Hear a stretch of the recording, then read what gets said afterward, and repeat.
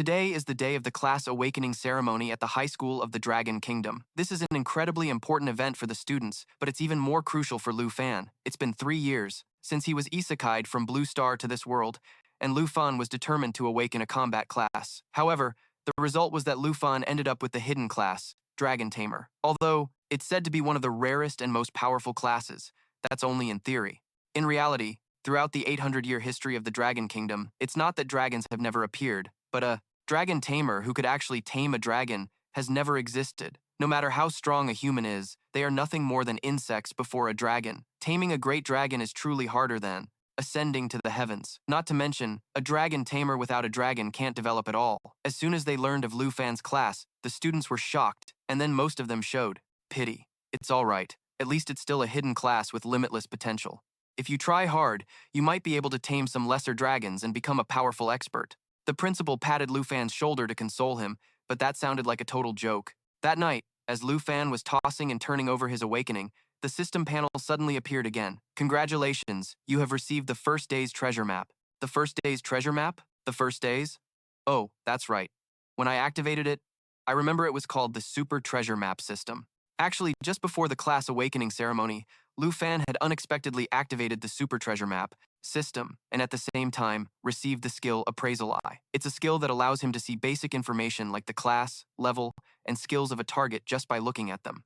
I only tried out the appraisal function today. I haven't even explored its core function yet. With that thought, Lu Fan tapped on the chest displayed on the screen. The treasure maps have the following tiers: beginner, intermediate, advanced, and divine. By using the system, I can combine 3 lower tier maps into a higher tier one. Every day, you will receive a random tier treasure map. You just have to go to the location to obtain treasures related to your class. Related to my class? The Dragon Tamer class is admittedly the weakest, because taming a member of the dragon race is nearly impossible. But if I make good use of this system, can I overcome the boundary between the weakest and the strongest? In other words, this divine tier treasure map is my last chance to turn things around. I have to go. Having made up his mind, Lu Fan immediately tapped to open the map, and the coordinates of the treasure appeared clearly before his eyes. The Highlands? This place isn't far from Jianghai City. Lu Fan quickly set off, but unfortunately, trouble found him very soon. Just as he got off the bus, he was intercepted by a group of 3 people, 2 men and a woman. "Hey little brother, wanna party up?" the one-eyed man asked with a grin, patting Lu Fan's shoulder. "I'm a summoner, so I don't need any companions. If I run into danger, I can just summon some elemental creatures to handle it." Hearing that Lu Fan was a summoner, the robbers were initially a bit surprised, and then they stopped, following him and left on their own. What a bunch of scumbags. No matter how dangerous this wilderness is, it's still safer than being with a bunch of backstabbing hunters like you. As expected, without any strength, this is how you get treated. I need to get moving quickly. The system announced that he had arrived at the location marked on the treasure map. I finally found the spot marked on the map. Lu Fan exclaimed excitedly and headed straight for a strange light emanating from a short distance away. Black dragon egg, level unknown. Just as the dragon egg was about to crack and a hatchling was about to be born, Lu Fan heard a rustling sound from the bushes behind him. Although the journey had been relatively smooth, it seems he couldn't escape the notice of wild beasts. Lu Fan secretly drew his weapon, a starter blade of common quality, basically like a trash item from a gacha game.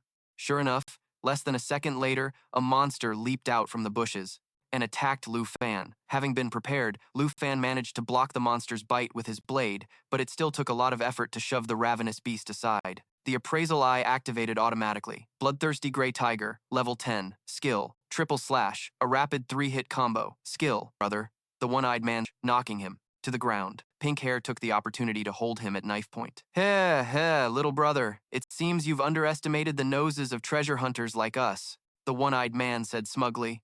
The rock then went behind the boulder, retrieved the dragon egg, and showed it off to his crew. "We've got the treasure. Finish him," the one-eyed man ordered, then eagerly approached to admire the dragon egg in the rock's hands. Just as Pink Hair was about to finish Lu Fan, the dragon egg cracked open. A dragon hatchling spread its wings from inside the egg and flew into the sky. What kind of monster is that? While the bandits were still stunned, the dragon hatchling shot down toward them like an arrow from the sky. The one-eyed man immediately threw poison at the dragon hatchling, but it easily dodged. The rock tried to solve the problem with his fists, but a single bite from the hatchling was enough to walk and saw the dragon hatchling casually picking its teeth. As for her companion, he had vanished, without a trace. Seeing this, Pink Hair no longer paid any mind to Lu Fan. Her her trembling arm pointing the knife at the dragon hatchling. That treasure hunter's nose of yours is pretty terrible, trying to steal what was supposed to be mine. This is the consequence. Lu Fan pushed Pink Hair aside, then used his dragon taming art to successfully subdue the dragon hatchling. Contract with the black dragon complete. Skill: Dragon Claw, unlocked. Skill: Dragon Fang, strike, unlocked. Skill: Dragon's Encouragement, unlocked. You, who on earth are you? Haha, now you want to know who I am? I'm not a summoner, I'm a dragon tamer. Looking at the hatchling, baring its teeth at her, Pink Hair panicked and begged Lu Fan, please spare my life. I really didn't know that was a dragon egg. You petty treasure hunters have harmed so many people over the years. No, I haven't. Pink Hair tried to make excuses. Go join your companions down below. As soon as Lu Fan finished speaking, Pink Hair became the dragon hatchling's meal. Phew, finally dealt with. Everything. Lu Fan let out a sigh of relief. After bandaging his wound, he walked over and picked up the dragon hatchling, which was curiously rummaging through his backpack. I can't believe I've actually crossed that line between the weak and the strong. It's already like this just after being born. I can't imagine how much more powerful it will become when it levels up. The more he thought about it, the more excited he got. Lu Fan happily hugged the dragon hatchling tightly. Haha, this is great. With you by my side, the dragon tamer class is about to rise from rock bottom. But what should I call you? Little Charcoal? Black Diamond? No. Lu Fan was seriously thinking when he noticed the dragon hatchling was licking the blood oozing from the wound on his arm. Immediately after, the dragon hatchling's entire body radiated a powerful aura, and then it transformed into a girl. Seeing the dragon had transformed into a girl, Lu Fan exclaimed in surprise. So, you can turn into a human form? The dragon nodded eagerly with an innocent expression. Lu Fan smiled, letting the dragon play by herself while he opened his personal status window. Class: Dragon Tamer, level 10. Strength: 55, Agility: 53, Intelligence: 60, Durability: 60. Dragon Taming Art: Can tame, Draconic. Creatures: Dragon Claw. Transforms arm into a dragon's claw. Power depends on the current dragon pet. Dragon Fang Strike. Mobilizes a quantity of dragon energy to unleash a powerful strike. Dragon's Encouragement. Buffs self and dragon pet, increasing all stats and attack power by 30%. Black Dragon Contract Level 1. Stored value: 239. Lu Fan thought happily to himself, it's just as I thought. As long as I can tame a dragon, all the skills will be unlocked. Dragon's Encouragement can boost me and my dragon pet's stats and attack by 30%. The effect of this skill far surpasses even a priest's buff. Dragon Fang Strike is a high damage attack, and Dragon Claw lets me manifest a claw on my arm to strike with power similar to my dragon pets, not to mention the Black Dragon itself. Just looking at my stats, which are 5 to 6 times higher than a normal person's, I could probably crush any combat class of the same level even on my own. Next, Lu Fan opened the Black Dragon's information. Black Dragon Contract Level 1. Strength: 342, Agility: 267, Spirit: 359, Durability: 373. Giant Maw charges forward to bite and tear at the opponent, causing damage and a bleeding effect to the target. Scorching Lava Flame continuously breathes fire forward, dealing damage while also healing itself. Black Dragon Bloodline reduces incoming damage by 50%, immune to all types of debuffs, Abil. Self-regeneration is increased by 500%, and Bloodline Connection provides the Dragon Tamer with 10% of all stats. After reading the Black Dragon's info panel, Lu Fan was secretly amazed. It was only a level 1 hatchling, and yet, it had various skills and nearly 400 points in different stats. This was something humans could never hope to achieve. Even a human master 20 levels higher wouldn't be its opponent. The Bloodline Connection had also multiplied all of my own stats. No wonder I felt so powerful after successfully taming it. The 3 great hidden classes? Pfft, no matter how strong a hidden class is, it's a complete joke compared to the dragon race. Without a doubt, the Dragon Tamer is now at the top of the food chain. He glanced over at the black dragon who was happily gnawing on its eggshell. Lu Fan rubbed his chin thoughtfully. Even though it can take human form, its habits haven't changed. What should I call you now? A little black dragon who was also born before dawn. Suddenly, a name flashed in Lu Fan's mind. He happily asked the black dragon, Xiao Ye. How about I call you Xiao Ye? The black dragon chirped happily. Seeing this, Lu Fan smiled and said, looks like you like this name, huh? He felt that although this treasure hunt was dangerous, it was all worth it. Lu Fan walked over to the black dragon, patting its head, and asked, are you hungry? The black dragon stopped gnawing its eggshell. Its eyes lit up as it looked at Lu Fan and chirped in agreement. Lu Fan stood up, looked into the distance, and said, we should hunt some wild beasts to fill our stomachs. Xiao Ye, he thought to himself. That's right. I can't just go back like this. The qualifying exam that decides if I can get into university is coming soon. Many other candidates will now be focusing on going out to level up. The dream of winning the top scorer of the Southern Province Award and getting direct admission to a top university in the Dragon Country. I'm finally qualified to reach for it now, but I can't get careless. Right now, leveling up and getting used to my new skills are the top priorities. So, an excited Lu Fan picked up his backpack and said, "Xiao Ye, let's get going, let's go." Deeper into this place, there are monsters in there much tastier than eggshells. Xiao Ye happily followed after Lu Fan, but the man and dragon had only taken a few steps when they heard from a distance the roars of many monsters. They both stopped and turned to look in the direction of the sound, only to see a pack of monsters running towards them. They were plains hyenas, and compared to the bloodthirsty gray foxes, they were much tougher to deal with. Muttering to himself, Lu Fan quickly used his appraisal eye on a plains hyena. Level 12, Vicious Bite. Bites the target to deal damage and inflict a bleeding. Intimidate. Infect with a debuff that causes rabies. Experience points, 380. Dropped item. Hyena Fang. Value 95 dragon coins. For me, even though I defeated the level 10 bloodthirsty gray fox, I still took a lot of damage. While Lu Fan was pondering, he suddenly noticed Xiao Ye had already taken the initiative and flown towards the pack of plains hyenas. "If you want some, then come get it," Lu Fan said with a laugh, and chased after Xiao Ye. He thought to himself, on this treacherous plateau right now, the strongest creatures are the dragon tamer and his dragon pet. There's absolutely no danger that can threaten us anymore. Very quickly, Xiao Ye flew above the pack of monsters. It took a deep breath, opened its mouth wide, and unleashed a powerful stream of fire on the monsters below. Molten, flames continuously spewed fire forward, dealing damage while also healing itself. By the time Lu Fan caught up, the pack of monsters was already engulfed in a sea of flames. Before his eyes appeared a series of notification windows. Lu Fan gained 380 experience points. Black Dragon gained 380 experience points. Lu Fan gained 380 experience points. Black Dragon gained 380 experience points. Lu Fan said to himself, "Not bad. But if I want to level up quickly, I really need to hunt some elite monsters." Suddenly, Lu Fan seemed to notice something. He glanced in a certain direction and said, "Xiao Ye, stop playing with these minions. There's a big guy that's been waiting for us for a while now." In that direction, a huge three-headed monster was slowly approaching with a growl. Lu Fan immediately used his appraisal eye. Three-headed bloodlion, level 25, increases its own attack and defense. Shred deals a certain amount of damage. Triple blaze creates 3 blazes to attack. Experience points, 23,790. Items, Fang, value 1,300 dragon coins. Hide, value 2,570 dragon coins.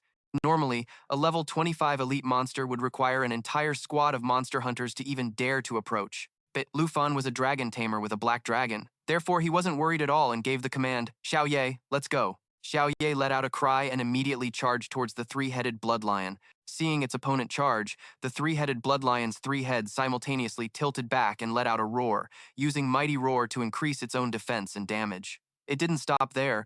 The monster's 3 heads opened their mouths wide again. Streams of fire element flew out, condensing into a fireball that grew larger and larger. It was using triple blaze, gathering its fiery breath into a fireball to deal 3 instances of damage, and it has a cooldown. Seeing this, Lu Fan decisively commanded, "Xiao Ye, coordinate with me and interrupt its skill." Xiao Ye cried out, and its entire body was immediately enveloped in flames, reappearing in its giant dragon form. It dove swiftly towards the 3-headed bloodlion, using its giant jaw attack skill, and the triple blaze was interrupted. Lu Fan exclaimed happily, "Nice!" He didn't give the 3-headed bloodlion any time to recover, following up with the finishing blow, Dragon Fang Strike. Lu Fan gained 23,790 experience points. Lu Fan has leveled up to 14. Black Dragon gained 23,790. Xiao Ye also happily followed behind him. Deep within the rocky mountains of the plains, a group of people were talking. "Chin," Thu asked, "Uncle Jay, are we really going to pass up this rare opportunity?" Sun Gay replied with a forced smile, "Young miss, there's nothing we can do about this. This fated dun. Jian requires at least 5 people to open. It's impossible without enough members." I suggested that Tai Ni return to Jianghai to get more people, but he cut in, saying, "It's impossible. Even with my speed, a round trip would take at least 1 full day." Chin Thu sighed and said, "Fated dungeons appear randomly, and the rewards you get are also better than those from normal dungeons, but they only last for 1 day. 1 day is definitely not enough time." Seeing Chin Thu's unhappiness, Sun Ge tried to console her. "Young miss, you're not the type to fuss over gains and losses. With your strength, once you get into the 10 great academies, you'll definitely be provided with dungeons. Chin Thu still sighed. Uncle G, I know that, but it's still a real shame. Just then, Sun Ge's expression became vigilant as he faced one direction and shouted, "Ha!" Tai Ni also drew his weapon, looking ahead defensively. Behind the rock in front of the three of them, Lu Fan slowly walked out, saying, "Yo, I'm just passing by. Look at your filthy appearance, kid. This isn't a place for a treasure hunter to be." As Sun Ge was speaking, Chin Thu gestured for him to stop and stepped forward, extending her hand towards Lu Fan and greeting him with a smile. "Hello, we are from the Qin family of Jianghai. I am Qin Thursday. This might be a bit sudden, but would you be willing to temporarily join our party? You don't have to do anything, just enter the fated dungeon with us." With the party matter settled, Chin Thu smiled and urged, "All right, everyone, let's get ready to move out." Walking at the back of the group, Lu Fan thought to himself, revealing Xiao Yi's identity to strangers in the wilderness will only bring trouble. Bear with me. I'll summon you when I get the reward. As the group entered the dungeon instance, a panel appeared before them. Fated Dungeon, Morning Village, Dungeon Level, 20, Dungeon Difficulty, restricted to parties of 5 or more. Everyone cautiously observed their surroundings as they cautiously moved forward. Chin Thu spoke first. "This village is too quiet. You can even hear your own echo." Tai Ni added, "The atmosphere is very heavy, it seems like. There are no signs of life coming from the fog." Sun Ge noticed Lu Fan was empty-handed and asked, "Kid, why are your hands empty like that? Don't tell me you don't have any equipment?" "No."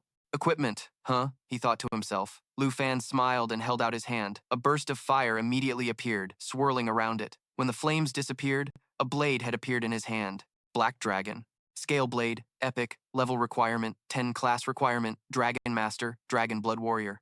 Dragon Blood Armament allows the user to dragonify a body part, increasing its power. Attack plus 65, Durability plus 30. After Lu Fan defeated the three-headed Blood Lion, the system triggered, and the weapon he now holds was obtained from the location marked on the system's map. It was just in time to replace his original novice dagger. Briefly sizing up the weapon in Lu Fan's hand, Sun Ge said, "Kid, that weapon of yours doesn't look half bad. A moment ago, I thought you were just some treasure hunter, but it seems you're a student who just awakened his class, huh?"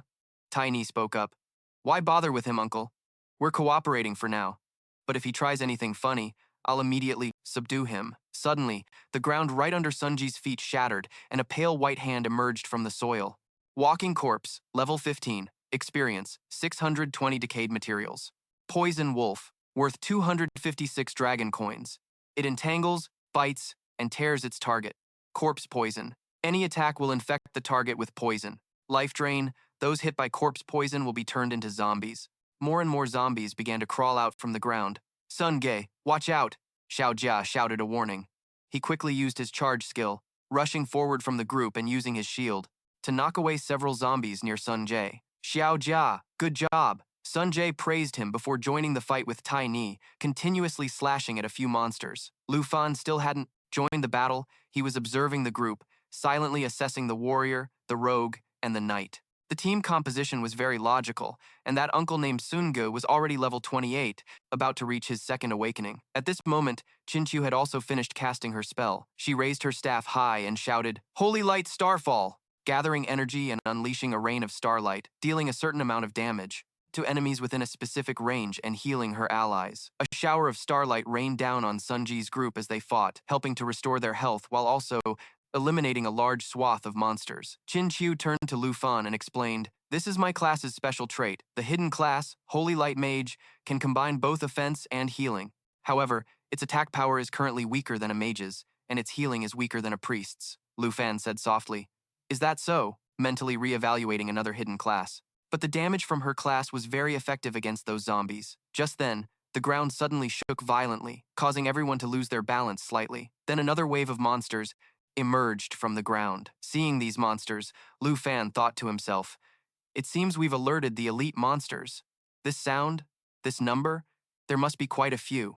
Fresh Blood Zombie, level 20, 1,340 experience points. Blood Corpse material worth 915 coins, similar to a normal monster but a stronger version. As the horde of Fresh Blood zombies approached, Sun Ge immediately gave an order. "It's an elite monster, Tiny. Protect the young miss and that kid. Xiao Jia, let's go. Don't let these minions break our front line." "Roger," Xiao Jia replied. Sun Ge gripped his weapon with both hands, using his full moon slash skill to strike the shoulder of a Fresh Blood zombie. As for Xiaojia, he used his thrust skill, successfully piercing his sword through a fresh blood zombie. The problem was, the fresh blood zombie was completely fine. Its wound was closing rapidly, causing Xiaojia's sword to get stuck in its body, unable to be pulled out. He cried out in panic, "How? How is this possible?" It didn't stop there. The fresh blood zombies all opened their mouths at once to use their corpse poison skill. Lu Fan muttered to himself, "It's corpse poison. You definitely need a priest to dispel that." Qin Qiu is a holy light mage. She fundamentally can't help them. By now, part of Xiao Jia's arm was also stuck in the fresh blood zombie's body. He shouted for help. "Brother Sun, give me a hand." Over on Sun Jia's side, things weren't much better. His weapon was also stuck in the shoulder of a fresh blood zombie. He decisively let go of his weapon. "Let go of your weapon. Tai Ni, get to the front line and take my place." "To hold back the zombies!" After speaking, Sun Ge ran to Xiao Jia's side, successfully helping him escape. "There's no need to trouble her. Just leave it to me." As he spoke, Lu Fan smiled, grabbing his weapon and walking to the front line. Seeing the monster charge at Lu Fan, Sun Ge yelled worriedly, "Kid, are you crazy? Get back here now." Lu Fan didn't listen. His gaze was cold as he glanced at the monster and swung his blade horizontally. To everyone's astonishment, the monster they had struggled to deal with was effortlessly sliced in half by Lu Fan's single strike. Lu Fan turned back and said with a smile, "Don't be scared, and don't forget we still have to keep moving forward." The group stared blankly at Lu Fan, only snapping out of it when Xiao Jia cried out in pain. Qin Qiu reacted, rushing over to support him and saying, "Hang in there for a moment, I'll heal you." And Sun Ge? He looked at Lu Fan in shock, his voice trembling as he asked, Kid, you, what level are you exactly? A student who just awakened can't possibly have such a high attack." Lu Fan replied calmly, "I'm just a level 14 student, that's all. Don't worry, I have no reason to lie to you. I only came here to prepare for the upcoming exam." Hearing this, Qin Qiu, who was healing Xiao Jia, frowned slightly.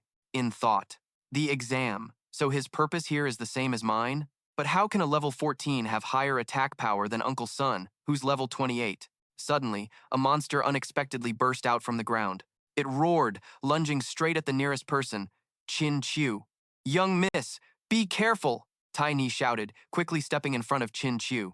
She had just raised her crossbow to attack when she suddenly realized Lu Fan had passed her like a gust of wind, thrusting his blade towards the monster. After dealing with the monster, Lu Fan turned back and said, "The deeper we go into the village, the higher the zombies' levels will be. I'll fill the gap in the front line. Does anyone have a problem with that?" Everyone remained silent. Qin Qiu had a suspicion. Could he be the person rumored about in Jianghai City recently? So she smiled and replied, "Then we'll be counting on you, fellow student. You and Uncle Sun will lead the team on the front line. I'll take care of Xiao Jia's wounds, and Tai Ni will be in charge of covering the rear. The secret dungeon's guardian must be deep inside the village. Just call me Lu Fan. Let's go, let's head deeper in." With that, Lu Fan took the lead and went further inside. Qin Qiu stared intently, staring at Luke Pham up ahead, silently wondering. Luke Pham, the guy who's been rumored to have the hidden class, Dragon Master. It can't be.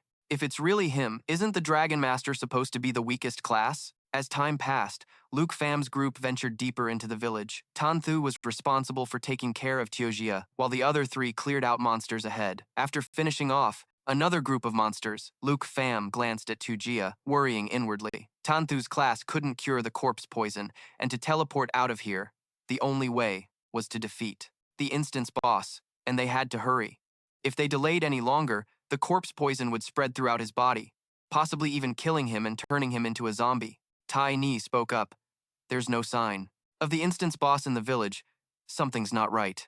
Suddenly, the large pile of scrap metal behind the group trembled slightly. No one noticed this detail except for Taeyujia. "Uncle Tan, everyone, behind you." Taeyujia used the last of his strength to warn everyone before collapsing and passing out. Tan Thu cried out worriedly, "Taeyujia, hang in there." Tan Cash also turned and shouted, "Taeyujia." Before the two of them could check on Taejujia's condition, they suddenly sensed something and looked toward the pile of scrap Taejujia had warned them about. In just a few short seconds, a massive monster appeared before their eyes. Tai Ni stared at the monster in shock and exclaimed, "The instance boss has appeared." Luke Pham immediately used his Appraisal Eye skill. Iron Skin Zombie, level 20, worth 3,720 experience points. Scrap metal item, value, 45 coins. Corpse poison. All attacks inflict corpse poison, causing the opponent to bleed continuously while healing the user. Fusion absorbs the target into itself, increasing its max HP. Iron Body enters a state granting its owner a 40% defense boost. The poison in Tujia's body was severe enough to awaken the iron-skinned zombie. if I'm not mistaken. Looking at the iron-skinned zombie's skill panel, Luke Pham seemed to figure something out. He quickly shouted to everyone, "We have to defeat it right away. It's most likely trying to absorb Tujia." Hearing this, Tonkach didn't hesitate and unleashed a full moon slash at the iron-skinned zombie. But immediately after, he realized in disbelief that his attack couldn't harm the monster at all. Seeing this, Luke Pham also grew anxious. He reasoned that if the corpse poison could lure the zombie out, then they wouldn't have time for a slow and steady assault. So, Luke Pham rushed toward the iron-skinned zombie and stabbed it hard in the head. The result wasn't promising, as the monster was currently in its iron body state, with its defense boosted by 40%. 2 more strikes, and I need to be faster, Luke Pham thought to himself and decided to use the skill Dragon Blood Armor Transformation, a skill from his Black Dragon Scale Blade weapon, which allowed the user to dragonify a part of their body to increase attack power. At the same time, the iron-skinned zombie, drawn by the corpse poison on Tojia, charged toward him, and Tan Thursday Fusion Absorption absorbs and fuses with the target to increase its own HP. Tanthu, use your holy magic to coordinate with me. Tun Cash, you and Tai Ni, protect Tujia. As he finished speaking, Luke Pham, one of his arms now a dragon's claw, charged at the iron-skinned zombie. "Okay, got it." Responding, Tanthu temporarily let go of Tujia and stood up, raising her staff to use the Holy Light Star Rain skill on the iron-skinned zombie again. This time, the combined attack from Luke Pham and Tanthu was effective, and the monster's outer iron skin began to crumble and fall to the ground. Tai Ni voiced her doubt. "Its body is falling apart." Tuncash speculated. "It seems this zombie relied on fusion absorption to get this big." Luke Pham concluded. "Then its true form must be encased inside." Tonkach looked intently at Luke Pham, thinking to himself, "In all my years with the Tan family, I've met all kinds of experts. This kid definitely possesses a hidden class." Very quickly, the iron-skinned zombie's iron skin vanished. Revealing its true form within, Luke Pham leaped forward without hesitation and threw a punch. "Kneel for me." Without its protective iron skin, the monster was shattered to pieces by Luke Pham's single punch. Tai Ni exclaimed in amazement, "The instance boss has been defeated." Tanthu frowned slightly, thinking to herself, "A skill I've never seen before, and it's strong enough to take down a level 20 boss so easily." "Luke Pham, who exactly are you?" Just then, a chest appeared in front of everyone. A treasure chest dropped from the level 20 iron-skinned zombie. Tanthu looked at Luke Pham and said, "Fellow student, we'll follow our agreement and divide the loot according to the rules. Before, we didn't know you and we underestimated you. That was our mistake. I hope you can forgive us." Tun Catch patted Luke Pham's shoulder and praised him with a laugh. "Kid, with your strength, you could have definitely cleared this instance by yourself. Instead, it feels like we were just here to fill out the party. Haha." Luke Pham laughed humbly. "Uncle Ton Catch, you're too kind. I'll let Student Tan handle the distribution." Tanthu didn't refuse. She walked over and opened the chest, and everyone immediately saw 3 types of items inside. A strength potion, a consumable item, effect, grants 2 strength points upon use. An antidote, a consumable item, effect, cures corpse poison upon use. Blood mulberry bracers, level 20 requirement, no class requirement. Tai Ini pouted. "Is this all the reward for a serendipity instance?" Tuncatch was also confused. "The rewards are a bit meager." Luke Pham rubbed his chin thoughtfully. "There's no way a level 20 serendipity instance would only give rewards like this, right?" To the side, Tan Thursday. Taking out a vial of antidote and handing it to Sunga, she urged, "Uncle Jay, quickly give the antidote to Xiao Jia." Then, Chin Chu gave most of the remaining items in the chest to Lu Fan and said, "Classmate, this is what you deserve. Take this item, the antidote, and the strength potion." Lu Fan happily accepted the pile of items, thinking to himself, the people of the Qin family are indeed very principled. A system notification appeared. Item equipped, attack plus 16, durability plus 17. Acquired 3 strength potions. Acquired 1 antidote, Qin Chiu. Looked around suspiciously and wondered aloud, "We defeated the boss, so why hasn't the portal appeared?" Chai Er suggested, "Let's search the area." Sun Ge also thought it made sense, so he and Kai Er split up to search, but they had only taken a few steps when Lu Fan shouted to stop them. "Wait, don't move around just yet. That thing just now wasn't the boss." Lu Fan's eyes were still glued to the system panel in front of him. On it, he saw a progress meter divided into 4 parts, and their group had only cleared 3, with one final part marked with a skull icon that was still unresolved. Clearly, the iron-skinned zombie from before wasn't the final boss of this secret realm. Sun Ge turned back to look at Lu Fan and asked, "Why do you think that? Did you find something new?" Before Lu Fan could answer, Chinchu spoke up with a serious expression. "Uncle Ji, as a holy light mage, I can truly sense that there is another dark presence. Not long after, in the abandoned village by the lake, the group, led by Qin Qiu, arrived. Qin Qiu pointed her hand towards the lake and said, "It's right there, not far." Kai Er said, "If the young miss says so, the boss must be somewhere nearby." Sunga also spoke up, "This secret realm isn't that big. We probably missed this place when we first entered the village." At the same time, at the bottom of the lake, a monster with long tentacles was sound asleep. As Lu Fan's group approached the lake, every eye on the monster's tentacles suddenly opened in unison. On the shore, Lu Fan shouted, "It's coming!" A second later, from the lake's surface, a mass of tentacles covered in eyes broke through the water. Lu Fan used his Appraisal Eye skill, but got no results.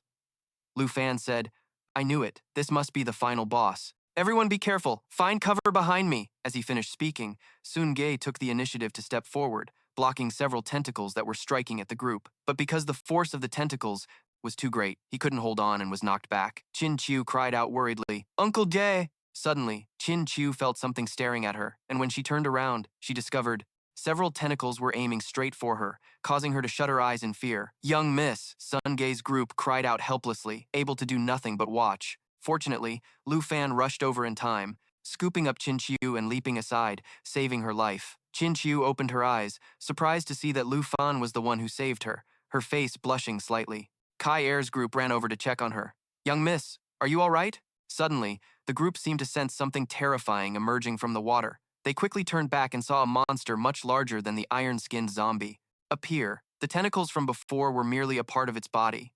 Lu Fan used his Appraisal Eye again. Isekai Ishi, level 25, boss difficulty, with 271 strength, 183 agility, 150 spirit, 266 endurance. Corpse Chi Entanglement fills the surroundings with resentful energy. All creatures in the secret realm receive a negative 20% debuff to all stats. Light Shackles whips chains to entangle a target, causing the opponent great damage. Resentment Eruption erupts with resentment to push back nearby enemies, accompanied by corpse poison. Unyielding Grudge when receiving fire and holy attribute attacks, reduces incoming damage and effects by 30%. Kai Er said softly, "This is the real boss." Sun Ge stepped forward with a serious expression and commanded, "Xiao Jia, get behind me. I'll hold it off." Xiao Jia stubbornly replied, "I can still." "Keep fighting. I'll help hold it back too." Sun Ge angrily scolded. "Your body has only recovered a little. Don't be reckless." Then, Sun Ge raised his sword to block a tentacle's attack and shouted, "I'm leaving the attack to you, Lu Fan." Lu Fan decisively rushed towards the boss monster, his eyes locked onto its human-like torso. He calculated in his head, "Both Uncle Ji and Xiao Jia are just barely holding on. I can only rely on myself to take it down.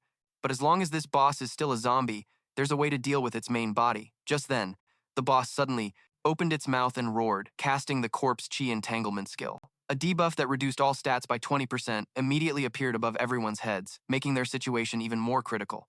A tentacle slammed down directly at Lu Fan. Lu Fan jumped onto a chain to dodge it, then continued running towards the boss's main body. The boss was also very alert. It had noticed Lu Fan's intention to approach it, so it reacted immediately. "Classmate, watch out for the chains."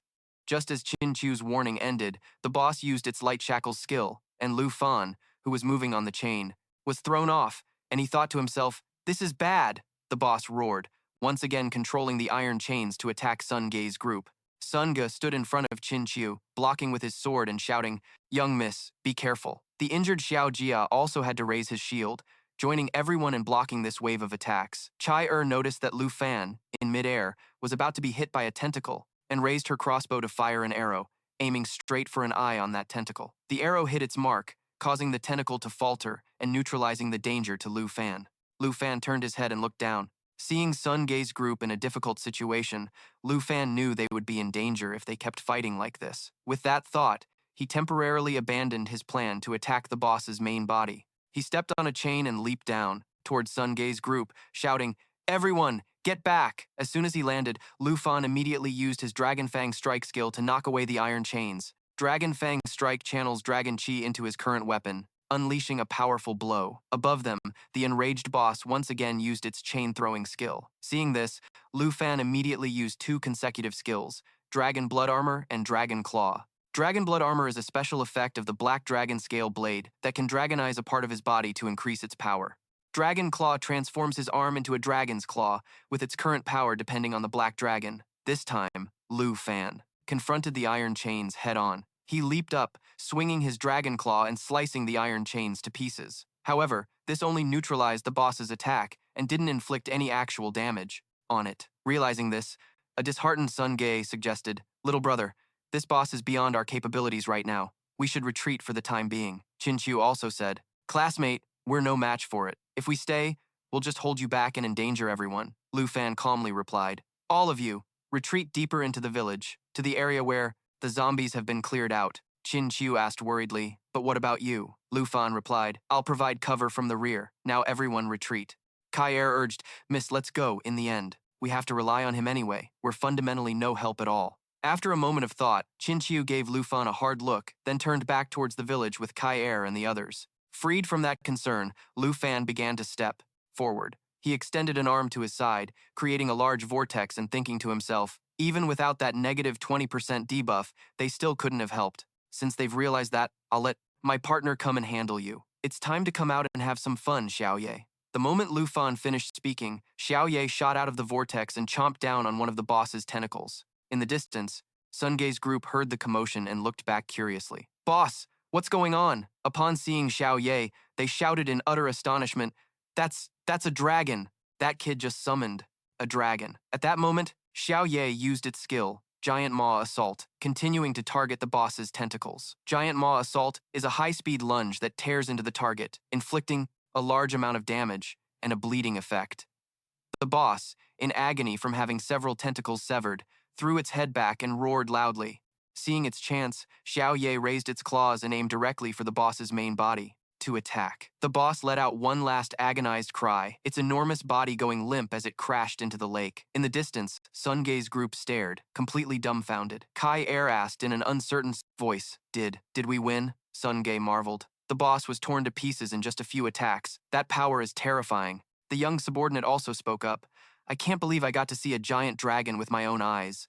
Only Chin Chu remained silent. Her gaze was fixed on Lu Fan, who was happily stroking Xiaoye's head, as she thought, "So you're the one they've been talking about in Jianghai City, the Dragon Tamer, Lu Fan." From a different perspective, behind every villain lies a tragic story, and the evil corpse of woe was no exception. 300 years ago, she was born and raised right here, under the protection of the church, sheltered from danger. That was until a plague ravaged the land, destroying everything. Bodies piled up along the lakeshore, with more people dying before the last could even be buried. She desperately wanted to save everyone, but tragically, her class was Dark Witch. She couldn't cure the dying. All she could do was summon their spirits so they could say a final farewell to their loved ones. But the same church that had once sheltered her condemned her, accusing her of bringing this plague upon them. They ordered soldiers to bind her with chains and cast her into the lake, leaving her to be swallowed by the freezing water. I only wanted to save everyone. Even if all I could do was help them say goodbye, I didn't do anything wrong. Back in the present, while the others celebrated, believing they could now leave the secret realm, Lu Fan thought differently. He gazed down at the bubbling surface of the lake and said cautiously, "The portal hasn't appeared, so the boss definitely isn't dead yet. It's a bit too soon to be thinking about leaving." Just as Lu Fan finished speaking, the evil corpse of woe made a comeback, emerging from the water's surface and entering a new phase. All of its stats, strength, agility, spirit, and stamina surged, doubling or even tripling, and the difficulty level switched from hard to nightmare. Furthermore, the evil corpse of woe now possessed a completely new skill set, Sorrowful Strike, which unleashes a curse of resentment with a low probability of causing instant death to the target. If the instant death fails to activate, the skill inflicts massive damage and applies zombie toxin, bleed, and stun effects. Deep Water Prison, which uses lake water to form a cage to imprison a target. Corpse's Resentment, granting immunity to all physical damage. Will of Hatred, which spreads its grudge and awakens all the dead within the secret realm. "None of you will ever leave this place." The evil corpse of woe shrieked, then unleashed its deep water prison skill, using the lake's water to create cages to attack Lu Fan and his group. Thanks to Xiaoye's protection, Lu Fan was able to easily evade the boss's attack. Kai Er, on the other hand, wasn't as fortunate. After being trapped, she and Sunga tried everything they could, but they were unable to free her from the cage. At that moment, Kai Er could only say guiltily to Chin Chu, "It's over, miss. I'm so sorry." Chin Chu quickly responded, "You shouldn't be the one apologizing. I should be. I was the stubborn one who wanted to come to this secret realm. It's my fault everyone is trapped here." Hearing Qin Chu's self-blaming words, Lu Fan suddenly asked, "Now that it's come to this, are you guys planning to give up?" Qin Chu replied helplessly, "I'm the only one who knows any attack magic, but with my meager damage." Sun Ge seemed to guess the meaning behind Lu Fan's words and ventured a guess.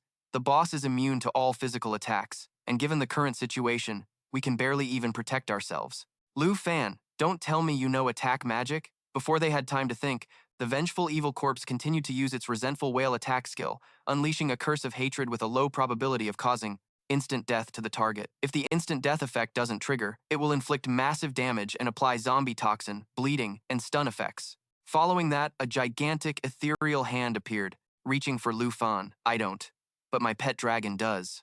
Lu Fan replied to Sun Ge, then stood still and watched as Xiao Ye activated her Black Dragon Bloodline skill, reducing all incoming damage by 50%, becoming immune to all debuffs and increasing her self-healing ability by 500%, severing the vengeful evil corpse's ethereal arm. "The one who deserves to die isn't me. It's not me." The vengeful evil corpse shrieked, then proceeded to use its skill to create another ethereal hand to attack Lu Fan. Seeing this, Tamer said worriedly, "Dragon Tamer, but the level difference is so huge." "Don't worry. A dragon's stats are not something a human can compare to," Lu Fan said, then used the dragon's excitement skill, encouraging himself and his pet dragon, increasing all stats and attack power by 30%. He then commanded Xiao Ye to use Molten Flame, continuously spewing fire forward, dealing damage to the enemy and healing herself, causing the vengeful evil corpse to be engulfed in a sea of flames. The Black Dragon leveled up to 10, and Lu Fan leveled up to 15. A series of notifications popped up, confirming the boss had been eliminated, making Lu Fan praise happily. "Great job, Xiao Ye. It's over. I'll go check the teleportation gate," Sun Ge volunteered. Standing to the side, Xiao Ye coughed violently and said, "Up in smoke," just like that. Just then, strange noises came from behind them. They all turned around at once, only to find that the zombies had somehow revived and were slowly advancing towards them. It turned out that before turning to ash, the vengeful evil corpse had used its last bit of strength to cast the skill Will of Resentment, spreading its hatred and awakening all the dead bodies in the secret realm. While Qin Chu's group was in a state of confusion, a red-haired girl flew over, then spewed fire from her mouth, incinerating the entire horde of zombies. Seeing that move, Sun Ge finally recognized a familiar face. "She's that dragon. The zombies we struggled so hard to kill before, yet she can deal with them so easily," Qin Chu said with admiration. "That kid is the Black Dragon, Xiao Ye," Lu Fan introduced proudly. "It seems Xiao Ye really enjoys playing with these minions." Seeing that Qin Chu didn't respond and was just staring at Xiao Ye, who was still happily using her fire to interact with the zombies. "Qin, the boss is dealt with. You don't need to be so tense. After we divide the loot, we can get ready to leave." With that, Lu Fan walked over to the treasure chest that dropped from the boss. "According to the rules, I get to pick first. Any objections?" "Ah, no. How could we have any objections?" Qin Chu quickly replied. "Holy Light Scepter. Level requirement 10. Spirit. Plus 32. Endurance plus 19. Seal of Holy Light. Allows the user to bind a target with light. The binding effect depends on the spirit stat. Silver Veil. Level requirement 10. Spirit. Plus 35. Endurance plus 15. Flowing Light allows the user to create a barrier to protect themselves. The amount of damage it can absorb depends on the spirit stat. Ring of Resentment, Rare, Level. Requirement 15, Spirit plus 57, Endurance plus 21, Attack plus 12. Aura of Grief can be designated on any target to harvest resentment energy. When the accumulated resentment value reaches a certain bronc level, attacks on the target will be accompanied by bleeding, stun, and corpse poison effects. Class Change Scroll, Rare Consumable, allows the user to change their class to a higher tier hidden class, with a low probability. After looking over the items, Lu Fan decided to choose the Class Change Scroll, leaving the rest for Qin Chu's group. "Student Lu, you don't have to try and find a way to share with us. According to our prior agreement, all of this belongs to you." Lu Fan smiled and explained, "I'm not trying to be a righteous gentleman. Besides, these things are more suitable. For you anyway, but I really need this Class Change Scroll. If we hadn't met you, all of us would have died in this place. At the very least, please accept this." With that, Qin Chu picked up the Ring of Resentment from the treasure chest and handed it to Lu Fan. "All right, then I won't be polite." Lu Fan happily accepted it and quickly left. Qin Chu watched his departing figure, her heart filled with a bit of anticipation. "Lu Fan, what else are you hiding? You're truly an enigma." That evening, after a 4-hour car ride, Lu Fan finally returned home. After she heard him recount the events that had just transpired. Han K emotionally hugged him tightly, sobbing. That was too dangerous. Just hearing you talk about it terrifies me. You must have faced so much danger these past few days. You left without saying a word to your auntie. I couldn't sleep a wink these past few nights. I was afraid this was all a dream, and if I woke up and you still weren't back, Lu Fan smiled comfortingly. It's my fault. I left without telling you anything. Don't worry, auntie. From now on, I won't make you worry anymore. Han Kei stopped crying, then turned to pat Xiao Ye's head, causing the little girl to happily wag her tail. Non-stop. And Xiao Ye, too. The first time I saw her, you gave your auntie quite a scare. Such a cute girl is actually an incredibly powerful great dragon. At this, Han Kei looked down at Xiao Ye affectionately, asked, Traveling like this for the past few days, you two must not have been eating properly, right? Xiao Ye heard this and nodded for dear life. Just then, Lu Fan pulled out a class change scroll and gave it to Han Kei. Auntie, I cleared a special dungeon and got this for you. If you change to a hidden class, you won't have to just look after this dumpling shop anymore. Han Kei quickly refused. No, Xiao Fan, this is too valuable. I can't use it. It would be better to just sell it. Besides, you said you were leaving your equipment and weapons for the young lady of the Qin family. Sell this to buy more gear for yourself. That way your results in the upcoming exam might be better. Lu Fan laughed and took out his phone to show her the amount in his bank account. Auntie, I'm not short on money or gear anymore. Seeing the number displayed on the phone screen, Han Kei couldn't help but be astonished. Xiao Fan, with this much money, did you sell the items you got from this trip? Plus, you got a reward of over 100,000 for accompanying your classmate Qin Qiu. Auntie, just trust me, we won't have to worry about money anymore. So please, will you take it? It's best if you use it right away. This time, Han Kei no longer hesitated and took the scroll, opening it immediately, successfully upgrading to the hidden class for chefs, the Mystic Chef. Is there anything special about this new class? Lu Fan asked eagerly. It has an enchanted cooking skill that can make many different kinds of food.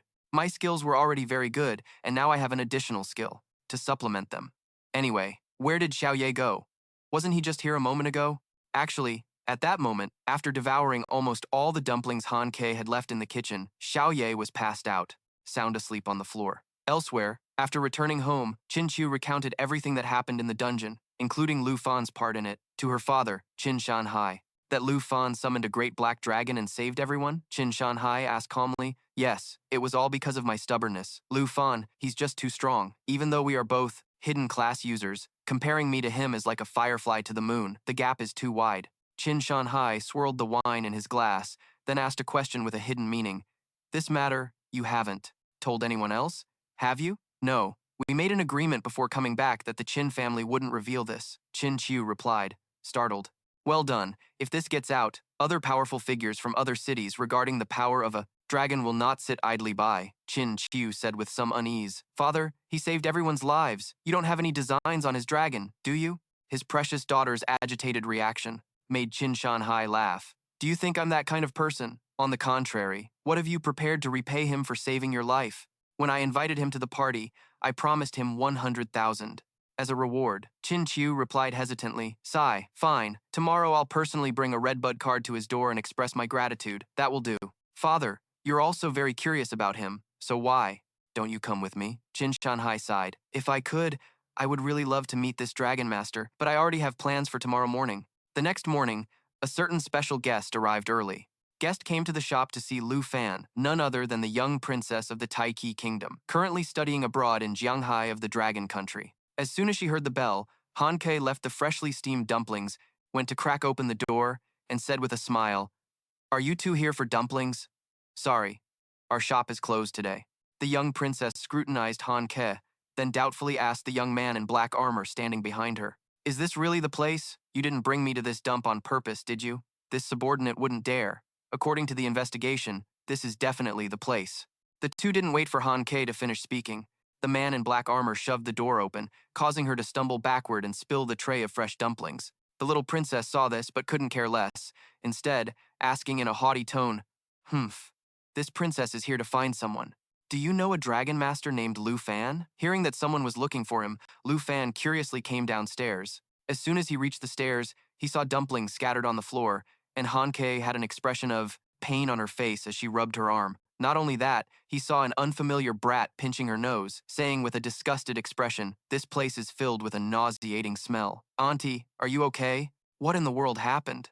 Lu Fan hurried over to check on Han Kei. Han Kei just smiled and replied, It's nothing. So, you are Lu Fan? This princess came here personally today. Lu Fan shifted his gaze towards the little princess and asked coldly, Princess, you were looking for me. Who exactly are you? The armored man stepped forward, gesturing to the princess, and introduced, This is the princess of the Taichi kingdom, Jinju, and I am Kui Heng Tai, the princess's attendant, Jinju said with her usual insolent demeanor. This princess is here to give you a chance to distinguish yourself. Distinguish myself? That's right. Being a dragon master, you must be quite frustrated deep down, right? As long as you agree to my demand, this will be yours, the princess said while signaling to Kui Heng Tai. He immediately opened a case, which contained an egg. That's a dragon egg, Lu Fan thought to himself. Seeing Lu Fan's surprised expression, Jinju said smugly, So? Are you surprised? Do you want it? The condition is simple. Become my servant and do whatever I tell you to do. No defiance allowed. Become a servant? Han Kei looked at the princess in surprise. That I found in a special lair, you could say it's a one-of-a-kind egg in this world. Seeing Lu Fan's silence, Jinju turned to look at him. Cat got your tongue? Such commoners. He was scared stiff by the might of the dragon race, huh? Actually, Lu Fan was silent not because he was afraid, but simply because he was reading the information gathered by his appraisal eye. Armored dragon egg. Low-grade quality. Sturdy armor. The armored dragon hatches with a large suit of armor, reducing all types of attribute damage taken, and its tail whip uses its tail to swing in a fan shape, dealing damage in a specific area. So it's a lesser dragon egg, and a low-grade earth dragon at that. This armored dragon is basically just a walking lump of dirt, and you people call this a dragon? Lu Fan sneered inwardly, then sighed, and said, The stats aren't bad. Seeing Lu Fan's completely uninterested expression, Jinzhou couldn't help but be confused. Doesn't this guy know how important a dragon egg is to a dragon tamer? How could that girl say such a thing? Lu Fan quickly reassured his aunt. Don't worry, auntie. I'll get rid of them right away. Jinzhou put her hands on her hips and said condescendingly, A dragon tamer without a dragon is just trash, right? As long as you become my servant, you can be the first to change to the strongest class in history, something no one has ever done before, with an opportunity like this. Aren't you excited? Lu Fan smirked and replied, Yes, I'm very excited, but I refuse. Hearing his answer, Jinzhou was initially shocked, then became furious, and shouted, Do you have any idea what you're saying? You dare refuse to be my servant? Refuse the chance to rewrite the history of dragon tamers? Lu Fan's face turned serious as he bluntly replied, You'd all better. Stop coming to me. Take back your dragon egg. I'm not interested. And a servant? That's ridiculous. Hearing these words, veins popped on Kui Heng Tai's forehead as he said, The princess personally gave you a chance to advance, yet you dare to be so arrogant and insolent to her. You ungrateful brat. A chance to advance. Don't make me laugh. I will never become anyone's servant. For anyone. Jinzhou was a pampered princess who had never been humiliated like this before. She immediately ordered Kui Heng Tai to teach Lu Fan a lesson. Seeing this, Han Kei rushed forward to intervene but was pushed aside by Kui Heng Tai. The princess has given an order. Get out of the way. Just a mere commoner daring to be rude to the princess. If you won't do it the easy way, then so be it, Kui Heng Tai said as he prepared to attack Lu Fan. But before he could do anything, a flash of light zipped past, leaving a bloody gash on his cheek. Lu Fan pointed his weapon straight at his face and said coldly, You dare lay a hand on my family, I will definitely destroy you. Xiao Fan, don't be rash, Han Kei pleaded fearfully. You. Kui Heng Tai was terrified and instinctively stepped back, thinking to himself, There's something wrong with this guy. Jin. Zhou saw this and yelled, What are you doing? I told you to teach him a lesson. Lu Fan walked step by step towards Jinzhou and slapped her across the face. I don't care what kind of princess you are. Shut your mouth! Take that piece of trash and get out of here! You lowly scum! How dare you lay a hand on the princess? Kui Heng Tai shouted, then charged at Lu Fan with his weapon. But Lu Fan casually swung his sword and sent his weapon flying. Embarrassed, Kui Heng Tai turned to check on Jinzhou. Princess, are you all right? But unexpectedly, this princess was not moved at all and was trembling with rage. She slapped Kui Heng Tai right across the face. You useless trash! Do I look all right to you? Get him for me! Even if I can't find another dragon tamer, I still want him dead. While things were tense downstairs, it was strangely quiet upstairs, until Lu Fan's phone started ringing nonstop, waking up Xiao Ye. On the other end of the line, Qin Qiu was confused when she couldn't reach Lu Fan. That's strange. He's not picking up. I'm sure we exchanged contact info before I left. Did I remember it wrong? At Lu Fan's house, Qin Qiu was deep in thought when a loud explosion from a nearby house startled her. Hearing the noise, curious neighbors gathered around Lu Fan's house where the explosion had just occurred and started whispering among themselves, Is there a fight going on? Is it those foreigners? Jinzhou, furious from the humiliation, brandished her scepter threateningly. What are you looking at, you lowly commoners? Get lost. At this moment, Kui Hengtai knelt down to admit his fault. Princess, this guy's stats are not low. Your subordinate is incompetent. Useless. You can't even handle a low-class commoner from the Long Kingdom. Then I, the princess, will lend you a hand. Jinzhou gave a sinister smile, then began to cast a spell with her scepter. Lu Fan watched this with some caution. This magic looks similar to Qin Qiu's, but, being so unique, it seems to be a hidden class. Seeing Lu Fan, Qin Qiu immediately ran over to ask, "What's going on? Classmate Qin, why are you here?" At that very moment, streams of dark aura from Jinzhou's scepter flowed into Kui Hengtai, causing his body to grow abnormally large, while his eyes gradually lost their humanity. He's turning into a monster, Lu Fan thought, immediately activating his appraisal skill. Kui Hengtai, Combat Class, Guardian Knight level 30. Jinzhou, Hidden Class, level 15, Spirit Master. Lu Fan, let me help you! Qin Qiu bravely stepped forward to protect Lu Fan, but was immediately pushed aside by him. Stay back. Help me take care of my aunt. She's inside the shop. At the same time, Sui Hengtai, after receiving the corrupted buff, charged at Lu Fan. Lu Fan quickly jumped back to dodge, while mentally assessing his opponent. His attack power has increased significantly. Looks like I'll need to use Dragon's Encouragement. Seeing Kui Hengtai gain the upper hand, Jinzhou was immediately delighted. Yes, that's it. Destroying him is the only way to appease my anger. With the princess's blessing. Kui Hengtai hadn't finished speaking. Just then, Ziye burst through the wall of the house, and her body began to transform, while Jinzhou was still in shock from the increasingly violent aura radiating from Xiaoye. She heard Lu Fan say coolly, "If that's the case, then it's my turn to vent." As soon as Lu Fan finished speaking, Xiaoye revealed her true form, a giant dragon. Both Jinzhou and Kui Hengtai were still stunned by the sight when Xiaoye roared and charged at Kui Hengtai, slamming him deep into the ground with a powerful swipe of her claws. Jinzhou was blown back by the shockwave, stumbling backwards, her mind reeling in disbelief. How could this be? It's impossible. He defeated Hengtai in a single blow. A pained cry escaped from Kui Hengtai's mouth. Next, he spat out a mouthful of fresh blood and reached toward Jinzhou behind him, pleading in a weak, intermittent voice for help. "Cough, cough, princess. Save me. Tsk. Just bear with it, you useless trash." After cursing Hengtai, Jinzhou pointed her scepter at Xiaoye and began to chant a spell. Xiaoye roared at Jinzhou, causing her spellcasting process to be instantly interrupted. Hengtai, pinned under Xiaoye's claw, cried out helplessly, "Ugh, let me go!" Hearing this, Xiaoye tossed Hengtai towards Jinzhou like a sack of trash. Hengtai's entire body was trembling as he tried to reach for Jinzhou, softly calling, Princess." Jinzhou stood frozen to the spot, looking at Kui Hengtai's miserable state, thinking to herself, "This power, it really is a giant dragon. Besides my Jin family, do other dragon eggs actually exist?" Lu Fan slowly walked towards Jinzhou and questioned her. "Princess Jinzhou, what were you barking about earlier? Something about dealing with me to vent your anger." Seeing Lu Fan approach her, Jinzhou was so scared she started to cry. Her legs trembled, and she collapsed to the ground, screaming, "Don't you come over here, stay away from me! You attacked my subordinate and made him severely injured, and now you're trying to humiliate and threaten me. Do you have any idea what the consequences will be? You'll become an enemy of my Tai Chi kingdom." Lu Fan took out his weapon and asked with a laugh, "Haha, so you're still trying to threaten me? After you ordered your subordinate to attack my family." Sensing the killing intent in Lu Fan's eyes, Jinzhou flinched and stammered, What are you planning to do?" Xiaoye answered Jinzhou by opening her mouth and starting to condense a fireball. At the same time, Lu Fan raised his weapon and said, "Don't you dare bark about being some princess anymore.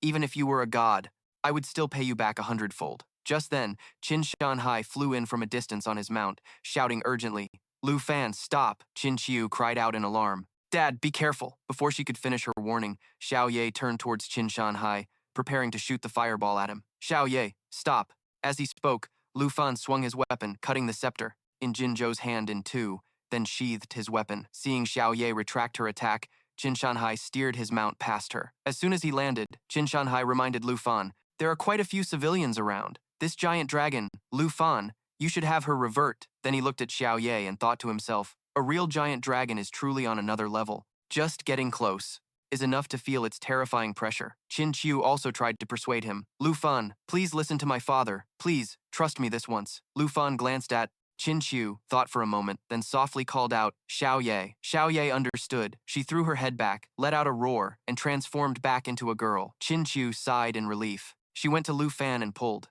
his arm, gently telling him to come with her. As for Qin Shanhai, he walked over to Jinzhou, who was trembling on the ground, and said with a smile, Princess Jinzhou, are you all right?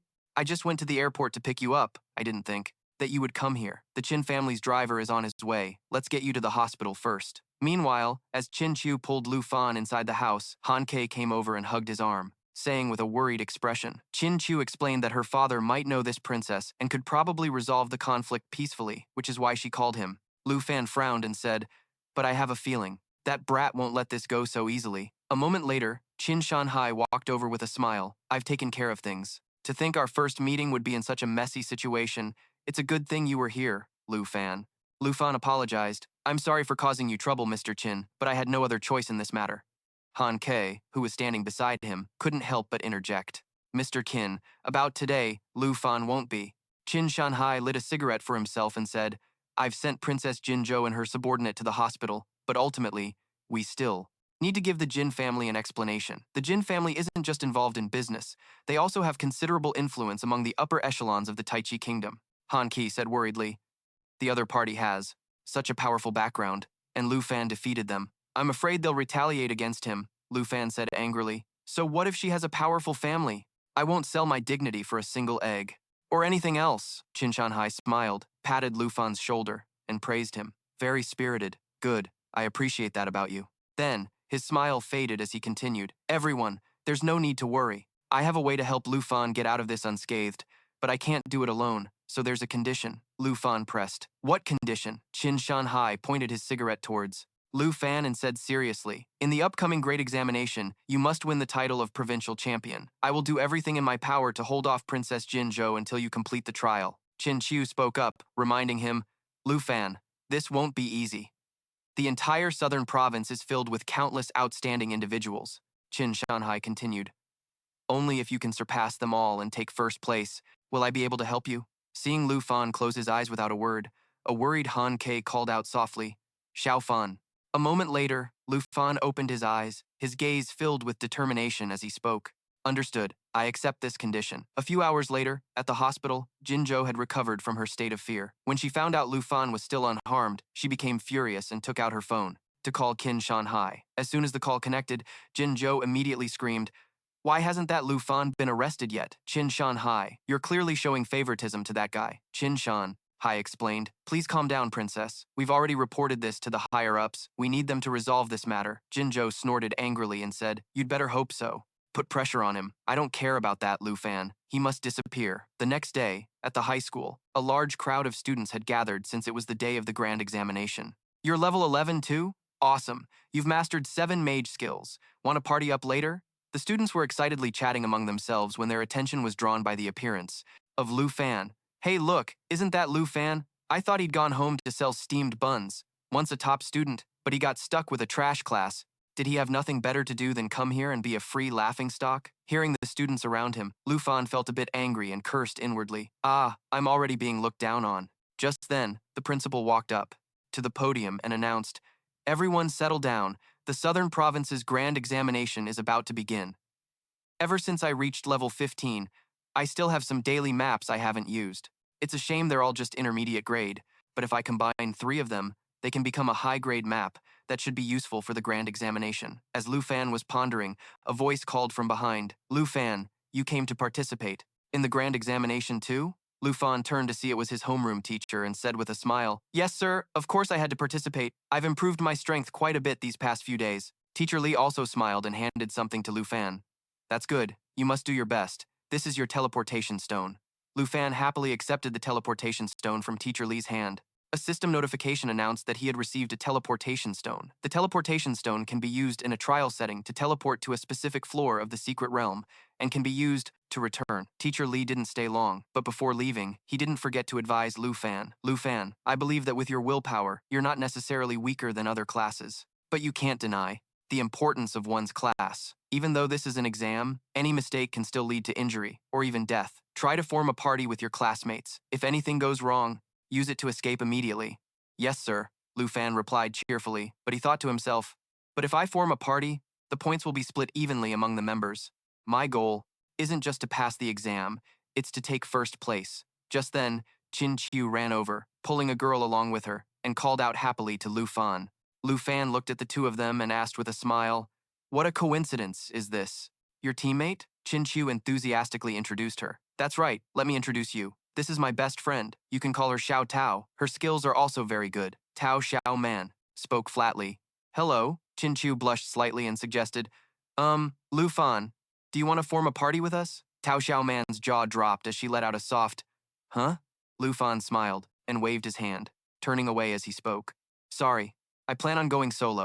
I know you want to help me, but this is a condition I agreed to earlier.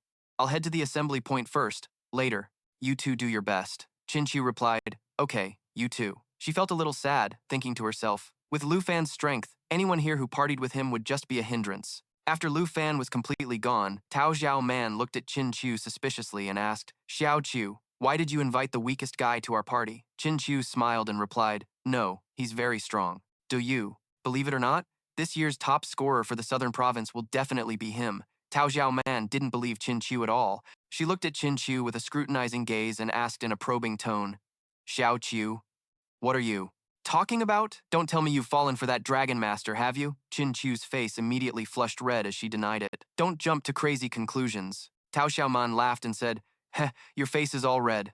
A while later, Lu Fan went through the teleportation gate to the Grand Examination's secret realm and saw that a large number of examinees were already there. Of the principal appeared on a large screen in the sky, explaining the rules of the secret realm. Attention, examinees.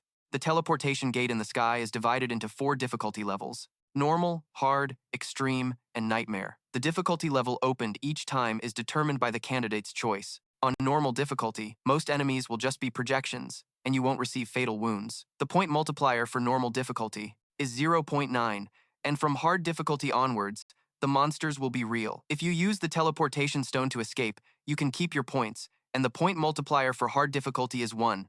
Some examinees discussed amongst themselves, "It seems everyone is defaulting to hard difficulty. Higher difficulties have a high probability of being life-threatening. Perhaps only those with hidden classes can handle it." On the large screen, the principal continued, "The monsters on extreme difficulty. Difficulty will be stronger and more ferocious, so please go in a party. Your life is more important than your score. Extreme difficulty, a 3 times score multiplier." At this moment, a candidate named Hong Wu, a level 14 combat class, a Qigong master, suddenly pointed at the large screen and declared with a loud laugh, "Haha, headmaster, you're watching, aren't you? I will be the one with the highest score this time." Hong Wu's actions immediately drew the attention of many other candidates. Tao Xiaoman whispered to Chin Chu, "Hong Wu, he's one of the top masters among the younger generation of the Southern Province." Chin Chu replied, "A Qigong master? Such a well-rounded class for both offense and defense, and he's still challenging it alone. We should get going too." A disheartened student said, "It's over. With Hong Wu here, how can anyone possibly surpass him?" Very quickly, the candidates had chosen their difficulty levels and entered. At the same time, in the headmaster's office, a group of principals and important figures were sitting in front of monitoring screens, evaluating the candidates' performances. The principal of number 1 high school laughed loudly and said, "Haha, that kid Hong Wu is my most formidable student. The top scorer position is as good as his.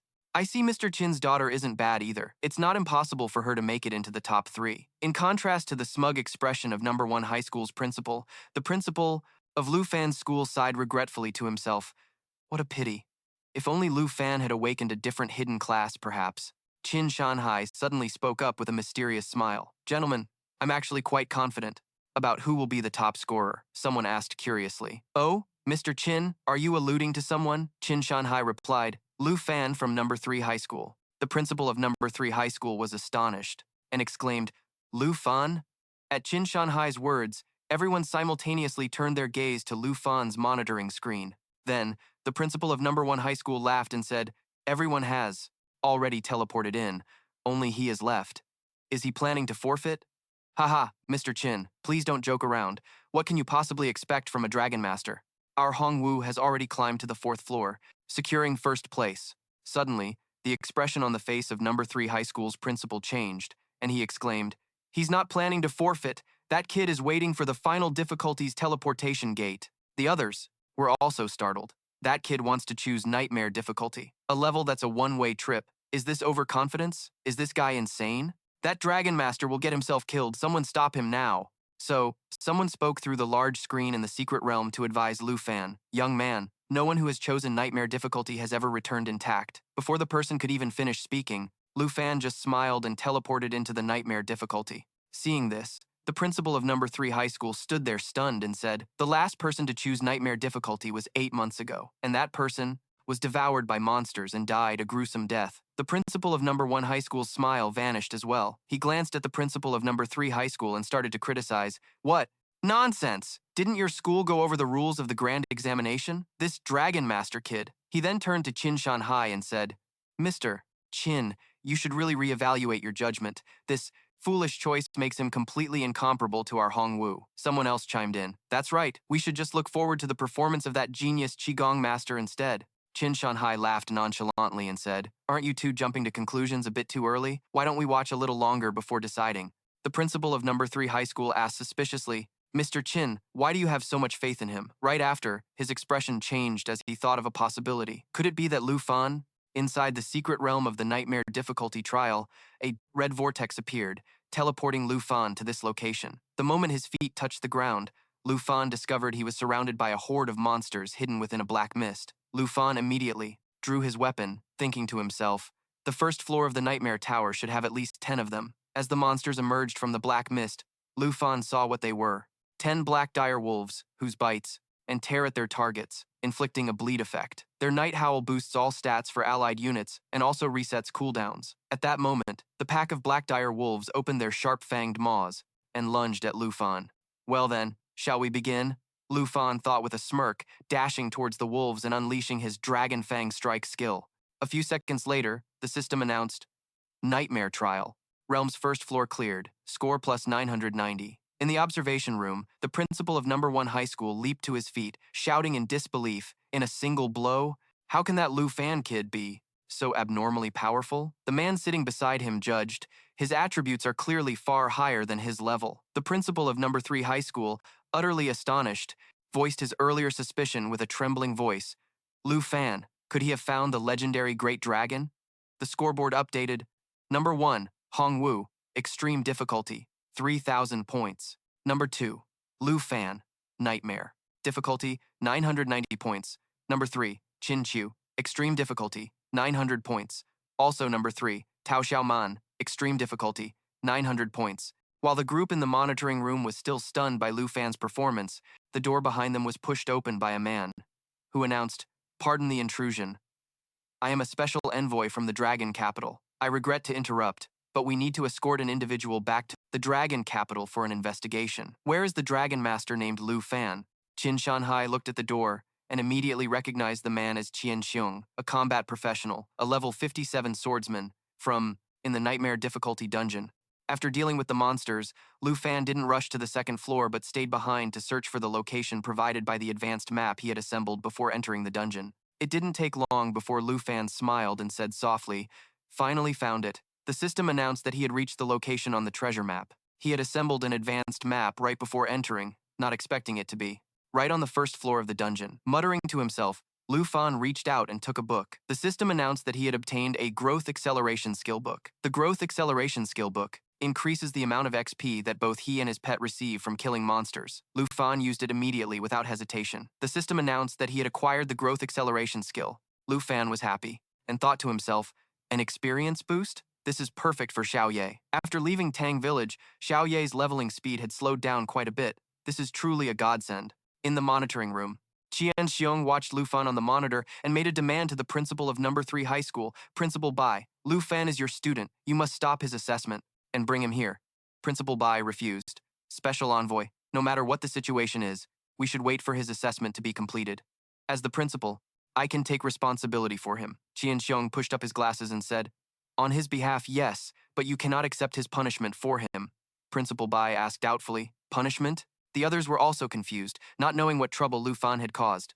Just then, Qin Shanhai walked over, grabbed Qian Xiong's arm, and said, Old Qian, for the sake of our old friendship, can you let me have a word? Qian Xiong showed no courtesy, shaking off Qin Shanhai's hand and warning, Mr. Qin, I'd advise you to stop. Do not interfere with my duties. I don't know why you're protecting him, but let me give you a piece of advice. Stay out of this. Neither the Jin family nor the upper echelons of Dragon City will let this go. If you understand, then please leave this place.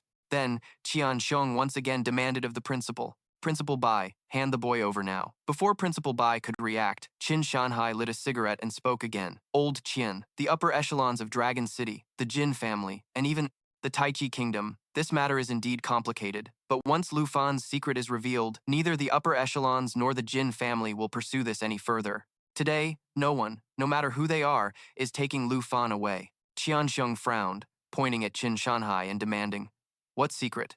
Do you know what crime it is to defy a special envoy?" Qin Shanhai suddenly grabbed Qianxiong's hand, his expression resolute as he spoke. "If that's how it has to be, then so be it." Provoked, Qianxiong threatened angrily, "Your actions will definitely be reported to the upper echelons." Seeing the tense atmosphere between the two, the principal, Bai stepped in to mediate. "Special Envoy, Mr. Qin, please, both of you calm down." Qianxiong also cooled down a bit. He pulled his hand back, glanced at Qin Shanhai, and asked him, "What could possibly make you go this far?" Qin Shanhai looked towards Lu Fan's monitor and said, "Aren't you curious what secret Lu Fan has that could sway the entire upper echelon? And the Jin family?" Qianxiong also looked towards Lu Fan's monitor. Then he was suddenly startled to realize that Lu Fan had chosen the Nightmare Difficulty Dungeon. Inside the Nightmare Difficulty Dungeon, Lu Fan was standing before the gate leading to the second floor. "I originally planned to see how many floors I could climb on my own, but it looks like I'll have to summon Xiao Ye early after all." Muttering to himself, Lu Fan then reached his hand to the side and began the spell to summon Xiao Ye. Outside the dungeon, when Qianxiong learned that Lu Fan had chosen the Nightmare Difficulty, he turned around bewildered and asked, "He dared to choose Nightmare Difficulty? What on earth is this kid capable of? Didn't you see earlier? With just a single strike Before the principal of number 1 high school could finish, everyone gasped and simultaneously looked towards Lu Fan's monitor. Upon seeing the scene of Lu Fan summoning Xiao Ye, the entire group was dumbfounded. Qianxiong pointed at the screen, his voice trembling as he spoke. That's a great dragon." Qin Shanhai saw Xiao Ye appear and shatter the gate to the second floor with a single blow and said with a wry smile, "Even though I've seen it once before, it's still." Then, after letting the group watch Xiao Ye effortlessly wipe out all the monsters on the second floor with a single move, Qin Shanhai spoke again. "As you have all seen, that is the secret I was referring to." In the time that followed, under the watchful eyes of the group, in a short amount of time, Lu Fan and Xiao Ye reached the 13th floor and cleared it with ease. His score was now ranked first, far surpassing the person in second place. Scoreboard number 1.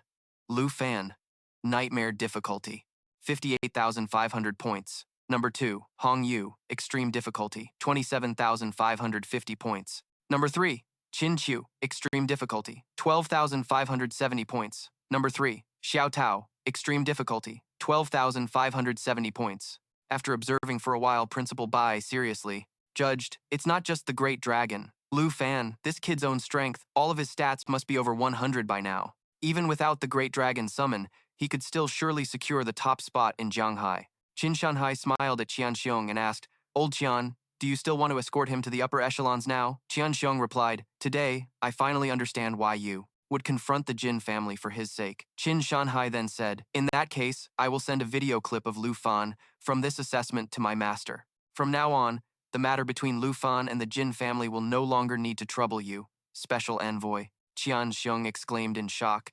"Master, you mean?" Qin Shanhai looked at Qianxiong, smiled, and said, "The Marquis of the North, Tu Jing." Inside the Nightmare Difficulty Dungeon, Lu Fan had now reached the 20th floor. The monsters on this floor were Dark Priests, level 15.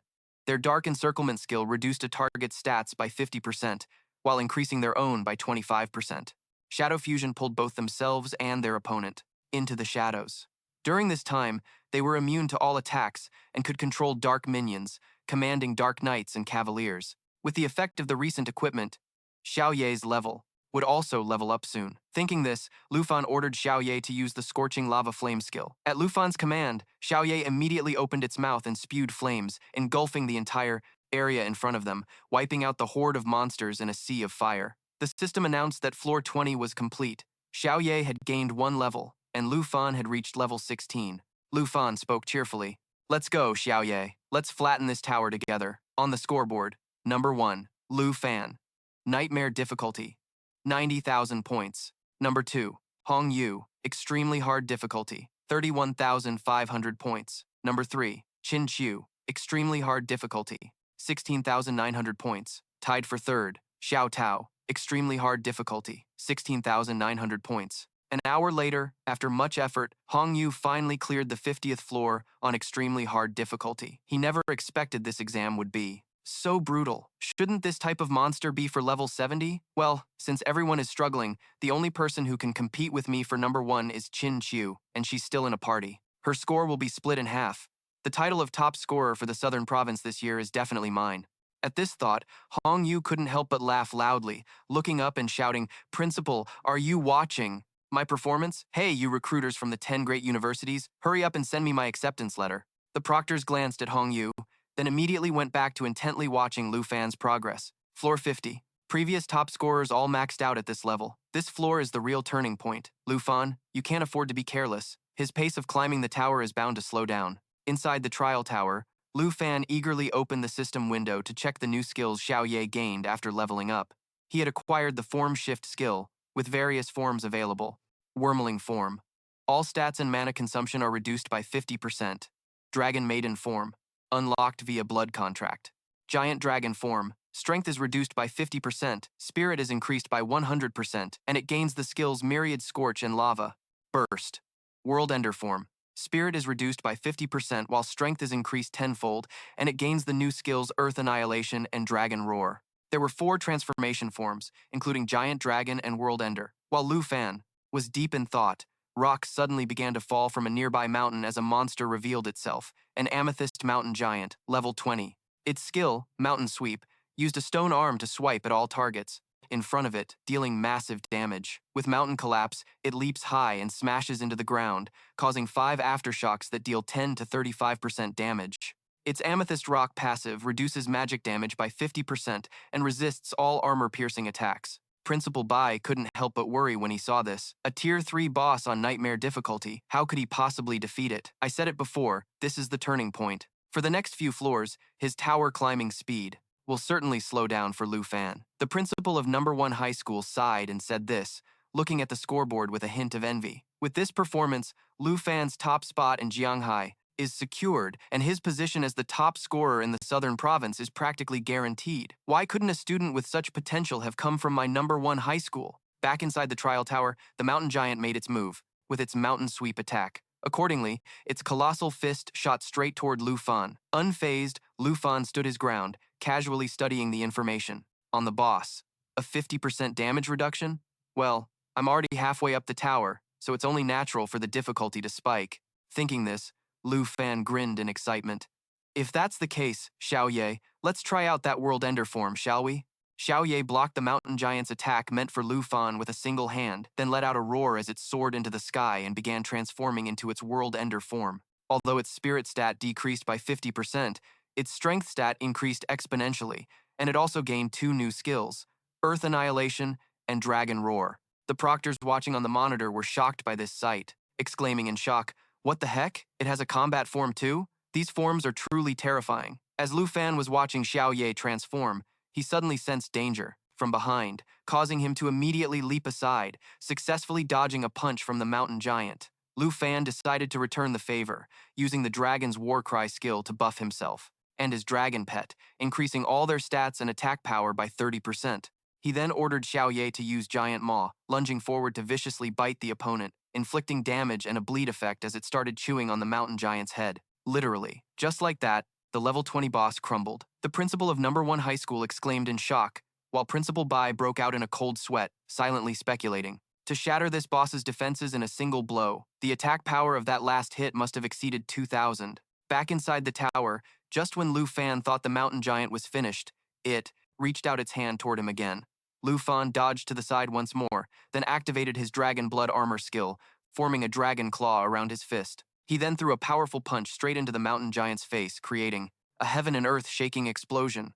At this point, Qin Shanhai turned to Qianzhong's completely baffled face and said, "Old Qian, seeing Lu Fan's power now, aren't you glad I stopped you?" Qianzhong was silent. Back with Lu Fan, after the dust settled, the mountain giant prepared to fight again, but was immediately hit by Xiao Ye's World Ender Dragon Roar combo. Roaring, dealing massive damage and a weakening effect to all targets in range, and Annihilation Thunder, creating a shockwave on the ground that deals huge damage to the target, with a chance of causing the enemy to fall into the abyss of a fissure, which officially obliterated the boss. The 50th floor was cleared, and with that, Xiao Ye leveled up to 12, while Lu Fan also leveled up to 17.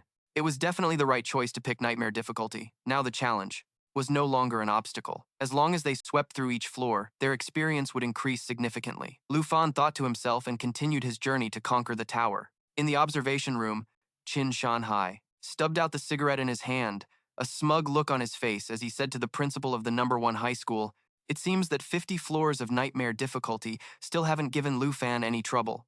The giant dragon, as expected, is beyond our comprehension." Principal Bai, slightly bewildered, asked Qian Xiong, "Special envoy, you're from the dragon capital and are very knowledgeable.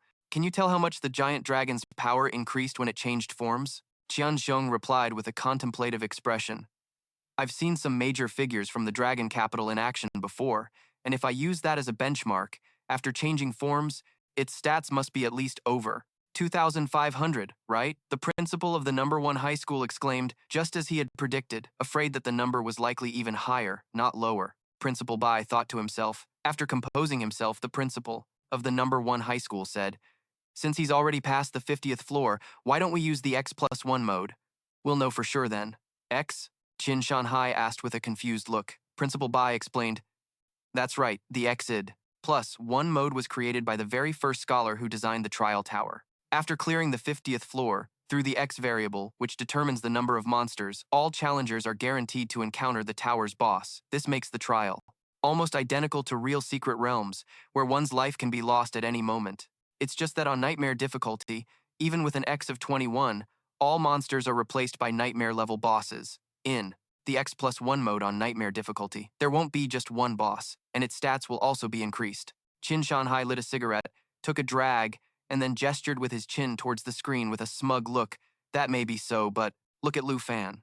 To him, he doesn't even seem to care about this X+1 mode." Inside the training tower, Lu Fan also sensed that the tower's difficulty had completely changed after the 50th floor. But, even so, with Xiao Ye's world-annihilating form, he basically didn't need to think too much. And so, Lu Fan and Xiao Ye continued to sweep through the floors, and in just 10 minutes, they had already reached the 70th floor. His level also skyrocketed, leaving the old-timer speechless once again. It's only been another 10 minutes and Lu Fan has already reached the 70th floor. Honestly, the design of this trial tower is arguably the most difficult one ever. With a setup like this, I initially wondered if anyone could even reach the 80th floor. But given the current situation, it seems the principal of the #1 high school was at a loss for words seeing Lu Fan had climbed to the 83rd floor.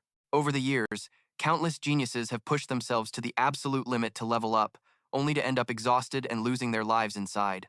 The trial tower. Qin Shanhai nodded in agreement. After all, once you've climbed 70 or 80 floors, you're so close to the final reward of the trial. Who could possibly give up easily? The principal pointed at the leaderboard, his face full of anticipation, and said, "But Lu Fan, that kid could very well be the first person to complete all 100 floors of the trial tower." The principal of the #1 high school, let's just call him the Bald Principal, replied out of jealousy, "Let's not get ahead of ourselves. Although those bosses are weaker than their original versions in the secret realms, don't forget how difficult the 99th floor is." He hadn't even finished his sentence when someone cut him off. "Look, Lu Fan, he's already at the 99th floor." All eyes were once again fixed on Lu Fan. Lu Fan strode into a ruined palace where 4 headless suits of armor stood imposingly, in 2 rows around the throne. Just then, the candles on the walls flared to life, and the suits of armor began to emit a strange blue glow and started to move, chanting incessantly, "Annihilate, annihilate the world!" Headless Knight, level 55. Annihilation, pierce. When the Knight's attack hits a target, it applies a piercing effect, causing the opponent to take an additional 400% damage. Annihilation, counter. When a Knight is injured, the Knight's sword will trigger a counterattack. Annihilation, thunder. The Knight's dual swords will be imbued with a lightning effect, increasing attack speed and adding lightning damage. Annihilation, slash. When the target's HP drops below 15%, the Knight will lock on and instantly eliminate the target. Annihilation, pact. The 4 Knights share HP and defense with each other, with a 400% increase effect. The Headless Knights are from the Fallen Kingdom, a very famous secret realm. All secret realms originate from real historical events. Just like Zheng Village, the Fallen Kingdom was the result of a nation being invaded by the Undead Legion. Lu Fan thought to himself while facing the 4 Knights. "Intruder! Be slain!" A knight shouted, then used the skill Annihilation, slash, locking onto Lu Fan, and swung its axe down. Lu Fan quickly dodged, but was still pushed back a great distance by the aftershock of the attack. Shared HP? If so, then a concentrated attack is probably the best option. In this situation, since I don't have any crowd control skills, I can only deal with all four of them at once. Having formulated a plan, Lu Fan immediately took action. He leaped high into the air, preparing for his first counterattack. One of the knights used the skill Annihilation, Pierce, to counter him, but Lu Fan gracefully dodged it and unleashed a powerful slash. What made Lu Fan surprised was that his slash couldn't even penetrate the knight's armor. While he was focused on thinking of a new strategy, another knight suddenly appeared behind him, swinging a sword toward him. Lu Fan quickly spun around to block the knight's attack. Just as the knight was activating a counter skill to respond, Lu Fan shouted, "Now, Xiao Ye." Xiao Ye appeared like a god and blew away the entire castle and the four knights. Just when they thought it was over, the knights revived and charged at Lu Fan like moths to a flame. Lu Fan once again leaped into the air to dodge. I can't waste any more time. I have to get to the 100th floor as soon as possible. With that thought, Lu Fan ordered Xiao Ye to use the Molten Flame skill to incinerate the knights in an instant. Lu Fan reached level 20, the Black Dragon reached level 15, and it learned a new skill, Great Cataclysm. As expected of Xiao Ye, it learned a new skill again. There's only one floor left now, Lu Fan said excitedly, as the gate to the next floor of the tower opened. The door to the final floor of the trial tower has opened. Qin Shanhai saw the bald principal standing there dumbfounded and chuckled. Looks like we're going to witness history in the making today. The 100th floor. Could it be? Principal Bai looked at the screen with fear. That place was fundamentally designed to be unbeatable for any contestant. Lu Fan continued his journey to conquer the trial tower. As soon as he stepped through the gate, he and Xiao Ye were enveloped by a dark aura. Watching the sword in his hand slowly disintegrate, Lu Fan looked ahead cautiously. So this is the 100th floor, a complete secret realm of a fallen kingdom, an undead legion of over 500, the level 60 world-ending emperor, a boss, nightmare difficulty. Lu Fan immediately began preparing for the battle, starting by checking the information on Xiao Ye's new skill. Great Cataclysm. It deals damage in 3 stages, causing the area the Black Dragon flies over to explode, dealing massive damage with a burn effect, and finally charging at the target to inflict a huge amount of damage and exploding once more. Xiao Ye has always maintained its world-ending form. I should also test its destruction form and the new skills. With that thought, Lu Fan said to Xiao Ye, "This is the last floor. Let's go get our reward together." Xiao Ye let out a roar in agreement. Lu Fan materialized a sword, pointed it at the boss, and shouted, "Xiao Ye, switch to Destruction Dragon form." At that moment, Xiao Ye's entire body erupted in scorching flames, and its strength and spirit stats skyrocketed to unimaginable levels. Witnessing this scene, the judges were utterly stunned. There's a third form? Those flames. Lu Fan still had a hidden card. "Protect the king, all troops, charge!"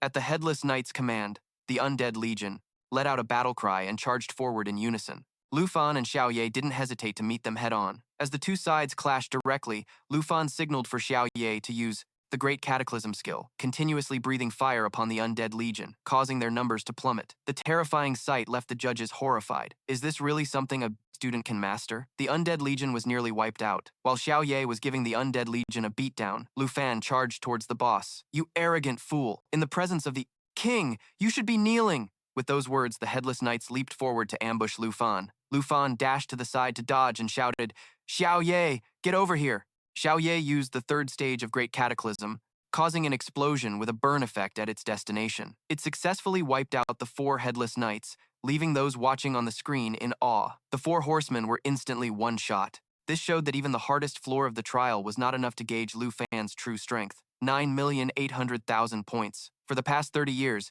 no one had even broken 1 million. Just one more step, and Lu Fan could actually claim the exam's prize. Moreover, this year's exam was the most difficult, so the reward would surely not be stingy. At the very least, there would be 3 rare items. Inside the trial tower, the entire Undead Legion had been annihilated by Lu Fan and Xiao Ye. Now, Lu Fan, sword in hand, slowly approached the boss. "I've already cleaned up all the minions. Aren't you going to show yourself, you wimpy final boss? You foolish brute," the world-ending emperor said angrily, before furiously charging straight at Lu Fan. Lu Fan used Dragon Claw combined with Dragon Blood armor to block a strike from the world-ending emperor, while simultaneously ordering Xiao Ye to use the Scorch All Creation skill, creating a fire vortex to damage the boss. The world-ending emperor temporarily retreated to dodge.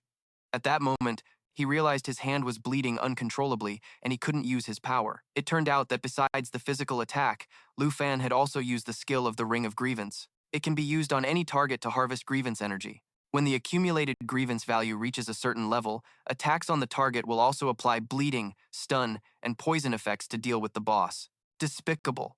With those words, the world-ending emperor prepared for a second attack, but was once again intercepted by Xiao Ye, this time with the second stage of Scorch All Creation, which had far greater destructive power than the first stage. While the world-ending emperor was distracted, Lu Fan moved as fast as lightning and delivered a fatal stab to his chest, officially finishing off the boss. Xiao Ye then leveled up to level 17, and Lu Fan leveled up to 22, with the entire Undead Legion wiped out. In the observation room, the judges were horrified by what they saw. 1,000,000 points, the 100th floor, a stage that no one has passed in 30 years, yet Lu Fan cleared it so quickly. The exam is over. Let's go home.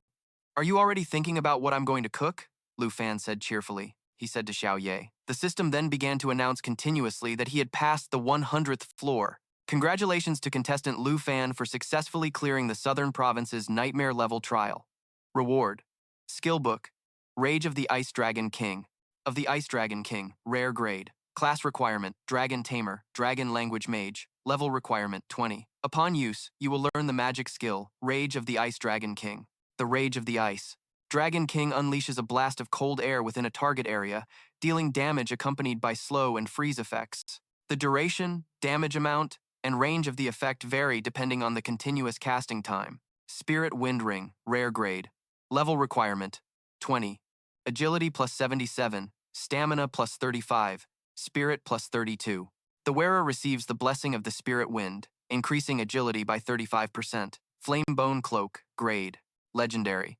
Stamina plus 20, Spirit plus 79, Strength plus 56, Agility plus 54. The heroic Flame Bone reduces incoming fire and ice type damage by 30% and debuff effects by 50%, while increasing the ice and fire type damage dealt by the user and their pet. I thought I wouldn't get a crowd control skill until level 30 during my second class advancement. This means I can now coordinate with Xiao Ye's skills. An agility ring. It's a shame Xiao Ye doesn't get the bonus effect, but it's still a huge help for me. And a legendary grade cloak with Xiao Ye's Destroyer Dragon form, which has an ice attribute for damage reduction, and now a fire attribute for a damage boost. Amazing.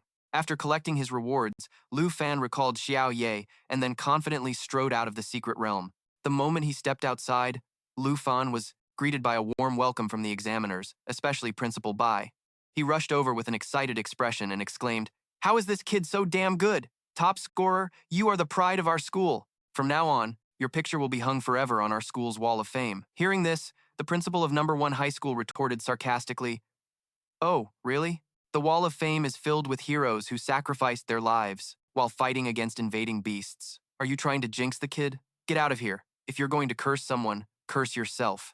Lu Fan broke the competition's record. His future is bound to be unimaginable. Qin Shanhai stepped forward and said, "In any case, this competition has truly allowed Lu Fan to showcase his full potential. Lu Fan, even though I had mentally prepared myself for this competition, you still managed to astound me completely. Uncle Qin, I've met the condition. I assume that Princess from the Taichi Kingdom won't be coming to cause a scene anymore, right?" Qin Shanhai smiled and replied, "Of course, I will honor our agreement. Your reward will be arriving soon." Lu Fan looked puzzled and asked, "Don't worry about that. The important thing now is for you to think about which university you're going to choose." The two principals chimed in. "That's right. All 10 universities will be fighting tooth and nail for you, and all the business tycoons in the southern province will definitely be looking for a chance to build connections with you. So be careful around them. Where's the dragon? Hurry up and summon it so we can have a look. Are you insane? You'd destroy the whole school. Congratulations, Lu Fan. With this amazing score, for at least the next 50 years, no one will be able to break your record." Qian Xiong watched the lively discussion before quietly slipping away. Meanwhile, in an unexplored region on the border of the Northern Dragon Nation, a level 60 zone, the Marquis of Zhenbei, Tu Jing, was drinking wine while watching Lu Fan's trial when a subordinate entered to report. "Did you find the evidence?" "It's all in here, sir. We can confirm that Qin Shanhai's suspicions, your disciple's suspicions, were correct." Through his conversation with Special Envoy Qian Xiong, Qin Shanhai deduced that Lord Ruan Changfeng, a high-ranking leader in Dragon Capital, is colluding with the Jin family of the Taichi Kingdom. Our investigation revealed that Princess Jinju's study abroad program, along with her bringing a dragon tamer, was all approved by Lord Ruan. Tu Jing angrily slammed the wine bottle down on the table. Ruan Changfeng, so it really was him. On the surface, the Jin family and Lord Ruan maintain diplomatic relations between our two nations, but secretly, Lord Ruan has been granting the Jin family numerous special privileges, and the Jin family in return has given him many benefits in return. No wonder he sent a special envoy to capture the dragon tamer. The wine bottle shattered from the force of the slam. Ruan Changfeng, that traitorous bastard, daring to help the princess of the Taichi kingdom run rampant in our dragon nation. Go and deliver this message to Ruan Changfeng. I am stripping him of all his titles and authority. From this moment on, there is no longer a place for him in the leadership of Dragon Capital. Go at once. If he has any objections, tell him to come and see me personally. And as for the Jin family, if they still try to contact Ruan Changfeng, send a diplomatic delegation to pay them a visit. Yes, sir, there is one. More thing. Pay attention to which university this dragon tamer chooses, and contact the principal in advance to ensure he is provided with the best possible resources. Tu Jing ordered, thinking to himself, for the dragon nation to have such a young legend is truly exhilarating. Excellent. Truly excellent. Once my mission is complete, I must go and meet this young man. The only question is, when will my mission ever be over? A few minutes later, when Princess Jinzhu heard that Ruan Changfeng had been stripped of his position by the Marquis of Zhenbei, she flew into a rage, forcing her subordinate to try and calm her down. Your Highness, please calm your anger.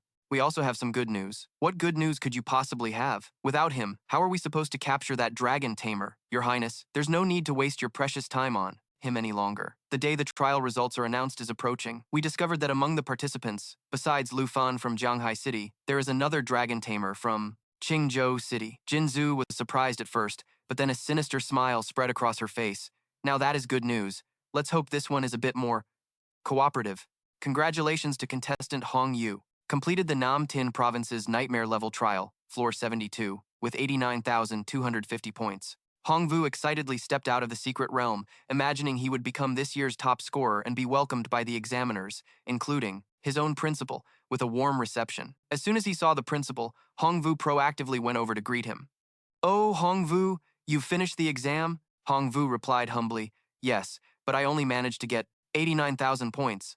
I'm not sure if that's enough to be the top scorer. Haha, don't worry, a score like that is very good. You can get into any university you want. Although achievements are important, you should always know your limits.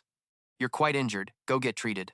The calm reaction and cryptic words from the principal of number 1 high school left Hongvu confused, wondering, what does the principal mean by my score being good? But that's all? What's that supposed to mean? With such a high score, how can the principal be so unfazed? He's probably just telling me not to get arrogant, so he's trying to keep me grounded. At this thought, Hongvu cheered up and quickly replied, I understand. Thank you for your guidance. 3 days after the results were announced, the moment Luke Pham stepped out of his house, a crowd of people from businessmen to university representatives were pushing and shoving to give gifts and connect with Luke Pham.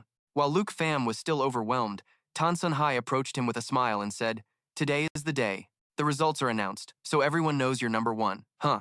It's too noisy out here. Let's go inside first, Han Ka shyly suggested. Luke Pham tried to check his score online, only to find that his score wasn't published. While he was wondering why, Tan Sun Hai began to present the awards. This is 50 million in cash, the reward from Jianghai City for the top scorer of Nam Tin Province. Go on and take it. Besides the cash, there's also a reward from Principal Bach for you. Tan Sun Hai opened the item chest, and information about the items immediately appeared before Luke Pham. A skill book. Roar of the Blue Dragon King, rare class requirement, Dragon Tamer, Dragon Language Mage, level requirement, 20. Upon use, you will learn the magic skill Roar of the Blue Dragon King. Roar of the Blue Dragon King unleashes a bolt of lightning forward, dealing massive damage with a paralysis effect. After attacking, it grants 20 stacks of the lightning attribute. Each attack consumes 1 stack and has a 20% chance to paralyze the target. Lightning Potion, legendary, a consumable item that upon use permanently increases the power of lightning skills by 20% and resistance to the lightning attribute. A Dragon Language Magic Book, and even a lightning potion to make this skill stronger. After ice magic, now I have lightning magic too, which means I won't have to rely solely on little Yi for magic damage anymore.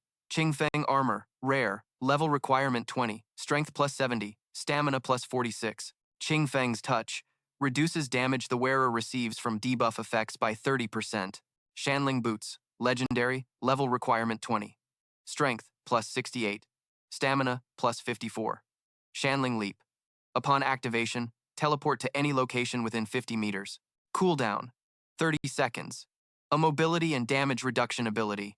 None of the other students who just took the exam could possibly have equipment like this. If I equip all of it, my stats will be almost on par with little Ye's right after she hatched. Principal Bach chose these items very carefully, especially these Shanling boots with their flash ability. Tansun Hai explained, that's a skill mages only get after their second job advancement. Then I'll gladly accept. Luke Pham accepted the items. Just then, Tanthu rushed in with news. Luke Pham, Sister Han, the representatives from the 10 top universities have arrived in Jianghai, and my father invited them to our house, so I've come to pick you up for the interviews. So soon? The results were just announced, Tan Sun Hai explained. For a talent like you, they have to be quick. They came right after watching the video of your trial. Performance. I've already arranged to have your video and test score classified. Other than the 10 universities and the higher-ups in Longdo, no one else can see them. You're too special, and if another princess like the last one shows up, it would be a huge problem. Regarding the Kim Chow affair, I've handled it, and that person is very eager to meet you. Luke Pham replied excitedly, that's great. I also want to meet and thank him. Tan Sun Hai smiled and patted Luke Pham's shoulder. Not just yet. He's currently on a mission, but don't worry, you two will meet eventually. At that moment, Tanthu handed a card to Luke Pham. I originally came to thank you last time, but unfortunately, we ran into Kim Chow. I can't take this. We only agreed on 100,000. You know, this card is for 10 million. Tan Sun Hai chimed in. This is a token of the Tan family's gratitude for saving Little Thu's squad in Ai Dong village. Just accept it. Seeing Luke Pham still hesitating, Tan Sun Hai laughed heartily and said, tonight, someone is planning to take you two to the Gyeongsun Garden. If you can't even accept this card, what will you do when you see the villa that the province is gifting to its top scorer? Dad, stop teasing him. Tanthu stepped in to defend Luke Pham, then quickly pulled his hand to go meet the university representatives waiting at her home. Elsewhere, Thoi Hoan Tai took Princess Kim Shao to a forest on the outskirts of Thanshao City, Dragon Kingdom, to meet the dragon tamer they were targeting. What's his level? Level 19.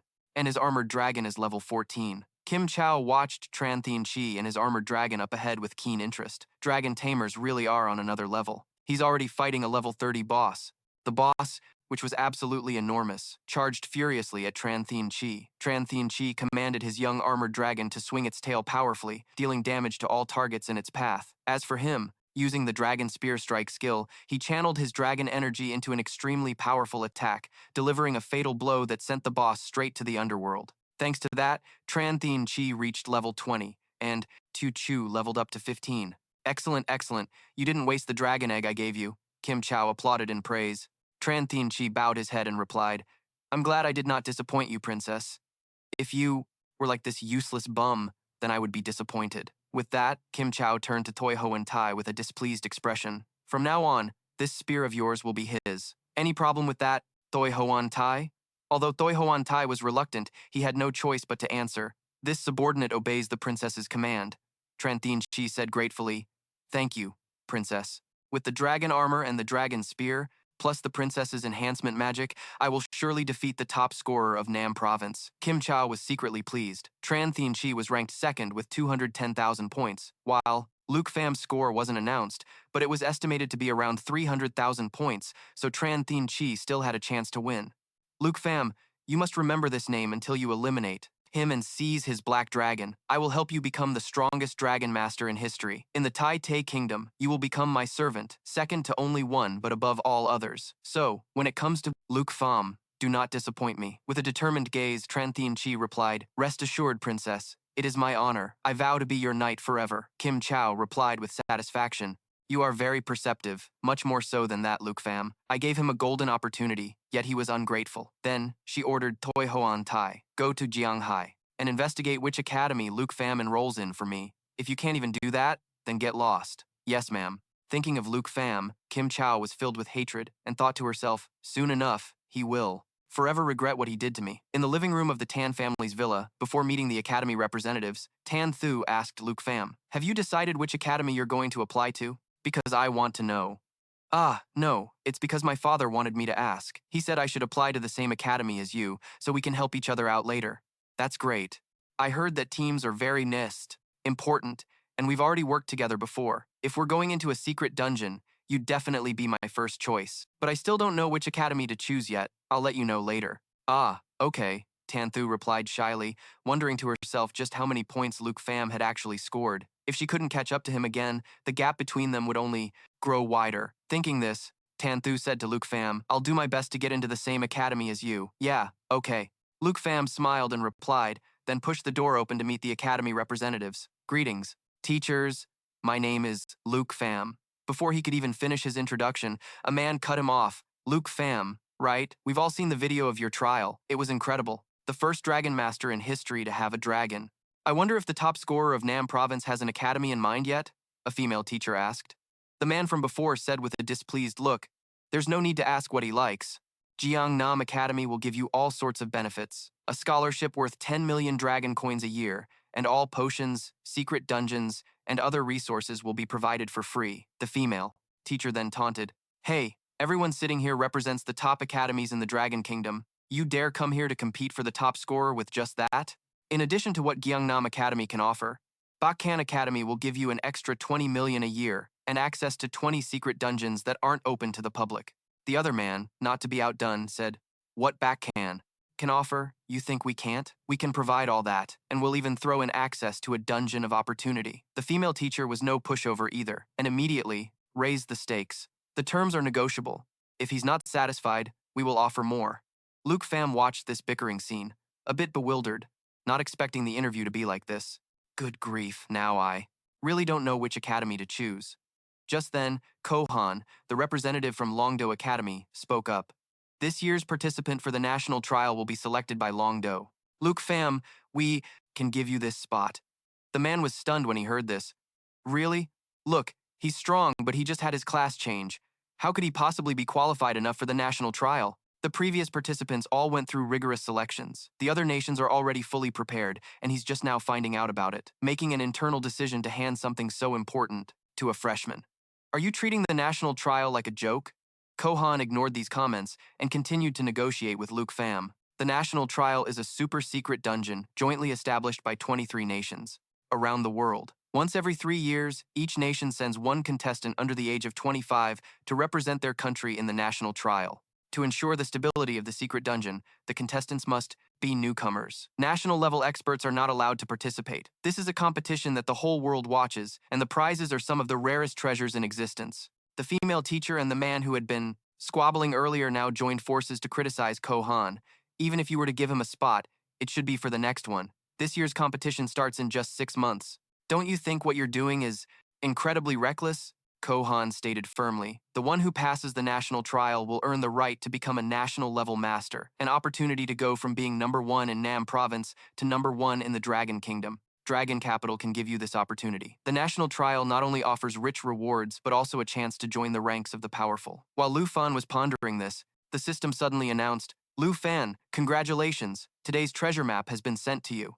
This was his second God-tier treasure map after a very long time. The treasure map from the first God-tier map led him to the Black Dragon Egg, which meant this time, Lu Fan saw that the map pointed to the Dragon Capital Academy, so he didn't hesitate to accept Gu He's invitation to enroll in the Dragon Capital Academy, but with one condition. "I want an admission application for Han Kei. Her class is Charm Chef, a very rare hidden class." Guhan thought for a moment and replied, "All right, but whether she'll be accepted or not is something we'll have to decide after a meeting." So, 4 days later, Lu Fan and Han Kei packed their bags to head to the Dragon Capital Academy. "I can't believe the day has come for us to leave this place. We've lived here for so long, it makes me a little sad to go. We have a villa and savings now. We can live wherever we want. You don't need to feel regretful," Lu Fan comforted her. Han Kei said nostalgically, "I still remember when we first moved here. You were only this big. Time really flies." Just then, Qin Chu and Tao Xiaoman drove up in a supercar to take Lu Fan and his aunt to the Qin family's private jet for the flight to Dragon Capital Academy. "Did Taozi apply to Dragon Capital too?" Lu Fan asked with a smile. Tao Xiaoman answered honestly, "My score was the same as Xiao Qiu's, and since she applied to Dragon Capital because of you, I..." Before she could finish, Qin Chu shut her up. "I'm really troubling you kids. I never expected Xiao Fan would. Back when I got my class, I dreamed of going to college like everyone else. I really wanted to start over again. Xiao Fan was still very young then. I can't believe he still remembered this, all this time." As she said this, Han Kei's eyes welled up with tears. Lu Fan hugged his aunt to comfort her. His young aunt had always worked so hard for him, and he remembered clearly how disappointed and unwilling she was when she became Shou. a life class professional. That's why he was determined to fulfill his promise to give them both a better life. This was just the beginning. With everything settled, the four of them immediately set off for Dragon Capital. A few hours later, while everyone was admiring the bustling scenery outside Dragon Capital Academy, they happened to run into the spoiled princess, Jinzu, who was also here to enroll. As soon as she stepped out of the car, she started complaining as usual. So this is Dragon Country. The capital is just so-so. Lu Fan, a subordinate exclaimed in surprise. So the Dragon Master from Jianghai is him? That saves us the trouble of looking for him. Hehe, Chen Tianji said as he was about to rush forward for a bloody duel with Lu Fan, but Jinju stopped him. We don't have Nguyen Trong Fong's support right now. If we fight here, we'll be deported back to our country. Just calm down. I understand. My apologies, princess. On Lu Fan's side, Jinzu's appearance made them all worried. What do we do now? I remember my dad saying she was coming to Dragon Country to study abroad. Could it be at Dragon Capital Academy? Xiao Fan. Just then, Gu Han appeared with a bright smile and said, "You two arrived at the same time? Come on, in." Seeing Lu Fan's confused expression, Gu Han seemed surprised and said, "Don't you two know each other? You're number 1 and number 2 from Nan Province, and you're both Dragon Masters, so we call you the Twin Stars of Nan Province." Chen Tianji, number 2 of Nan Province, also a Dragon Master.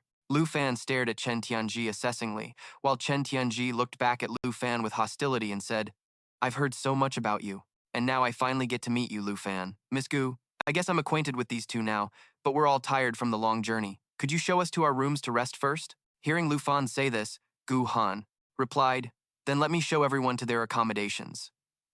If you're not satisfied with anything, you can change it.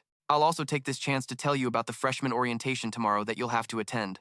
"We'll go by ourselves," Jinzu replied haughtily, and quickly left with her 2 subordinates. Gu Han led the group to the villa area and introduced it. "This is the villa area for the top-ranked freshmen. There are 30 villas in total. Each year, the instructors review the trial exam videos to evaluate and rank the new students. Those who rank in the top 30 get to live in the villa area.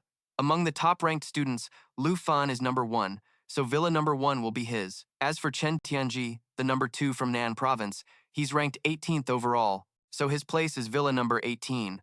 Chen Tianji. It seems he accepted Jinzu's conditions.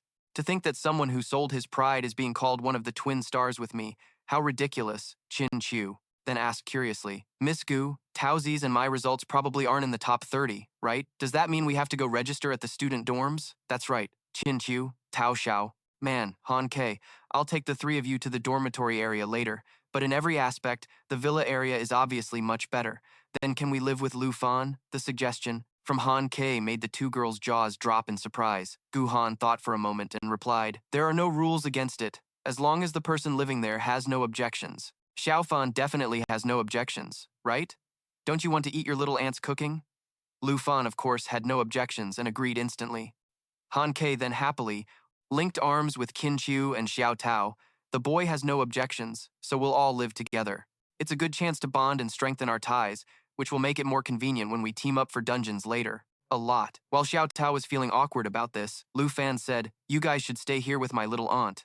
The dorms are pretty far away anyway, and if I need to find you later, I won't have to cross half the campus." Xiao Tao shrugged and replied, "All right, if Xiao Chu stays, I'll stay too. The conditions here are much better anyway." Okay, Jin Chu shyly agreed. "Awesome. Then from now on, Xiao Chu can try my cooking too." While Qin Chu was being smothered by Han Ka, Xiao Tao walked over and whispered to Lu Fan, "We can live together, but don't you get any ideas about Xiao Chu. I'll be watching you." Just then, a notification suddenly popped up in Lu Fan's system. "You have approached the location on the map." "Huh? The treasure is in the villa behind me." After reading the notification, Lu Fan immediately asked Gu Han, "Miss Gu, who does villa number 2 belong to?" "I'm only in charge of Nan Province, so I'm not familiar with the candidates from other regions, but it seems there's only a single girl in villa number 2. Lu Fan then told Han Ka, Qin Chu, and Xiao Tao to head to their place first, while he made an excuse to greet the neighbor and investigate villa number 2. Upon hearing this, Han Ka handed Lu Fan a cake, secretly pleased. The moment he heard it was a girl, he wanted to go meet her. Little Fan is finally growing up. Xiao Tao, however, thought with contempt, "He's already living with the 3 of us, and he still wants to go flirt with the neighbor. I really underestimated you." Ringing the doorbell of villa number 2, Lu Fan felt a bit nervous, wondering if his new neighbor would like the cake his little aunt made, and hoping she would invite him inside. "We all just arrived, so I have to get the treasure before my neighbor discovers it." A moment later, a girl answered the door as expected. Lu Fan smiled and introduced himself. "Hi, I'm Lu Fan from number 1. I'm from Jianghai City in Nan Province. This is a small welcome gift. Since we'll be neighbors, I hope we can get along. Exquisite pumpkin cake. Food item. First-time consumption permanently increases agility by 3 points. After inspecting the gift box for anything unusual, the girl finally took it, replying coldly, Yunbei Province, Jianying. Her voice is cute, but she's so hard to talk to. Thinking to himself, Lu Fan made up an excuse. Well, Jianying, could I come in and sit for a moment? I'm a bit thirsty and would love a cup of tea. Despite the incredibly lame excuse, Jianying didn't object and just nodded. As soon as she opened the door, Lu Fan shot inside. At the speed of light, then followed the system's directions to the bedroom, and finally found the treasure in a secret compartment inside the bathroom, a place Jianying had never been. It really is the second egg. Lu Fan quickly hid the treasure and ran back out. On second thought, I'm not thirsty anymore, so I'll be going now. It was nice meeting you. See you at the opening ceremony tomorrow. With that said, Lu Fan disappeared in a flash. Jian Ying stared after him, bewildered, then noticed that her bedroom door was open, where her dress and underwear were on the bed, and couldn't help but wonder, could he be some kind of perv? That night, at Villa Number 1, the dragon egg finally hatched. Jade Dragon Contract, Legend Grade, Level 1. Strength 122, Agility 153, Spirit 659, Stamina 216, Fountain of Life. Uses the Fountain of Life on all friendly targets, granting continuous health regeneration. Jade Light creates 3 layers of a Jade Blessing on a target, removing debuffs and increasing all stats by 30%. Each layer of the blessing can block 1 instance of damage. Natural Assimilation can devour equipment and absorb its characteristic skills. Jade Dragon Bloodline doubles all skill effects for the dragon race, and those with a bloodline connection, provides immunity to all debuffs, and increases self-regeneration by 5,000%. Blood Pact connects the bloodline, adding 10% of the dragon pet's stats to the dragon tamer. It turns out the Jade Dragon isn't a combat type. With over 600 spirit, it's obviously a support type. Doubling means all the effects on myself and Xiao Ye will be doubled. During the trial, thanks to the 30% buff from the dragon's encouragement, Xiao Ye's spirit stats surpassed 7,000 when she unleashed the Great Cataclysm. If I now add the doubling effect of Jade Light, that's a 60% increase in stats. That means her stats would be nearly 12,000. The Jade Dragon can even devour equipment effects and make them its own. So if it levels up or devours more equipment in the future, I can't even imagine how strong it will become. But for now, there's one important matter I need to consider carefully. What should I name you? Lu Fan looked away from the screen and saw the Jade Dragon and Xiao Ye trading blows. You two, stop it! Lu Fan rushed over to separate the 2 little rascals and lifted the Jade Dragon. After a moment of thought, he said, I'll call you Xiao Fei. Haha, Xiao Fei is a great name. You'll be Xiao Ye's little sister from now on. Oui, oui? Xiao Fei cried out happily. Xiao Ye, on the other hand, didn't seem happy about it and cried out in protest. The 2 little devils started growling at each other again, making Lu Fan yell, Quiet! You'll wake everybody up! The next day was the school's opening ceremony. Since the lifestyle classes and the combat classes had separate orientations, Han Ka had to part ways with Lu Fan, Qin Chu, and Xiao Tao for a while. Hey, Lu Fan, why was your room so noisy last night? That's because Lu Fan was about to explain but got distracted by the surrounding male students fawning over Qin Chu and Xiao Tao's looks. They're gorgeous, either of them could be the campus queen. If I got to enter a secret realm with beauties like them, I could die in there and it would be worth it. Dream on about being their boyfriend. Can't you see that male specimen walking with her? But there are 2 of them, and they can't both be that guy's girlfriends. Qin Chu became embarrassed by the gossip and quickly hurried into the auditorium. Yesterday I asked Miss Gu, and she said that hidden classes have to sit in the front row. Qin Chu said apologetically to Xiao Tao while walking to the front with Lu Fan. So I can't sit with you, Xiao Chu? Then I'll just sit in the back. As Lu Fan was walking, he saw Hong Yu and found him vaguely familiar. That guy looks so familiar. Oh, I remember now. He's that noisy Qigong master from the trial exam. Seeing Hong Yu was also looking at him, Lu Fan gave a friendly smile and walked past him to sit in the front row. A guy like you actually thought you were the top scorer. Go check the list and see how far apart you and Lu Fan are. Remembering the dean's words and condescending gaze made Hong Yu grit his teeth in anger. Lu Fan, I've finally found you. You're the bastard who made me lose all face. In front of the dean, Lu Fan walked to the front row and saw that Jian Ying was already there, so he took the initiative to greet her. Hearing this, Qin Chu asked in surprise, Lu Fan, do you 2 know each other? I guess so. She's Jian Ying, our neighbor from Villa Number 2. Oh, so that means she's the one with the 2nd highest overall score, right? She's so beautiful and talented. Qin Chu couldn't help but exclaim in admiration. A moment later, Vice Dean Zhao Shengming, a level 78 combat class, Lightning Mage, began his opening speech. I am the Vice Dean of Longdu Academy, a professor at the Magic Academy, Zhao Shengming. First, on behalf of Longdu Academy, I welcome all you freshmen. I'm not one for empty formalities, so next, the instructors will hand out your ID cards while I go over some of the Academy's regulations. The ID card being distributed is your proof of enrollment at Longdu Academy. It is used to store credit points. These points are considered currency within the Academy. To enter secret realms provided by the school or to purchase items like weapons and ammunition, you'll need credit points, and your initial number of credit points is based on your score from the recent trial exam. At this moment, a young man raised his hand to speak. Excuse me, Vice Dean, the difficulty of the exam varies by province. This means that provinces with lower difficulty will get more credit points, which doesn't seem fair. The Academy has already considered what you've mentioned, so credit points will be calculated by taking your exam score and dividing it by a difficulty coefficient calculated based on the differences in each province's exam. The higher the exam's difficulty, the smaller the coefficient. For example, this year's exam in Nan Province was the most difficult, so students from Nan Province will divide their scores by the lowest coefficient, which is 96. Lu Fan looked at his credit points, 13,539, and thought to himself, so this number is all the capital I have at Longdu Academy, but these credit points are only temporary, because your points will be redetermined in the freshman assessment exam 1 month from now. The top 30 students with the highest scores will be eligible to enter the Qingyun class. Those who enter the Qingyun class will receive many special privileges, such as being able to register for closed-off secret realms, exchange for desired skills and equipment, or the right to move into the villa area. The Qingyun class. This is the first I've heard of it. Me too. So, does that mean we'll have a chance to move into the villa area? Hearing the two young men behind him, Lu Fan thought to himself, this means that with my number 1 rank, I'm currently eligible for the Qingyun class, but if I lose this eligibility, I'll have to move out of villa number 1.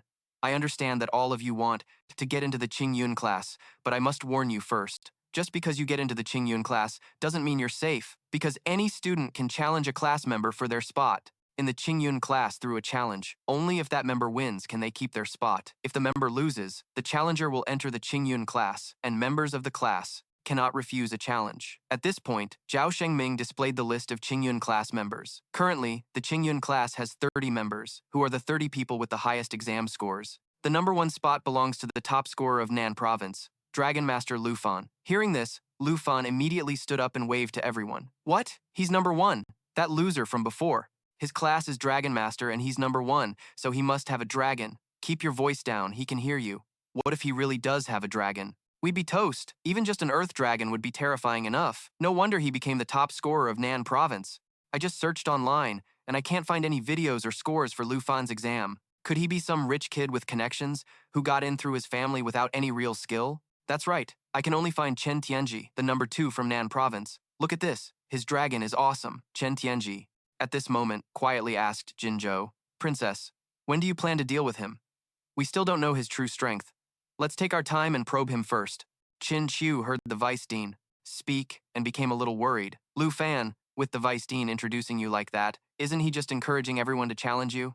Lu Fan gave a wry smile and replied, I didn't expect this to be a thing. The assembly ended. Just as Lu Fan was about to head to the secret realm hall to check it out, Hong Yu called out to him and issued a challenge. You want to challenge me? That's right. The Vice Dean already said it. All 30 members of the Qingyun class cannot refuse a challenge.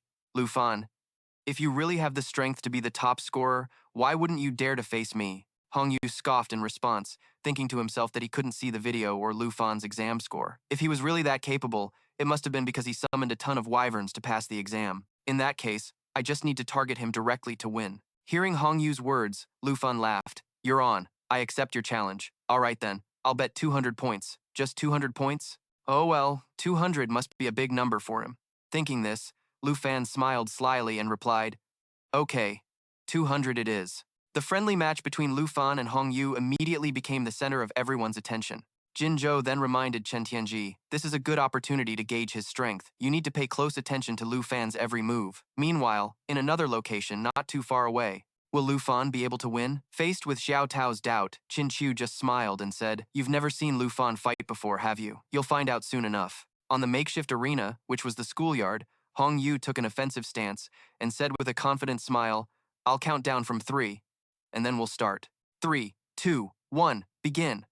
As he finished speaking, Hong Yu channeled his internal energy and used the charged chi strike skill. The strike condensed his chi, doubling the damage when hitting a weak spot and granting +1 chi upon a successful hit to attack Lu Fan. But it only hit Lu Fan's afterimage, leaving him stunned. Isn't that the blink skill of a second advancement mage? How does Lu Fan have this move? It turned out Lu Fan had used the boots of the Sly Spirit to blink in an instant, causing Hong Yu's attack to miss. I heard that Chi Masters are good at both offense and defense, capable of fighting at close and long range. Is this really all you've got? Lu Fan's taunt made Hong Yu furious. So he immediately used his ultimate move, Ascending Chi Wave, a skill that fires off Chi waves, increasing damage to weak spots by 5%. Each wave that hits the target grants +1 ki as he attacked Lu Fan. Ha ha, you're out of options, aren't you? Hong Yu laughed. As long as I keep stopping him from summoning his dragons, the moment he shows an opening, I'll... Just as Hong Yu was gloating to himself, he saw that Lu Fan had dodged all of the chi waves.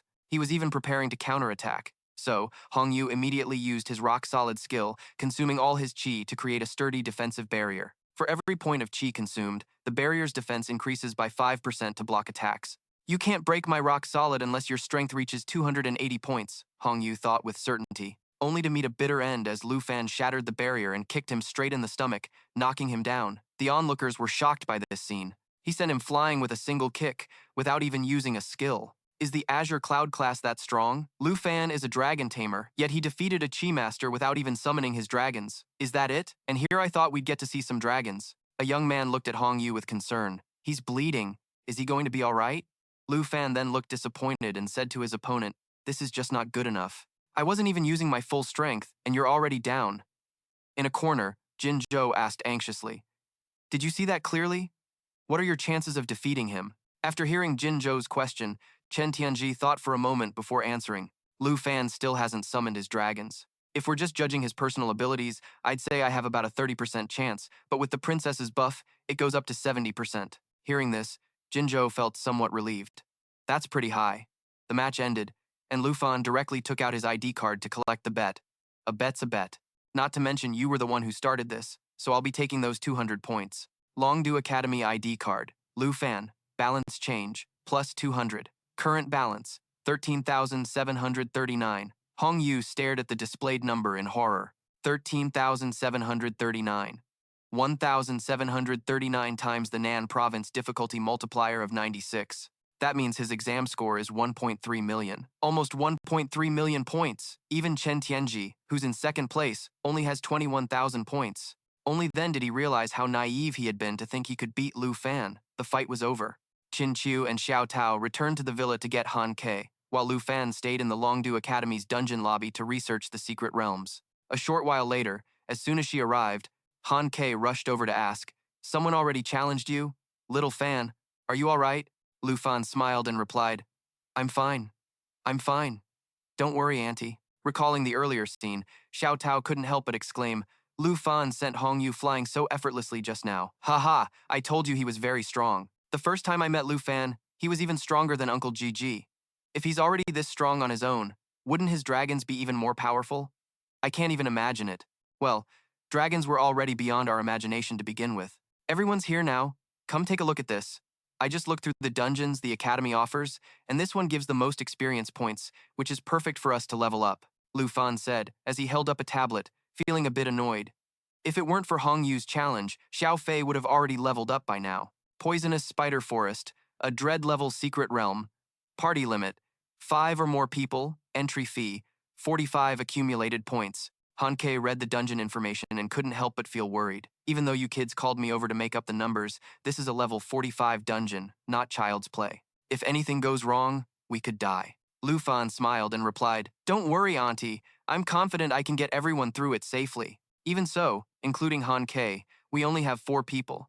But this instance requires at least 5. Lu Fan hadn't considered that yet.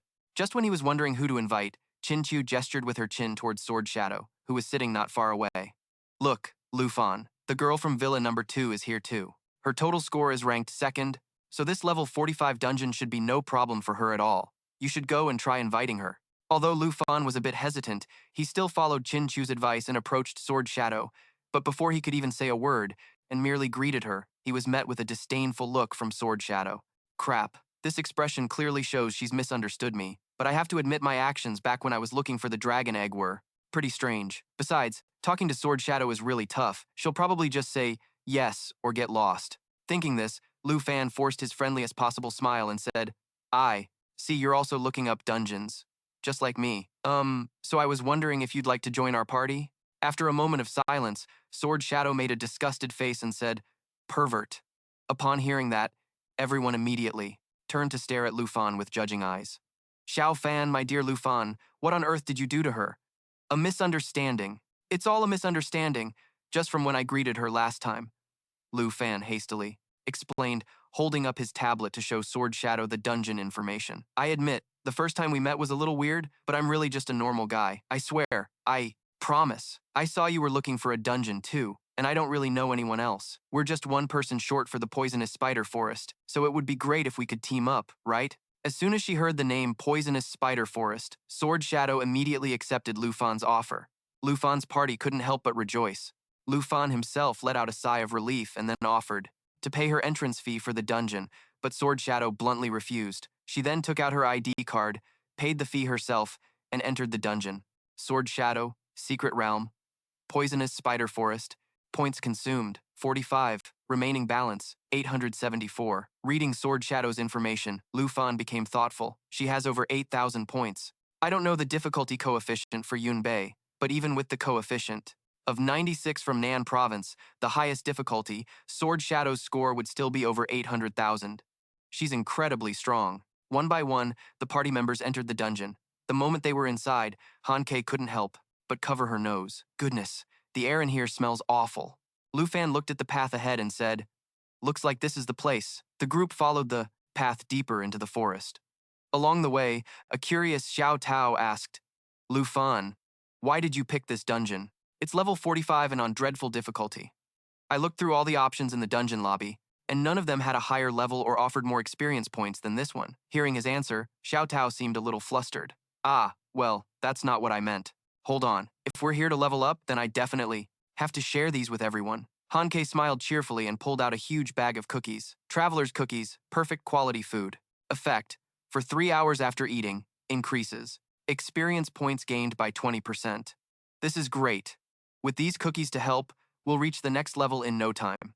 I found the recipe for these in a blueprint that my life profession instructor gave me. Not many people can craft them. Luckily, my profession gets a buff that provides a very high success rate, so I managed to make them on my first try. Han-Kei boasted proudly, then walked over to offer Sword Shadow a cookie she had made. Did you also make that cake from before?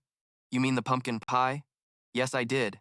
If you like it, I can make more for you. Sister Han is an amazing cook, and we live so close to each other, so you're welcome to visit any time, Chin Chu said with a smile.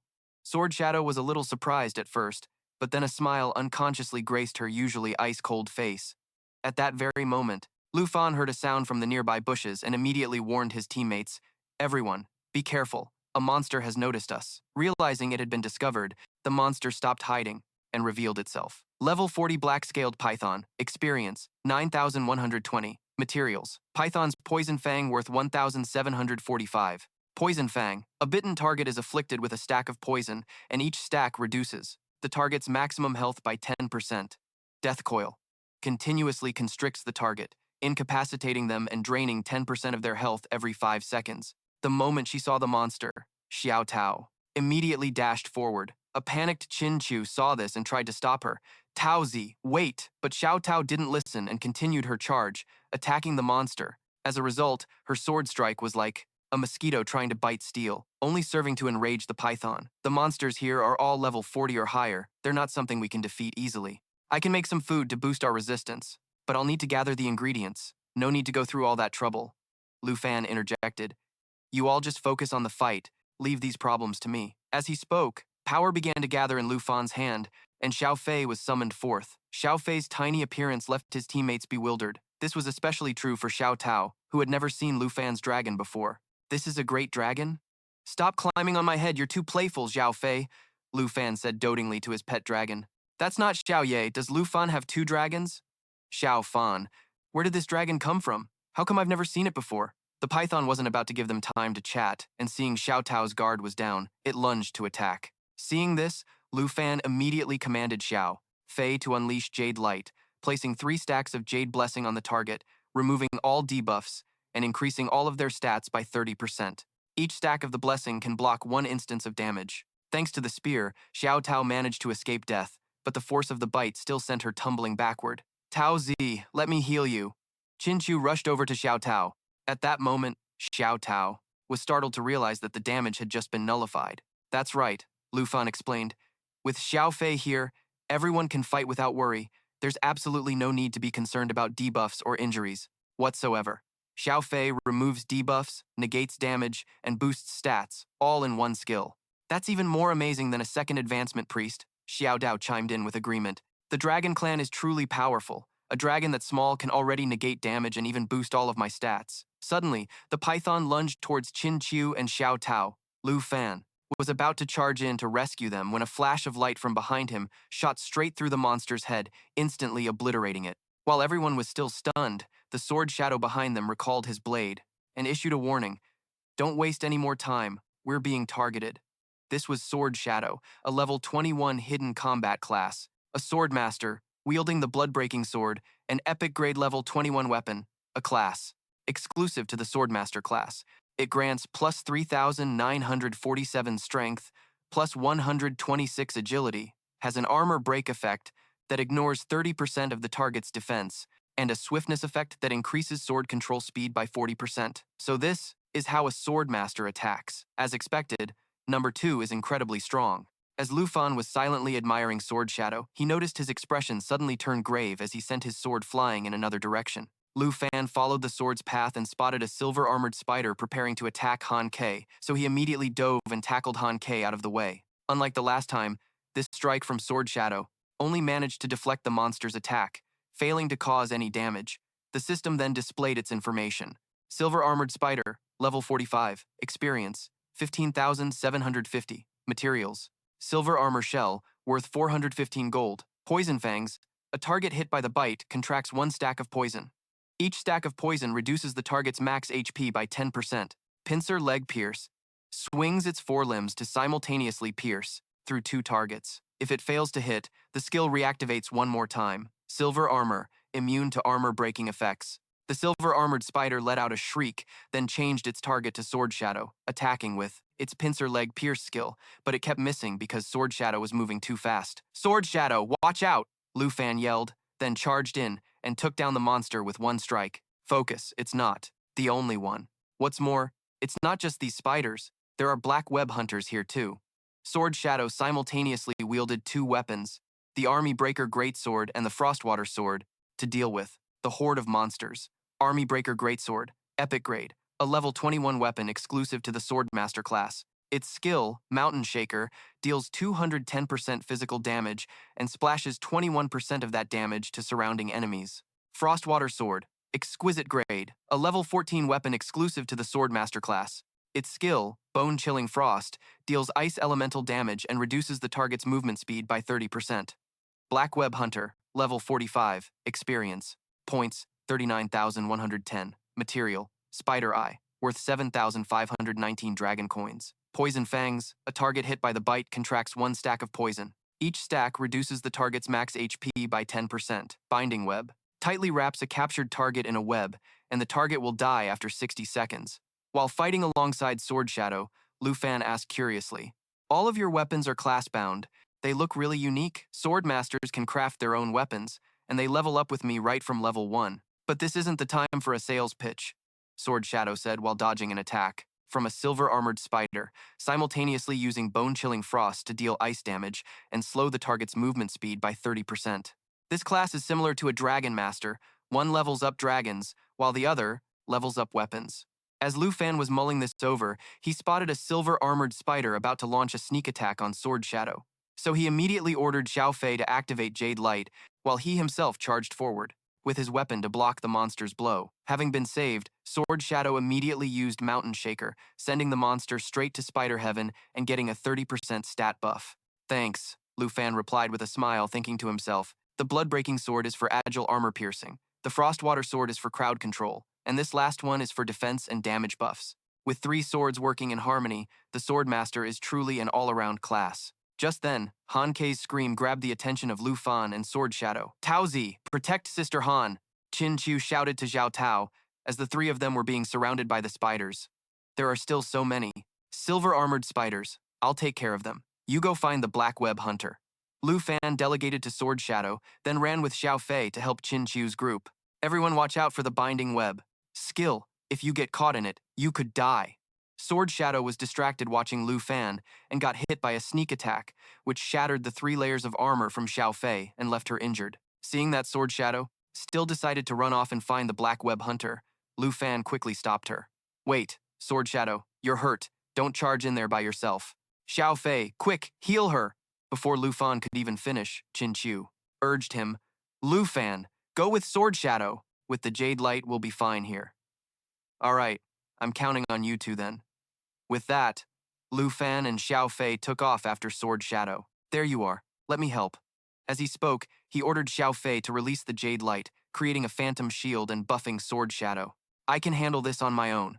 Sword Shadow had barely finished boasting when she saw the hunter. The Black Web Hunter attacked her with its binding web. Just as Sword Shadow thought she was trapped, Lu Fan dashed in front of her, then activated Dragon Claw, transforming his arm into that of a dragon. With a single slash, it tore right through the net and wounded the monster. Kiem An was stunned by the sight. We're only 1 rank apart, yet his personal attack power is on par with my full-power Mountain Shaker. Let's go together. At Luke Fan's command, the two of them synchronized their attacks, while Luke Fan channeled dragon energy through his Dragon Fang halberd, unleashing an incredibly powerful strike boosted by the Ring of the Spirit Wind, which granted its wearer the blessing of the Spirit Wind, increasing agility by 35%. Kiem An used both his Mountain Shaker and blood-breaking sword simultaneously, delivering physical attacks that also shredded armor and increased his sword control speed to finally finish off the monster. The Jade Dragon reached level 3. Awesome, Xiao Fei is already level 3. After clearing this stage, she'll probably even hit level 5. Watching Luke Fan happily petting his beloved dragon, Kiem An felt a strange sensation. Even though there's such a clear difference in our strength, she felt completely at ease. I never thought I'd see the day I'd be treated like the weaker one and be helped like this. Just as Luke Fan was about to say something, Tanthu's group arrived. Luke Fan, Kiem An, we've dealt with the silver-armored spiders. Xiao Fan, did something just level up? Luke Fan didn't rush over to them, instead turning to Kiem An and saying, No, you're very strong, but no matter how strong you are, we would never let a teammate fight alone. Xiao Fan, why don't you use the Jade Light on yourself? I don't need it. Luke Fan, quick, your great dragon can heal, right? Xiao Fei immediately used Spring of Life to restore the entire party's health. Whoa, I feel full of energy. I feel like I could go for another round. Haha, Luke Fan, your head is glowing green.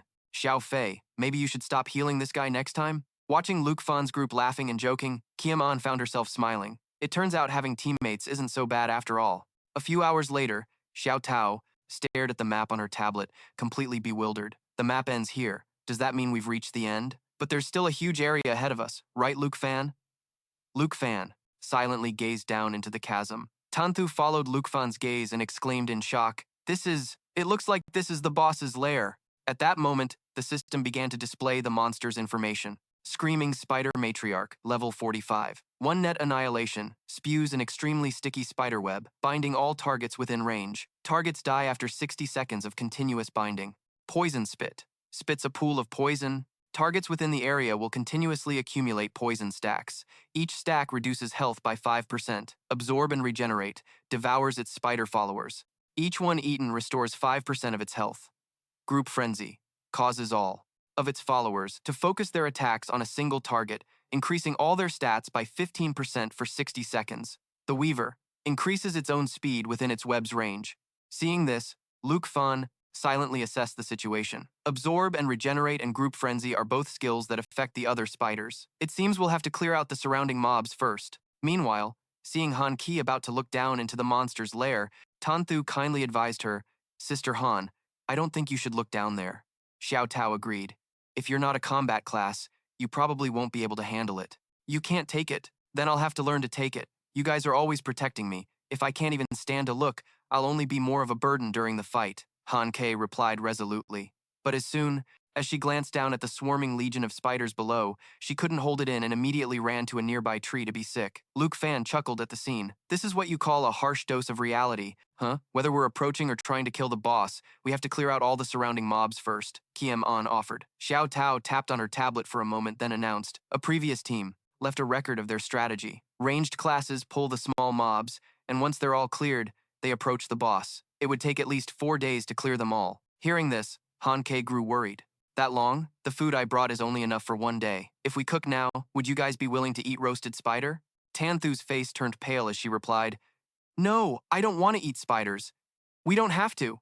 Fight the way others did. As Luke Fan spoke, he summoned Xiao Ye, then ordered it to activate its Destruction Dragon form and use the skill Great Catastrophe 1. The Destruction Dragon causes explosions in the areas it flies over, dealing massive area of effect damage with a burn effect, roasting the little spiders below. Seeing Xiao Ye for the first time, Xiao Tao was terrified. A fire dragon. So this is the Great Dragon you guys were talking about. Even Kiem could feel Xiao Ye's terrifying aura. While everyone was still stunned by Xiao Ye's power, Luke Fan brought out Xiao Fei to the stage.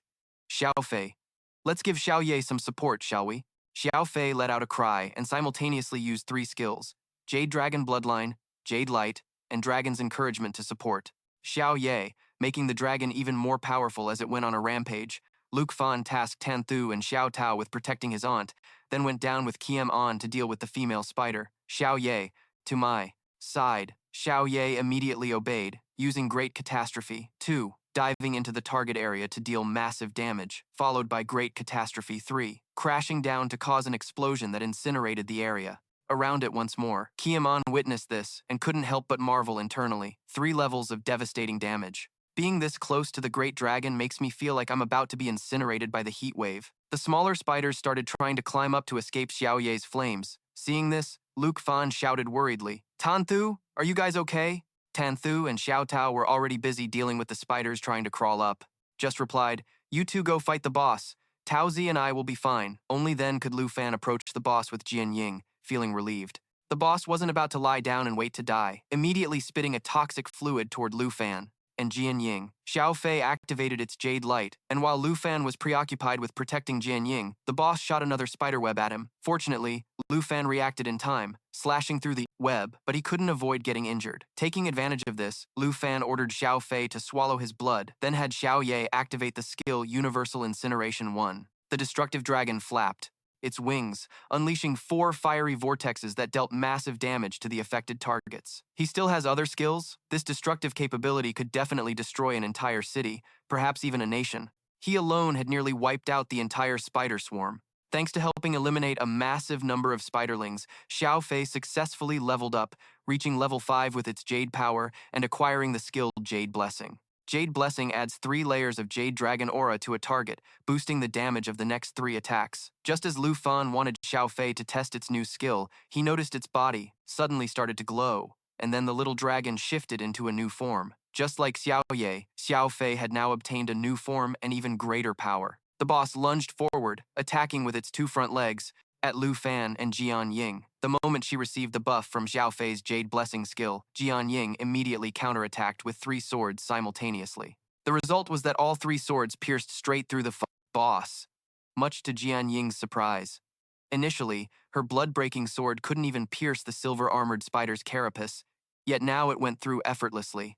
Jade Blessing didn't just buff her own power, it also added the attributes of the Dragon Clan. Good job, Xiao Fei, already getting a new skill and form at level 5. Lu Fan affectionately patted Xiao Fei's head in praise, silently, thinking that Jian Ying's last attack clearly had Xiao Fei's dragon aura added to it, if he were to use it on Xiao Ye. Just then, the boss attacked again with a spray of venom. Lu Fan dodged, while shouting an order, Xiao Fei, use Jade Blessing on Xiao Ye. After getting the buff, Xiao Ye created a storm of tornadoes that flew straight toward the boss. While the boss was struggling against the scorching flames, Lu Fan, Jian Ying, and Xiao Fei rushed in with a coordinated assault, wiping the boss out. Subsequently, Lu Fan leveled up to 23, Xiao Ye to 18, and Xiao Fei to 7. Jian Ying then couldn't help but ask, Lu Fan, what was your score on the last assessment? Oh, it was around 1,300,000, I believe. Jian Ying was shocked to hear this. With his power, it shouldn't have been just 1,300,000. I couldn't help it.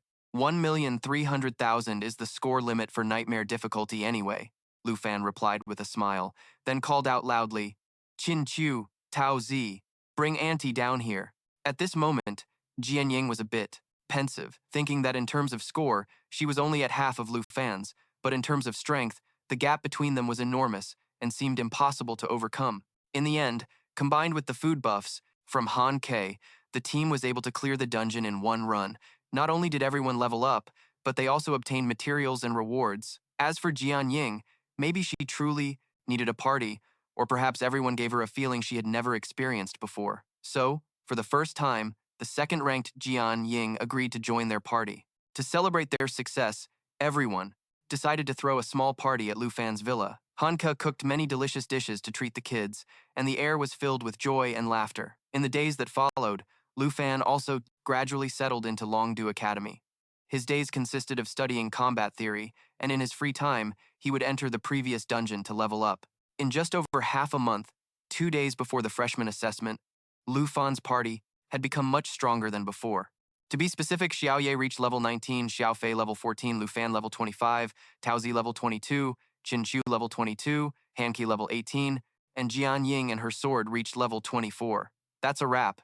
Tao Zi, time to unbox. Coming! Tao Zi excitedly ran over to open the treasure chest and then screamed with excitement. Wow, it finally dropped. After almost a month, they had finally collected the full poison spider set for a swordsman. It was the rare poison spider set, requiring level 20 and the swordsman warrior class. The two-piece set effect gave attacks a chance to shoot a black spider web, which would bind an opponent for 60 seconds. The four-piece effect caused controlled targets to become poisoned, burning 5% of their HP every 5 seconds. Seeing this, Qin Chu shared in the joy. That's awesome. You can definitely improve your rank in the upcoming assessment. Should we stop here for today? It's still early. I'll go prepare dinner, Hanke suggested. Qin Chu cheerfully agreed. Right, there's no need to stay here any longer. The assessment is tomorrow anyway, so we should head back and rest, and prepare for tomorrow. As soon as Lu Fan stepped out of the dungeon, he saw Gu Han waiting for him. Student Lu, please come with me. Vice Principal Zhao has something important he wants to tell you. Something important? And right before the freshman assessment too. Gu Han just smiled and replied, You'll understand when we get there. On the way to the vice principal's office, Lu Fan overheard two students talking. Today, a top student from the Azure Cloud class set a new evaluation score, 73. Hong? Yeah, I already knew. Noticing Lu Fan's confused expression, Gu Han smiled and asked, Are you interested in what they were talking about? Lu Fan replied sheepishly, Lately, I've either been in the classroom or in a dungeon, so it can't be helped that I don't understand what they're saying. It's all because you and that Hong Yu fellow started that score betting challenge. So now everyone is aware that they can earn points through challenges and wagers. We call it the new evaluation method. The freshmen now fight from time to time, and the winner gets more points, while the loser can't even afford to buy food from the school cafeteria. So what's this 73 Hongs they're talking about? It uses the match between you and Hong Vu as a benchmark. Hong Vu's strength is 1 unit, so you're 100 Hongs, and Hong Vu is 1 Hong. Gu Han pointed to Hong Vu, who was mopping the floor not far away. Now he has to do cleaning duties around the school, but at least he can still earn points to get by. A moment later, Gu Han led Lu Fan to the vice principal's office and quickly left. As soon as he saw Lu Fan, Zhao Shengming got straight to the point about the national trial that the academy had mentioned, which has been confirmed to be starting soon. Originally, the national trial was scheduled to be held in Jinyu City of the Tai Chi Kingdom in 5 months, but the host nation shortened the preparation time to just 2 months. The Tai Chi Kingdom also announced they will be sending the eldest son of the Jin family, Jin Chenghan. That guy is expected to reach level 60 in 1 month and complete his 3rd job advancement. Lu Fan speculated that the Tai Chi Kingdom wants to wait until after he completes his 3rd job advancement to start the national trial. Exactly. Most contestants from other nations will have only reached their 2nd job advancement when the trial begins, so the advantage in winning will naturally go to Jin Chenghan. Zhao Shengming slammed his hand on the table in frustration. Lu Fan silently agreed. The gap between the 3rd and 2nd job advancements isn't just about levels, but also the special attributes gained from each job change. The Jin family sure is full of tricks. At that moment, Zhao Shengming continued to speak. For this kind of unfairness to occur despite the Academy's prior promises, I am truly sorry. In 2 months, you will at best only reach level 30 and your 2nd job advancement, yet you'll have to face a group of people over level 50. It could be dangerous to your life. In past national trials, the Dragon Kingdom has always been victorious, so we've always been the most targeted team, and now our preparation time has been shortened even further. Lu Fan, do you still want to participate in the national trial? Contrary to Zhao Shengming's assumption, Lu Fan showed no fear, and even replied with confidence, Vice Principal Zhao, this is my chance to enter the ranks of the Dragon Kingdom's top masters. Of course I want to participate. I don't just want to participate, I want to win. Zhao Shengming stared intently at Lu Fan, as if trying to gauge the credibility of his words. After a moment, he smiled and said, if you've made up your mind, then I will also ensure you have the resources you need. You must do your best in the freshman assessment. The next day, the freshman assessment was held. Zhao Shengming stood on the stage to announce the competition rules. I won't say much, just make sure to follow all the rules. The rules for the assessment will now be announced. Two-person teams will battle on the stage. His words immediately caused a stir among the students. Why is it a team battle? I'm screwed. Haha, I told you. Team up with me. I'll carry. You're both support classes, you moron. At this moment, Qin Qiu breathed a sigh of relief. That's great. The requirement isn't more than 5 people, since none of us are combat classes anyway. That's just enough for 2 teams. On the stage, Zhao Shengming continued his speech. I know many of you don't have a concept of teamwork yet, but it's not too late. The preliminary rounds will start this afternoon, and the top 100 teams will be announced tomorrow night. Any team that wants to register now can sign up with the advisor. After the speech ended, the students began to form teams. I'm the number 3 dual swordsman. I've had my eye on you since the freshman assembly. For this assessment, would you team up with me? Well, definitely. A young man trying to act cool made the offer, but before he could finish his sentence, Sword Shadow cut him off. Pass, she said, then walked over to join Lu Fan's group. At that moment, Lu Fan proposed, how about I team up with Qin Qiu and Sword Shadow? Teams up with Tao Zi. The scene then shifts to the next day at the freshman assessment preliminary arena, where Chen Tianji and Jin Zhou have become a powerful duo, winning 28 matches in a row. Our team is now ranked in the top 7. Depending on the next match, do you think we can fight the number 1 team? Jin Zhou smiled and replied, it won't be long. My older brother Jin Chenghan is coming to visit me. When that time comes, I will recommend you to him. But you have to reach rank 1 first. Only then can I put in a good word for you. Rest assured, princess. I will definitely follow your command. Just then, the referee announced, the next match is about to begin. The opponents this time are the 18th ranked team, Chen Tianji and Jin Zhou, versus the number 1 ranked team, Lu Fan and Sword Shadow. The announcement immediately sent the audience into an uproar. A battle of 2 dragons, 2 dragon tamers, the number 1 and number 2 ranked students on the same team. Even Chen Tianji and Jin Zhou were shocked by this overpowered combination. Flashing back to earlier, when Lu Fan had suggested teaming up with Qin Qiu, while Sword Shadow teamed up with Xiao Tao so that everyone could get a good rank, Qin Qiu refused. Don't worry about it, Lu Fan. You and Sword Shadow should team up and go for first place. That's the only way you can both maintain your number 1 and 2 rankings. Xiao Tao also chimed in, saying, I don't want to drag you 2 down either. Seeing Lu Fan still hesitating, Qin Qiu continued to persuade him, don't worry about us. Tao Zi and I will do our best. Returning to the present, Qin Qiu cheered loudly from the stands. Lu Fan, go get first place. Lu Fan cracked his knuckles, then asked with a smirk, Sword Shadow, taking first place won't be a problem, right? Sword Shadow replied without hesitation, of course not. Flashing back a few minutes earlier, while idling in the waiting room, Lu Fan started piecing together some treasure maps. After all, the treasure maps he got from the Dragon Capital Academy were all low quality and for faraway places, so he figured it was better to combine them. Unexpectedly, the result was a high-grade treasure map, Flying Dragon Graveyard, a level 45 to 60 area. I've never heard of this place before. I'll have to check it out some other time. Just then, an announcement came over the loudspeaker. An announcement is made for match number 18, Team Chen Tianji and Jin Zhou versus Team number 1, Lu Fan and Jian Ying.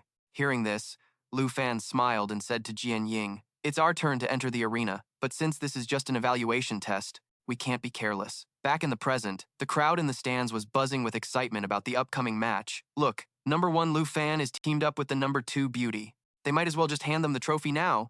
What's the point of even competing? I wouldn't be so sure. Chen Tianji has won 28 consecutive matches, and besides, the champions in previous years were never the top-ranked individuals. Seeing Chen Tianji for the first time, Jian Ying asked Lu Fan with some concern. I heard our opponent is also a dragon master. Are you confident you can win? Lu Fan replied with a smile. How about we make a little bet?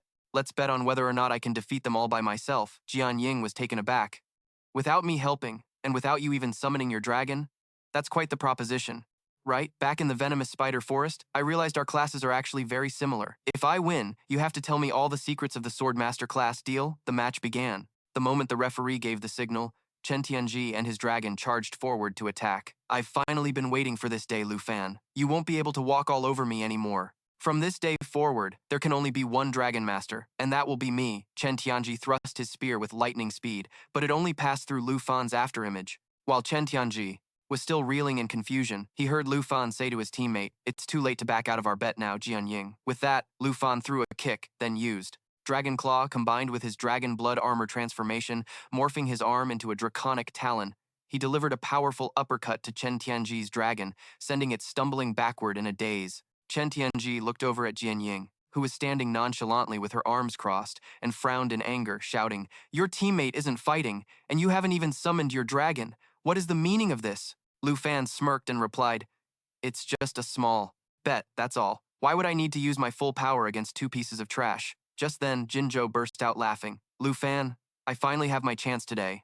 You arrogant, low-class commoner, how dare you insult me?" As she spoke, her eyes filled with killing intent. "Today, I will make you pay double for everything you've done. Armored Earth Dragon, attack." Receiving Chen Tianji's command, the Earth Dragon roared and charged furiously toward Lu Fan. "Your Earth Dragon is missing a fang on one side. It looks completely unbalanced. Let me just fix that for you." As he spoke, Lu Fan drew his weapon and used the skill Dragon Fang Strike, channeling his dragon energy to unleash an incredibly powerful blow, slamming it right into the Earth Dragon. The impact not only injured the Earth Dragon, but also shattered the very ground where it stood. The students watching this scene were completely horrified. "Holy cow, did you just see that?" He forced a dragon to a halt, using only his own physical strength. "But that's an Earth Dragon we're talking about. An Earth Dragon is still a dragon. Doesn't he realize how vast the power gap between a human and a dragon is? Just how strong is Lu Fan, really? This is completely insane." Even Chen Tianji, who was right in the middle of the fight, was left dumbfounded by the display. "What are you standing there gawking for? Hurry up and take care of him!" Jinzhou's words snapped Chen Tianji back to reality, and he replied, "As you command." He then ordered the Earth Dragon to use its sweep attack, swinging its massive tail to deal damage to targets in a fan-shaped area. Simultaneously, he also used Dragon Spear Strike, channeling his dragon energy to unleash a powerful blow in a coordinated attack with his dragon. Against Lu Fan. We're both Dragon Masters, so he shouldn't have any teleportation skills. Caught between two attacks at once, there's no way he can escape. That's what Chen Tianji thought, anyway. But for someone like Lu Fan, who possessed flicker boots, this was child's play. After blinking away, Lu Fan casually sat on a nearby boulder and said to Chen Tianji with a mocking smile, "When are you and your dragon actually going to make me fight seriously?" Jian Ying watched Lu Fan and thought to herself in amazement, this Earth Dragon's stats are several times higher than other monsters of the same level. And yet, Lu Fan is not only able to suppress it, but he can also fight that other Dragon Master simultaneously. "Get back, you useless trash." Lu Fan hasn't summoned his dragon and isn't even letting his teammate help. And yet, you're still this pathetic in front of everyone. How am I supposed to introduce you to my brother when you're like this? You want to go to the Tai Chi Kingdom in this sorry state. And you even want to become the strongest Dragon Master? In your dreams, Jinzhou shouted in fury and began to cast a spell. "Thanks to you, this princess now has to personally step in and save us from this embarrassment." Watching this unfold, Lu Fan frowned and thought, could this be that skill she used to turn her servant into a monster last time? As the Earth Dragon's body began to grow, Lu Fan got his answer. Just as he suspected, Jinzhou was using that bizarre growth skill again. After Jinzhou's enhancement spell, the armored dragon's abnormal state caused an uproar in the stands. What's going on with that armored dragon? It looks like a demon straight out of hell. It's because of Chen Tianji's teammate. Its power level just shot through the roof. I think she's an international student, but that kind of skill also looks really evil. Why hasn't Lu Fan summoned his dragon yet? I want to see a dragon versus dragon battle. On the arena floor, Jian Ying instantly summoned two swords that floated on either side of her. Army Breaker! Epic Sword. Level 24. Class Requirement Swordmaster. Mountain Breaker deals 240% physical damage, with 24% of the damage splashing to surrounding targets. Epic Blood-Breaking Sword. Level 24. Class Requirement Swordmaster. Armor Penetration. Attacks ignore 32% of the opponent's defense. Swiftness. Sword control speed is increased by 42%. Gimun was about to rush forward but was stopped by Luk Fam's raised hand. "Gimun, I can handle those two myself. Don't forget our previous agreement." Kim An hesitated, saying, but I've faced this skill before. The price of suffering causes one's form to become twisted. With that said, Luke Pham then stepped forward to face Jiap Long. On the other side, Kim Shao ordered Tren Tianqi, "Hurry up and crush him for me." Tren Tianqi replied, "As you command." He then ordered Jiap Long to charge towards Luke Pham and attack, but Luke Pham stood perfectly still.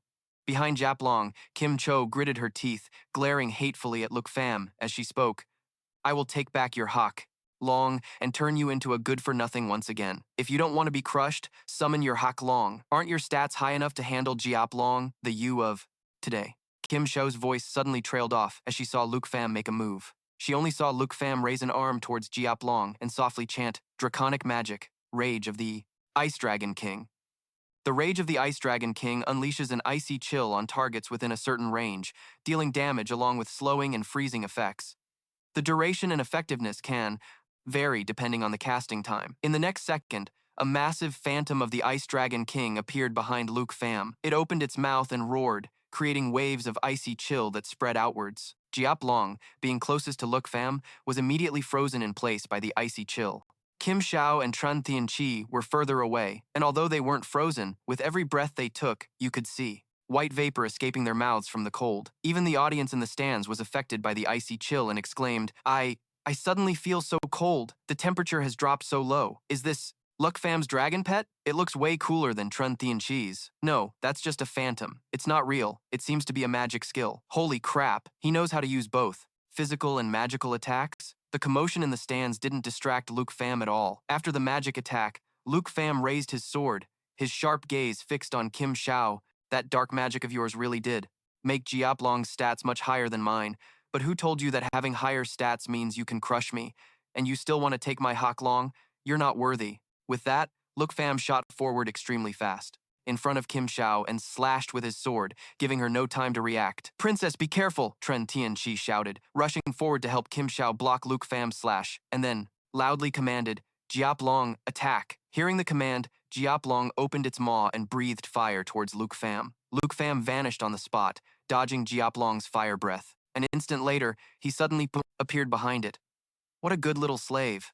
If that's how it's going to be," Luke Pham thought to himself, once again extending his hand towards Jiap Long and chanting a draconic magic spell. Roar of the Blue Dragon King. The roar of the Blue Dragon King unleashes a lightning shockwave forward, dealing massive damage and a paralysis effect. Subsequent attacks will be imbued with 20 stacks of the lightning attribute, with each attack consuming 1 stack, and has a 20% chance to paralyze the opponent. Once again, the audience saw a massive phantom appear behind Luke Pham, the difference being that this time, it was the phantom of the Blue Dragon King. Then, they saw a bolt of lightning strike Jiap Long, causing it to roar in agony. That's insane. Luke Pham just used another new magic spell. Yeah, and it's not just any ordinary magic, it's that rare draconic magic. First, he faced Jiap Long with his bare hands, and now he's using magic without even summoning his dragon pet. So Tren Tianqi's winning streak is about to end. In contrast to the excited chatter from the stands, on the battlefield, Tren Tianqi's face was filled with disbelief and fear as he thought, How?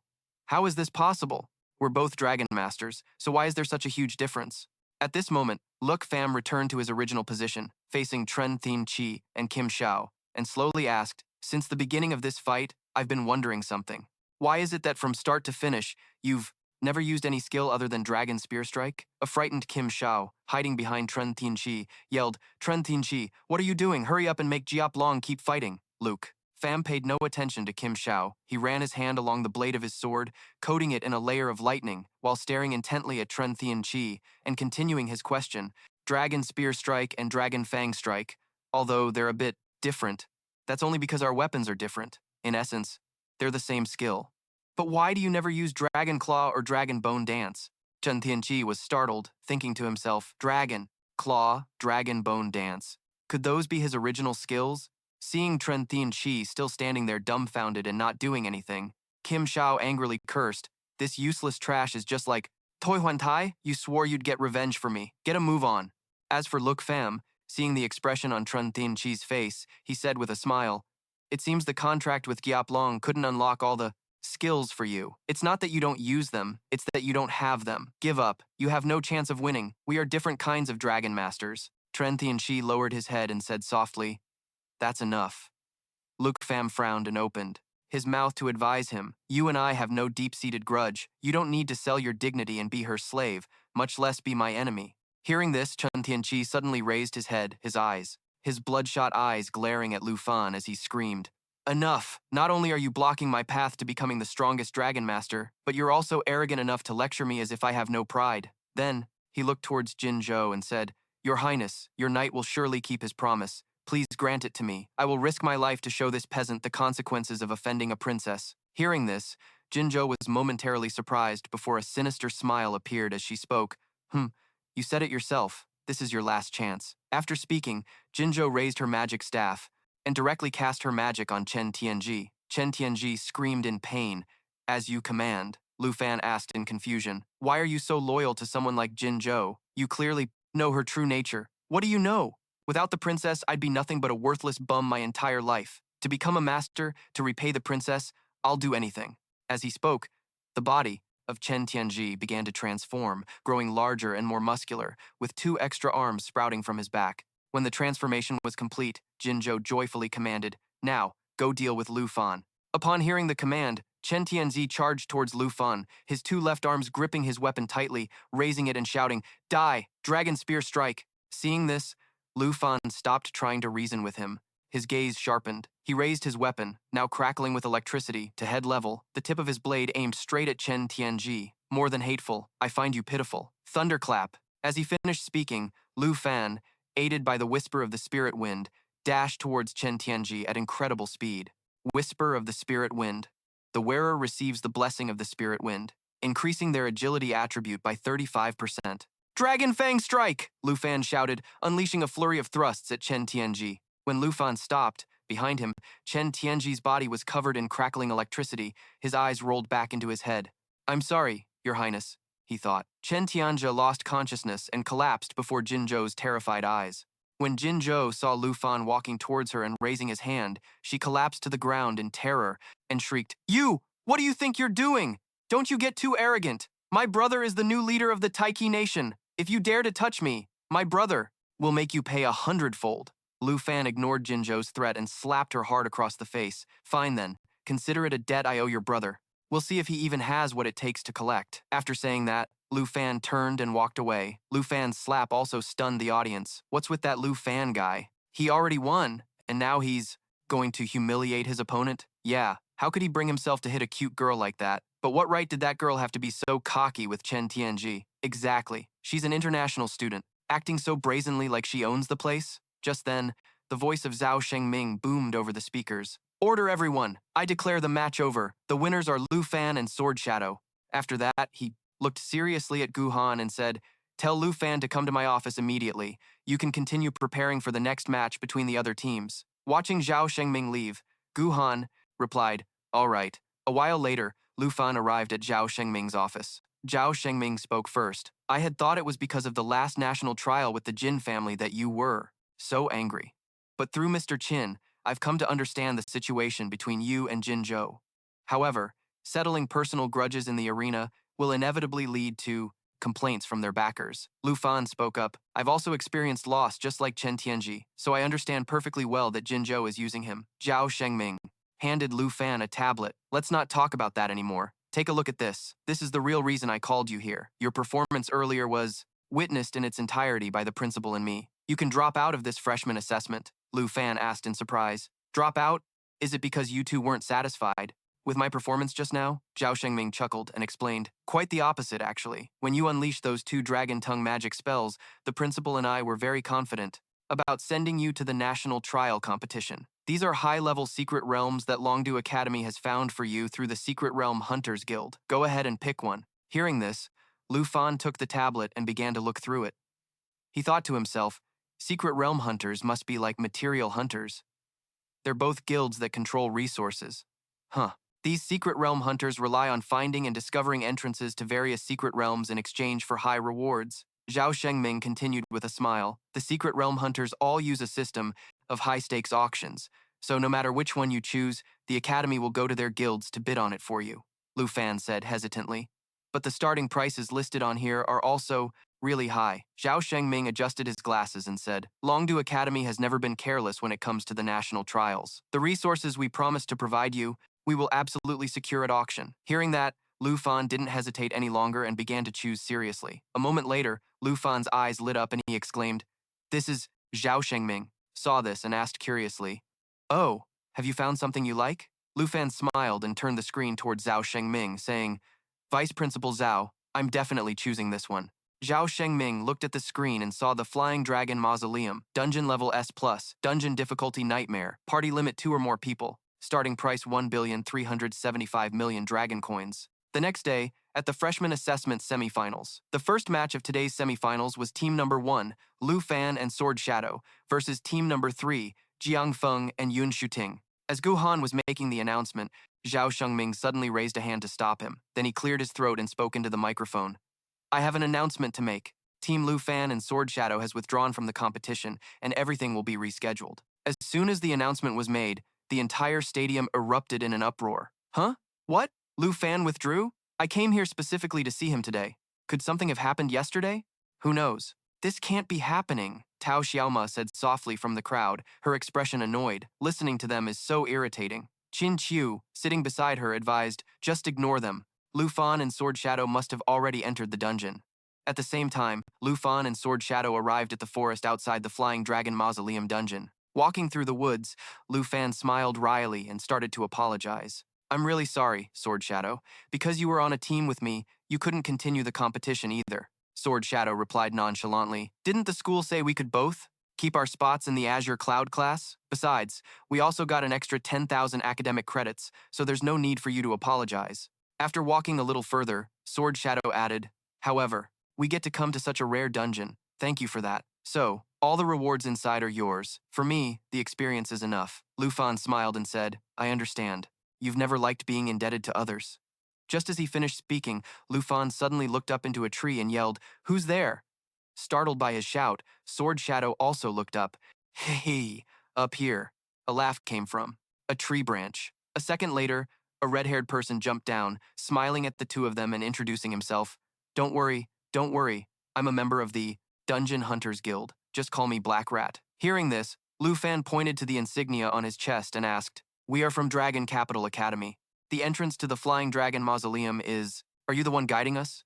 Black Rat moved closer, carefully inspecting the insignia on Lu Fan's uniform, then turned around and started leading the way while talking. "If you're the ones who won the bid for it, then follow me. My job is just to lead you two to the teleportation gate, and then I'm done. I'll tell you what, your Dragon Capital Academy is seriously rich. So, what level are you two? Anyway, to be able to come to such an expensive place?" Lu Fan answered, "I'm level 25, she's level 24. Black Rat yelped in shock. "Only level 25?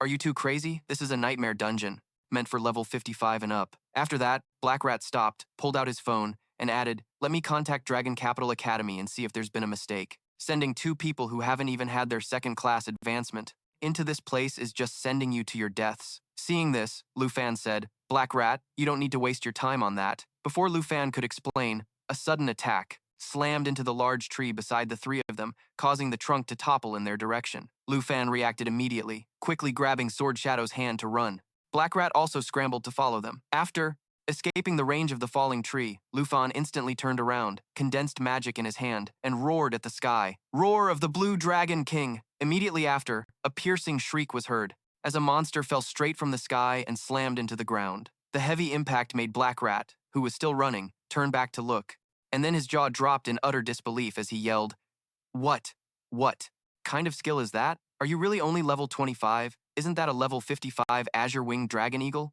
With lightning still crackling in his hand, Lu Fan smiled and said, "Black Rat, level isn't a problem for us. Please hurry and lead us to the entrance." "Okay, let's keep moving." Saying that, Black Rat scratched his head and continued, leading the way for them. After following Black Rat through several secret paths concealed by bushes, Lu Fan and Sword Shadow were surprised to see a massive red vortex. Black Rat announced, "We've arrived. This is the entrance to the Flying Dragon Mausoleum." Lu Fan curiously examined the large vortex, realizing this was the teleportation gate to the divine Flying Dragon Tree. Just then, Black Rat waved his hand, turned to leave, and said, "My job here is done then. See you if fate allows." Seeing this, Lu Fan called out, "Wait, Black Rat." Then, he held out his hand and proposed with a smile, "Since we've met by chance, Let's add each other as friends. Dungeon hunters travel all over, so I might need you to find out the locations of a few places for me. Black Rat asked in surprise. Huh? Locations? Sword Shadow, uninterested in their conversation, entered the dungeon ahead of them. Lufan smiled and added, there will be a reward, of course. Black Rat hurriedly asked, wait, you mean you want to buy location information from me? Not for dungeons, just geographical locations? The Dungeon Hunters Guild would never allow the personal sale of dungeon information, but if it's just locations, that shouldn't be a violation, right? Black Rat stroked his chin in thought for a moment before extending his hand. 100,000 for one location. That's 100,000 dragon coins, a friendly price. For you, if that doesn't work. Before Black Rat could finish, Lufan quickly shook his hand and said, deal, it's settled. Black Rat was a little taken aback by Lufan's decisiveness. It wasn't until Lufan entered the secret realm that Black Rat snapped out of it, muttering to himself, are all the students from the Dragon Capital Academy this rich? Inside the secret realm, just as Lufan stepped out of the teleportation gate, Sword Shadow spoke up impatiently. You two sure have a lot to talk about. Let's get going. While walking and looking around, Lufan murmured, so this is the flying dragon divine tree that Black Rat mentioned? At the same time, he calculated in his mind that the location of the god-level map was at the very top of the divine tree. Suddenly, Sword Shadow sensed something unusual and asked, Lufan, do you hear that? Is that an earthquake? Hearing that, Lufan immediately focused his senses to investigate. When he saw a swarm of monsters flying toward them, his expression instantly changed as he yelled, no, it's a swarm of wyverns. A level 50 corpse wyvern with 37,120 experience points and drops, wyvern fangs, and 2,772 dragon coins. Skill, Swarm Bite, bites the target to deal physical damage. When it bites a target, it calls nearby allies to join the attack. Skill, Breath, of Decay. It spews its breath in a fan-shaped area. All targets within range are afflicted with a decay effect, reducing their attack power by 50%. Sword Shadow prepared to attack, without waiting for Lu Fan to say a word. Sword Shadow had already summoned her Army Breaker Heavy Sword, using Mountain Shaking Strike to annihilate one corpse wyvern. The others nearby also took a certain amount of splash damage. As for Lu Fan, he decided to summon Little Knight. The moment Little Knight appeared, it opened its maw and spewed flames at the swarm of corpse wyverns. Skill, Molten Blaze, continuously spews fire forward, dealing damage while simultaneously healing itself. Back with Sword Shadow, just as she was focusing on controlling the Army Breaker Heavy Sword, she suddenly noticed a corpse wyvern had managed to get behind her, its maw open and ready to unleash its breath of decay. Sword Shadow quickly leaped up to dodge. In midair, she summoned her blood-breaking sword and used armor-piercing strike to pierce the head of the corpse wyvern that had ambushed her. As she was about to land, Sword Shadow realized she was outside the cover of the branches and had begun to freefall. Army Breaker Heavy Sword, to me, Sword Shadow shouted, loudly, intending for the flying sword to catch her. However, before the Army Breaker Heavy Sword could arrive, another corpse wyvern charged toward her. Sword Shadow gritted her teeth and thought desperately, it's over. I'm not gonna make it. A sword master without her blade, Sword Shadow could only watch helplessly, with no way to deal with the current situation. In that critical moment, Lu Fan had already noticed, and dove down. With his weapon in hand, he used a blood-packed, enhanced Dragon Fang strike, obliterating the corpse wyvern in a single slash, then reached out his hand to Sword Shadow, yelling, Sword Shadow, grab my hand! Sword Shadow quickly reached out and grabbed Lu Fan's hand. Then, Lu Fan twisted his body and plunged his weapon into the tree trunk, slowing their descent. Once the two of them came to a stop, they both breathed a sigh of relief. Lu Fan looked down at Sword Shadow and joked, careful now, our destination isn't down there. Sword Shadow smiled and said, you've saved me yet again. Then, the two of them began to climb upward, but they hadn't gone far before a strange sound echoed from below. Sword Shadow asked warily, are those dragons coming back? No, it's below us, Lu Fan said as he glanced down, seeing a massive skeletal dragon head with its maw wide open, speeding up towards them. Look out, Lu Fan yelled, decisively pulling Sword Shadow into his arms and pressing them both flat against the tree trunk. In the blink of an eye, Lu Fan could clearly feel the skeletal dragon head graze his back as it continued upward. Seeing this, Lu Fan quickly yelled toward the level above, Little Knight. On the canopy above, Little Knight had just finished dealing with the swarm of corpse wyverns when it heard Lu Fan's shout. As Little Knight turned its head, it saw a massive, open-mouthed skull rapidly, growing larger in its field of view. A second later, Little Knight's world went dark, as it was swallowed whole by the monster. Sword Shadow, having just been carried back to the original branch by Lu Fan, saw Little Knight get swallowed and cried out in alarm. That's a Berserk Bone Dragon. It was a level 55 Berserk Bone Dragon, a nightmare-level boss. Skill, Bone Armor. The bones of the Berserk Bone Dragon proliferate and attach, as bone plating, increasing its defense. Skill, Bone Blade Assault. Launches bone blades within a target area, dealing area of effect damage. Skill, White Bone Storm. Controls bones to sweep across the target area, dealing more damage the lower its health. Lu Fan set Sword Shadow down and said, "Little Knight will be fine. I'm gonna deal with it now. You go on ahead." Sword Shadow replied robotically, "Huh?" For a moment, she couldn't understand what Lu Fan meant. It was only when she saw him running toward the Berserk Bone Dragon that Sword Shadow reacted, quickly calling out, "Wait, Lu Fan, a Berserk Bone Dragon is a very dangerous type of lesser dragon." Lu Fan didn't stop. He continued to run toward the Berserk Bone Dragon and shouted an order, "Little Knight, switch to Destroyer form." A second later, from within the Berserk Bone Dragon's mouth, waves of fire began to leak out. Then, following a massive explosion, Little Knight burst out of the Berserk Bone Dragon's mouth in its dragon form, roaring as it flew into the air. Seeing the Berserk Bone Dragon with one horn broken off and its lower jaw shattered, Sword Shadow thought to herself, "So Little Knight has another form. No wonder Lu Fan was so certain it would be all right." At this time, Lu Fan summoned Little Jade and gave an order. "Little Jade, unleash Jade Bamboo Blessing." At his command, Little Jade let out a cry and cast a spell on Lu Fan. Instantly, the image of 3 green jade gems appeared above his head. Jade Bamboo Blessing grants the target 3 stacks of Jade Dragon energy, increasing the damage of the next 3 attacks. Then, Lu Fan leaped up and shouted, "Little Knight, coordinate with me!" Xiao Ye understood, flew over to catch Lu Fan, and positioned itself above the Berserk Bone Dragon's head before letting out a roar. A terrifying roar erupted, dealing massive damage to all targets in the area. It also applied a weakening effect. Finally, with the added support from the Blood Pact and Jade, Lu Fan used a single Dragon Fang strike to sever the Berserk Bone Dragon's head. However, the Berserk Bone Dragon wasn't dead yet. The 2 eye sockets in its skull and the energy orb in its chest suddenly flashed intensely. In an instant, all the bones in its body, except for the skull, shattered into multiple pieces. They began to rapidly circle the skull and the energy orb, forming a vortex that enveloped Lu Fan. White Bone Storm, a skill that controls bones to sweep through a target area, and the lower the health, the higher the damage. Still not dead? If that's the case then, just as Lu Fan was about to act, he suddenly saw a streak of red light shatter the Berserk Bone Dragon's remaining horn. It simultaneously interrupted the skill it was casting. Lu Fan looked in a certain direction in surprise and asked, "Why did you come down here, Jian Ying?" That weapon was Jian Ying, standing on a flying sword. She descended to Lu Fan and replied, "I'm fulfilling our previous agreement. You defeated Chen Tianji on your own, so as promised, I'll tell you about the characteristics of a swordmaster." Lu Fan smiled and said, "All right, then let's get ready to attack." Jian Ying responded with action. She rode a weapon and flew close to the Berserk Bone Dragon. Every 5 levels, a swordmaster gets a new weapon. And this is my ace, the Scythe of Karma Flames. Scythe of Karma Flames, Epic. Weapon level 20. Dependent class, Swordmaster. Malevolent Karma Eruption. Its attack attribute can be switched between fire and dark properties. Every life taken permanently increases its attack power by 0.1%, and it's currently increased by 8.9%. As she explained, Jian Ying controlled the Scythe of Karma Flames to launch at the Berserk Bone Dragon, then clenched her fist and shouted, "Malevolent Karma Eruption." Watching Jian Ying fight from below, Lu Fan smiled to himself and thought, so swordmasters don't unlock skills, but rather use the special abilities of the weapons they acquire. Then, he shouted loudly, "Xiao Fei, it's our turn." Xiao Fei flew towards Xiao Ye and used the skill Jade Blessing. Xiao Ye would strike the ground.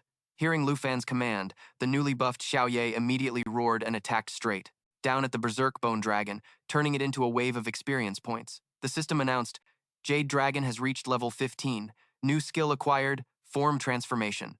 Lu Fan has reached level 26. Watching Xiao Fei and Xiao Ye affectionately circling Lu Fan, Jian Ying let out a sigh. Even though she had used her ace, the Scythe of Karma Flames, all the damage was dealt by Xiao Ye. The power of a giant dragon, truly immeasurable. Sighing to himself, Sword Shadow felt a bit dejected and said, "I'm sorry, Lu Fan. I should have been the one to continue upward. I clearly knew that even. With or without me, you, Xiao Ye, and Xiao Fei would have defeated the boss quickly anyway." And yet, Lu Fan smiled and said, "It's all right. Thank you for helping me escape the White Bone Storm. Besides, today, I gained a lot. Not only did I learn about the characteristics of a sword master, but Xiao Fei also reached level 15. Jian Ying asked curiously, "Is there something special about level 15? Does it also upgrade its abilities like my weapons do?" Hearing that, Lu Fan grew curious as well and opened Xiao Fei's status window. Jade Dragon Contract, Legendary, level 15. Strength 656. Agility 718, Spirit 3459, Stamina 959, Spring of Life, Jade Light, Nature Assimilation, Jade Dragon, Bloodline, Blood Pact.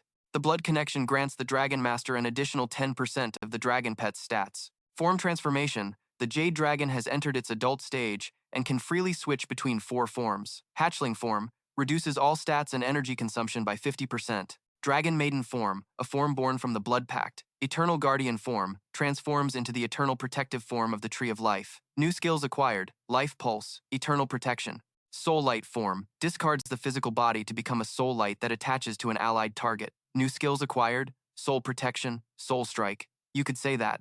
At level 15, Xiao Fei can also transform its form just like Xiao Ye. That's a relief, since Xiao Fei grows quite slowly. I thought it would be a long time before I could see its giant dragon form. But now, Xiao Fei also has 4 forms to switch between, just like Xiao Ye. I really want to try out Xiao Fei's new form. As he spoke, Lu Fan reached out and patted Xiao Fei's head. Then let's continue exploring the divine flying dragon tree. Jian Ying had just finished speaking when she suddenly noticed a barrage of fireballs flying towards them. It's a magic attack. Everyone be careful, Jian Ying and Lu Fan shouted in unison. The 2 humans and 2 dragons quickly ran to hide behind the tree trunk. Lu Fan peeked out from behind the tree, observing stealthily.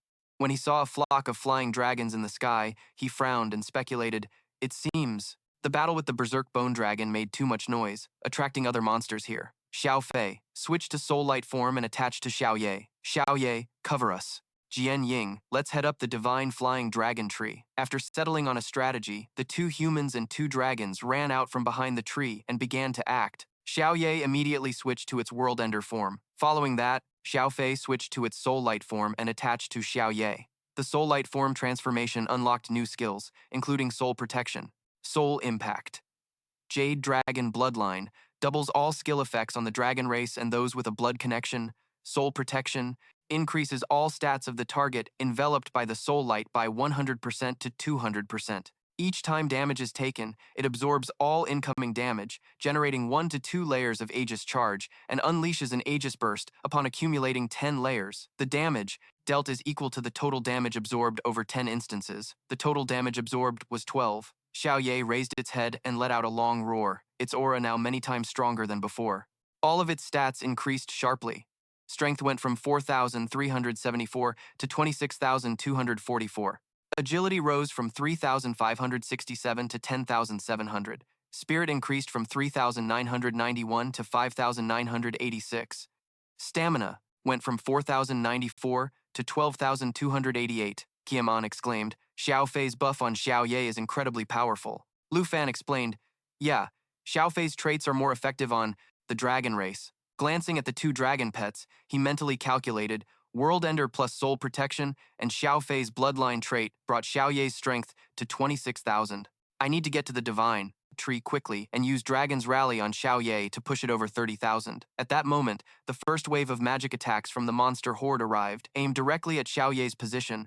Lu Fan immediately commanded, no need to counterattack, Xiao Ye. Keep moving forward, just let Xiao Fei absorb the damage. So Xiao Ye maintained its flying speed, and the magic attacks that came near it seemed to hit a green barrier, creating ripples before being quickly absorbed. At the same time, a small green circle appeared above Xiao Fei's head, indicating the layers of Aegis charge, and the number was gradually increasing as each magic attack was absorbed. Once the wave of magic attacks was fully absorbed, the number reached 10. Seeing this, Lu Fan gave the order, Xiao Fei, unleash the Aegis burst. Hearing the command, Xiao Fei immediately released all the layers of Aegis charge, attacking the monster horde. Aegis burst unleashes the damage absorbed from the previous 10 instances, creating a massive counterattack. Watching the monsters fall one by one, Kiamon asked in amazement, Is this Xiao Fei's skill? Lu Fan replied, that's right. Soul Protection not only makes Xiao Fei immune to damage, but also allows it to accumulate that damage for a counterattack, and the effect is even doubled because it's a dragon. Hearing this, Kiamon felt a bit dejected, thinking to herself, I thought leveling up a dragon would just upgrade its abilities like my weapon, but this is clearly unlocking a whole new skill. Even if I use my trump card, the Karma Flame Scythe, I'd still lose to Lu Fan. Suddenly, a powerful gust of wind rushed in, forcing Kiamon and Lu Fan to stop. The boss is right ahead. We're almost there. Just as Lu Fan finished speaking, a huge Kandata monster appeared, blocking their path. Kiamon gasped, It's a steel-bone flying dragon. Level 60, Steelbone Flying Dragon, Nightmare Level Boss Difficulty. Ferocious Storm, the Steelbone Flying Dragon, flaps its wings, creating a high-speed storm that deals damage and slows any target it hits. Steel Bone Pierce, the Steelbone Flying Dragon charges into a target with stamina. Lower than 10,000 points will be crushed. Steelbone armor reduces all incoming damage by 50% and significantly increases defense. At that moment, the Steelbone Flying Dragon shrieked, using Steelbone Pierce to charge towards Xiao Ye. Kiem An anxiously called out. It and the Berserk Bone Dragon are both drakes. Lu Fan, we have to help Xiao Ye. Don't worry, Kiem An.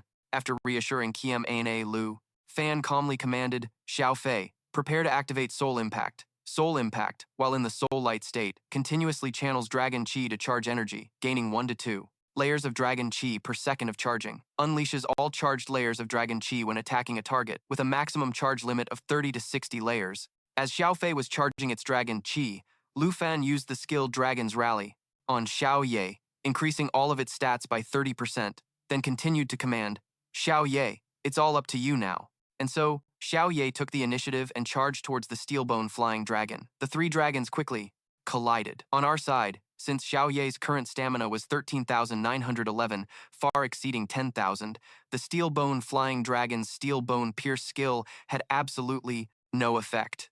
On the enemy side, after a combined attack of a Claw Strike backed by over 34,117 points of strength from Xiao Ye and a Soul Impact with 8 layers of Dragon Chi from Xiao Fei, one of the Steelbone Flying Dragon's shoulders was completely severed. The Steelbone Flying Dragon roared in agony. Then, it turned its hateful gaze towards Lu Fan, the commander who had caused it to suffer such a heavy blow. Kiem An yelped in alarm. We're doomed! It's charging towards us! She quickly summoned her 2 weapons, her expression filled with determination. Even though I'm nothing in front of a dragon tamer, as a teammate, I have to do something. With this thought, Kiem An switched the attribute of her Karma Flame Scythe to Darkness, using the skill Evil Karma Outburst, with its power increased by 9.5%, attacking the Steelbone Flying Dragon. However, due to the effect of the Steelbone Armor skill, Kiem An's attack dealt no damage whatsoever to the Steelbone Flying Dragon. This caused her to cry out in disappointment. My attack has no effect on it, Lu Fan. Lu Fan turned to look at Kiem An and said with a smile, It's okay, I appreciate your desire to help your teammate. At that very moment, behind him, the Steelbone Flying Dragon's mouth opened wide, about to swallow him whole. Kiem An screamed in terror, Watch out! Only then did Lu Fan turn around, weapon in hand. Shouted, Xiao Fei, support me now. Following the command, Xiao Fei immediately left Xiao Ye and flew over to cling onto Lu Fan, the whole process not even taking a second. Then, Lu Fan slashed towards the wyvern's wide mouth, sending the crippled monster to meet its ancestors. The system announced that the Black Dragon had reached level 20 and acquired the new skill, Intimidation. Lu Fan spoke up. Job's done, so Xiao Ye has also reached level 20. Jian Ying had already reached level 25. She looked at the 2 bickering dragon pets and said, Xiao Fei is only level 15 and is already this strong, so a level 20 Xiao Ye should be able to one-shot a bone-crushing wyvern, right? I can't even imagine it. Lu Fan smiled in response. Xiao Ye doesn't even consider these bone-crushing wyverns a threat. Let's keep moving. Hearing that, Jian Ying suddenly let out a laugh, making Lu Fan ask suspiciously, What is it? I suddenly remembered something Tao Zi once said. With that, Jian Ying imitated the voice of Tao Xiaoman. With such a powerful dragon, even a chained-up puppy by your side could still dominate everything. Hearing this, Lu Fan burst out laughing. You know how to joke too? That doesn't sound like you, at all. Jian Ying explained. It's probably because I've been with you guys for a while now. I also feel like I'm not the same as before. It's clear you're much more talkative now, and that's a good thing. From the first time I met you, I thought your voice was very nice. Hearing Lu Fan say that, Jian Ying suddenly blushed and shyly asked, My voice is nice? Lu Fan smiled and replied, Yeah, of course. You're also really cute. Has no one ever told you these things before? Jian Ying's face turned even redder as she said, No, I don't talk to others much, and I don't have any friends. At all. Lu Fan smiled and said, Let's not talk about these sad things. Let's keep going. Okay. Replying softly, Jian Ying lowered her head and followed behind Lu Fan. Meanwhile, behind the 2 of them, Xiao Ye and Xiao Fei were still hissing at each other. Lu Fan shouted in annoyance, You two, knock it off!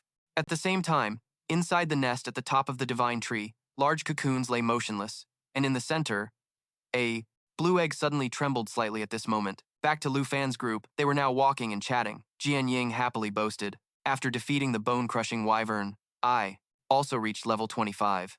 Lu Fan asked curiously, "So you've unlocked a new weapon?" Jian Ying summoned her new weapon and introduced it.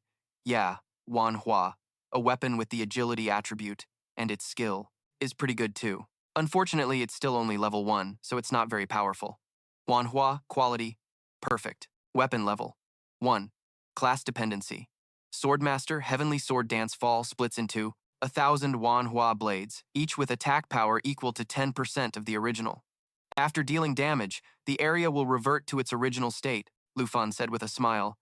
"That's how it is for now, but wait until it reaches level 25. It'll definitely be amazing."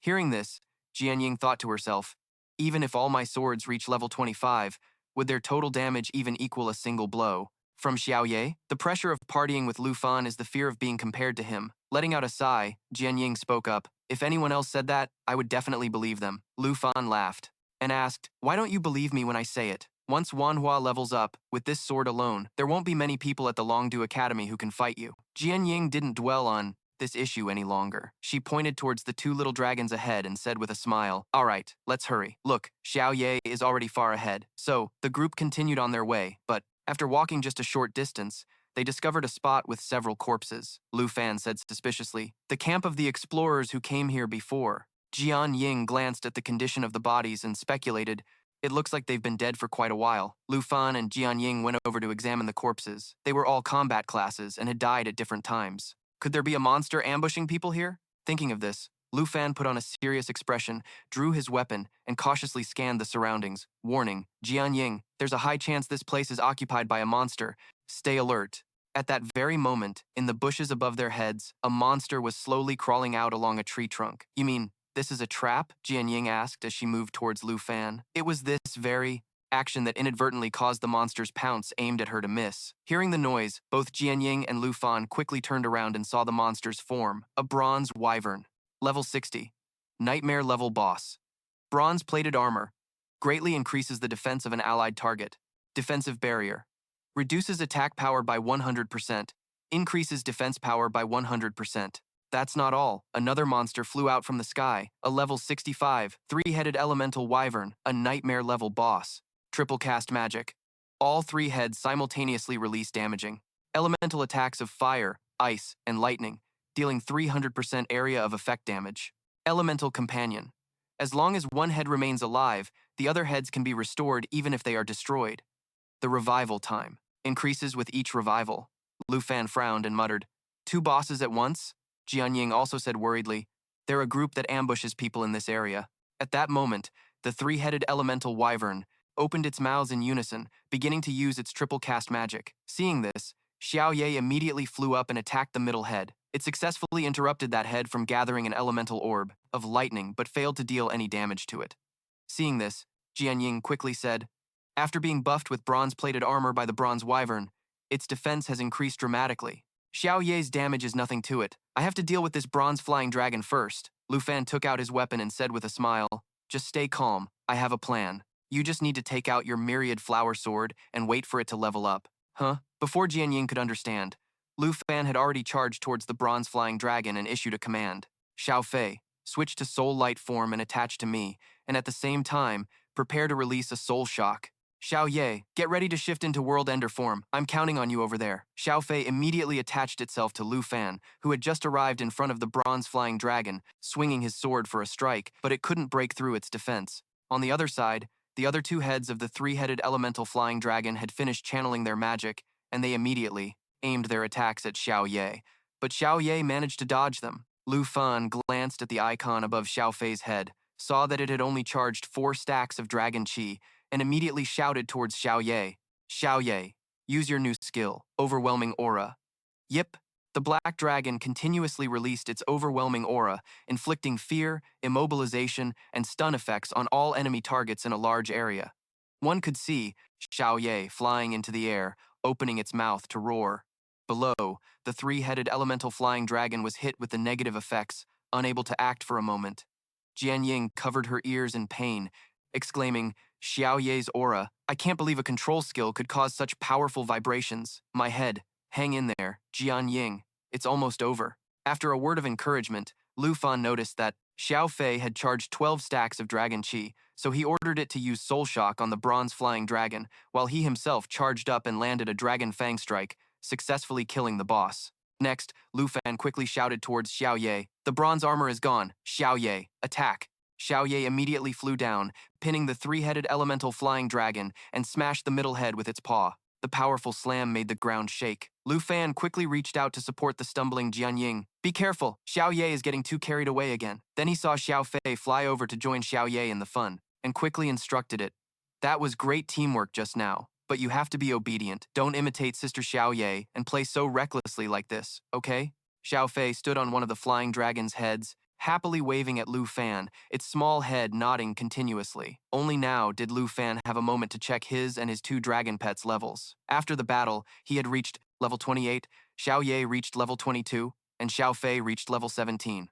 Having been silent until now, Jian Ying saw her myriad flower sword reach level 6, and herself reach level 27, which made her feel uneasy. "I was no help at all again. Traveling with Lu Fan, my title as the genius of Yunbei seems so useless." Lu Fan suddenly patted Jian Ying's shoulder and said, "That three-headed dragon has to have all three heads defeated at once, to be finished. Let's just let Xiao Ye play a little longer. We can take this chance to explore the entire camp." Jian Ying replied, "Okay." Walking ahead, Lu Fan frowned at the system panel, lost in thought about something. When night fell, Jian Ying brought a plate of food out of the tent. "Lu Fan, this is the food Sister Han prepared. Let's eat a little first." But Jian Ying couldn't find a trace of Lu Fan anywhere. This made her feel a sense of loss, thinking to herself, "It seems Lu Fan has realized that I'm just a burden." Meanwhile, Lu Fan had followed the god-tier map provided by the system and went to the Divine Tree Peak alone. To prevent the system's secret from being revealed, Lu Fan could only apologize to Jian Ying in his heart. "I'm sorry, Jian Ying. This god-tier treasure map is my main purpose for coming to this flying dragon mausoleum." As Lu Fan approached the nest, the large cocoon suddenly cracked open, and a huge dragon emerged from within, roaring at him. Soul of the level 70 Flying Dragon King, a nightmare tier chieftain. Elemental dragon breath, breathes on its target, dealing random fire, ice, lightning, or wind damage. Soul attack. The Flying Dragon King, having lost its physical restraints, suddenly dashes forward, dealing piercing damage to the target. Dragon Language Unseal. Unlocks Dragon Language Magic. Its elemental dragon breath will be replaced by dragon language magic. Forbidden spell, elemental flying dragon, soul attack, is replaced by the dragon language magic, Doomsday's Fall. Flying dragon bloodline. As the species closest to true dragons among all sub-dragons, the Flying Dragon King reduces all incoming damage by 50%. The final boss of a plus difficulty nightmare secret realm is level 70. Momentarily surprised, Lu Fan summoned Xiao Ye and Xiao Fei and said with a smile, "With such a huge level gap, we can't afford to be careless. We have to take this very seriously." The commotion here also caught the attention of Jian Ying. Down below, she looked up in surprise, then lowered her head sadly. "Having to save me time and time again like this. Lu Fan must be so sick of me that he decided to go on alone. Right? I can't hold him back anymore. The genius of Yunbei should have faced the gap between her and a dragon tamer sooner. Do I even have any thoughts of wanting to help my teammate anymore?" As Jian Ying was feeling insecure about her abilities, Lu Fan's previous words suddenly echoed in her mind. "That's how it is for now. But when it reaches level 25 and you use it, it will definitely be amazing. I've received your desire to help your teammate. It's okay. Thank you for helping me escape the White Bone Storm. And I gained a lot today, too." Thanks to his smile and those words, Jian Ying gradually regained her confidence. She clenched her fist, showing her determination, and said to herself, "Even if I'm not as strong as Lu Fan, I can still help relieve the pressure on him. So, that means right now I."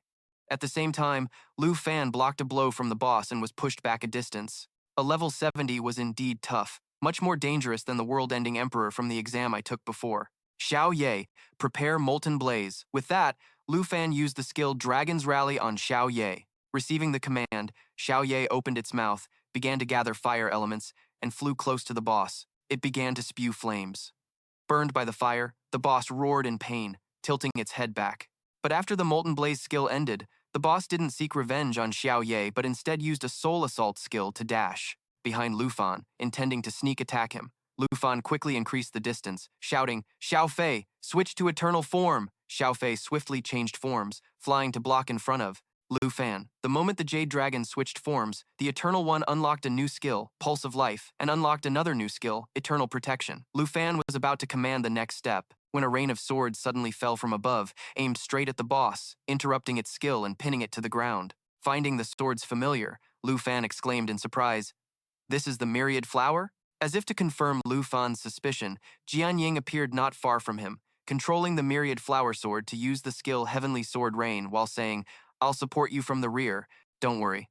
I'll prioritize my own safety." Lu Fan smiled and said, "I know." Then, Lu Fan gave the order, "Xiao Fei, release. Pulse of Life." Pulse of Life erupted with a jade light and a jade blessing for all allied targets in the area, increasing their effect stacks by 2 to 4 times. The Jade Blessing adds 3 to 12 stacks of Jade Dragon's aura to the target, increasing damage for the next 3 to 12 attacks. The Jade Light grants 3 to 12 stacks of Jade Blessing to the target, removing all debuff effects while increasing all stats by 30 to 60%. Each stack of the Blessing can block 1 to 2 instances of damage. Pulse of Life just gave me 2 types of Jade buffs at once, and the number of stacks was doubled, which will be doubled again thanks to the Bloodline link, he thought to himself. Lu Fan quickly commanded, "Xiao Ye, let's tear it apart together." Xiao Ye immediately charged forward, launching a series of attacks at the boss. Simultaneously, Lu Fan used dragon language magic, the Roar of the Blue Dragon King, to coordinate his attack with it. Suddenly, from within the sea of fire, a tall pillar of flames rose, and something escaped from it, emitting a shimmering light high above. Jian Ying asked doubtfully, "That is?" Lu Fan replied with a serious expression, "It's draconic magic unleashed. The boss is preparing to cast a dragon language spell." When the light disappeared, the boss reappeared.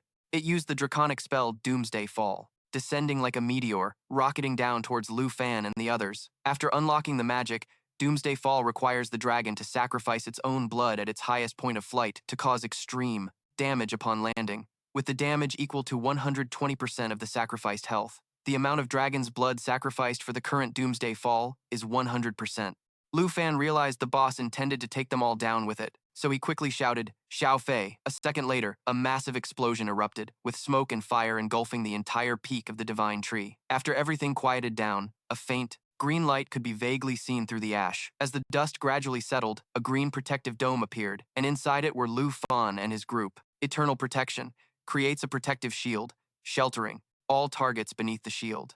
The amount of damage the shield can absorb depends on the health and self-regeneration of the Eternal One. The Jade Dragon bloodline doubles all. Skill effects for the dragon race and those with a bloodline connection grants immunity to all debuffs and increases self-regeneration by 5,000%.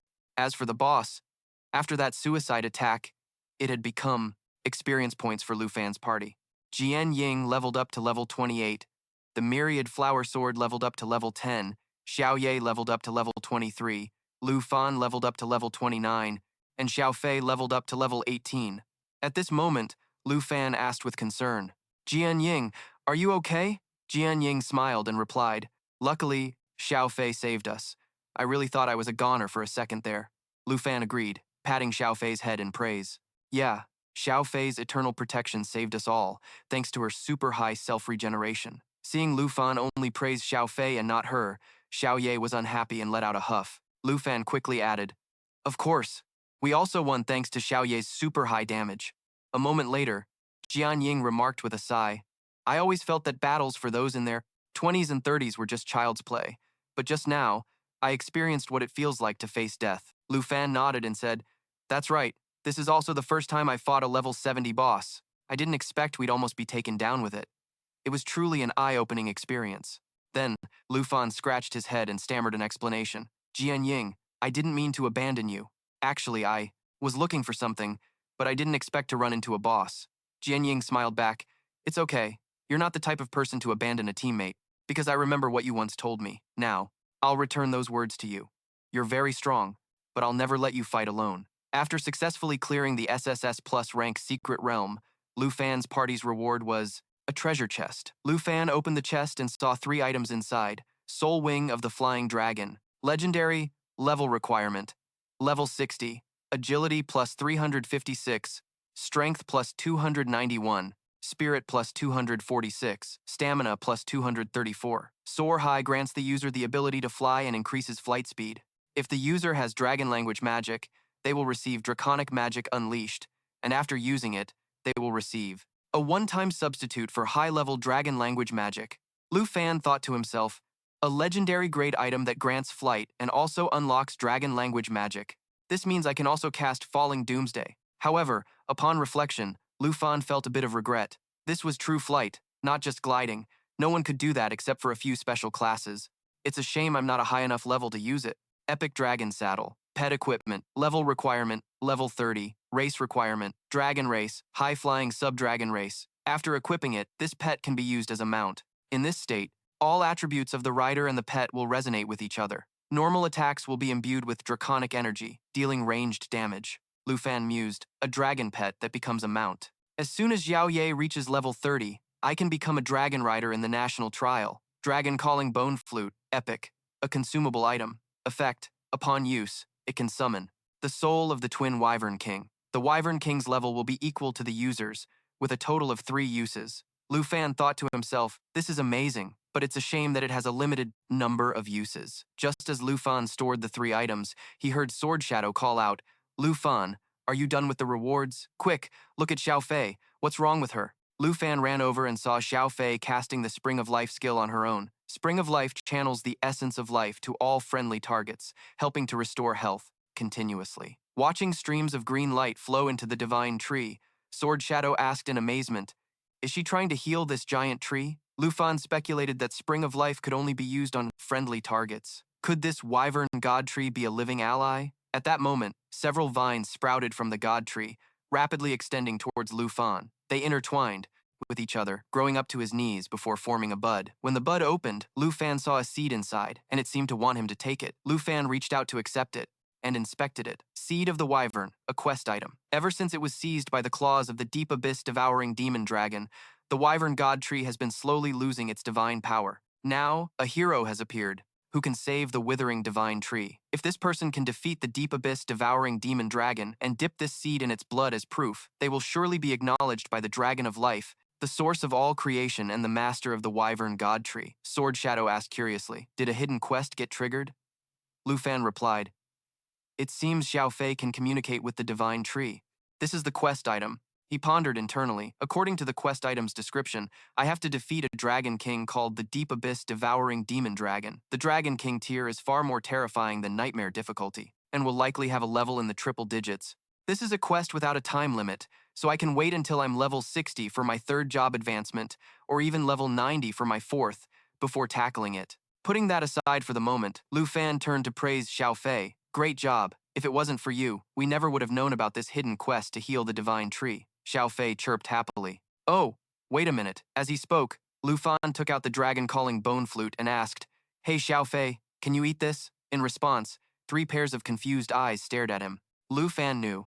They had misunderstood his intentions, and he quickly explained, I'm not just feeding her random junk. Xiao Fei has a skill called natural assimilation, which lets her absorb an item's properties by consuming it. If she can only consume equipment, then a consumable item like this probably won't work. Before Lu Fan could finish, Xiao Fei flew over, gave it a sniff, and then decisively sucked it into her mouth. After that, she began to chew and swallow with a look of pure enjoyment. Natural assimilation allows her to consume equipment and make its characteristic skill her own. Lu Fan exclaimed in shock. She actually ate it. Sword Shadow was equally stunned and hurriedly asked, what? A skill like that actually exists? You're not just playing around with an epic grade item, are you? Lu Fan didn't answer immediately. He patiently waited for Xiao Fei to finish digesting it before opening her character panel, and quickly noticed the change. Contract. Jade Dragon 1, Natural Assimilation, Dragon Calling Bone Flute. After use, can summon the soul of the Twin Wyvern King. The level of the Wyvern King will be equal to the user's level.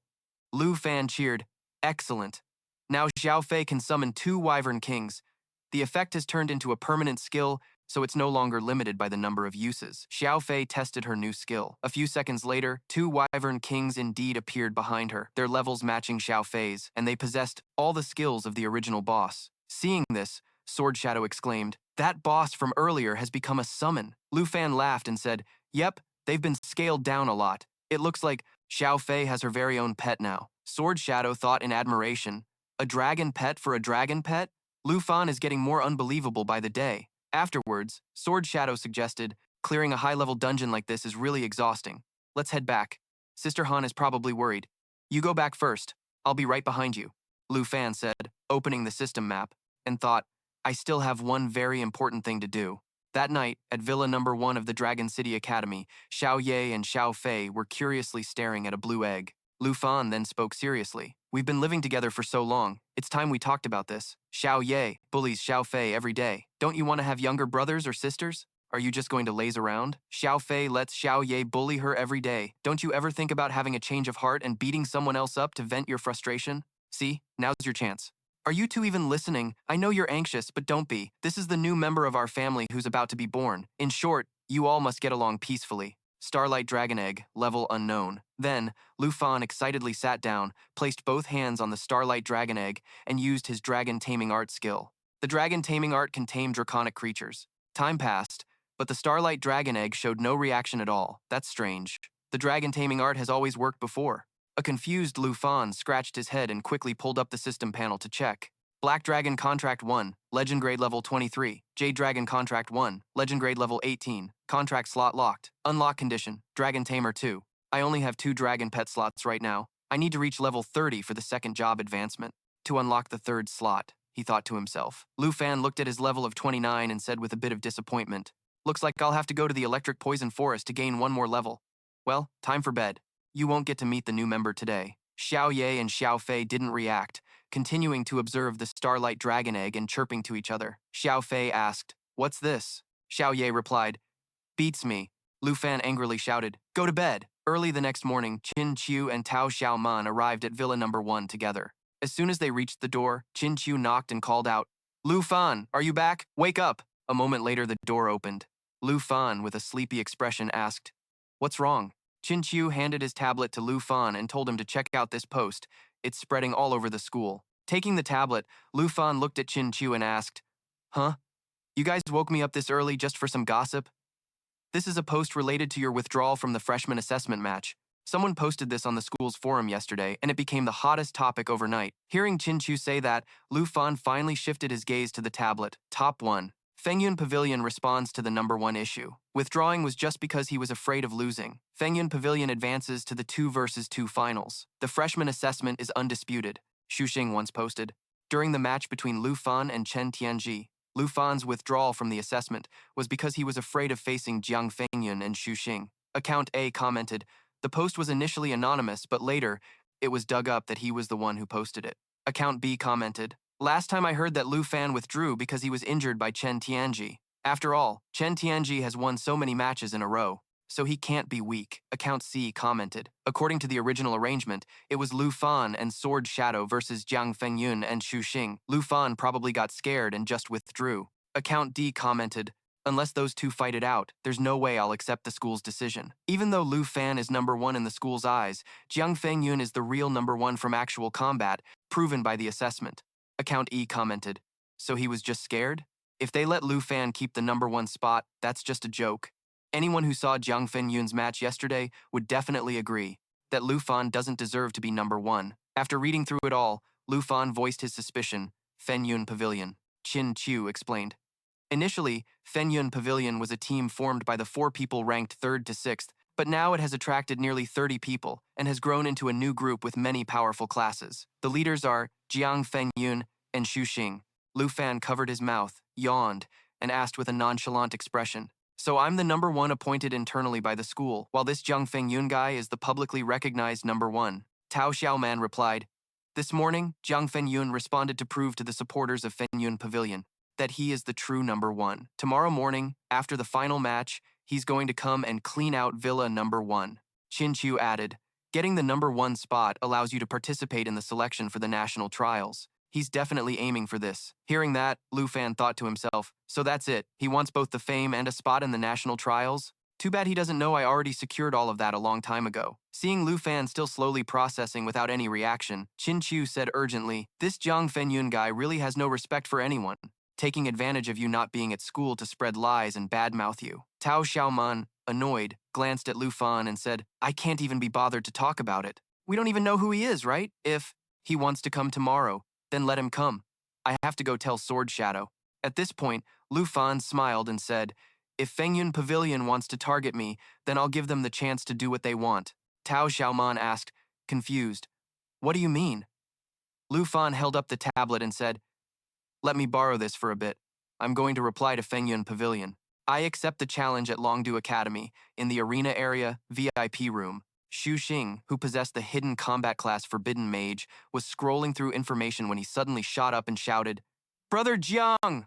Lu Fan replied. In the arena, Jiang Fengyun, who possessed the hidden combat class Shadow Boxer, was fighting blindfolded with a black cloth and suddenly paused for half a beat.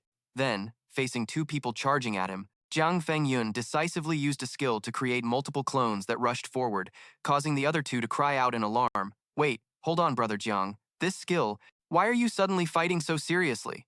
We're just sparring. Jiang Fengyun paid them no mind, letting the clones quickly deal with the two of them. Once it was over, Jiang Fengyun took off the black blindfold and turned to look at Xu. Tin spoke up. You handle them. What did Lu Fan say? Xu Tin held out a tablet and answered. He's already posted on the forum. Here, take a look.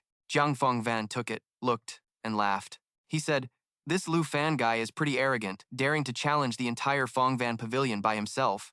What a big mouth. Then, Jiang Fengvan tossed the tablet back to Xu Tin, telling her to reply to him. Tell him to meet us at the arena for a match after tomorrow's finals, Xu Ting asked in surprise. Brother Jiang, are we really going to fight Lu Fan? Jiang Fengvan replied, of course. Call everyone, from the Fengvan pavilion to come too.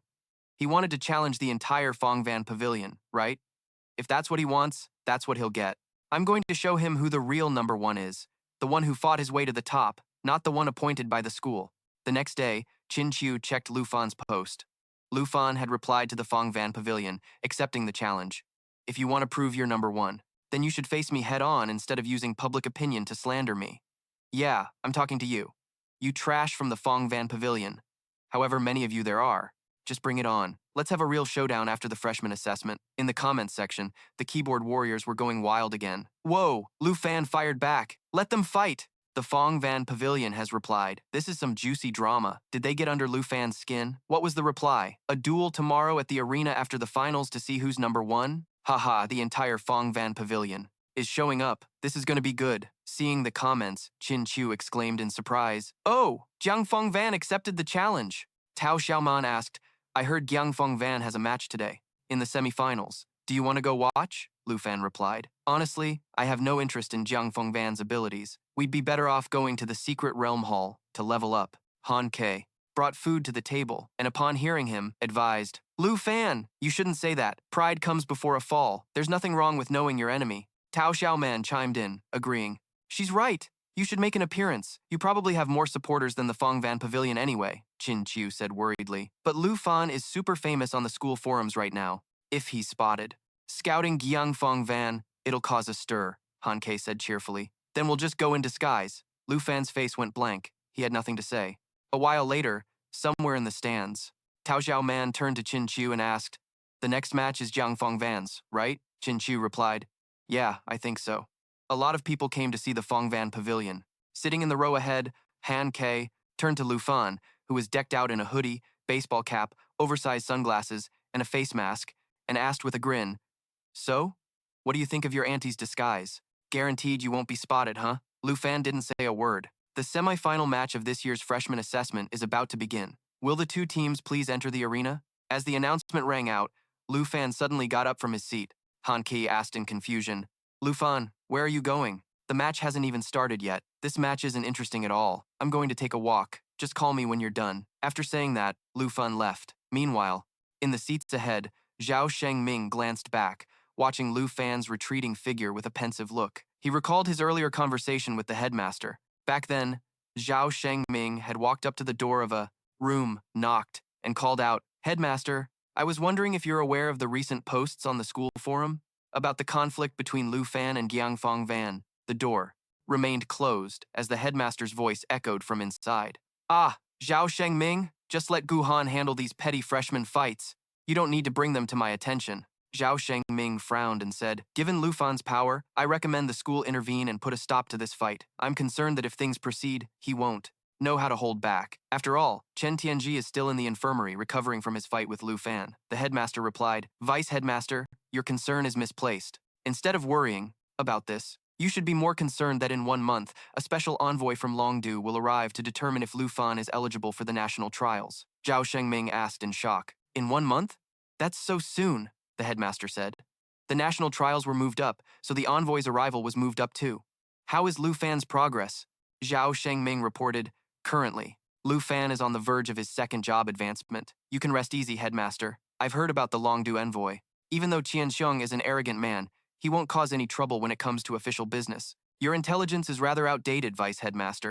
The special envoy isn't Qian Xiong anymore. The current envoy from Longdu is Ruan Cheng Feng. The moment he heard that name, Zhao Shengming's expression instantly changed. He thought with a sense of dread, Ruan Cheng Feng. Brother Qin mentioned that name when he told me the story about Lu Fan and Jin Zhou. It seems the whole affair between Lu Fan and Jin Zhou cost Ruan Changfeng his job. That means Ruan Changfeng must hold a serious grudge against Lu Fan. The headmaster's voice continued. He once held a very high rank, and now, he's been repeatedly demoted to the position of a mere special envoy. How very interesting. Why have you gone silent? Zhao Shengming was startled back to reality, and he quickly bowed toward the door, saying, My apologies. Headmaster, if he's the envoy with the authority to evaluate candidates for the national trials, I fear Lu Fan is in for a very difficult time. Lu Fan is a candidate I personally approved. You should understand what you need to do, right? Zhao Shengming replied. I understand. I will find more resources to help him quickly reach his second job advancement to compensate for his level disadvantage. So, will you be watching the match between Lu Fan and Jiang Fenyun tomorrow, sir? A loud laugh from the principal came from inside the room. I'll watch. Of course, I have to watch. How could I miss something so interesting? Returning to the present, at the Longdu Academy's arena area, in a point-based room, suddenly, someone was sent flying out of the room, causing the surrounding people to start gossiping. How many people have been defeated already? A 100-point arena shouldn't be this intense, right? It must be a second job advancement user who lowered their points to farm others. This can't possibly be a level 29 arena. At this moment, the person who was just sent flying got back up and loudly warned everyone not to enter this room, that no one could win. Someone asked, Hey, who's the owner of this room? Do you know? The defeated person replied, He seems very familiar, but I can't quite place him. At the same time, inside the point-based arena, after kicking his opponent out, Lu Fan muttered to himself in boredom, Why did I even bother watching that match? I'd rather be leveling up in the poison addiction forest. Just when he thought no one else would challenge him, Lu Fan suddenly saw a figure standing at the room's entrance. Someone else is coming in? Filled with curiosity, Lu Fan took a closer look and saw that the person entering was a girl with white hair. The white-haired girl approached and greeted him. Hello, do you still have time for a match with me? Lu Fan greeted her. Hello, senior. The white-haired girl laughed and said, You're so polite to a senior who's much higher level than you. I guess this senior will have to go easy on you, huh? Lu Fan replied, There's no need for that. Please, give it your all. Really? Then I'll begin. As she spoke, the white-haired girl raised her hand, and in an instant, a massive amount of fire elements gathered towards it. Lu Fan was slightly startled, watching the scene. This girl seems to be no simple opponent. This thought had just crossed his mind when Lu Fan was startled once again as the white-haired girl vanished on the spot. An instant later, the white-haired girl appeared behind Lu Fan, wielding a trident condensed from fire elements. I'm not like those guys outside, you know. You'd better give it your all too. Finishing her sentence, the white-haired girl thrust the trident towards Lu Fan's back. Lu Fan reacted extremely quickly, drawing his weapon, spinning around to block the attack, and launching a counterattack. After a few more exchanges, Lu Fan was knocked back a distance. He looked at the white-haired girl with a serious expression, lamenting inwardly, So strong. What level is this girl anyway? The white-haired girl didn't pursue, instead standing in place, and covering her mouth with a smile, said, You blocked it. Not bad. But your last attack didn't hit me. Are you afraid of hurting your big sister?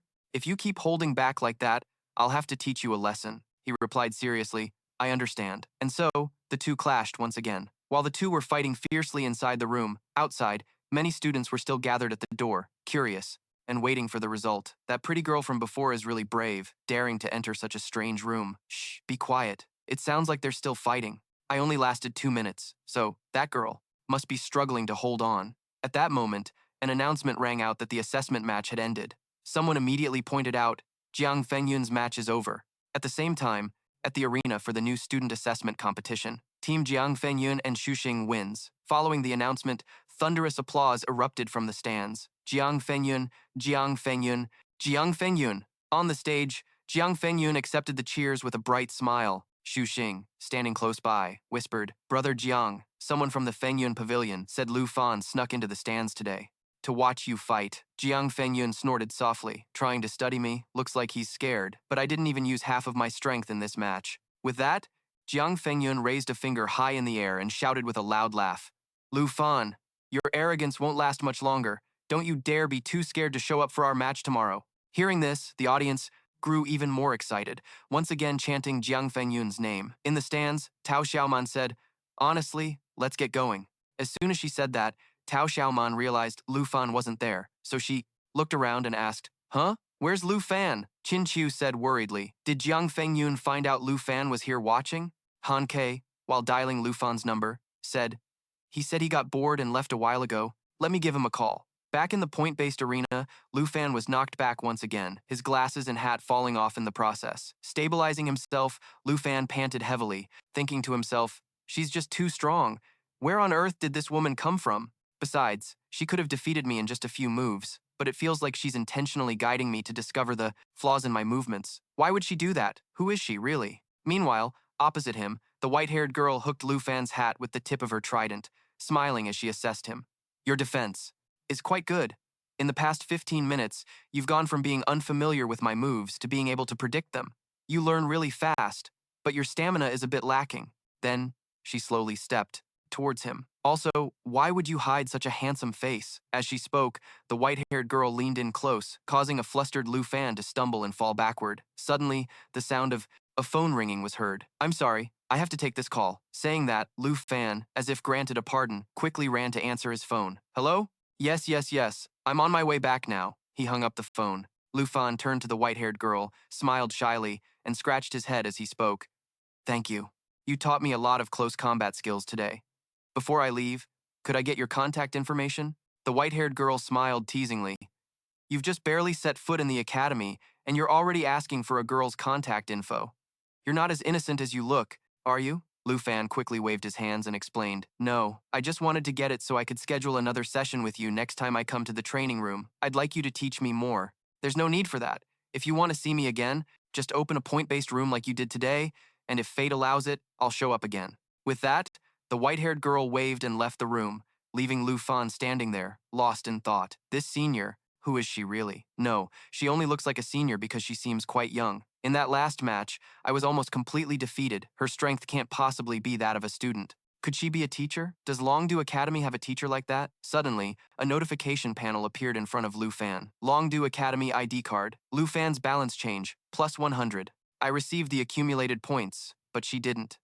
He thought to himself. Lu Fan quickly reacted, rushing out of the room and shouting, "Hey, wait!" While running, Lu Fan accidentally bumped into a few people on the path, causing them to complain irritably. "Hey, watch where you're going. What's the big rush?" Lu Fan paid them no mind, continuing to run quickly, searching and calling out for the senior. At the same time, he thought to himself, this senior, with such unfathomable strength, who could she be? She didn't need the points and didn't tell me her real identity, and in just a moment, she disappeared. Is she even really from Longdu Academy? Or did I just meet a ghost? Just then, Lu Fan heard someone calling his name. He turned his head and saw Han Ke's group of 3. Seeing Lu Fan look back, Han Ke waved and said with a smile, "Little Fan, what are you doing here? Let's head back." Qin Qiu curiously asked about the senior. Tao Xiaoman, on the other hand, complained, "Lu Fan, what are you up to?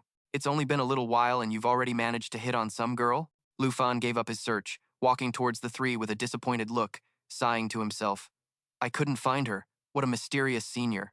The next day, after the final match of the Longdu Academy's freshman assessment, the audience hadn't left yet and continued to wait. One spectator exclaimed, "So many people!" As expected, the match between Lu Fan and Jiang Fengyun is the real final. The person next to him said expectantly, "Fighting the entire Fengyun pavilion by himself. Let's see if he's really strong or just crazy." Down in the arena, Jiang Fengyun and the members of the Fengyun pavilion had already gathered. After waiting for a long time, with no sign of Lu Fan, Jiang Fengyun spoke up irritably. "Why isn't Lu Fan here yet? If he doesn't dare to show up, then let's go to Villa number 1 and drag him out." "It's true we set this time, Brother Jiang. Maybe we should wait a little longer." Just as Shuxing finished speaking, someone pointed towards the arena entrance and shouted, "Lu Fan is here." Hearing that, Jiang Fengyun's spirits immediately lifted as he yelled, "Everyone, get ready." In contrast to the serious demeanor of the Fengyun Pavilion members, Lu Fan walked into the arena with a piece of bread in his mouth and said, "Let's get this started. I have things to do later." Jiang Fengyun looked at Lu Fan and said, That's quite an interesting entrance you've made." Lu Fan replied, "I'm not late. I'm right on time." Although I don't know how much you Fengyun Pavilion guys are worth, but if you're all here, then come at me all at once. Hearing Lu Fan say that, a tall, bald guy angrily pointed at him and cursed, "Damn it! Don't be so arrogant! How dare you talk to Brother Jiang like that? You must have a death wish!" Jiang Fengyun raised an arm to stop the bald guy and said with annoyance, "Since you clearly don't respect us, then there's no need for more talk. I'll bet 7,000 accumulated points." Right. I almost forgot we had to bet points. As he spoke, Lu Fan took out a card and declared, 17,000 points, all in, Longdu Academy ID card. Lu Fan's accumulated points, 17,642. The members of Fenyun Pavilion were stunned for a moment by the number Lu Fan announced. Xu Xing cried out worriedly, "That's too much, Brother Jiang. We don't have enough points to match that bet." Jiang Fenyun angrily shouted, "Shut up!" In his mind, he thought greedily, "He dares to bet that big? If I can get these 17,000 points, I can live comfortably at Longdu Academy for at least another 3 to 4 years." Thinking this, Jiang Fengyun regained his composure, clenched his fist, and shouted, "Fengyun Pavilion bets all the accumulated points we have. You want to play? We'll play with you." Xu Xing's group immediately followed his lead. Fall. In line. Follow Brother Jiang's orders. Do we even have 17,000 points if we pool everything together? Stop overthinking it. Let's just follow Brother Jiang. After the Fengyun Pavilion members finished their clamoring, Lu Fan cracked his shoulders and said with a smile, "Okay, the bet is set. Let's begin." Jiang Fengyun glanced at Xu Xing and said, "To be this arrogant, he's definitely planning to summon his dragon." "Xu Xing, I understand." With that, Xu Xing raised his weapon and began to cast a spell. Then, Jiang Fengyun shouted loudly, "Fengyun Pavilion, get ready." Hearing this, the members of Fengyun Pavilion all drew their weapons, ready for the command, "Go!" As Jiang Fengyun's shout rang out, Xu Xing immediately used the Chains of Imprisonment spell on Lu Fan. The Chains of Imprisonment spell restrains the designated target, making them unable to move or use skills for 5 seconds. The other members also showed off their abilities, launching their attacks towards Lu Fan. Jiang Fengyun led the charge towards Lu Fan, shouting, "Excellent! This way Lu Fan can't even dream of summoning his dragon." Behind him, the other members also yelled excitedly, "Attack! Get him!" On the opposite side, Lu Fam clicked his tongue as he watched the members of the Wind Cloud Pavilion charge at him with an overwhelming presence. His body shifted slightly, shattering the binding chains. Then he drew his weapon and effortlessly parried the attack from Jiang Fengwen. Jiang Fengwen was startled, thinking to himself, he broke free. In the moment Jiang Fengwen was stunned, Luke Pham reached out, grabbed him by the collar, and casually threw him to the ground like a sack of trash. In the stands, the audience gasped. He just slammed Feng Ven with his bare hands. On the fighting stage, the members of the Wind Cloud Pavilion froze in their tracks, their eyes wide with disbelief. Staring at Luke Pham and Jiang Fengwen on the ground, Hyotin cried out worriedly, "Jiang." He quickly cast a stiffness curse on Luke Pham and then yelled to his teammates, "Use ranged attacks. Now!" Stiffness curse. The designated target's body will gradually stiffen, reducing movement speed and attack speed by 75% for 7 seconds.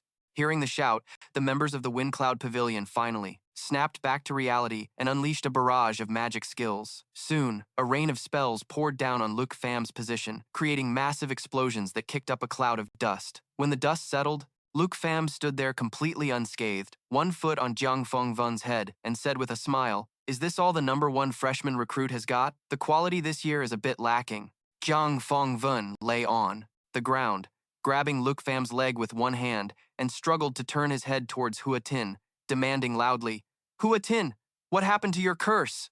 Hua Tin trembled all over, his face etched with disbelief as he spoke. "How? That's impossible. I'm sure I cast it on him." Luke Pham looked at the two of them and explained with a smile, "Don't blame him. It's just that I have a few buffs from being a dragon tamer, so my stats are a bit high, which makes low-level skills like that ineffective against me." Jiang Fengwen's embarrassment turned to rage, and he yelled, "You bastard!" Then, he pulled the blindfold down over his eyes and used a skill to create multiple clones that surrounded Luke Pham. Seeing this, the members of the Wind Cloud Pavilion cheered with delight. Jiang is using that move. It's his signature finishing move. Luke Pham is finished. Only Hua Tin lowered his head, staring blankly at his hands and murmuring, "Just how much higher are Luke Pham's stats than mine? Are my skills completely useless against him?" Meanwhile, Luke Pham, facing the surrounding clones, raised his hand high to gather fire elements, a confident smile still on his face as he said, "I have to admit, this move of yours is pretty cool, Gyang. Since you're the top scorer of the entrance exam, I'll give you a gift that even Tren Tin Chi has never seen before." As if sensing something, Jiang Fengwen said in a panic, What does he mean by that? Is he going to summon something? Just a few seconds later, high in the sky, Xiao Ye appeared in her annihilation form before everyone's eyes. As soon as she was summoned, Xiao Ye unleashed a wave of fire elements that radiated outwards. Bearing the brunt of the attack were Jiang Fengwen's clones, which were instantly annihilated by the fiery wave. The fiery wave then spread further, causing the members of the Wind Cloud Pavilion to scream in terror as they fled. Help me! My legs! My legs are shaking so much I can't stand up! It's a real dragon. I can't breathe. We have to run. We're dead. We're so dead. Oh my god! Meanwhile, cries of shock erupted from the stands. Is that Luke Fam's dragon familiar? Its sheer size is terrifying. Someone from the Wind Cloud. Pavilion is running. We should get out of here too! On the stage, Hua Tin, who was also fleeing, suddenly noticed Jiang Fengwen standing frozen in place and shouted anxiously, Jiang, we have to retreat! Don't fight anymore! Jiang Fengwen seemed not to hear him. He looked up, staring blankly at Xiao Ye in the sky, and thought to himself, different. Completely different. It's nothing like Trun Thin Chi's dragon. This is a dragon from the legends. At that moment, Luke Pham spoke up. Try to hold on, Jiang. Now it's my turn to strike back. As soon as he finished speaking, Xiao Ye opened her mouth and roared, unleashing her dragon's fear skill. Instantly, the members of the Wind Cloud Pavilion who hadn't escaped the stage yet were afflicted with debuffs like stun, fear, and immobilize. On top of that, they felt a splitting headache, as if their skulls were about to crack, and couldn't help but cry out, It hurts so much. Help, please spare us. Jiang, save me. Jiang Fengwen wasn't faring any better. His head was spinning, and his body staggered, on the verge of collapsing. What the hell is this? Ha ha, how can I possibly win like this? My body won't listen to me at all. I have to get out of here. Just as he thought that, Jiang Fengwen's vision began to blur, and his body collapsed to the ground as he completely lost consciousness. Luke Pham, holding a card in his hand, looked down at Jiang Fengwen and said with a smile, So, do you know who the real number one is now? I'll be taking all the points from your Wind Cloud Pavilion. Dragon Capital Academy ID card. Luke Pham, point change. Plus 12,941. Then Luke Pham said to Xiao Ye, We're done here. Let's go, Xiao Ye. We still have important things to do. Hearing this, Xiao Ye transformed back into her Dragon Girl form and flew to Luke Pham's side. A short while later, in the point-based dueling area of Dragon Capital Academy, Luke Pham was on the phone with Tun Thursday. Tun Tu asked, If we didn't have class, we would have come to cheer you on. How did it go? Are you hurt? Luke Pham laughed and replied, Of course not. I even earned a ton of points. When I get back tonight, I'll share some with everyone. Just then, the door to the room suddenly opened. Let's talk more when I get home. I have to go now. After hanging up, Luke Pham looked towards the door, waiting for his opponent to enter. When he saw that the person who entered was the white-haired girl, Luke Pham said happily, Senior, you really came. The white-haired girl smiled and said, Well, I was pretty free today, but from what I just heard, are you waiting for me? Lu Fan replied with a smile. Yes, of course. Fighting others is boring. I can only learn something by fighting you, sis. After all, you're over level 70. You're not actually a senior, are you? Hearing this, the white-haired girl was slightly startled. Then she suddenly stepped back and looked at the small sign on the door, which read 100 points. Level 70 in use. Meanwhile, back at the arena, Zhao Shengming hurriedly ran over to the Fengyun Pavilion group to check on them. After a moment, he let out a sigh of relief and said, Looks like that kid knows how to hold back. No one suffered any life-threatening injuries. Back with our main character, the white-haired girl, whom we'll call the pretty lady, said with a displeased look, You brat! Are you trying to set me up? Lu Fan quickly explained, Not at all. The room's door can be set with a level restriction. If you were able to enter, it proves you're a higher level than 70 and definitely not an upperclassman. So, you've changed your tune already? What kind of status do you think I have? Then, the pretty lady asked with interest. Lu Fan rubbed his chin and analyzed. Based on your appearance, you look like a senior, but your level and strength suggest you're probably a teacher. The pretty lady laughed and replied, Forget it, just call me senior. Speaking of appearances, the pretty lady suddenly moved closer to Lu Fan. You look much better this time without hiding that handsome face of yours. And from now on, don't play these little games. To probe for my information like this again. If you still want to see me, don't set the level any higher, or else I won't show up. Okay, Lu Fan replied with an awkward smile, silently feeling a bit regretful. He was planning to set it to level 80 next time, but it seems that's not an option anymore. I didn't expect you to be able to apply the combat skills I used last time in your fight against Jiang Fengyun so quickly. As she spoke, the pretty lady took out her weapon to spar with Lu Fan. So, Senior, You watched the match earlier? Lu Fan asked with a grin, drawing his own weapon in preparation. To fight. You barely exchanged a few blows before summoning a dragon and panicking the whole arena. You seem a bit hasty, don't you? But taking down Jiang Fengyun right after your counterattack shows you have very quick reflexes. Well, it's a speed I've trained hard for. Heh. Thank you for your guidance. My close combat skills are still very lacking. Just as they were chatting pleasantly, the pretty lady suddenly lunged forward, slashing at Lu Fan and injuring him before he could react. What are you doing? Lu Fan demanded loudly. Although you've improved a lot, you're not yet at the level where you can be falsely modest to. Show off like that, the pretty lady lectured with a serious expression. No, you've misunderstood. I wasn't being falsely modest. I genuinely want to learn from you. Senior, you're both strong and kind. Last time, you not only taught me but also gave me 100 accumulation points. You treat me just like a little brother. If you could come and guide me regularly, I'm sure I'd improve rapidly. If you think it's too much trouble, I can even pay tuition. The pretty lady was amused by Lu Fan's words. Treating me like a little brother, huh? You sure know how to sweet talk. You can keep your tuition fee for yourself. I heard you have a sister who's a great cook, right? If you want to learn from me, just bring some of the food she makes. Yes, ma'am. Lu Fan replied happily, adding silently in his heart, she's actually my young aunt, but calling her my sister isn't too far off. Since you were waiting for me, come on, let me see what you've learned, then I won't hold back. With that, Lu Fan took the initiative and charged forward. To attack, the pretty lady gracefully parried Lu Fan's attacks while commenting, oh, you've definitely gotten much faster. So today, if you can land just one hit on me, I'll give you a new weapon. How about it? Your current weapon is no longer suitable for your skill level. Want to switch to one like mine? That's true. This Dark Dragon Scale Sword has been with me for a long time, but I'm reluctant to part with its special effect. Lu Fan was referring to the effect that allows the user to partially transform into a dragon, enhancing the dragonification power of the Dark Dragon Scale Sword. Then what do you want besides a weapon? I want a level removal enchantment. Hearing this, the pretty lady froze, lowering her head to ask, do you have any idea how rare and precious that thing is? With that, she immediately attacked again, giving Lu Fan a good thrashing while complaining, why did I even bother asking you? Just die. That night, a battered Lu Fan dragged his weary body back home. After hearing him recount the events, Han Ke finally let out a sigh of relief, massaging his shoulders while saying, you had me so scared and confused for nothing. I thought you and Jiang Fenyun fought until you ended up like this. You didn't land a single hit on her all afternoon. While you're aching all over, she didn't even break a sweat. Hearing this, the sword spirit speculated. From what you've said, it's highly likely. That senior of yours is not a teacher at Longdu Academy. At least, I've never met any teacher like that. Qin Qiu, who had been glued to her iPad, suddenly exclaimed, Lu Fan, you're on the school forum again. You and Xiao Ye are in a video posted by Feng Yun Pavilion. As she spoke, she turned the screen for everyone to see. Someone actually recorded it?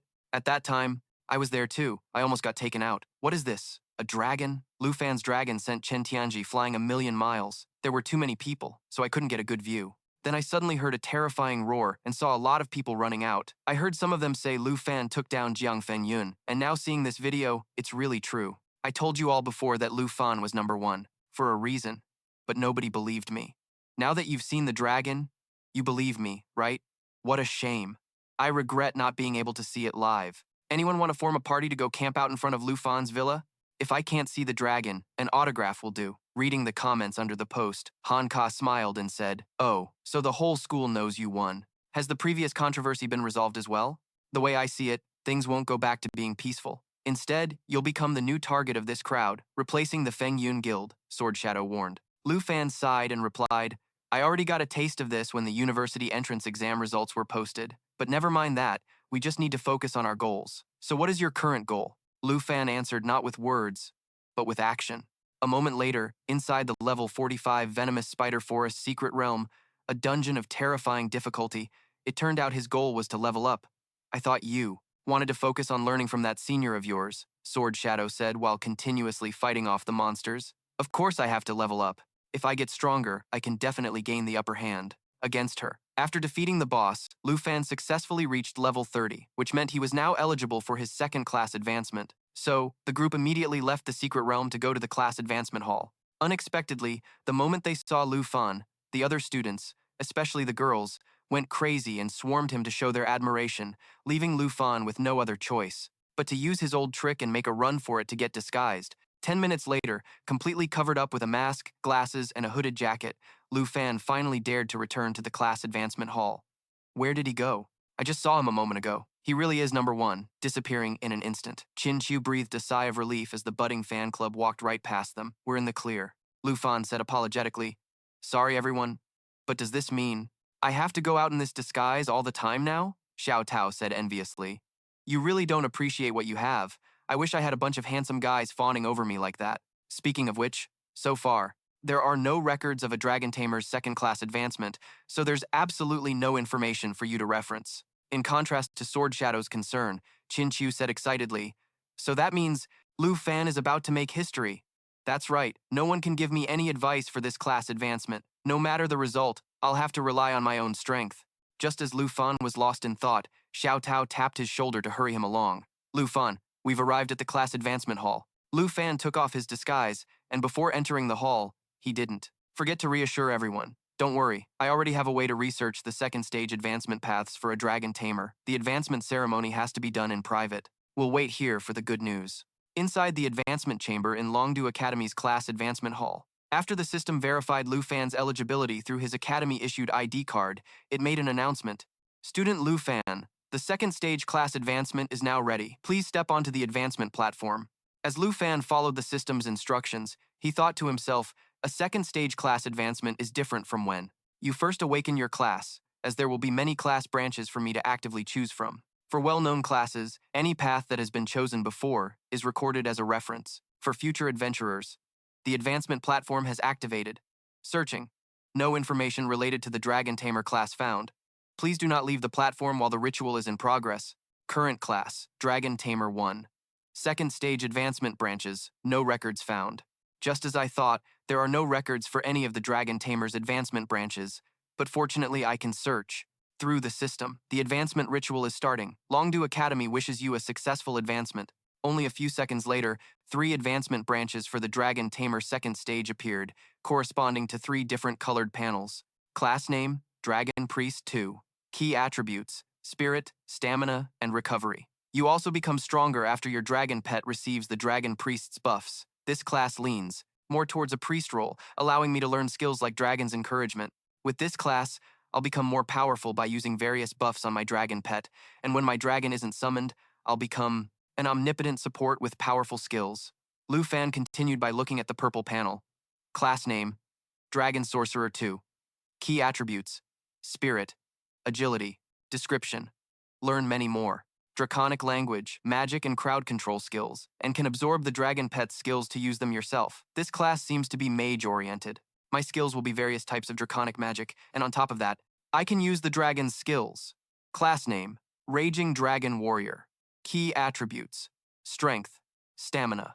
Description, learn more melee combat and damage reduction skills, and even transform into a dragon to fight in giant dragon form. If Dragon Sorcerer is the advanced class for a dragon language mage, then Raging Dragon Warrior must be the advanced class for a dragon-blooded warrior. I'll gain skills similar to Dragon Claw, but I'll be able to dragonify more parts of my body and even transform completely into a giant dragon, allowing me to deal and withstand more damage. So, one is a support path, like Dragon's Encouragement, one is a magic path using draconic spells, and one is a melee path that enhances dragonification.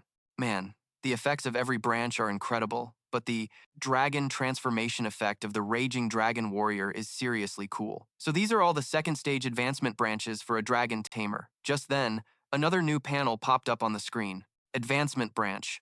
Second stage class advancement, Dragon Rider 2. Class information, no records found. Class name, Dragon Rider 2. Key attributes, agility, strength. Description, learn many additional skills. It can be combined with a dragon pet. Skills used when fighting alone become stronger when combined with the dragon pet. It's not limited to any specific skill type, allowing for comprehensive development, and the skills become even more powerful when coordinated with the dragon pet. It was a no-brainer which branch Lu Fan would choose. After changing his class to Dragon Rider Knight, the number of contracts increased from 2 to 3, and his base stats increased significantly. Additionally, some skills also ranked up. The Dragon Tamer can tame draconic creatures. The Dragon's Encouragement skill buffs himself and his dragon, increasing all attributes and attack power by 30%. Dragon Claw evolved into Dragon Annihilation, transforming his arm into a dragon's claw to deliver 6 consecutive high-speed attacks. It can be used for ranged attacks and can be coordinated with his dragon, Dragon Fang. Strike evolved into Void Sever, using dragon energy to assist in 2 consecutive slashes, and it can be coordinated with the dragon from a distance.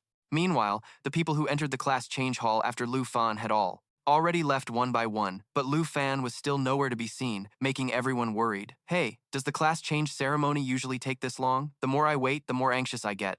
Did something happen? Taozi, don't worry. This is an important moment for Little Fan after all, Hanke said, even though she herself was shaking like a leaf. Seeing this, Sword Shadow reassured her. I understand your anxiety.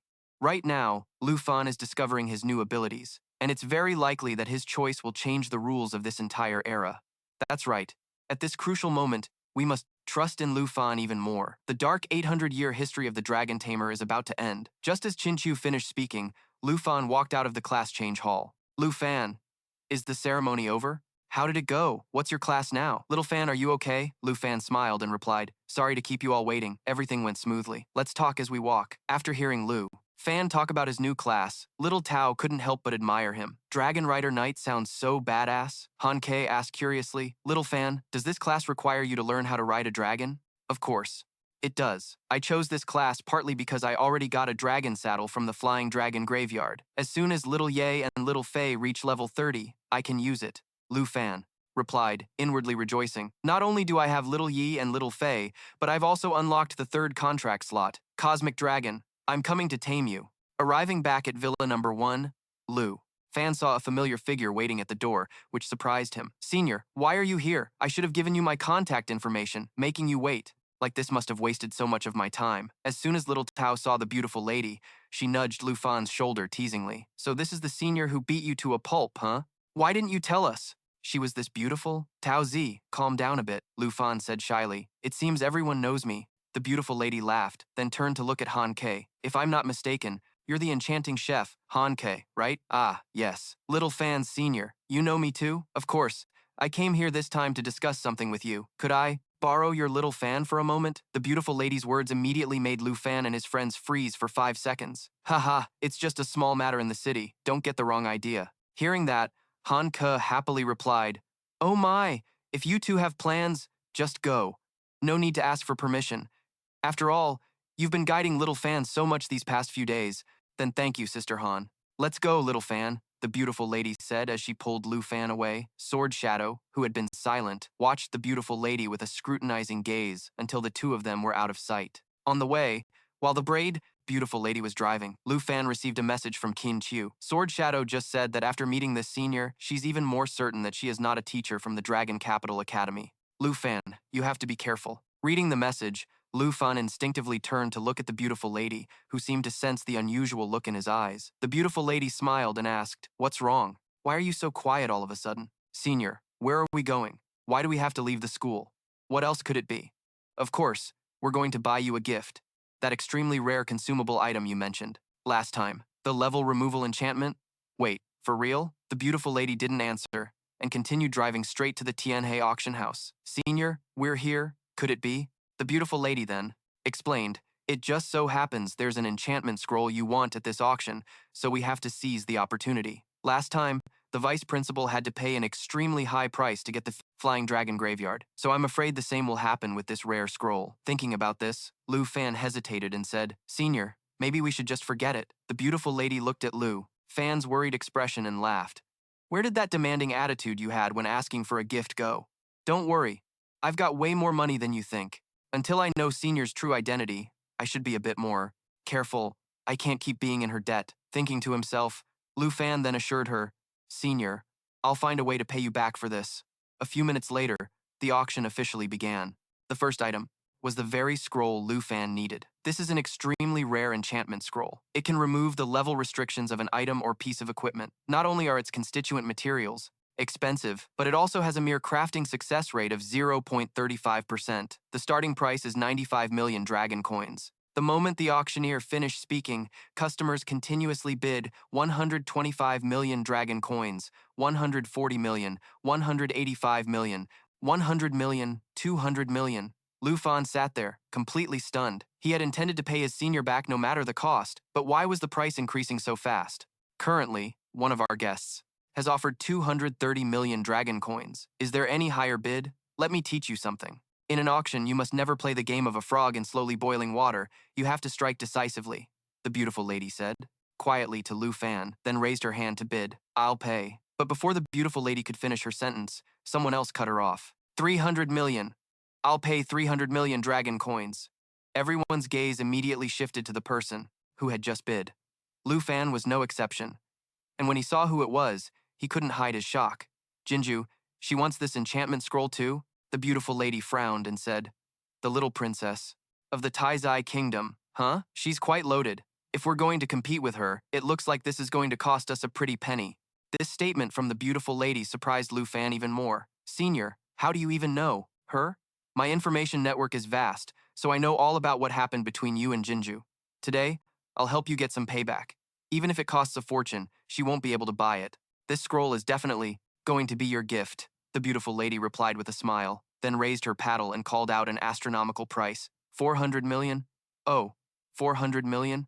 The current bid has reached 400 million dragon coins. Who is that? How annoying. Jinju slammed the table in anger, jumping to her feet and scanning the room for the person who had just bid. Princess, please calm down. We brought 500 million dragon coins this time. We can still keep bidding. Thoi Hoen Tai had barely finished speaking when the beautiful lady struck again. No, on second thought, I'll pay 500 million. The moment the words left her mouth, the excited auctioneer shouted, unbelievable. 500 million. This is the first time I've ever seen someone bid against themselves like this. Is there any bid higher than 500 million? 500 million going once, 500 million going twice, 500 million sold. Huh? Just who? Is that detestable bastard who's deliberately opposing me? Hearing Jinju's indignant scream and seeing her face flush with rage, the beautiful lady couldn't help but feel delighted. This is what I meant by striking decisively. Lu Fan was smiling on the outside, but on the inside, his heart was breaking. He almost wished Jinju had won. How was he ever going to repay 500 million? The auction was a success. Congratulations to this esteemed lady for acquiring her desired item. Please proceed to the private lounge. The beautiful lady and Lu Fan followed the auctioneer's instructions, leaving their seats and heading to the lounge. It was only then that Thoi Hoan Tai saw the bidder's face and blurted out, Lu Fan! Hearing this, Jinju immediately looked in the direction Thoi Hoan Tai was staring.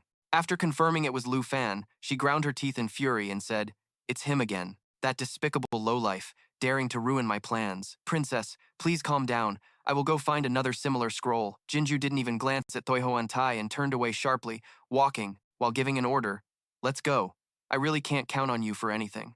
When my brother arrives, you'll see what happens to a useless piece of trash like you. Meanwhile, Lu Fan and the beautiful lady were sitting in the VIP lounge of the Tianhua auction house. After a short while, an elegant woman entered, carrying the item they had won. As soon as she saw the beautiful lady, the woman clicked her tongue and said, I knew it was you. Only you would dare to bid like that at my place. The beautiful lady ran over and hugged the woman, acting coyly. I came without even saying hello. My apologies. You really should have said hello beforehand. You spend so much money here every time. I need to make sure I treat you properly. It was then that the woman noticed the presence of another person in the room. She looked at Lu Fan with a scrutinizing gaze. And this young man is? This is my junior. I bought this scroll as a gift for him. Oh, your little brother, is he? Dunyathu smiled meaningfully and then introduced herself. You can call me Sister Du. I'm the owner of this place. If you ever want to buy anything rare in the future, just come on by. Lu Fan shook Dunyathu's hand and replied politely, hello ma'am, I'm Lu Fan. So you and my senior know each other. Haha,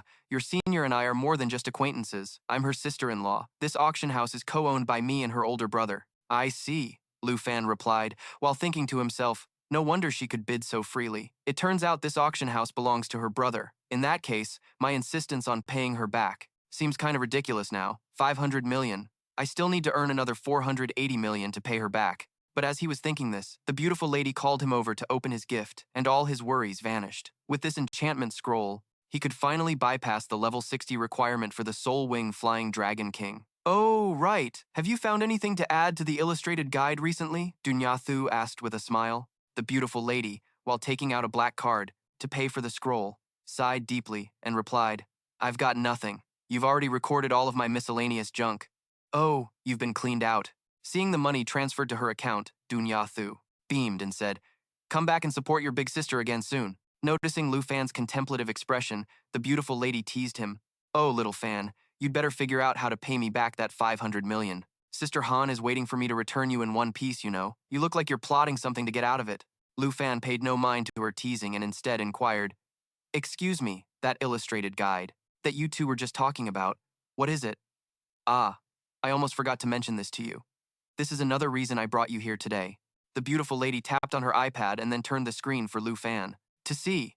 "This is the secret to how I'm able to earn so many dragon coins to buy things. It all lies in the 100 Treasures Illustrated Guide recording system, which is exclusive to this auction house. All you have to do is find things that aren't in this illustrated catalog can earn you money. Simple, right?" Du Yaxu said with a smile. "The money you earn from me can only be called pocket money, while the value of truly priceless treasures can't be easily estimated." Lu Fan glanced at the list, then asked in surprise, "Wait, you said record them, not sell them?" "That's right. Just by recording a treasure's information in the 100 Treasures Illustrated Catalog, the Tianhua auction house can estimate its value and give a percentage of that appraised value back to the owner. To put it bluntly, it's a way of using the collection of records of rare treasures to advertise for the Tianhua auction house, since my sister-in-law caters to a high-end market." Du Yaxu added, "Of course, if you want to sell, that's fine too. I can earn 3% of the appraised value. If I record rare equipment, maybe I can quickly pay off my 500 million debt." If that's the case, he silently made a decision. Lu Fan immediately took the legendary Flying Dragon King's soul wings from his storage ring and asked Du Yaxu to appraise them, leaving her gaping in astonishment. "Huh? Level 60 legendary flying wings. This is the real deal. Handsome, this thing is worth at least 2 billion. I hope you'll record it in our 100 Treasures Illustrated catalog. 3% of 2 billion is 60 million. I wasn't wrong, was I? Using the catalog to make money is just that simple." Lu Fan silently agreed. "This method of yours is really convenient, senior, but it's still a long way from 500 million. Thinking of this, Lu Fan smirked and said, "By the way, Miss Du, actually, I have something even rarer than the soul wings." Hearing this, Du Yaxu immediately asked eagerly, "You still have more good stuff? I wonder what you'll think of this dragon egg." As he spoke, Lu Fan took out the Starlight Dragon Egg, stunning Du Yaxu. "A dragon egg? Wait, are you that dragon master from the South Province?" Even the beautiful lady couldn't hide her surprise and asked, "Lu Fan, you have a second dragon besides the black dragon?" Lu Fan didn't answer, silently feeling regretful. "Actually, if I count the 2 flying dragon kings summoned by the bone flute, I'd have 5 of them now. Too bad the flute was eaten by Xiao Fei. Otherwise, I could have recorded it in the catalog to earn some extra money. If the unranked soul wings are considered top tier among the top tier, then this dragon egg is something unprecedented. I have to take back what I said. Not every treasure can be appraised." Hearing Du Yaxu say this, Lu Fan couldn't help but feel confused. "So this dragon egg can't be recorded in the catalog?" Du Yaxu ran over and grabbed Lu Fan's shoulders, saying excitedly, "No, I beg you, you must enter it into the 100 Treasures Illustrated catalog. If we have this dragon egg in the catalog, the reputation of the Tianhua auction house will spread throughout the entire country. No, not just the country. It will spread across the world and go down in history. How about this? Come to our auction house once a month. You can take whatever you like. No matter the auction price, I'll cover it all. What do you think?" Lu Fan replied without a second thought. "Of course. That's fine. Please enter these 2 items into the catalog. So, which month does the offer start from?" "Really? Wonderful. Starting this month, it's officially effective right now." Lu Fan replied with a big smile. "That's great. There's actually something I want to take for free right now." A moment later, Lu Fan happily left the lounge with an enchantment scroll, free of charge. Just owning 1 dragon already gives you the potential to become #1 in the world. And now, Lu Fan has another dragon egg. I really bet on the right horse. The pretty lady looked at Lu Fan and asked, "Hey, I clearly wasn't rushing you. You didn't have to pay back the 500 million right away." Lu Fan replied with a smile, "It's nothing. Since Miss Du said the deal is effective starting today, I just chose this level requirement removal enchantment." I can't believe her sister-in-law agreed and transferred the money back to me so quickly. The pretty lady felt a little regretful. He paid back the money so fast that I feel embarrassed to ask for any interest. Tianhua really collects a lot of rare items. I'll have to remember to come here once a month from now on, Lu Fan said, just as he and the pretty lady were walking through the hall. The catalog of the Tianhua auction house updated with new information. The moment the dragon egg appeared in the catalog, it caused a huge uproar. A dragon egg? Tianhua got a dragon egg? A dragon, the legendary creature, that can destroy an entire nation? Oh my god. At that moment, an overly excited young man grabbed a security guard by the collar and shouted, "How much is the dragon egg appraised for? Even if I go bankrupt, I have to buy it." The guard replied in confusion, "I'm sorry, but I really don't know anything." Meanwhile, someone else was calling their friends. but it seemed the person on the other end didn't believe them, forcing him to insist. It's true. I saw it with my own eyes in Tianhua's catalog. There's a dragon egg. Lu Fan looked at the scene before him and couldn't help but exclaim, Miss Du works really fast. From now on, the Tianhua auction house is going to be completely famous. Hey you, now is not the time to be happy for her. The pretty lady jutted her chin forward. That crowd is frantically pushing inside to see the dragon egg. If we don't get out of here quickly, we'll have to sleep here tonight. After a struggle, Lu Fan and the pretty lady finally managed to breathe the fresh air outside the Tianhua auction house. We're out, the pretty lady sighed in relief. Your sister-in-law is going to make a killing this time. You should have asked for 3 or 4 treasures a month to make it worthwhile, you know? Although Lu Fan was kicking himself inside, he still pretended to be fine and replied, I'm afraid that would have been too much to ask. By the way, where's your car? My ride is right here. The pretty lady winked playfully and walked over to a powerful motorcycle nearby. But isn't that the car we took to get here? That's the one I brought to return to my sister-in-law. My car has been here the whole time. Lu Fan silently looked at the beautiful woman, feeling a bit surprised.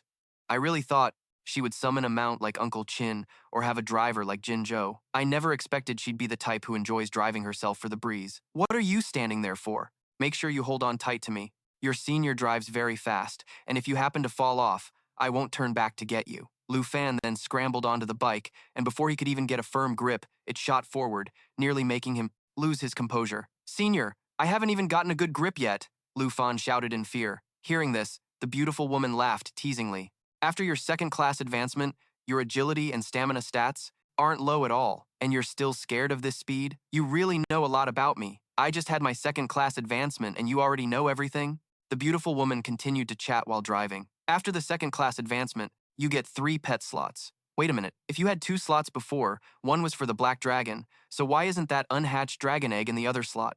Speaking of which, the beautiful woman suddenly turned her head to ask, Lu Fan, hey, don't tell me that dragon egg is your 3rd dragon. My 3rd one? Watch the road, senior. Lu Fan was so scared he was tongue-tied. You kid, you really don't know how incredibly lucky you are. Dragons are practically divine beings. Some people suffer their whole lives and never get one, yet here you are, at such a young age, with 3 of them. Taking advantage of the pleasant atmosphere, Lu Fan boldly asked, Senior, why are you helping me so much? Also, when will I get to know your true identity? The beautiful woman replied seriously, Now is not the time. Lu Fan, you still have to pass the first trial. The first trial? That's right. A special envoy will soon come to Longdu Academy to test whether you are qualified to participate in the national trials. And you have to make that person acknowledge you to be considered to have passed this trial. That special envoy is also over level 70. I'm afraid he will target you. Hearing this, Lu Fan laughed out loud. So, you're the one. The school arranged to help me get through this. You could say that, but why are you laughing? Lu Fan said half-jokingly. I don't care what level that person is, as long as I have you to teach me. That special envoy had better start praying for himself. I will definitely participate in the national trials, so he'd better not try any tricks. Otherwise, he'll have to face the bitter consequences. Ha ha, you're pretty arrogant, huh? When the time comes, make sure you make him submit completely. The beautiful woman replied with a hearty laugh and looked up at the sky. Is it this late already? I have to get you back quickly. I promised the girls at Villa Number 1 I would return you by evening. Hold on tight, I'm about to speed up. While the beautiful woman was talking, Lu Fan had quietly activated the Flying Dragon's soul wing equipment and took her hand. Senior, hold my hand tightly. Let me fly you the rest of the way back. With that, Lu Fan took the beautiful woman's hand and they flew into the sky together. A moment later, Lu Fan slowly lowered her onto a main road, asking with a hint of regret, Are you sure you don't need me to take you any further? Yeah, you can head back now, the beautiful woman replied with a smile. Hearing that, Lu Fan didn't linger and obediently left. This kid is so dense. If it were any other guy, they would have insisted on taking me all the way to my doorstep. But this is nice too. I like this passive type. The beautiful woman's happiness was short-lived when she realized her motorcycle was still back where they left it, and she couldn't help but curse Lu Fan in anger. That idiot. Back to our protagonist, returning home by air was tiring, but on the bright side, it helped him get used to using the soul wings. After resting and recovering his strength, Lu Fan immediately returned to the task he had put on hold for his meeting with the beautiful woman, hatching the star dragon egg. Before starting, he didn't forget to instruct Xiao Fei and Xiao Ye. Are you two ready? Even though we failed last time, remember to live in harmony with each other from now on, just like I told you before. Xiao Ye and Xiao Fei immediately nodded. Only then did Lu Fan feel at ease enough to use the dragon taming art on the star dragon egg. Star dragon, my 3rd little dragon, come on out. Just a few seconds later, the eggshell cracked, and a stream of light burst forth, creating an illusion of stars in the sky. And then, a baby dragon with a unique appearance was born. Star Dragon Contract. Level 1. Strength 795. Agility 276. Spirit 109. Stamina 373. Star Shatter. Creates a star and crushes it to deal massive area of effect damage. The destructive power depends on strength. Starlight Scale Armor. Attaches scale armor to Starlight, continuously absorbing damage. Received for 60 seconds. When the skill ends, all enemy targets in melee range will receive the previously absorbed damage. Star Bravery. Energy continuously flows out, gradually increasing stamina over the duration of a battle. So the Star Dragon is a type that specializes in physical attacks, huh? It just hatched and its strength is already 795. Lu Fan picked up the baby dragon, marveling inwardly. Its stats are strength-based, like Xiao Fei, but its power is double Xiao Ye's initial stats. Once it reaches around level 20, even without Mai and Xiao Fei's buffs, its strength stat could still easily reach over 10,000. I always thought Xiao Ye was well suited for physical attacks, but now it seems Xiao Ye is more of a balanced type, similar to the Dragon Knight class that I chose. The Star Dragon's Starlight Scale Armor seems like a damage absorption skill, but it can actually be used for both offense and defense, reflecting all the absorbed damage within 60 seconds back at the enemy. And Star Bravery allows the Star Dragon to continuously increase its stamina, so it isn't afraid of prolonged battles. Furthermore, the Star Dragon isn't solely geared towards physical attacks, completely. According to the description of Star Shatter, it's a magic skill with very high damage, but I'll have to test it to see its actual destructive power. While Lu Fan was monologuing to himself, Xiao Ye habitually picked up a piece of eggshell. Before she could put it in her mouth, the starry sky dragon lunged forward and knocked her hand, causing the shell to fall, which made Xiao Ye turn unhappily to glare daggers at the starry sky dragon. Alright, following procedure, it's time to name your new little sister. Xiao Ye, Xiao Fei. Since we're starting all the names with Xiao, how about we call her Xing Chen? Okay? Before the dragon herself could react, Xiao Fei sulked in a corner. Meanwhile, Xiao Ye kept expressing her dissatisfaction in the dragon tongue, leaving Lu Fan bewildered. What's wrong? It's just a name. Don't be like that. Come on, I'll change it when I think of a better one for you guys. Xing Chen, do you like this name? In response, Xing Chen gave Lu Fan an indifferent look, which made him feel awkward. What a snob. Looks like she and Xiao Ye won't be causing a ruckus together. That's good. Elsewhere, Kim Seong Han, level 60, the new number 1 of the Taiki Kingdom, was at Wanli Cha, a level 60 to 70 zone. While training, he received a call from a subordinate of that troublemaker, Kim Ju. Yeah, I got it. Kim Seong Han replied curtly and hung up. Seong Han, what's wrong? You don't look too good. A young man in white armor asked with concern. Kim Seong Han answered honestly. My sister had someone call me, telling me to get revenge for her.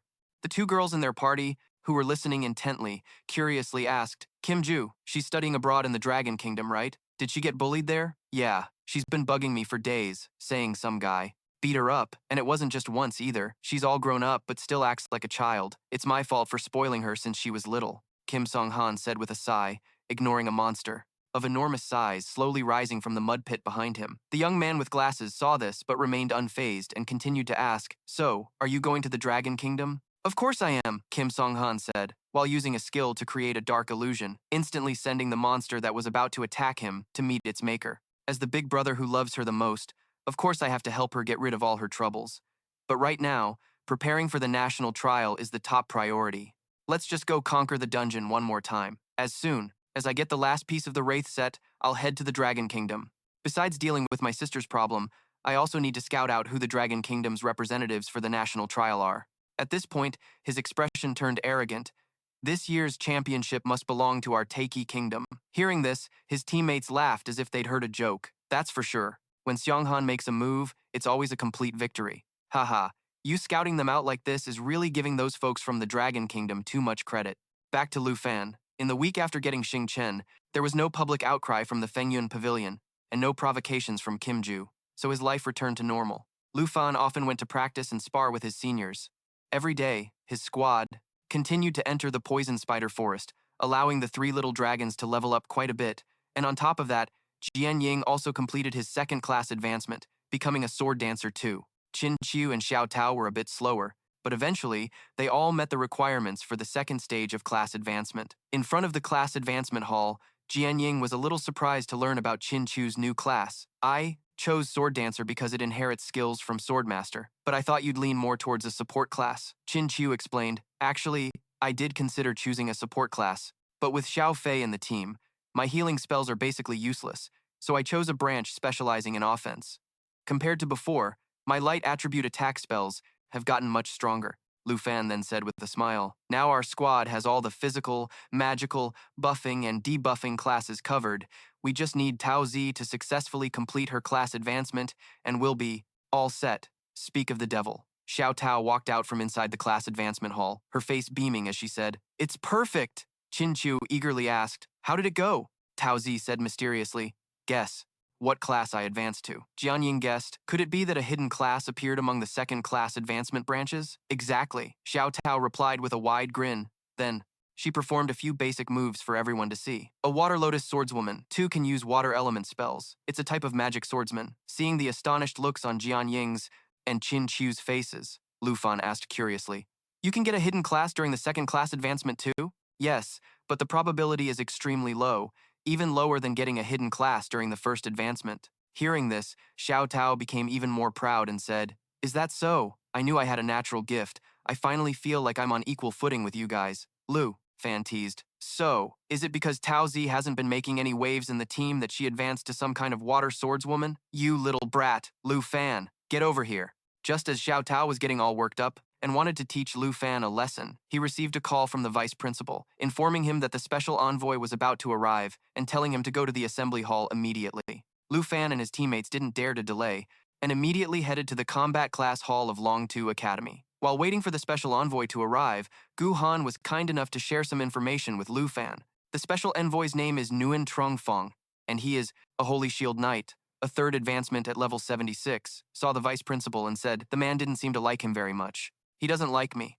My senior also warned me before that he would target me. Just who is this Nguyen Trung Fong guy anyway?" As Lu Fan was pondering, he was surprised to see the Brahma staff, which was ranked number 1 in the 100 Treasures Illustrated Guidebook, in the hands of a mysterious figure on the stage. Unable to hide his curiosity, he turned to whisper to Gu Han, "Miss Gu, do you know who that completely cloaked person holding the staff is? That's our school's new principal, and although I say new, he's actually been in the position for 2 years now. It's said that he's a 4th advancement master." It said, "Does that mean no one knows the principal's true strength?" Gu Han nodded and replied, "Yes, except for the vice principal.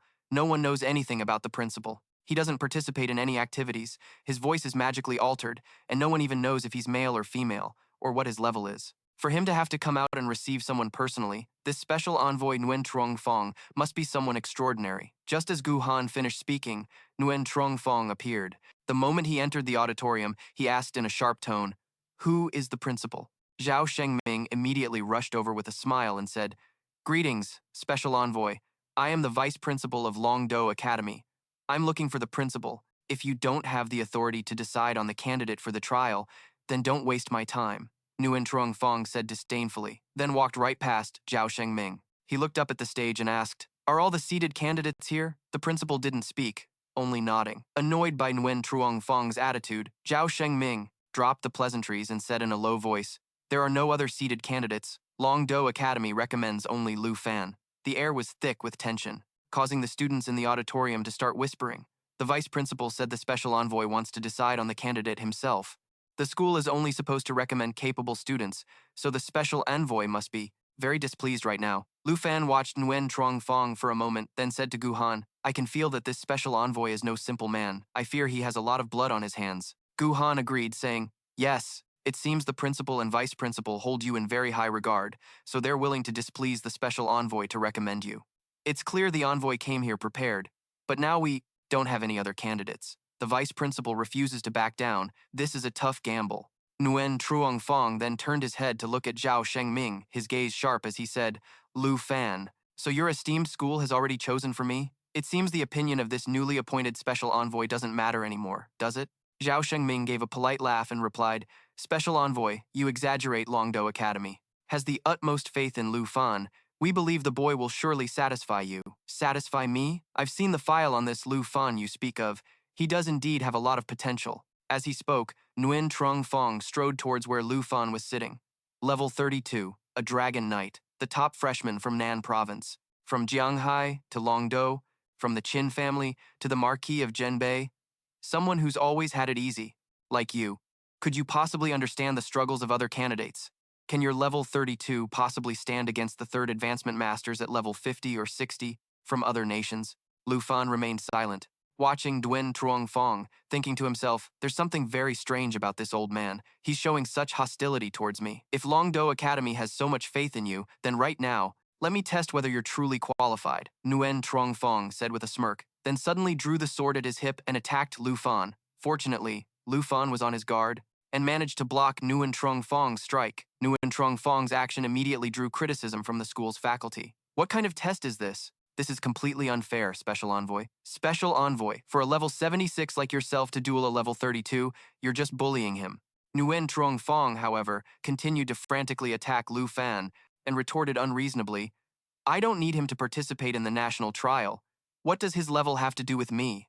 My mission is to select someone strong enough to fight against the other 22 nations. If you can't even pass my test, you are unworthy of representing the Dragon Kingdom. Lu Fan struggled to defend against Nguyen Truong Fong's relentless attacks, thinking to himself, I can't risk fighting him in close combat. His level is too high, but this space is too small to summon my dragon, and I might injure the others. Damn it. Lu Fan, show me all your strength. Let me see just how talented you are to have gotten me kicked out of Longdo's high command and demoted to a lowly special envoy like this.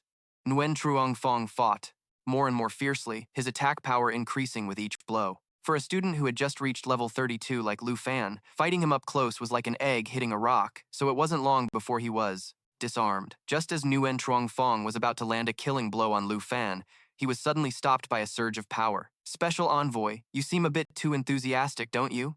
Then let's move to a different place for this test. As he finished speaking, the white-robed principal used his scepter to create a magic circle, then teleported Lu Fan, Nguyen Truong Fong, and the vice principal to Longdo Academy's arena. This place is spacious enough. Special Envoy, feel free to continue your test. It doesn't matter where we go, the result will be the same. Nguyen Truong Fong snorted coldly and said to Lu Fan, show me what you've got. Don't hold back.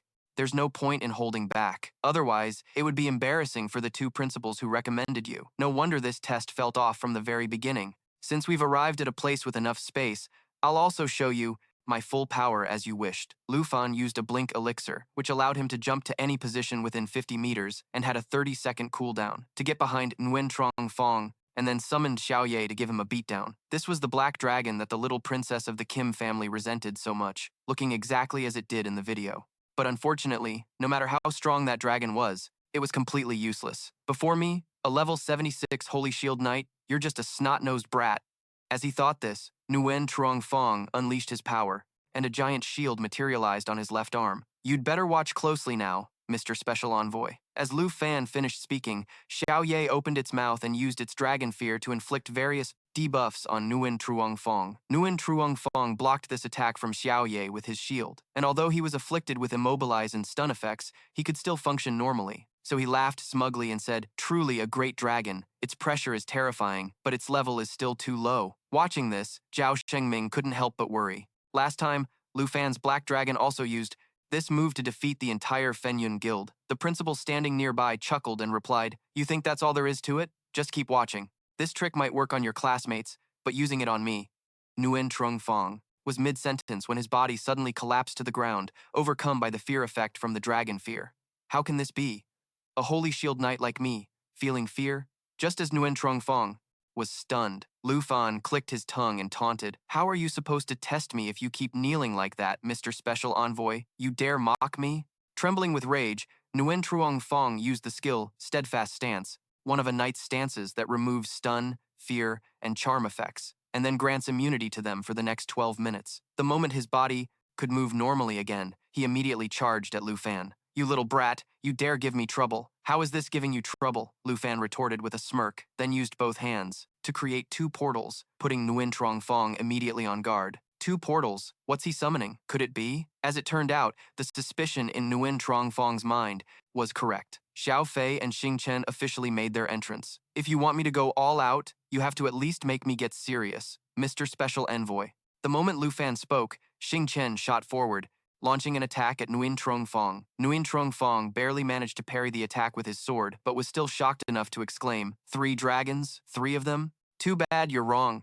Lu Fan snapped his fingers and commanded Xiao Fei, bring out the twin flying dragon kings. Xiaofei immediately used its skill, natural assimilation, followed by Dragon Call Bone to summon the souls of the twin flying dragon kings as Lu Fan commanded. Principal, did you know all along that Lu Fan had 5 dragons? I truly can't process what I'm seeing with my own eyes. The principal didn't answer, instead looking at Lu Fan with admiration. You truly are full of surprises, Lu Fan. All right, Mr. Special Envoy. Do you think I'm qualified to participate in the national trials? Now? Lu Fan asked, one hand in his pocket while gesturing forward with the other. The 5 dragons roared and simultaneously charged toward Nguyen Truong Fong. Impossible. What should I do? Now? What do I do now? How is this brat even fighting me? Panicking, Nguyen Truong Fong instantly activated his skill, Holy Light Protection. Xiao Ye lunged forward. First, striking the spot where Nguyen Truong Fong stood, a massive explosion erupted, with swirling winds kicking up a thick cloud of dust that obscured the view. Zhao Shengming raised a hand to shield his eyes from the dust and said worriedly to the principal, the special envoy, he's finished. A direct hit from a great dragon like that.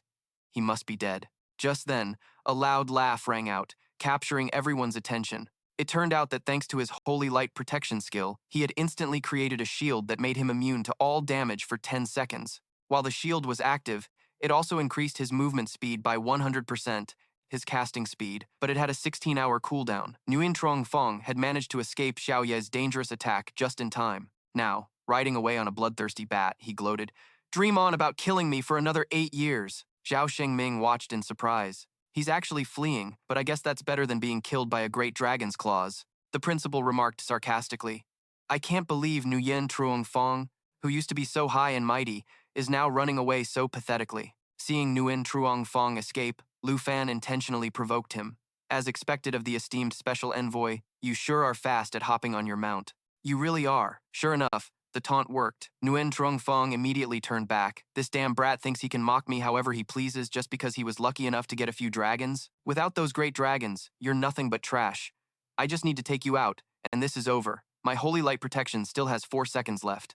Thinking this, Nguyen Truong Fong steered his mount to charge swiftly toward Lu Fan. A noob will always be a noob, even with many dragons. You're full of weaknesses, he yelled, swinging his sword and activating the skill, Holy Light Judgment, infusing his weapon with Holy Light, dealing 420% holy damage. A successful activation also doubles the damage of the next holy attack, and with 2 seconds of his protection spell left, he intended to take Lu Fan's life. But just as the blade was about to touch Lu Fan, it was blocked by a green shield from the skill Jade Light. Jade Light creates 12 layers of Jade Blessing for the target, removing debuff effects while also increasing all stats by 60%. Each layer of Blessing can block 2 instances of damage. That's more like it. One more hit, and a layer of the Jade Light will be broken. Lu Fan said with a smile, Holy Light Judgment only broke half of its shield. Even at close range, you can't do anything to it with the dragon here. The Holy Light Protection has worn off. Knowing he couldn't win, Nguyen Truong Fong mounted his beast and tried to fly away but was stopped by Lu Fan.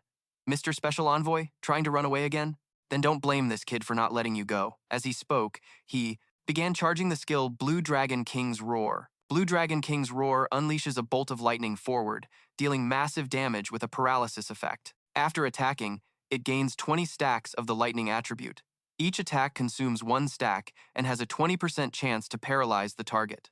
At the same time, Nguyen Truong Fong was so focused on Lu Fan's actions that he didn't notice Tin Thin had blocked the path of his mount, the bloodthirsty bat. It only took a light tap to stun the bloodthirsty bat, causing it to stagger and fall. Nguyen Truong Fong fell along with it. Watching Nguyen Truong Fong fall from the sky and scramble on the ground, Lu Fan laughed and said, Look at you, where's the special envoy who wanted to teach me a lesson just a moment ago? As Lu Fan finished speaking, the Blue Dragon King's Roar skill was fully charged.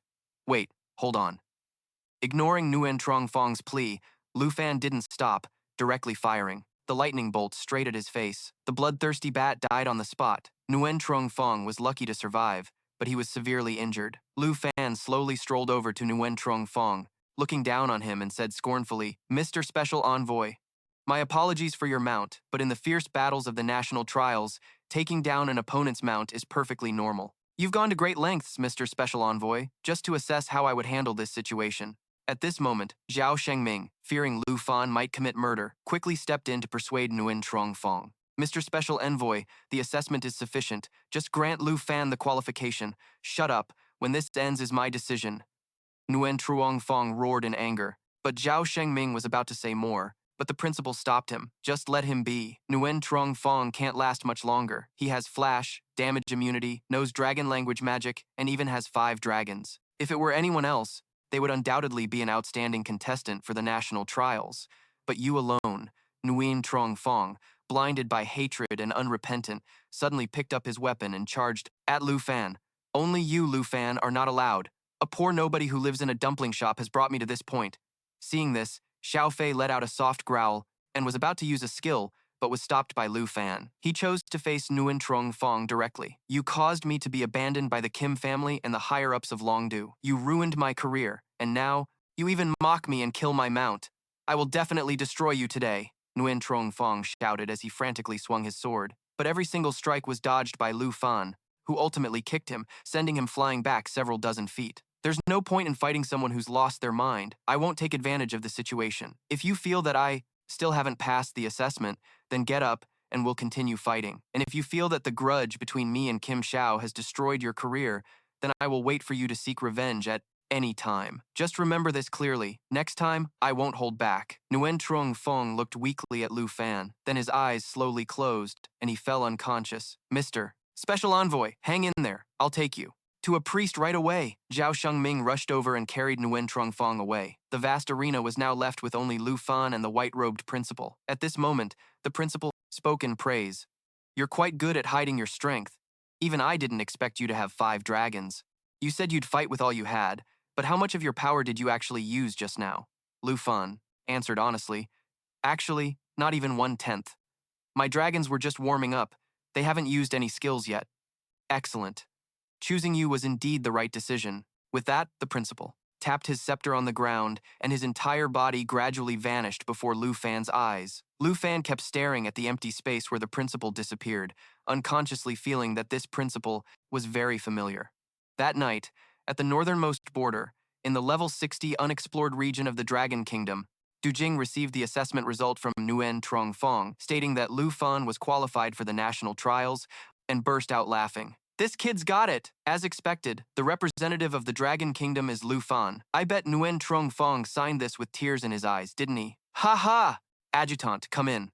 Immediately, the adjutant pushed the door open and entered. Yes, Marquis of the North, what are your orders? Du Jing commanded. Prepare the Griffin. I need to make a trip to the Longdu Academy. Recently, some of our exploration routes have been attacked, and all the attacks came from that thing. If you leave now, Du Jing replied with a serious face, it's not like I'm not coming back. What's there to be afraid of? Tell the Griffin Riders to continue with the other exploration routes as usual. I'm taking this trip to meet our Dragon Kingdom's representative and to investigate that thing. I'll be back in 2 days. On Lu Fan's side, after Nguyen Trong Fong approved his participation in the trial, he had some free time. He planned to search for treasure, so he contacted He Shu for some information. Over 1,900 miles away, Lu Fan sighed as he looked at the map, at the location of Tideview Bay, a level 20 to 30 zone. He couldn't believe it was that far for just a mid-tier treasure. Thinking to himself, Lu Fan sighed and said to He Shu on the other end, never mind. I'll contact you next time I need something. Are you sure? I can get in touch with a teleportation mage to get you there. But of course, that comes at a different price. He Shu tried to persuade him. Just then, Lu Fan received a system notification. Lu Fan, congratulations, you have found a treasure map. For today, holy cow, after all this time, a god-tier map has finally arrived, Lu Fan thought. Hello, Lu Fan, are you still there? I'm here, hold on. I have another place to ask you about. The location is on the far northern border. Before Lu Fan could finish, a fireball moving at the speed of light flew straight at Villa Number 1. A figure in a black cloak watched from above as Villa Number 1 was engulfed in a sea of flames. Just as the assassin thought the mission was complete and was about to leave, he saw Lu Fan fly out of the inferno using the soul wings of the Flying Dragon King. The others were saved by Xiao Fei and Xiao Ye, and luckily escaped. Where do you think you're teleporting to? Stop right there! Lu Fan roared in anger, lunging forward and slashing the assassin's hood, revealing his face. You're the teacher who was standing with the principal that day. Hearing the commotion, nearby students hurried over to check on the situation. Call the fire department! What just happened? What was that explosion? Is everyone all right? What's going on? Han Chu angrily pointed at the cloaked man. He attacked our house, trying to kill us to silence us. Since I've been discovered, then this is the only way left. With that, the cloaked teacher activated his skill, Flamebite Shackles, binding his target and preventing him from receiving any buffs for 8 seconds. If the target breaks free, Their movement and casting speed will be reduced by 90% for the next 4 seconds. Lu Fan was instantly immobilized, but he didn't stop there. The man also used the skill, Final Flame, burning his own life force to create a scorching flame core. He then used his own life to detonate it, dealing burn damage equal to 1,250% of his spirit attribute. The skill's range increased with its charging time, as he intended to take Lu Fan down with him. Han Qiu and Jian Ying, realizing the teacher's plan, immediately cast their skills in an attempt to help Lu Fan escape the shackles, but to no avail. Scorching Flame Core charging, 23%. Scorching Flame Core charging, 59%. Scorching Flame Core charging, 72%. As the Scorching Flame Core charged up more and more, the teacher's body began to expand, swelling like a balloon. Lu Fan knew he couldn't escape, but he still worried about everyone else's lives. Xiao Fei, prepare to activate Eternal Protection. Xiao Ye, protect everyone. Lu Fan, you can't escape. There is only death, haha. At the very moment the Scorching Flame Core was about to detonate, the white-robed principal's scepter pierced through the teacher's chest, killing him instantly and helping Lu Fan break free from the shackles and escape before the teacher's body exploded. The school administration arrived just in time to manage the aftermath, putting out the fire, calming the students, and starting the investigation. Xiao Fan, that was terrifying. Are you hurt? Han Ke ran to Lu Fan as he landed, her face covered in tears, and hugged him tightly. I'm fine. I'm sorry for making you worry. Auntie. Qin Chu also rushed over and asked with concern. That was truly terrifying. Lu Fan, do you know who that mage was? I saw him the day the special envoy came for the evaluation. He was standing with the principal. Zhao Shengming looked at the teacher's charred body and said gravely, Lu Fan, we never expected someone from our own school would try to assassinate you. And on top of that, he was an honorary professor of the academy, a level 81 fire mage. It's simply unimaginable. Why would he do that? Is he one of Nguyen Trung Fong's people? Lu Fan asked, frowning. Han Ke, standing beside him, spoke up angrily. Vice Principal, you must investigate this thoroughly. We were almost all killed. Qin Chu also expressed her agreement. When he saw Lu Fan was still alive, that wicked man immediately activated a skill to drag him down to hell with him. Zhao Shengming was flustered by the women's intense reactions. Everyone, please calm down. I will absolutely investigate this matter thoroughly and give you all a satisfactory explanation. Early the next morning, in the principal's office at Long 2 Academy, these kinds of assassination attempts will certainly happen again. This one failed, which means the next one will be even more dangerous. That honorary professor had been working here for a long time. To think someone like that was right under my nose, and I didn't even realize it, it's truly chilling. Even though the entire school is within my skills range, if I had arrived just a moment later, the consequences would have been unimaginable. At this point, the principal said with annoyance to the person across from him, Are you even listening to me? Tu Jingxiu drained the teapot in one go and replied, Listen, you should keep some wine. In this room, this tea is completely tasteless. Seeing the principal's silence, Tu Jingxiu laughed heartily and said, Relax, relax. I'm listening. It's been a long time since we've seen each other like this, and I still have to. I traveled a long way to get here.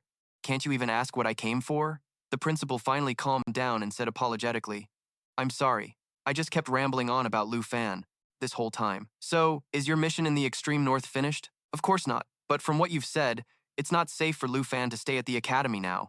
And since you and the vice principal still have to investigate this matter, but that's all right. I can take some of the burden off your shoulders. Take some of your burden? That's right. Let that kid come to the extreme north with me. Even if he's not afraid of assassination, I'm sure. Trouble will keep finding him. If he goes to the extreme north with me, not only can we guarantee his safety, but he also won't endanger the people around him. It would be very safe for him to go with you, but what's in it for you? Does a Marquis of the Northern Suppression like yourself have time to look after him? I've had my eye on this kid, Lu Fan, for a long time. His growth rate is incredibly fast, so he won't take up much of my time. Of course, the other reason I want him to come is that I think he can help me investigate that thing. I understand, but you have to promise me you won't let Lu Fan fall into any danger. Du Jing found a bottle of liquor in a drawer, and as he uncorked it and began to chug, he replied, Of course I'll bring him back safely.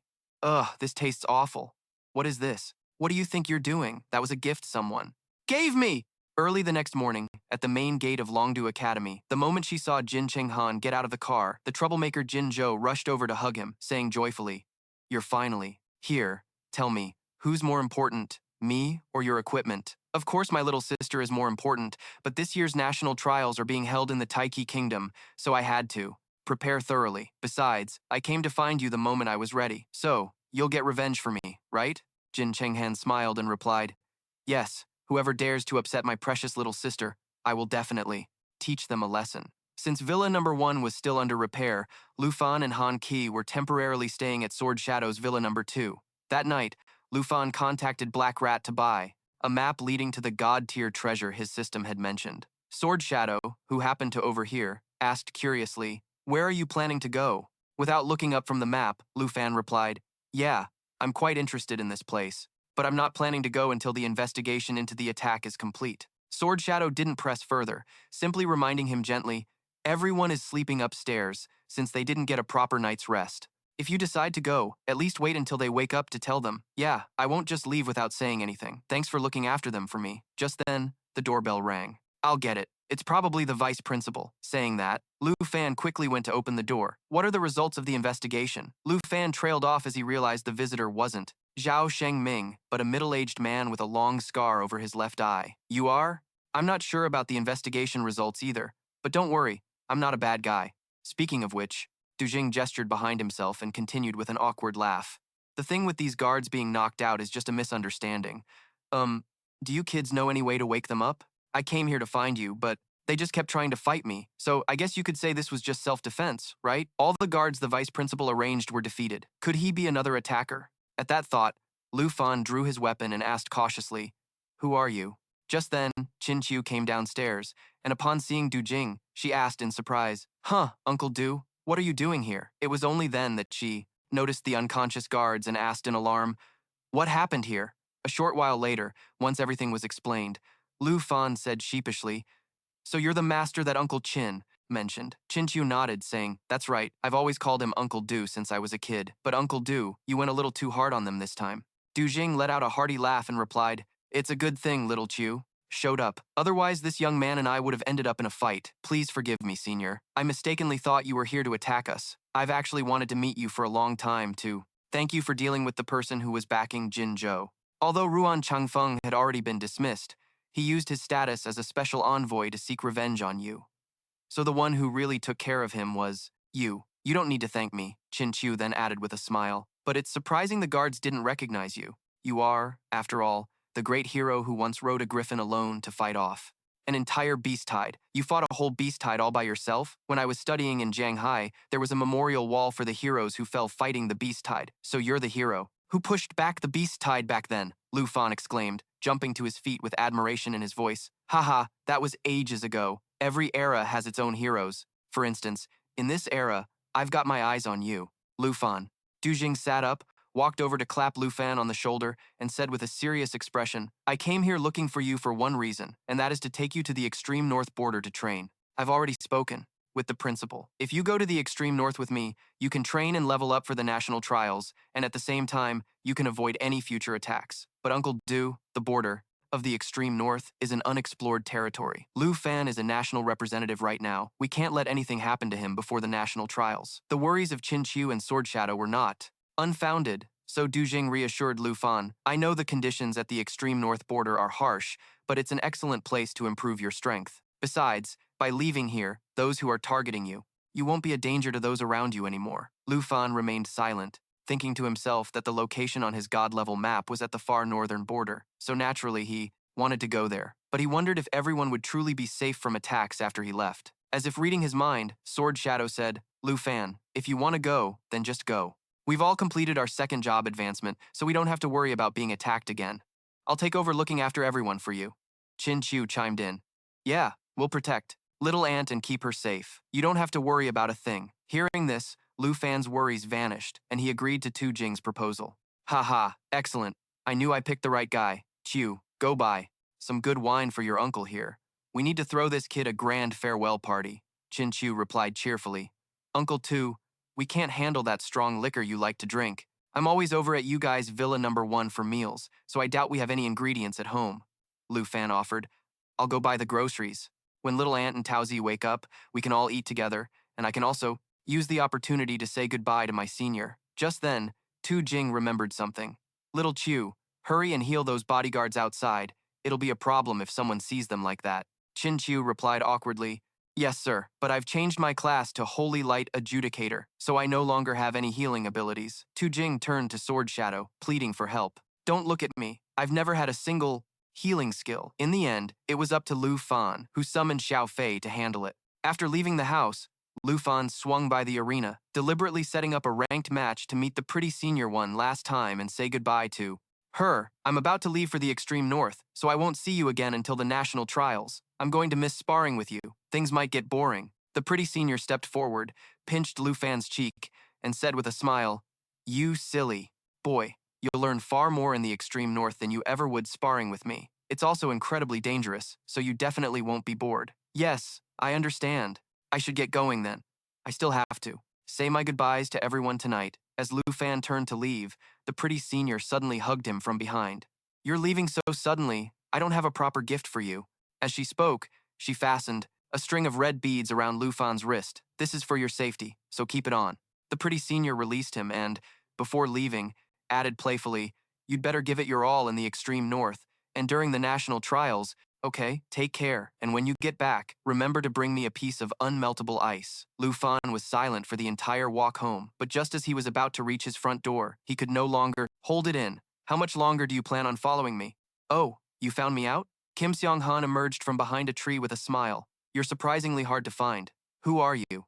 And why are you following me? You may not know me, but I've heard quite a few things about you. I'm Kim Song-han, Kim Ju's older brother.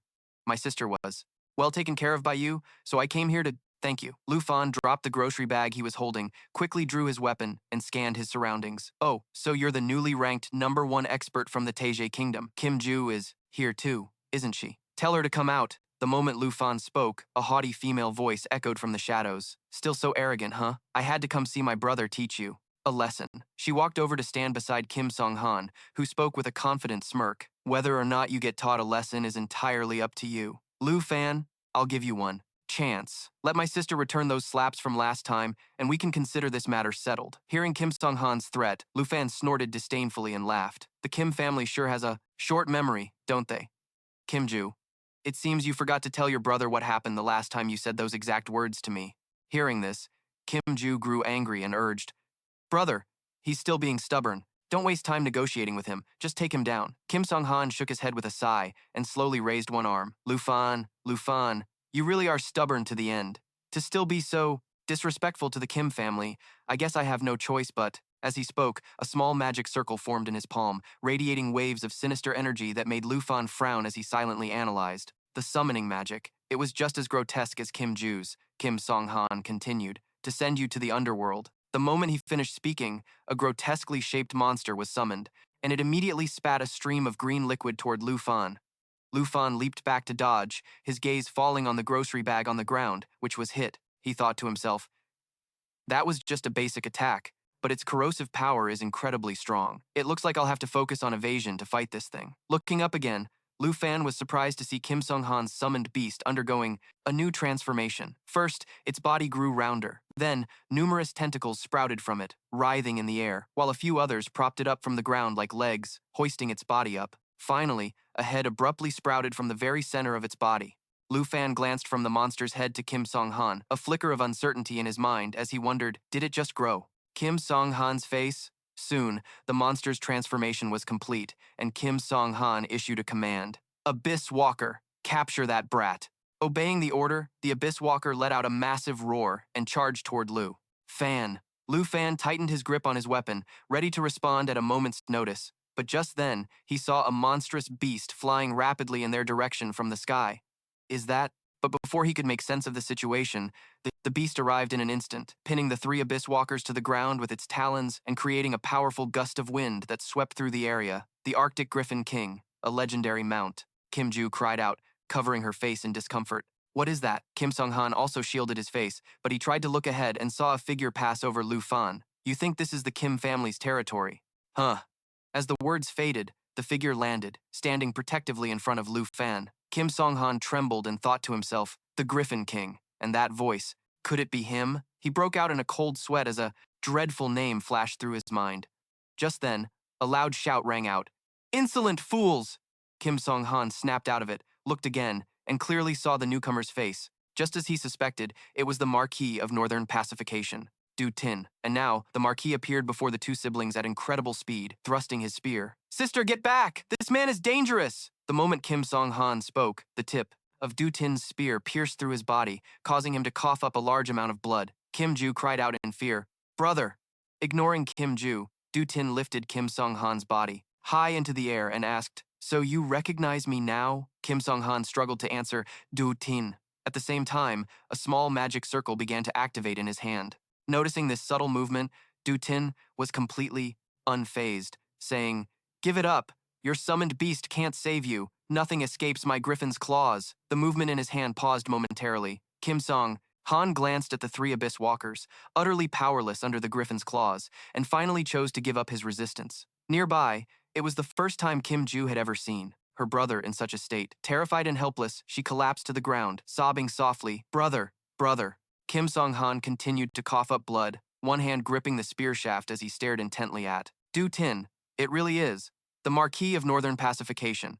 After uttering these words, as if his last bit of strength had faded, Kim Sung-han's head slumped, and he breathed his last. Kim Ju screamed in despair, "Brother!" Standing not far away, Lu Fan thought in astonishment, "Senior Du, he actually killed Kim Sung-han." Just then, Du Tin said, "Abyss Summoner, a third stage skill, Abyss Symbiosis. As long as their Abyss summoned beast is still alive, the summoner can be reborn from its body." Hearing this, Lu Fan was stunned once more, and he also noticed something strange. Kim Seong-han's body had vanished, leaving behind only a shed skin, like a snake's. Is Kim Seong-han still alive? The thought had barely crossed Lu Fan's mind when he saw Do Tin swing his spear, creating a wave of spear energy that struck the three abyss walkers as he yelled, "Get out here now, or don't blame me for destroying your summoned beasts and ensuring your permanent death." Kim Ju also realized what was happening and hurriedly looked toward the three abyss walkers.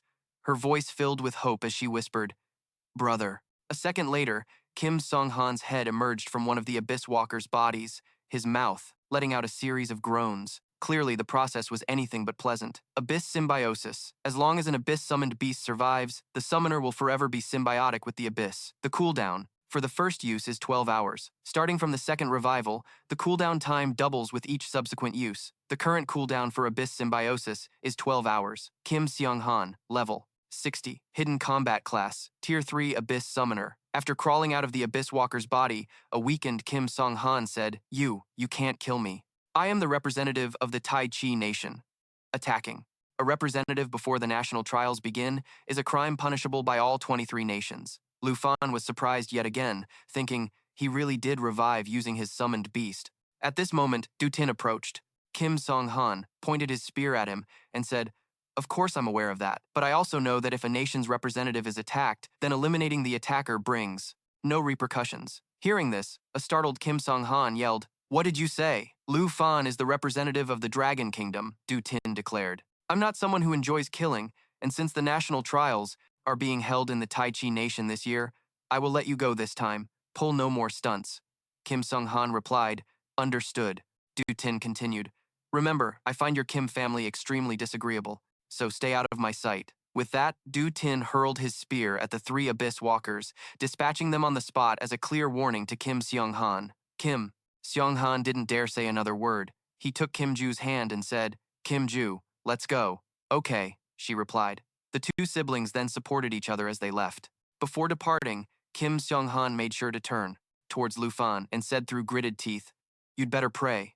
In the Tai Chi Nation, there will be no one to protect you." Lu Fan paid no mind to Kim Sung-han's threat. He walked over to Du Tin and said, "This Kim Sung-han guy is both annoying and ridiculous. He already died once, but he still has the gall to say things like that." Du Tin glanced at Kim Sung-han and his sister in the distance and said, "That's how people from Tai Chi are, stubborn-mouthed even after dying. Let's head inside.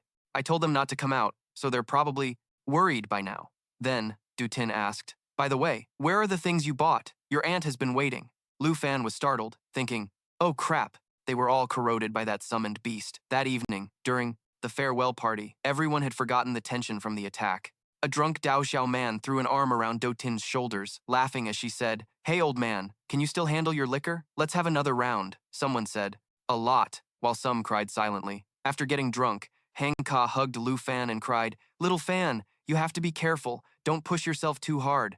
Lu Fan forced a smile and said, "Come on, don't cry anymore. I'll be back in a month." As for Chin Chiu, it was unclear if she was drunk or just shy. Her face was flushed as she leaned against Lu Fan and gently reminded him, "You have to take good care of yourself. Don't worry about us." But Lu Fan knew he had to leave. As a target, he couldn't let everyone be endangered because of him. With only 1 month left until the national trial, the secret of the northernmost border was waiting for him to uncover it. The next afternoon, Lu Fan and Tu Jing were riding a griffin, flying towards the northernmost border. Sitting in front, Tu Jing controlled the griffin while reminding him, "Try to hang in there. Don't let yourself get frozen solid." Soon, the two arrived at the unexplored region of the northernmost border. This unexplored area was for levels above 60, and the God tier map was located here. Lost in thought, Lu Fan suddenly saw a large circle on the horizon. He was immediately shocked by the sight before him and quickly asked, "Senior 2, what is that? It looks like a blood moon." Tu Jing replied, "That thing is the very reason I brought you here."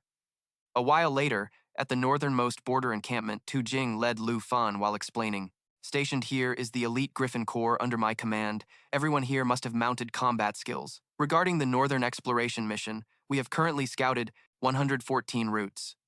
Then, he paused, pointed to a map on the wall, and continued, "As for what we've discovered, you've already seen it." Lu Fan looked at the map and asked, "Is it that blood moon?" Tu Jing replied with a grave expression, "That's right.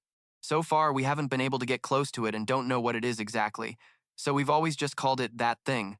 But just a few seconds later, Tu Jing suddenly burst out laughing, repeatedly patting Lu Fan's shoulder and saying, "But now that we have a legendary youth like you here, I believe the exploration mission will definitely make new progress." Lu Fan chuckled, moving closer to the map to observe it carefully. So this was Senior 2's main purpose, but it suited him perfectly. He could find the God tier map and also level up in a level 60 area. These two routes are closest to the God tier map's location. Having made his decision, Lu Fan pointed to the area of routes 77 and 78 and inquired, "So, can I join the vanguard on these paths right away?"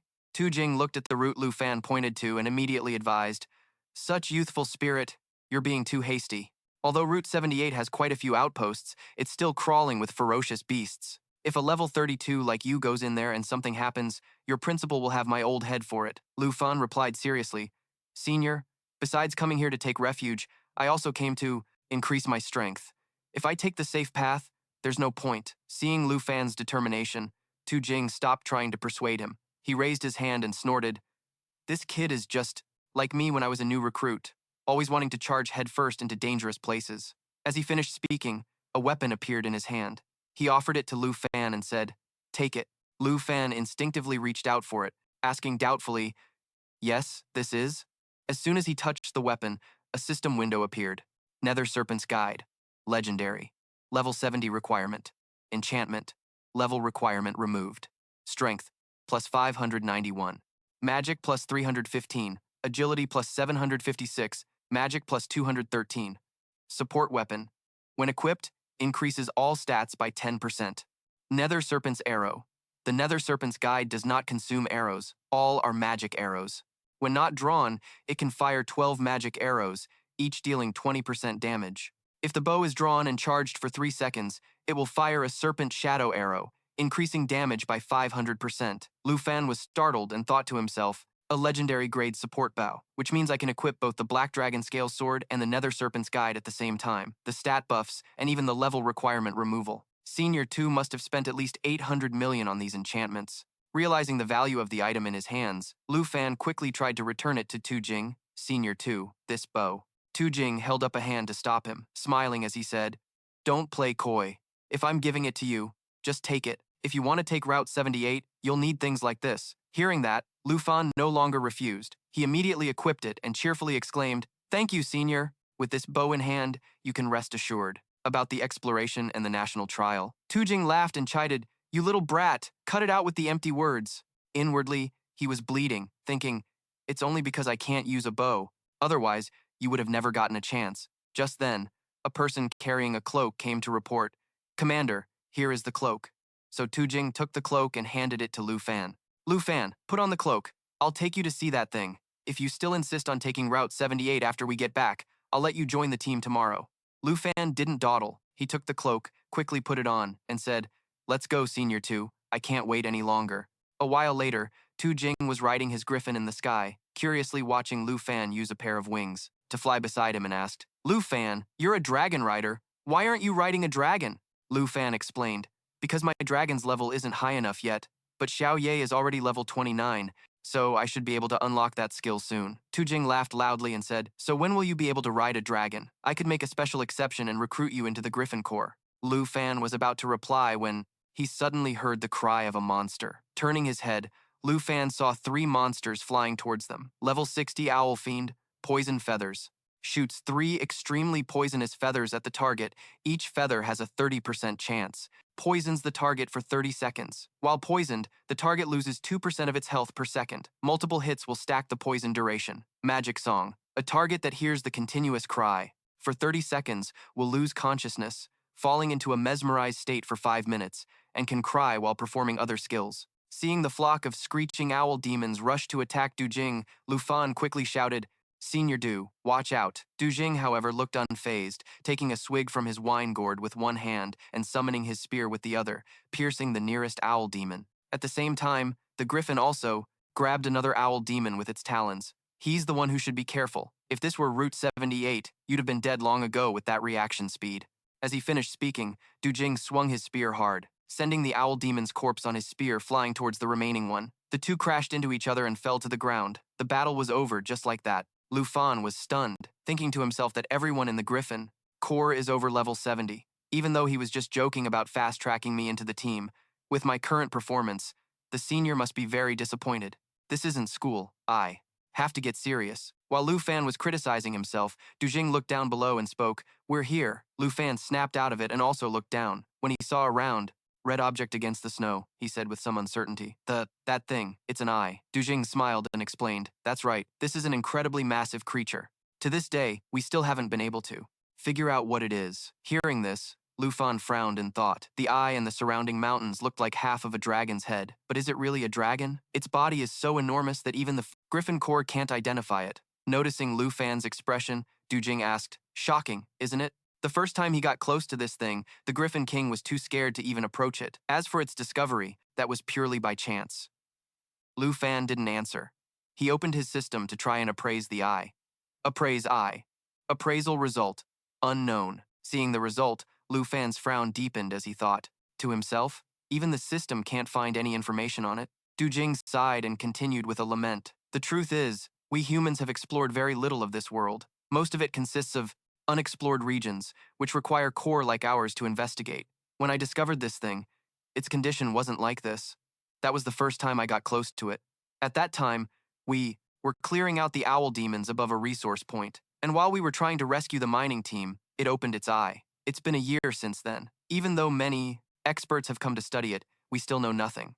But I know one thing for sure, it's still alive, because it opened its eye right in front of me. If it awakens one day, will we still be able to live peacefully like this? Suddenly, Lu Fan spotted what looked like people on flying mounts approaching from a distance and said, Senior Du, I think some people from the Corps are flying over. It's just that when they got closer, Lu Fan realized he was mistaken. It was clearly a group of monsters. Du Jing gripped his weapon, looking at the group of monsters, his voice tinged with sorrow as he said, People of the Corps, you ask? They used to be, but not anymore. Fallen Corpse, level 65. For each adjacent fallen corpse, increase the defense of all fallen corpses by 25%. Born from death, each time it receives non-critical damage, its defense increases by 25%.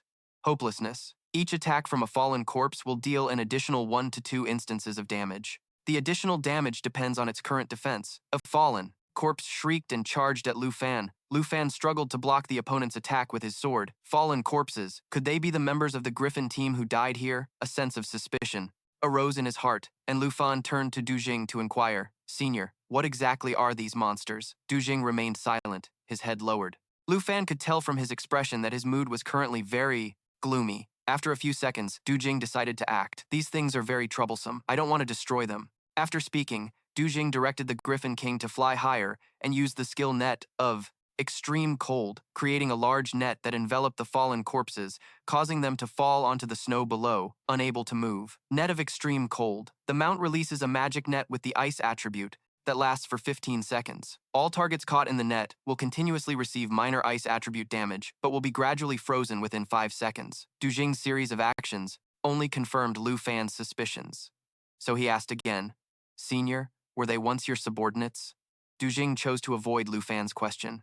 He directed the king, Griffin, to leave and said, "Let's go. It's time to head back." Seeing this, Lu Fan could only suppress the questions in his heart and follow after Du Jing. Down on the snow, the fallen corpses had escaped the net of extreme cold. There was one among them that stood still, watching the two of them until they disappeared from sight before turning away. Early the next morning in Du Jing's office, Du Jing took a sip of wine, glanced at Lu Fan, and asked, "Are you sure?" Lu Fan replied, "Yes. Regardless of the fallen corpses or that giant creature, I still want to go to the front lines." Du Jing laughed heartily. "Very well. Adjutant, call them in." A few seconds later, the adjutant led a group of 3 people into the room and reported, "Reporting, they have arrived." Among the group of 3, a man with white hair immediately stood at attention, saluted, and announced, "Reporting, Squad 78 is present. LaFay, Level 76. Divine Punishment, Night 3, Captain of Squad 78. Next, a man with blonde hair scratched his head and asked, "We rarely get a break. I wonder what orders the Lord Marquis of Zhenbei has for us." Lu Trong Kong, Level 70, a Tier 3 Holy Shield Knight, member of Squad 78. Lastly, there was a brown-haired girl who had remained silent since entering the room. Shen Tai, Level 70, a Tier 3 Eagle Wall Knight, member of Squad 78. Tu Tin then pointed towards Lu Fan and introduced him, "Old La, today I've brought you a new member. This kid is Lu Fan, the #1 from Longdu Academy." Lu Fan played along with a smile. "I look forward to learning from you all, seniors." Lafai and Shen Tai still showed no reaction. Only Lu Trong Kong was welcoming, proactively shaking Lu Fan's hand and saying, "Ah, Longdu Academy. What a coincidence. Lu Fan, my surname is also Lu, and I also graduated from the Qingyun class of Longdu Academy." Lu Fan was surprised and said, "Oh, is that so? You've worked hard on the front line, senior." Lu Truong Kong cheerfully put an arm around Lu Fan's shoulder, pulled him aside, and assured him, "Don't worry, I'll protect you so you won't lose a single strand of hair." Lu Fan was a bit taken aback by Lu Truong Kong's enthusiasm. He gave a forced smile and replied, "Well then, thank you very much." Then, Lu Fan asked, "Senior, what does the badge on Captain La's chest mean? Why is he the only one who has it?" Lu Truong Kong explained, "That's a military merit medal. Old La has this bronze badge, which is why he gets to be the captain. See, above this one, there are also silver and gold badges. In our Griffin squad, only 8 people have a gold badge. If Lord 2 isn't at the barracks, those 8 will be in charge of making decisions." In another corner, La Fai, with a serious expression, spoke to Tu Tin in a low voice. "My lord, I have a question. What are you doing? Bringing a college kid here for an internship to build his reputation? Please don't joke like this. Squad 78's missions are extremely tough. We don't have time to babysit." Tu Tin also spoke seriously. "Old La, do you really think I'm that kind of person? If it gets dangerous, you can just leave him behind. If he kicks the bucket, that's his problem. Out there, we're brothers. But in here, I'm your boss. From now on, Lu Fan is a member of your squad. Don't treat him like a student. Do what needs to be done. This is an order." Seeing that Tu Tin wasn't joking, Lafi reluctantly agreed. "I understand." With that said, he walked over to Lu Fan. Lu Trong Kong immediately said, "Captain." Lafi nodded, glanced at Lu Fan, and then said, "Shen Tai, take Lu Fan to the meeting room. We'll be discussing our next operation shortly." Shen Tai, annoyed, adjusted her glasses and muttered, "What a pain." A short while later, in the meeting room of Squad 78, there were 4 people sitting, including Lu Fan. In front of them was a large map. Looking at the map, Lafai analyzed.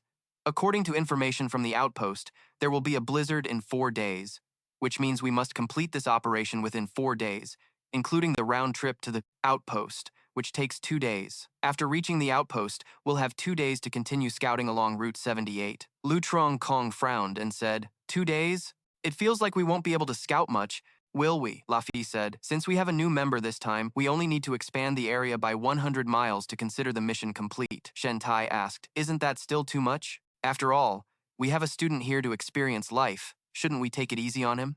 Noticing the contempt for Lu Fan and Shen Tai's words, Lu Trong Kong quickly signaled for her to tone it down. As for Lu Fan, he paid no attention to those words. His eyes were currently glued to the map, wondering to himself, the God-tier map is in an unexplored area? If this scouting mission is successful, I might be able to get it. At that moment, Lafi stood up and ordered, "Time waits for no one. Prepare your mounts. We leave in 15 minutes. Shen Tai complained in annoyance. "He's like a robot. We could just wait for the blizzard to pass before going." Lu Trong Kong tried to smooth things over with a laugh. Come on.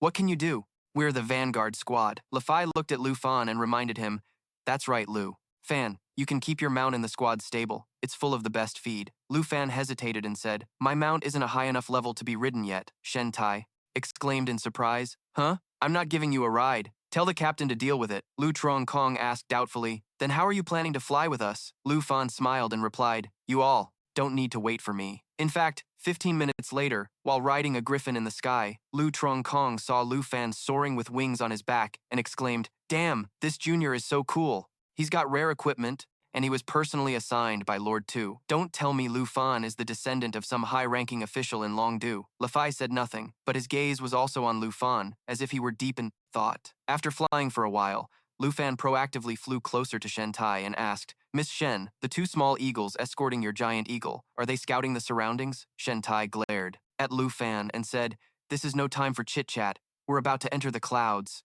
Not long after, as the group flew into the cloud cover, Le Fai shouted a warning. The visibility inside the clouds is very limited. Everyone, be ready. Lu Trong Kong looked over at Lu Fan and said with a smile, Junior, make sure to stick close to me in a bit. Be careful not to get separated from the squad. Okay. Lu Fan had just opened his mouth to reply when, unluckily for him, a strong gust of wind swept him far away. After stabilizing himself, he was dismayed to find that the others were nowhere in sight. Lu Fan urgently called out, Senior!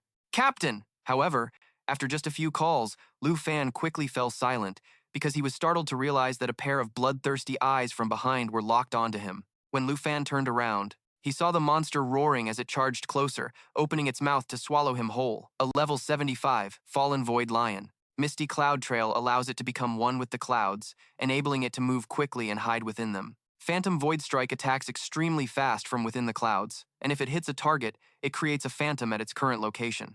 The phantom lasts for 8 seconds, can mimic the original, and simultaneously perform basic attacks. Fallen Transformation. The Void Lion had become one of the Fallen, possessing their standard skills, Tide of the Undying, and Hopelessness, another fallen monster. It seems that Blood Moon doesn't just affect humans, he thought. Lu Fan reacted instantly, slashing his sword forcefully at the fallen Void Lion's head, causing it pain and forcing it to shut its mouth.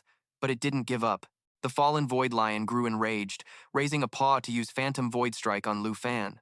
These fallen are completely different from other monsters. I can't just summon my dragons recklessly. As Lu Fan hesitated, unsure how to deal with the fallen Void Lion's attack, he suddenly heard Lu Chengkong's shout, Junior, get back.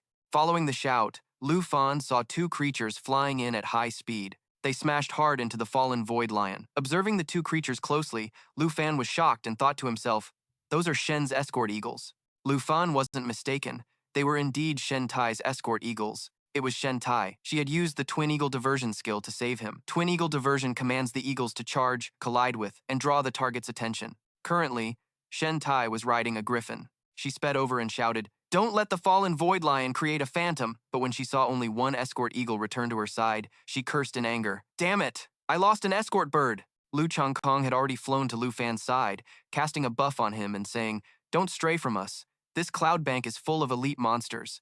Let me protect you. Dealing with these kinds of monsters is a daily occurrence for us. Lu Fan spoke up. Thank you, Senior, but I can't just stand by and watch you all fight. As for the fallen Void Lion, seeing more people arrive, it decided to use Misty Cloud Trail to hide within the clouds. Seeing this, Shen Tai turned to Lu Fan and scolded him. You're a rookie, so don't act so recklessly. Just listen to us. Lu Chengkong put on a show, pointing at himself and shouting, That's right, just leave this fallen Void Lion to us. We've always relied on the captain, so we haven't earned any medals yet. It's time for us to get serious. Shen Tai shot him a look and said softly, You're unbelievable. Suddenly, a loud roar echoed from within the clouds, startling everyone and putting them on high alert. Lu Fan asked suspiciously, That's not the cry of a fallen Void Lion, is it? Shen Tai and Lu Chengkong said nothing, their gazes fixed intently in one direction. A few seconds later, clear fear appeared on their faces as they turned their griffins around to flee. Lu Chengkong yelled, We're screwed! It's a heaven devourer! This isn't a daily occurrence, Junior, run! He still remembered his duty, warning. Lu Fan, a heaven devourer, he whispered. Lu Fan looked up with curiosity and saw a monster many times larger, the Heaven Devourer Void Lion, a level 75 fallen devourer of heaven and earth. Heaven Devourer will swallow all targets pulled into its mouth, dealing damage equal to 1% of the swallowed target's max health. Heaven Devourer's fall treats the clouds as an ocean. After leaving the sea of clouds, it will trigger the fall, dealing 9,999% damage to all targets within its landing radius. including itself.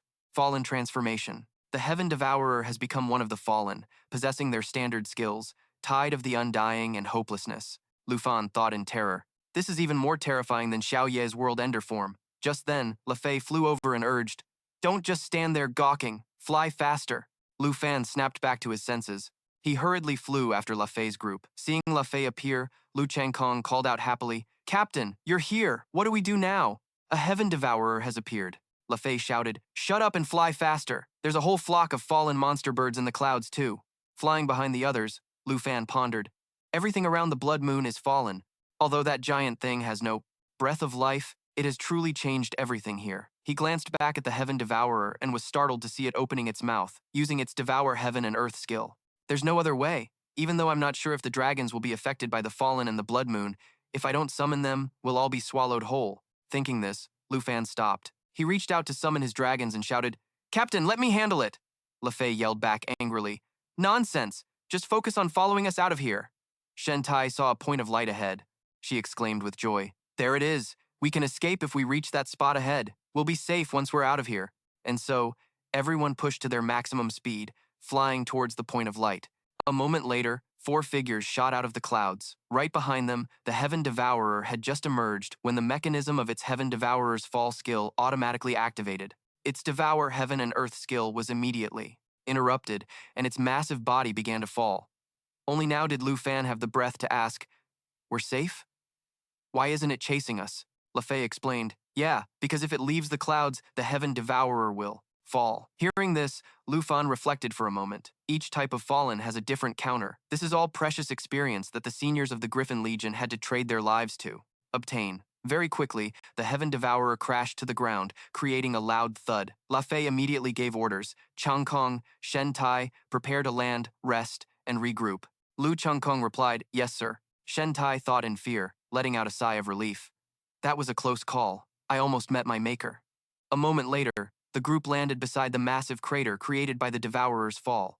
Lu Jiangkong tutted and said, "Old La was too hasty this time. We have a new member, yet he still risked going through the cloud. It would have been fine to take a little more time and go around." Lu Fan lowered his head and spoke, "I'm sorry, I still don't know much about this northernmost region." Lu Jiangkong slung an arm over Lu Fan's shoulder reassuringly. "Man, what's there to apologize for? The blood moon, the earth corpses, the cloud. I didn't know about this stuff until I got here either. Everyone on the Griffin squad is like that." Shen Tai suddenly spoke up. "If we keep going like this, our reconnaissance mission will be very difficult to complete. We only have 3.5 days left." Le Fei said, "We're just a bit slower because of a new member. We just need to try and adapt, and it'll be fine." Hearing this, Shen Tai could no longer contain her anger and shot up, shouting, "What time do we have to adapt? You and Zong Kong might not care, but I'm worried we won't even be able to make it back by the 4th day." Then, she walked towards Lu Fan, jabbing a finger at his chest as she scolded him. "Lu Fan, I don't care what connections you used to get here,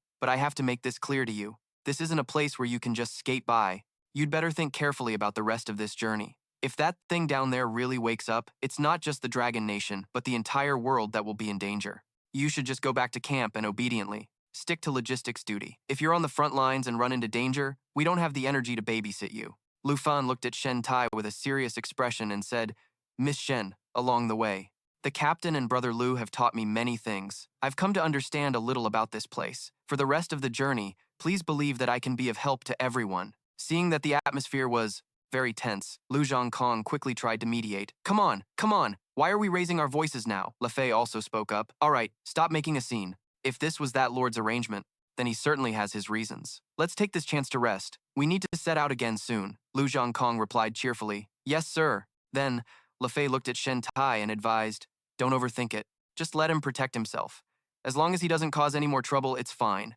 We'll see if he can be of any help to us later." Shen Tai said quietly, annoyed. Not causing trouble would already be a huge help. Suddenly, Shen Tai's guardian eagle let out a few cries, a warning of an enemy attack. Just as Shen Tai finished speaking, a series of strange noises echoed from above them. "What is that?" She looked up suspiciously and saw massive chunks of ice about to fall on their heads. Le Fei quickly commanded, "Everyone scatter now! Zhang Kong, shields up!" And so, everyone jumped in different directions, trying to escape the range of the falling ice. At the same time, Lu Zhangkong used his protection shield skill. The protection shield covers all allied targets and can absorb damage equal to 200% of the caster's maximum health, lasting for 10 seconds. Within those 10 seconds, once the absorption limit is reached, it will heal the allied targets for an amount equal to the total damage absorbed. After the ice stopped falling, everyone heard Lu Zhongkong shout, "I'm injured! Lu Fan and I have been separated!" Lu Fan didn't say anything. He stabilized himself and cautiously scanned his surroundings, thinking to himself, could it be fallen corpses? Elsewhere, Le Fei shouted, "Shen Tai and I are safe. Where's Lu Fan?" There was no response. Le Fei shouted again, "Lu Fan, answer me!" Lu Fan still didn't reply, because he was currently stunned by the sheer number of monsters before him. So many. We're surrounded by level 80 elite monsters. The Glacial. Snow Fiend, a level 80 fallen corpse. Ice Projectile. The Snow Fiend uses ice as a weapon, throwing it at a target to deal massive damage. A target hit continuously will be frozen for 30 seconds. Berserk. When the Snow Fiend's health drops below 50%, Berserk is activated, increasing attack power by 350% and movement speed and casting speed by 100%. Corrupted State. The Glacial Snow Fiend has been corrupted, possessing the skills common to fallen corpses, Corpse Tide, Born unto Death and Despair. Lu Fan, if you're alive, answer me. Seeing Le Fei still shouting, Shen Tai reminded him worriedly, "Keep your voice down. The fallen corpses will notice us." Le Fei had no choice but to duck back behind the large ice chunk, peering out to scout as he said, "It's over. Looks like that kid didn't make it." A horde of glacial snow fiend fallen corpses. There must be at least 20 or 30 of them. We can't fight them. We have to get out of here, fast. Shen Tai offered an idea. "Captain, I still have one guardian eagle I can use as a decoy." La Fei pondered for a moment, then said, "Zhang Kong is still alive. Listen to me. In a moment, when you create the diversion, I'll take the opportunity to retrieve Zhang Kong." Before he could finish, La Fei suddenly sensed danger from behind and quickly grabbed Shen Tai, leaping forward, narrowly dodging a surprise attack from a glacial snow fiend. Then, La Fei immediately gave a new order. "Change of plans. I'll hold them off. You go find Zhang Kong. Go. And don't look back." "Yes, sir." So, La Fei stayed behind to deal with the glacial snow fiends, while Shen Tai took the chance to run. Shen Tai leaped to the top of a large ice chunk, surveying the area to find her next move when she suddenly saw La Fei struggling to block an attack from a glacial snow fiend. Captain, Shen Tai's heart filled with anxiety. But what was more dangerous was that she saw several more glacial snow fiends from other areas, attracted by the sounds of battle, rushing towards La Fei. There are too many of them. It's hopeless. Even if it means it would expose his position, but this was the only way to get some attention. Without a second thought, Shen Tai immediately put a hand to his mouth and whistled, ordering his escort eagle to search for Lu Changkong. No, it was also to attract the attention of the ice-field snow monsters, taking some of the pressure off Le Fei. Drawing his weapon, Shen Tai thought to himself, "Lu Changkong, where are you?"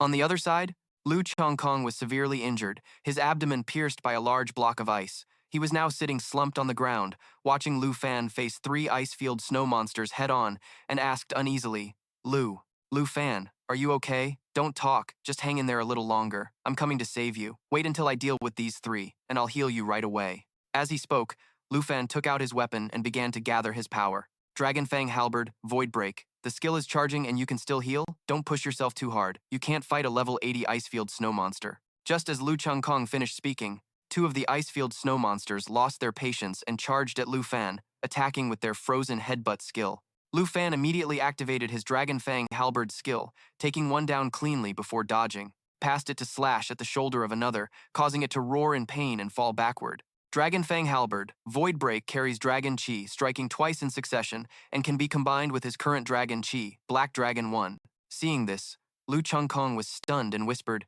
"How? How is that possible?" Lu Fan smiled and said, "Nothing is impossible. I am a Dragon Knight, the Dragon Rider of the Southern Province." While the two were talking, the last icefield snow monster lifted a large block of ice and threw it at Lu Fan. Lu Fan calmly switched his Dragon Chi to that of Starlight Dragon 1 and used his skill. Dragon Fang Halberd, Void Break, slicing the block of ice in 2, Lu Changkong said in disbelief, A level 32 Dragon Rider can fight against a level 80 elite monster? Could it be that the mount you mentioned wasn't high enough level before?" Just then, Shen Tai arrived, supporting La Fei, and said, "Here they are." So that battle was them after all. Before he could finish his sentence, Shen Tai noticed Lu Changkong's bad condition and asked in alarm, "Changkong, your wound?" Seeing Lu Fan, La Fei exclaimed in surprise, "Lu Fan, you're still alive?" Lu Changkong replied, "I'm holding on. Lu Fan found and saved me." It's good that you two are okay. Lu Fan turned to look at the newcomers, and at that very moment, the remaining ice-field snow monster charged forward to attack him. Lu Fan, watch out! La Fei shouted, quickly using the Sword of Victory skill, finishing off the monster and saving Lu Fan. Sword of Victory, a divine punishment knight, throws their weapon at a target, and the weapon will pursue it until it hits, dealing 100% physical damage and 76% holy damage per second for the next 10 seconds. Afterward, La Fei coughed several times before speaking. Everyone, don't act rashly. Let me think of a way, Shen Tai suggested. Our only option is to get out of here. I can't find the griffin anymore, but my giant eagle can still carry 2 people. Lu Fan chuckled and said, I think it's actually not that hard. We'll be safe as long as we kill all these snow monsters, right? Shen Tai angrily scolded him. Is this really the time to be joking?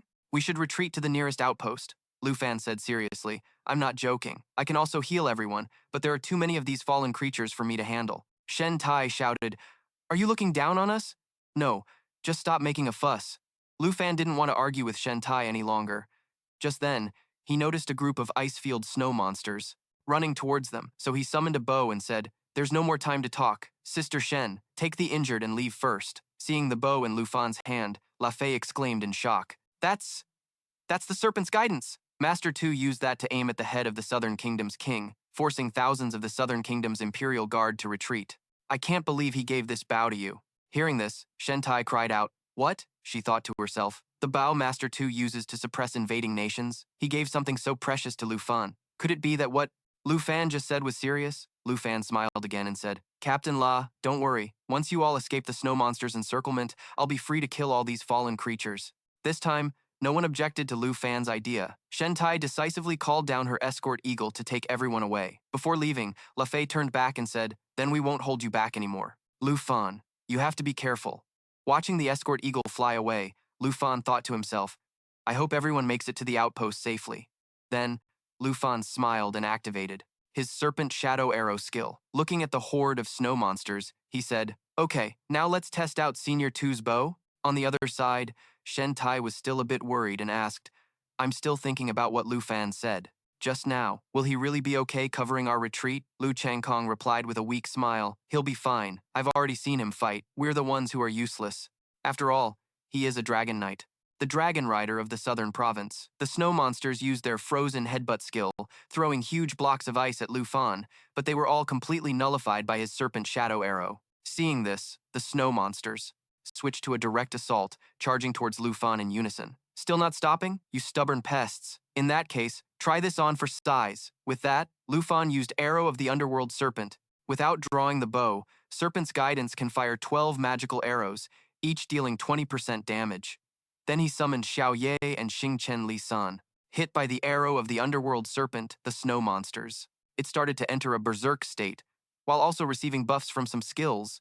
Berserk activates when the snow monster's health drops below 50%, increasing its attack power by 350% and its movement speed by 100%, and casting speed. The Fallen Corpse's Corpse Tide skill increases the defense of all fallen corpses by 25% for each nearby fallen corpse. The Fallen Corpse's Born from Death skill increases its defense by 25% each time it takes critical damage. To counter this, Lu Fan ordered Xing Chen to use the Shattered Star skill, creating a star and detonating it to deal massive area of effect damage, with its destructive power depending on its strength. Receiving the order, Xing Chen immediately shot up into the sky. A star began to condense in its hands, and it aimed straight for the heart of the enemy forces. Suddenly, an idea flashed in Lu Fan's mind. Xing Chen, come back, let me shoot that star down. As the star was falling, Lu Fan activated his Serpent Shadow Arrow skill. By drawing the bow and charging for 3 seconds, the Nether Serpent bow could fire the Serpent Shadow Arrow, increasing its damage by 500%.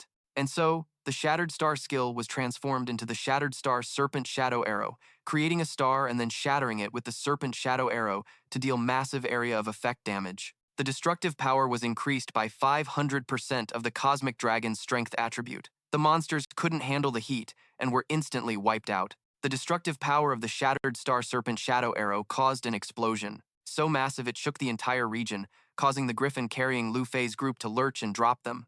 A moment later, Lu Fei, Lu Changkong, and Shen Tai were pulled out by an eagle with its beak from a thick layer of snow. Lu Fei coughed dryly, then looked doubtfully in the direction of the explosion. Could this be Lu Fan's power? At the same time, down in the chasm, The horde of fallen corpses was annihilated in an instant. Not even their bodies remained, a perfect synergy with the dragon's skill. This was the true power of a dragon rider. Thinking this, Lu Fan happily patted Xingchen's head and praised it. Great job, Xingchen. Go get some rest. Just leave the rest to Xiao Ye.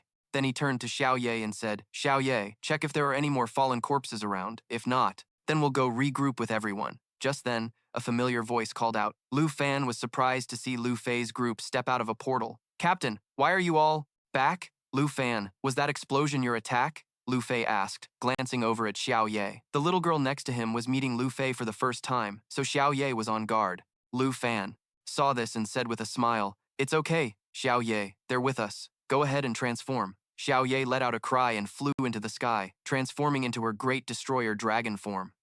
Xiao Ye, if you don't like this place, then just clean it up. That was all Xiao Ye needed to hear. She immediately used the skill Great Catastrophe 1, causing explosions in the areas she flew over, dealing mass damage accompanied by a burning effect, leaving Lu Fei's group completely shocked. Unbelievable. Are you the Dragon Master from Nan Province? Lu Fan, is that little girl your dragon? Lu Fan seemed surprised and replied, Yes, she's the Black Dragon, Xiao Ye. You've heard of me? Lu Fei said excitedly.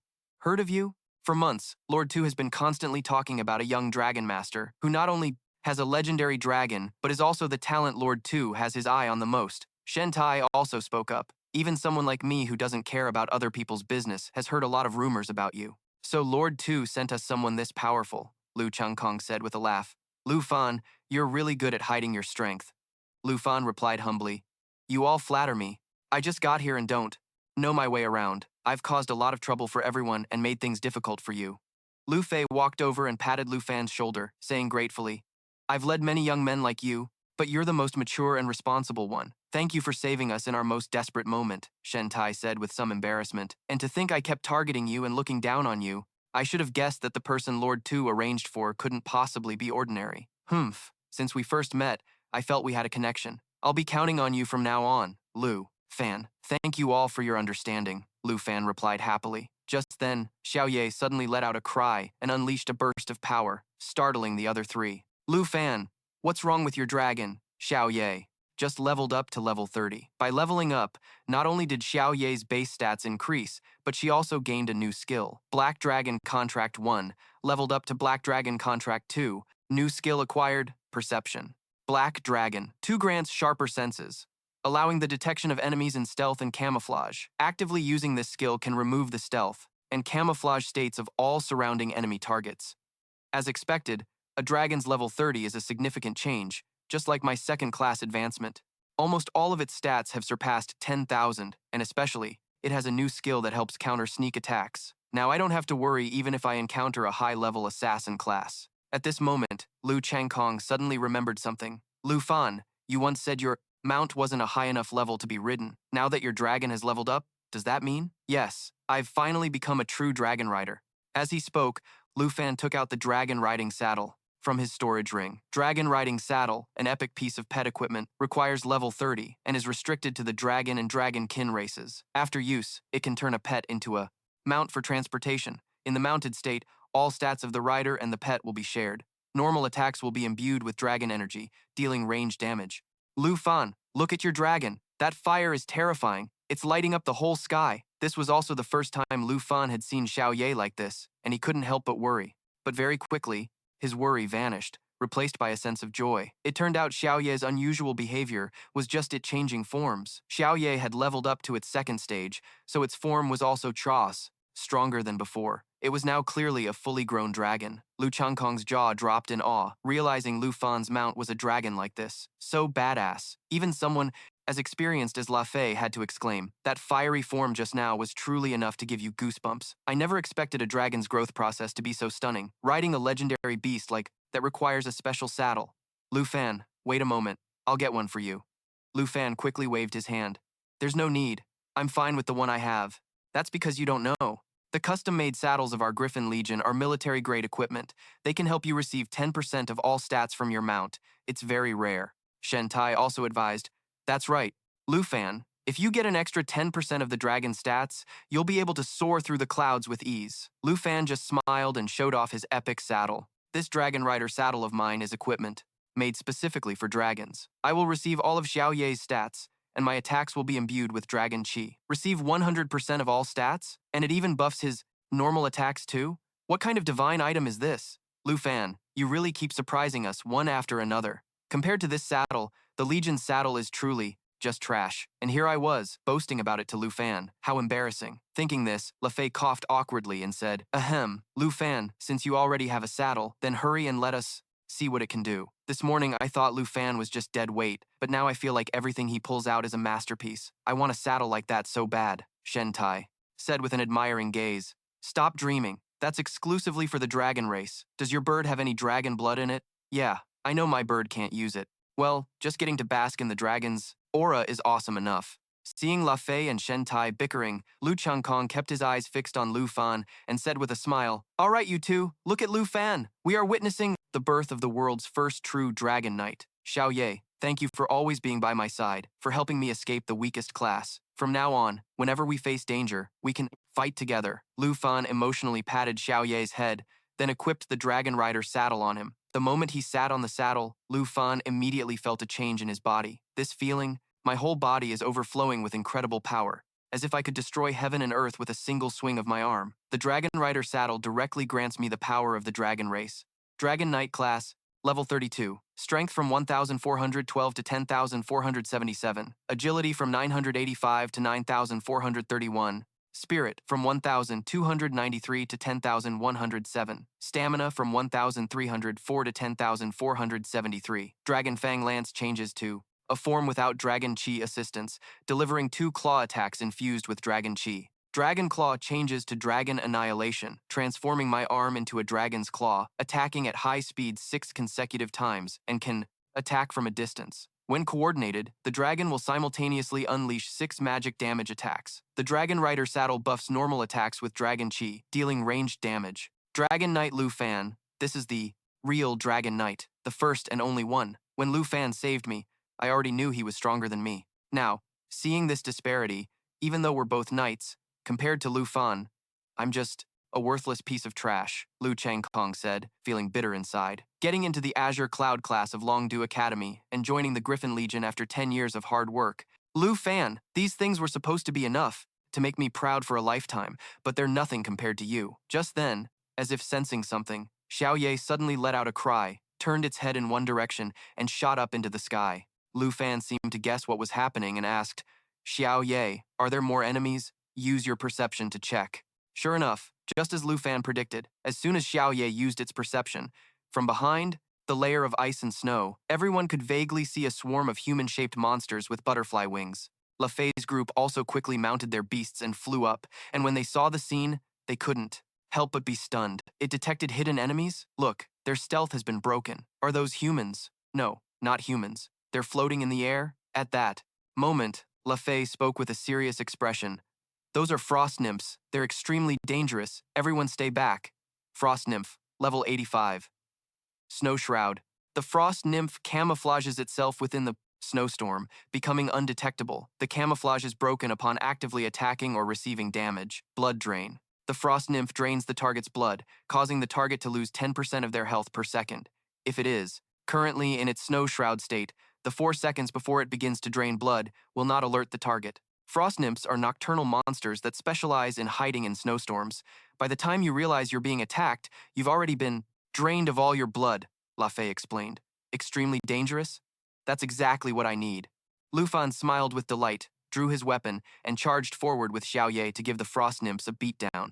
Lu Changkong witnessed this and couldn't help but exclaim, So many of our comrades have died to the frost nymphs, yet Lu Fan is crushing them with such ease. Shen Tai watched without blinking. Said, Lu Fan, coordinating with the giant dragon is truly unbelievable. Lu Changkong then happily turned to LaFei, Captain. With this, we don't have to be afraid of these damn snow moths anymore, right? Just as LaFei was about to reply, he suddenly shouted in alarm, Changkong, behind you! The moment LaFei's words fell, a beam of light shot out, wiping out the swarm of snow moths approaching their group. It was Lu Fan. Does he have a long-range coordinated skill too? Lu Fan had just used his Phantom Dragon Claw, transforming his arm into a dragon's claw and launching 6 consecutive high-speed attacks, capable of striking from a distance. When coordinated with the dragon, it simultaneously unleashes 6 instances of magic damage. After dealing with the snow moths, he reminded them, everyone, watch out for sneak attacks. With Xiao Ye's perception, they won't be able to stay hidden. After a chaotic battle, the swarm of snow moths was finally completely annihilated by Lu Fan and Xiao Ye. The last of the snow moths are finally dead. That was amazing. Lu Fan,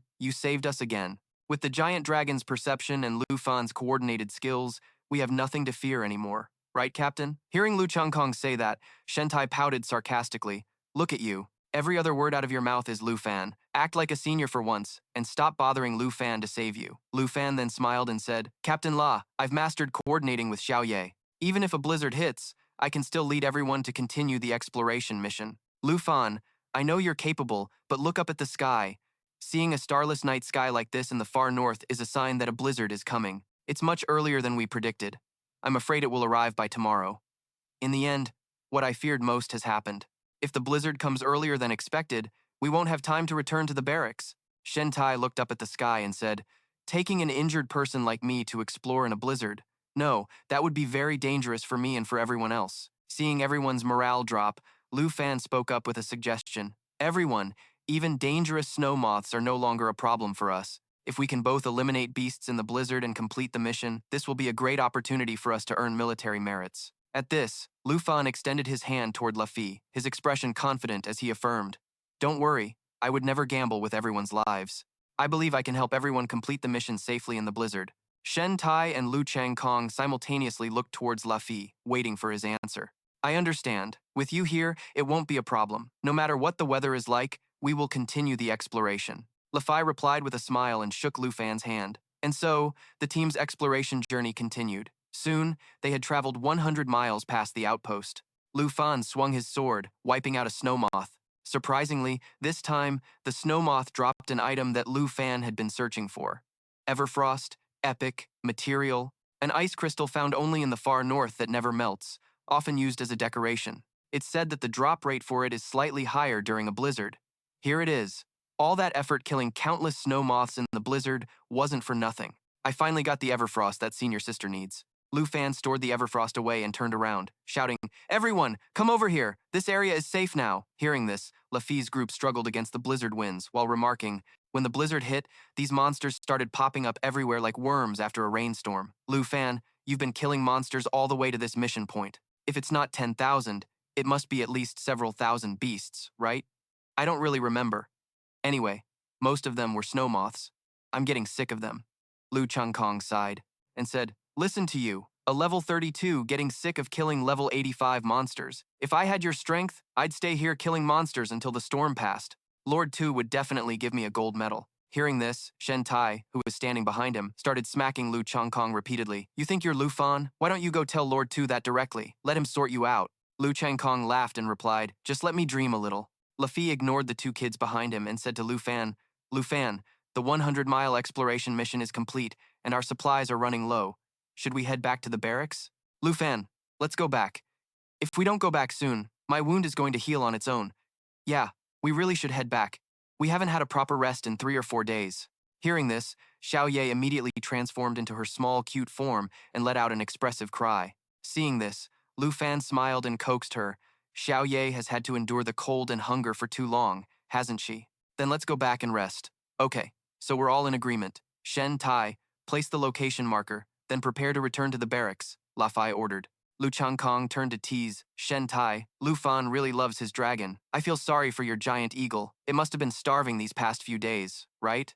She's fine. You don't need to worry about her, Shen Tai replied, tilting her chin up. She then took out a giant pillar, planted it in the ground, and pulled the trigger. Instantly, a red pillar of light shot straight into the sky. Beacon Positioning Gun. A mission-specific item used by the Griffin Corps. It's essential for exploration missions in the far north, used to fix a signal pole into the ground and transmit a positioning signal back to the server at the barracks. Lu Fan's system didn't show any information about this tool, so he turned to ask Lafi, What is that thing Shen Tai is holding? That's a beacon positioning gun, used to mark our current location. When the weather returns to normal, the construction team will come here to build an outpost. Neutralize them for now, Lao Fei explained, and then everyone quickly rode their flying beasts back to camp, unaware that the silhouette of a fallen corpse was watching them leave through its targeting scope. The next day, at the northernmost camp, I'm going to find Commander Tu to report now. Everyone is dismissed. Lao Fei gave the order and quickly headed to Tu Jing's office. Just as Shen Tai was about to go rest, Lu Fan chased after her and called out, Miss Shen, wait a moment.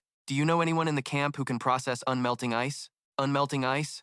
Old Chu, the blacksmith over at the quartermaster's, is pretty skilled. Oh, are you planning to give it to your girlfriend? Lu Fan blushed and waved his hands, saying, No, that's not it. She's just a normal friend. All right, no need to explain, I get it. Shentai replied with a smile. What was I saying? Well, I'm off to find the blacksmith then. Bye-bye. With that, Lu Fan ran off while saying to Xiao Ye, Come on, I'll show you where to get some meat. Shentai watched Lu Fan leave, then took out a pendant, made from unmelting ice. Gazing at it before kissing it, her face filled with unspoken thoughts. Back to Lu Fan. Just as he handed the unmelting ice to Blacksmith Chu, Tu Jing suddenly appeared, patting him on the shoulder, and saying, So this is where you ran off to? I've been looking all over for you. Senior, you were looking for me? Old La has already reported everything to me. On your very first mission, you managed to save everyone, and even led the team, to complete the objective in a blizzard. If I didn't trust your abilities, I would have thought you'd all perish in this god-awful weather. Well done, this bronze badge is yours. As he spoke, Tu Jing personally pinned the medal on Lu Fan. Thank you for the recognition, Senior, Lu Fan replied happily, thinking to himself, It's exactly like the one Captain La has. Just as Brother Lu said, this badge is equivalent to the Griffin Captain rank held by Old La and Chang Kong. By the time the other teams found them, they had already been corrupted, so there was no choice but to eliminate them.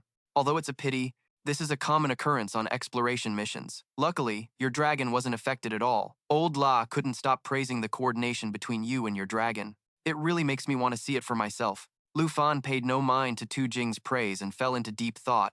It seems the closer the blood moon gets, the easier it is for creatures to become corrupted. Although I was worried, for now, it looks like Miss Shen's giant eagle and Xiao Ye are still unaffected. By the way, I just got to see your pet dragon eating. What an appetite. A special species indeed. Even the way it eats is unique. Tu Jing laughed heartily, thinking of Xiao Ye's ferocious eating habits. Lu Fan laughed sheepishly and replied, Well, Xiao Ye has never had to go hungry for this long before, so I kind of expected it. Let your pet dragon eat its fill. There are a few things I want to show you. At this point, Tu Jing's expression turned serious as he pulled out a stack of photos and handed them to Lu Fan. This is what my intelligence agent discovered in the Xingdiao Nation. Take a look. The national trial representative of the Xingdiao Nation, Saleh Morgan, is in charge of exploring the Holy Mountain ruins on the border. After my intelligence agent tailed them and connected with Morgan's family, they obtained these photos. A giant humanoid skeleton. This kind of mystical being really resembles that giant blood moon. Lu Fan said, It looks familiar, doesn't it? Compared to it, the excavators in the photo are as small as ants, almost invisible. According to my sources, there's also a video that my agent managed to record at the Holy Mountain ruins while infiltrating the Morgan household, a video that could lead us to a world-shaking secret. The scene changes to a view of a giant skeleton. A man in a suit speaks up, Sir, we've arrived, a voice suddenly exclaimed in awe. Hey, it's like a six-winged angel. The curly-haired blonde woman beside him jerked a thumb behind her. Where did young Master Sala go? The other voice continued. That's the temple. The man in the suit looked at the distant temple and explained, Yes, we sent a team to investigate that temple. We even had a master on the team, but the entire squad lost contact. As he finished speaking, a startled voice cried out, What's that sound? The blonde woman replied, That's a holy mountain husk, the golden light from the temple has transformed the surrounding creatures. They've mutated into stronger and more ferocious monsters. The man in the suit noticed someone approaching from behind and said, Wait, someone's coming. The woman also turned to look. Isn't that the fourth advancement expert from the exploration team? The team is back, the man said. Don't shout, he doesn't look right. Those wings! Immediately after, the Holy Mountain Slave lunged forward to attack, causing the two of them to scream in terror. Run! He's turned into a Holy Mountain Slave! The scene shifts to a room where the recording on the projector screen has been paused. Tu Jing spoke up. The video ends here. Fortunately, my intelligence agent managed to escape, which is why we're able to see this footage. Lu Fan muttered under his breath, Holy Mountain Slave. Tu Jing then explained, It's a type of monster even more advanced than the Holy Mountain Husk. Both the Holy Mountain Husk and the Holy Mountain Slave were affected by those skeletons, and the temple, causing them to mutate. Lu Fan speculated with a serious expression. Just like the minions created by the Blood Moon, they've transformed everything around them and are showing signs of awakening. He looked up at the screen and continued. Exactly. This major discovery has been sent to the high-level scholars in Dragon Capital. The scholars predict that there are definitely more than just two of these mysterious creatures. They've existed since an era so ancient it's untraceable, and now they are called. Tu Jing paused for a moment before uttering two words. Ancient gods. Lu Fan's brows furrowed deeply at this name. He stared at the photo of the giant skeleton on the table, deep in thought. Where did they come from? Why are they here? And what kind of power do they possess? It's all unclear, but calling them gods might not be quite right. That would be an overstatement. Tu Jing picked up his small flask. I know what you're thinking. All the ancient gods are unknowable. This is what's giving me a headache. It's as if we've only just scratched the surface, he continued, taking a sip from his small flask. The monsters corrupted by the Sacred Mountain are divided into Sacred Mountain puppets and Sacred Mountain slaves, while those corrupted by the Blood Moon become attendants. Lu Fan immediately chimed in to finish the thought.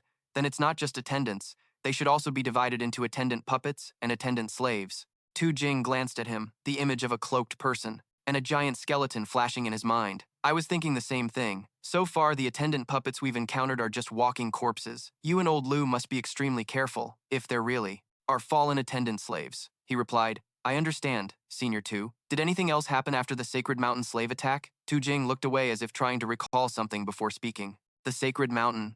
Slave killed everyone from the Morgan family at the Sacred Mountain ruins back then, but it spared one person, Zachary Morgan.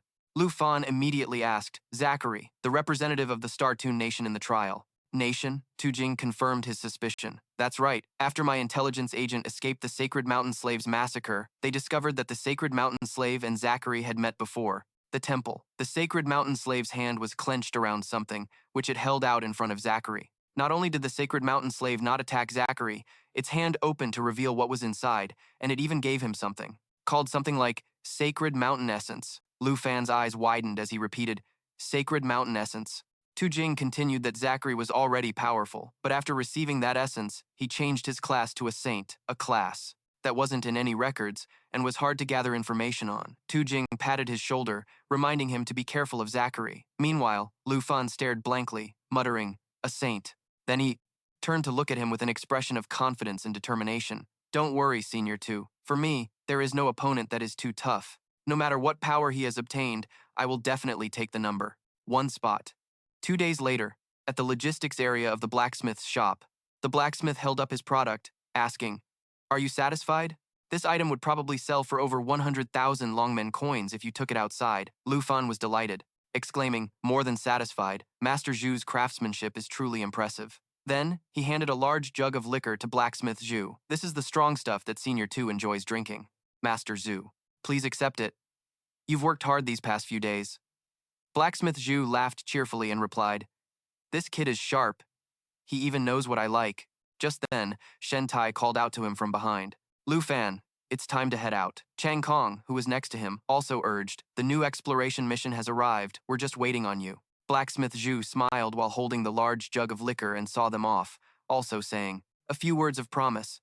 Lu Fan turned around, holding the necklace, and replied, A promise is a promise. Chang Kong threw his arm around Lu Fan's neck, teasing, Man, Junior Lu already has a bronze badge, and I've been fighting for a whole year, risking life and limb, and still haven't gotten one. Shen Tai added, It's insane. You've only been here a few days, and you're already our superior. Early the next morning, Lu Fei led the way, announcing loudly, We brought plenty of supplies this time, enough to last for 15 days, so let's try to explore further ahead. The 3 young men in the group replied in unison, Roger that. Lu Fan flew over the snow, feeling puzzled. It's strange, the location is definitely here, but I can't see the signal beacon we left last time. At that moment, Shen Tai shouted to him, Lu Fan, over here. Shen Tai pointed to the signal beacon that had fallen onto the snow and said, Hey, it was probably knocked down by the blizzard. It's only been 2 days and it's already broken. What shoddy quality. Lu Fan silently thought that this situation didn't add up. It felt like they were walking into a trap. Chang Kong pulled his cloak tighter as he walked forward. Then what are we waiting for? Let's start the mission. Lu Fan hurried after him from behind. Senior Chang Kong, get back. I think it's an ambush. Just as Chang Kong turned to ask, An ambush? A horde of monsters appeared from the shadows behind him. Chang Kong looked around in panic. We're surrounded. This is a huge problem. Lu Fei nearby, also caught off guard by the situation, began to curse. Only Lu Fan remained calm, analyzing the movements of the beasts. Lu Fei recognized them as well. Attendant slaves. Are these really the ones Senior Tu warned us to look out for? Suddenly, a gloomy voice rang out. Correct. Attendant slaves are the slaves of the glorious deity. Lu Fan cautiously looked toward the source of the voice. Who is it? Chang Kong's face was filled with fear. Who are you? A purplish hand belonging to the figure grabbed its hood. Lu Fei uttered a familiar name in horror. Li Luo. Even Shen Tai was so stunned she couldn't believe her eyes. Li Luo spoke up. Ah, Tai. It's been a while. Li Luo, a level 76 fallen attendant slave of the Spear Knight class. Lu Fan turned to look at his teammates. Li Luo, you know him? Lu Fei explained that Li Luo used to be a silver badge officer, and he was also Shen Tai's fiancé, but on a mission, a search mission. Li Luo went missing. We never expected him to become a fallen corpse slave. As Lu Fei spoke, Chang Kong interrupted him. Captain Lu, that's enough. Lu Fan looked on with concern as Shen Tai buried her face in her hands, crying. Sister Shen Tai said through her tears, Li Luo, I miss you so much. Please, come back to me. She noticed a pair of feet suddenly appear in her vision, and a male voice sounded by her ear. Ah, Tai, I missed you so much too. Li Luo crouched in front of her, reaching out to touch her cheek. I finally found you. Shen Tai was so moved that she threw herself into his arms. It's really you. Asterisk sobs asterisk, please come back with me.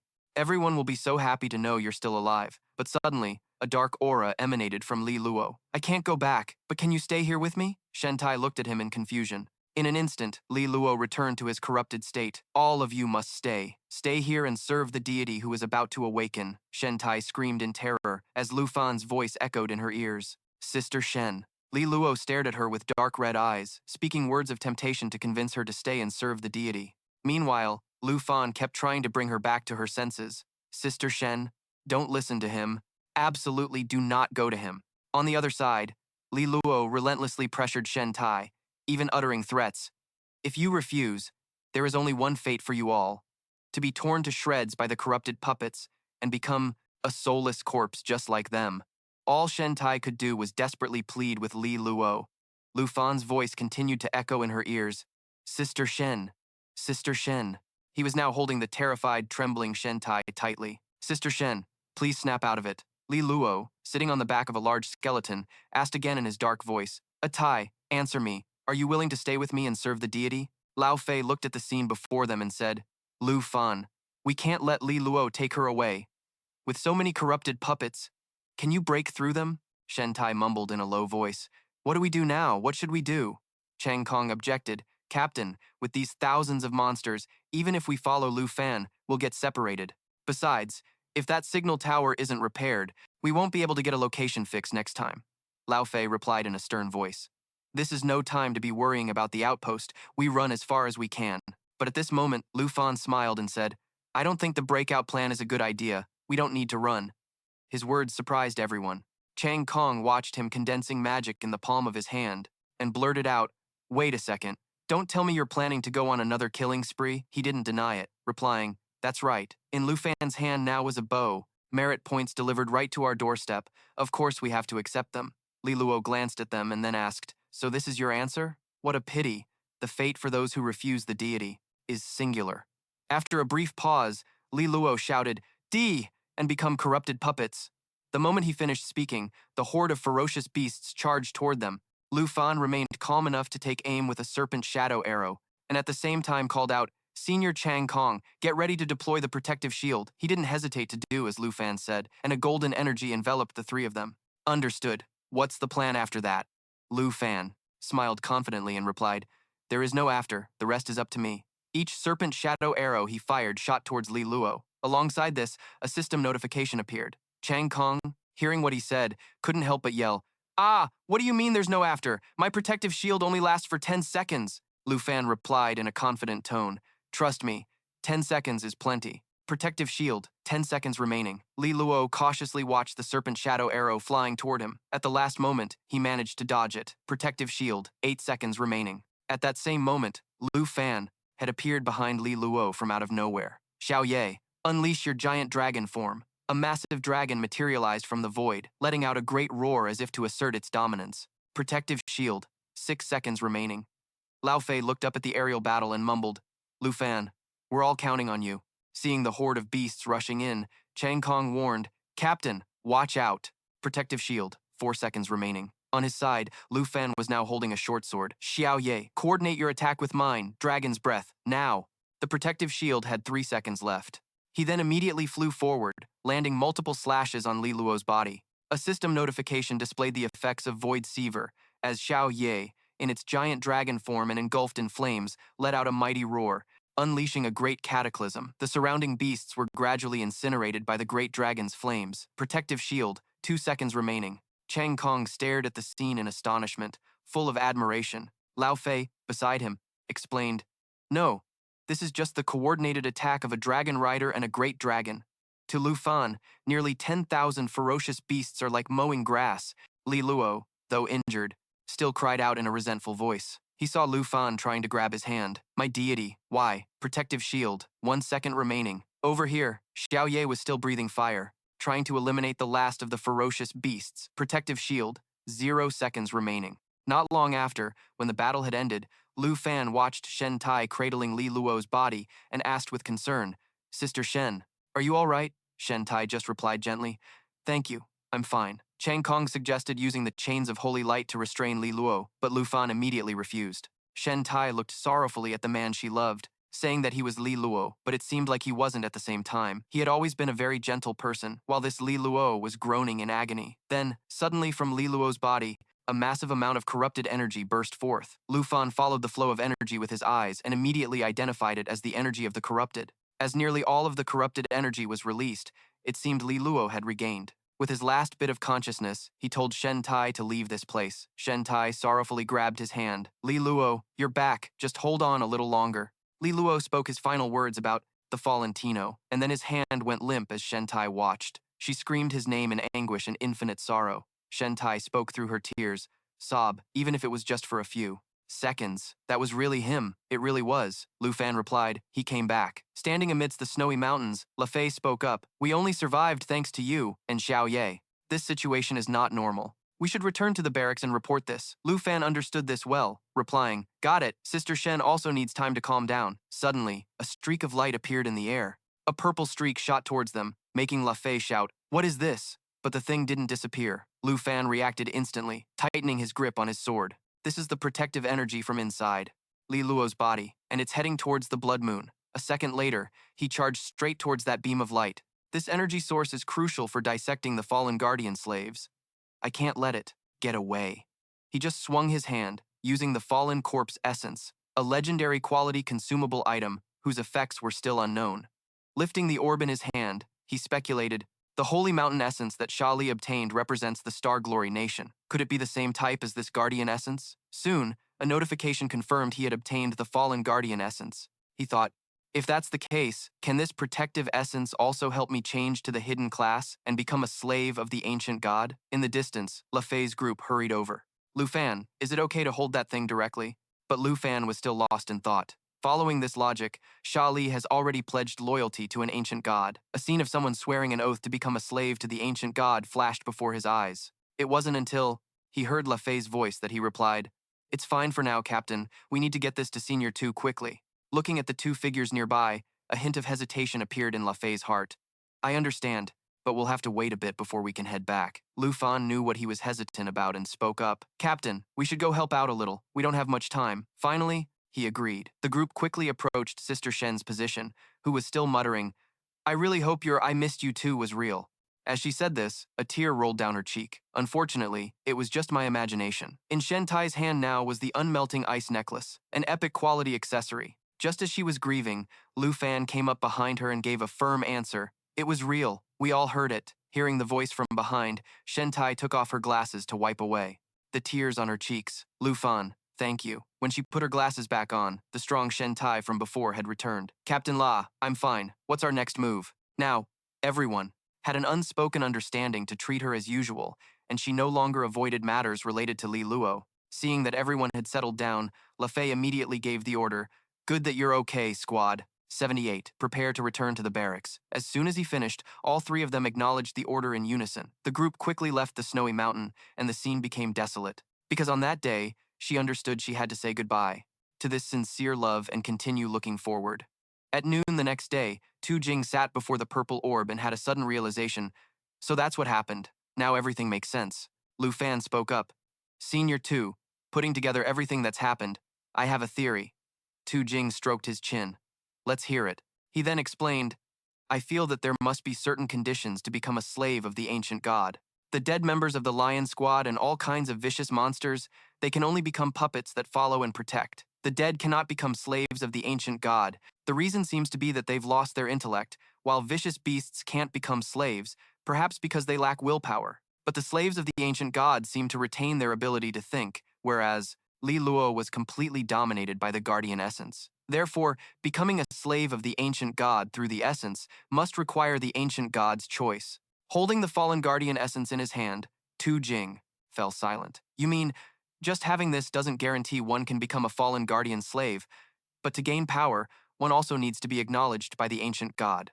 Lu Fan didn't deny it, I'm afraid so. Living people with intellect are the most likely candidates. Li Luo also mentioned that the guardian slaves have the ability to leave this place. This was an interesting theory to Tu Jing. It reminded him of some rumors from recently. He recounted in a low voice. Over the past few years, strange cults have appeared in over a dozen countries. These heretical believers claim to have received protection from a deity. Relying on their astonishing power, these cults have been frantically expanding and recruiting followers, proclaiming they will welcome the awakening of their god. He gently tightened his grip on the orb, asserting, "If what Li Luo said is true, then these heretics are either slaves of the ancient gods or their followers." Hearing this, Lu Fan lowered his eyes and thought, over a dozen countries, doesn't that mean that over a dozen ancient gods are beginning to awaken? Suddenly, as if he realized something, he exclaimed, Senior 2, up until now, this barracks is the only place with people in the far north, right? An answer came quickly. Tu Jing confirmed it. What about it? He continued to ask. And as for the members of the lion squad like Li Luo, how many are still missing?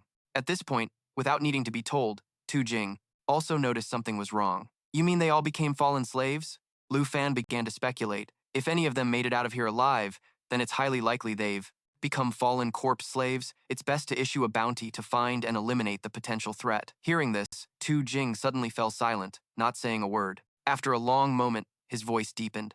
It's a shame for my brothers in arms. They clearly dedicated their lives to the country, and now there's a bounty on their heads. Knowing how he felt, Lu Fan patted his shoulder comfortingly. At this point, there's nothing else we can do. The brothers in the Lion Regiment will understand. Tu Jing knew which matter was more important and only sighed with regret. I understand. Consider it decided. He glanced at the fallen guardian essence on the table and said, well then, let's use it to test and verify my hypothesis. At this, Tu Jing suddenly became flustered. Who are we going to test it on? Don't tell me we're going to use it on a person? Lu Fan immediately smiled and replied, let my dragon give it a try. Hearing this, Tu Jing instantly became agitated. Your dragon? Don't be ridiculous. I can't use a living person for the test, but I can't use a dragon either. Even if Xiaoye isn't affected by the blood moon, what if something goes wrong? It would not only be a huge loss, but also extremely dangerous. After getting an earful, Lu Fan hastily explained, Senior 2, you've misunderstood. The dragon I'm talking about isn't my pet dragon. This time it was Tu Jing's turn to be stunned with his jaw agape. Huh? Not long after, they were both standing in the snow, and he asked, I saw your battle with Ruan Changfeng. Besides those 5 dragons, you don't have any others, do you? Lu Fan immediately replied, 2 of those 5. Dragons are not my dragon pets. He turned his head and smiled. They are the summons of my dragon pet. Tu Jing was shocked. The summons of a dragon pet? As if to prove his words, Lu Fan immediately raised his hand. Come out, Xiaofei. Summon the twin flying dragon kings. As soon as he finished speaking, a beautiful girl appeared in midair. Swiftly, with a wave of her hand, she summoned a massive dragon. This is the dragon summoning bone flute, which summons the souls of the twin dragon kings. The flying dragon king's level is the same as the user's.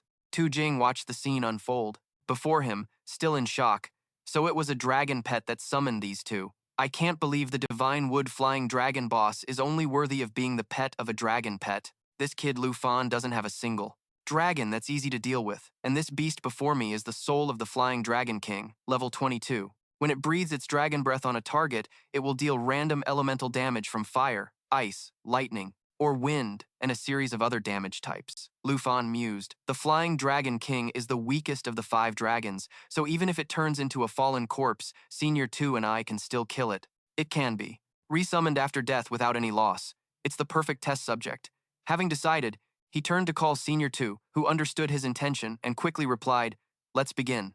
Then, he gave another order. Xiao Fei, feed this to them. She immediately nodded in acknowledgement. Swiftly, the fallen guardian essence was tossed into the air and moved toward the flying dragon king. A second later, it opened its mouth and easily swallowed the orb. Almost instantly, the flying dragon's body began to transform abnormally. Stream after stream of purple energy escaped and enveloped its body. The flying dragon king seemed to be in excruciating pain, roaring continuously. Everyone was taken aback by this transformation. Xiao Fei cried out in fear, "Chi Chi!" Tu Jing, snapping back to his senses, also quickly shouted, "Lu Fan, get back! It's turned into a fallen corpse slave," but he immediately stopped him. "Senior 2, please wait just a moment longer." Looking at the flying dragon growling in the distance, Lu Fan said, "It would be a real shame if we killed it now," Tu Jing protested. "Then we'll just have another corrupted corpse on our hands. If we don't act now, it'll be too late." After a moment of thought, Lu Fan gave an order. "Xiao Fei, you are their master. Try to take them back, break them free from the ancient god's control." A second later, she rushed forward and used Light of Jade, which removes all effects and increases all stats by 30%. And each blessing will resist 1 instance of damage.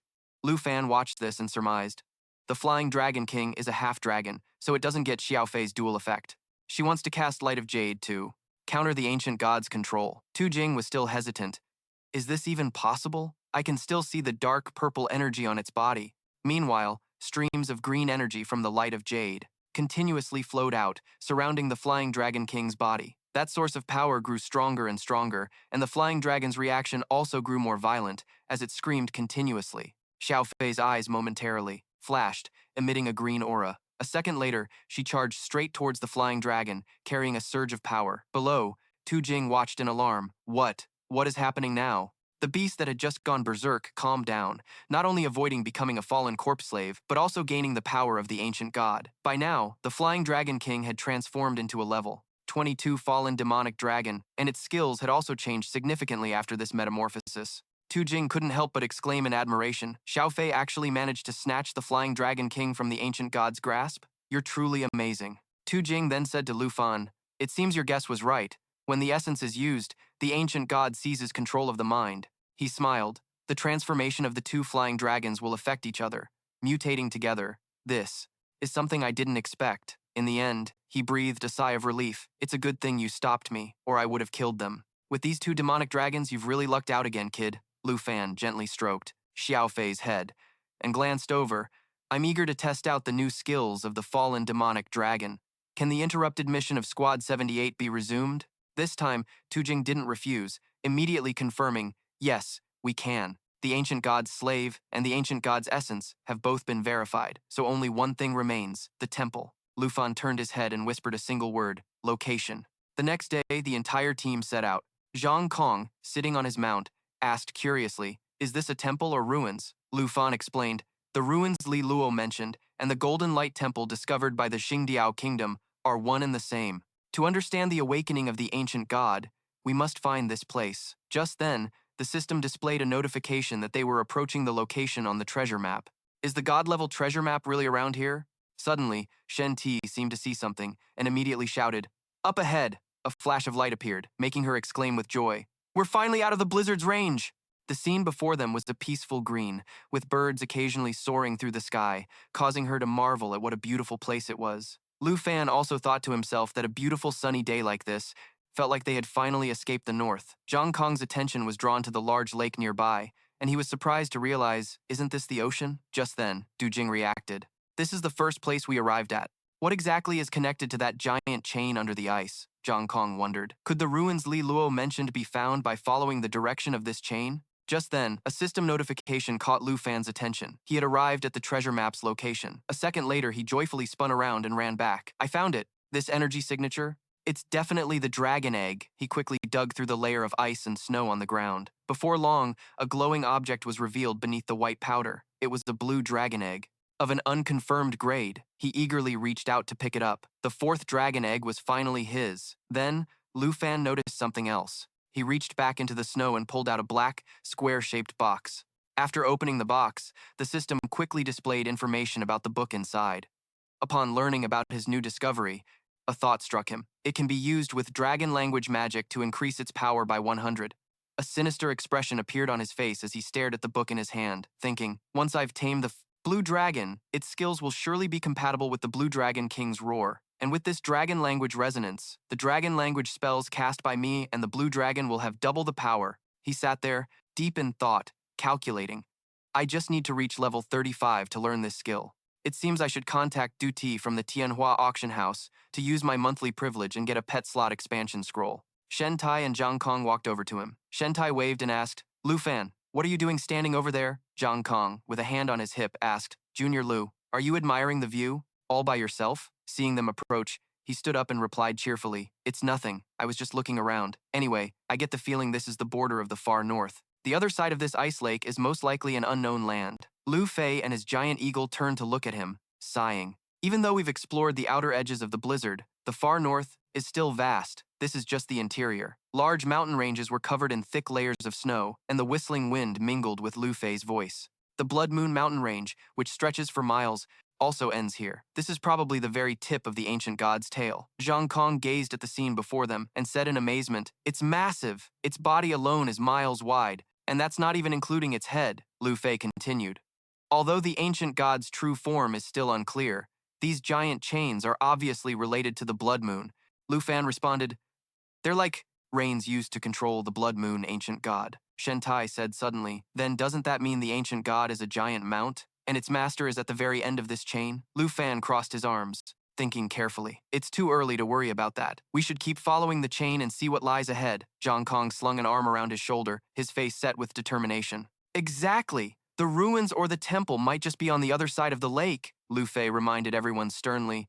As your captain, I have to warn you all. We have no idea how dangerous this unexplored lake is. Zhang Kong, do you remember how you got injured last time? At the mention of the past, Zhang Kong's face fell. I know. Captain Lu is nagging me again. I won't tag along. Shentai placed a hand on his shoulder to comfort him.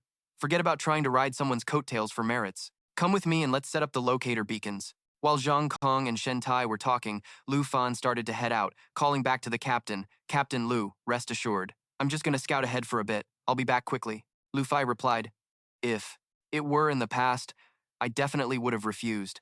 But now, we won't stand in your way. A bright light flared from Lu Fan's hand as he shouted, Xiao Ye, World Walker form! Xiao Ye unleashed a tremendous power with a mighty roar.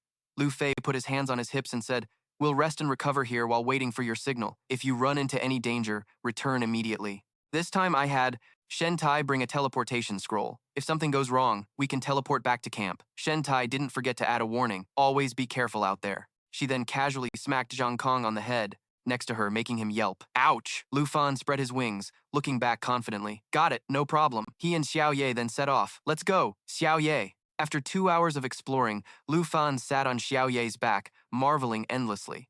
This place is truly and bizarrely vast. Lu Fan continued in confusion. We've been flying for so long, but we still can't see the end of the chain. The system's notification suddenly rang out. Warning, entering a ruin area. Regional level fallen corpse ruin. He thought in surprise, a fallen corpse ruin. So it all makes sense now. Xiao Ye flew faster and faster, while he was still deep in thought. It matches the Tinju Nation's discovery. Both are mysterious areas near the ancient god. The people who went to the Holy Mountain Temple. What happened to them to turn them into Holy Mountain slaves? Perhaps there's something similar in this ruin. Xiao Ye suddenly stopped and roared, prompting him to ask worriedly, Xiao Ye, what's wrong? He seemed to have spotted something, staring at an object under the icy water. He vaguely made something out, thinking it looked like a giant black coffin. Lu Fan quickly checked the system. This is the secret of the fallen corpse ruin, and it couldn't be appraised like the Blood Moon. He stared at the coffin in shock, freezing when he saw a shadow near it. Xiao Ye also saw the shadow and let out a loud roar. Lu Fan quickly calmed him. Calm down, Xiao Ye.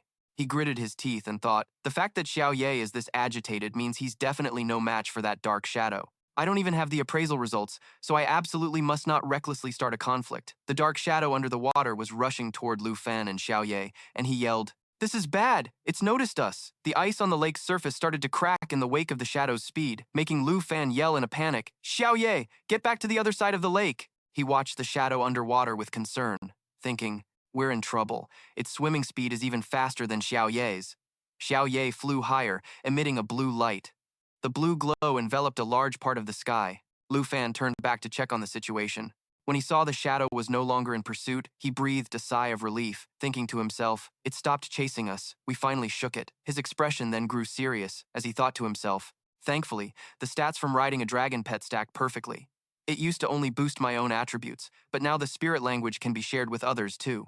But then he heard a noise. Chang Kong turned around, and upon seeing Lu Fan and Xiao Ye return, he said cheerfully, "Junior Lu, you're back." Noticing that Xiao Ye seemed upset, he asked with concern, "What's the matter? Did something happen?" Lu Fan answered through gritted teeth, his voice tense. "Up ahead is the fallen corpse ruin, but there's something incredibly dangerous beneath the ice." He continued, "We have to report back to the camp immediately." Hearing this, everyone was stunned with surprise. Chang Kong was the first to speak. Huh? Even Lu Fan had to run from this thing? 15 minutes after teleporting back to camp, Du Jing said, "A black coffin and a black shadow under the ice chain, and the fallen corpse." He turned and added, "If that's the case, we can't continue searching there anymore. Otherwise, we'll end up like the Morgan clan, suffering extremely heavy casualties." Lu Fan replied, "That place is like a seal, and the unknown entity in the lake made even Xiao Ye feel uneasy." Du Jing immediately opened a map and said, "An entity that even the Dragon Clan considers taboo. The great frozen lake of the fallen corpse ruin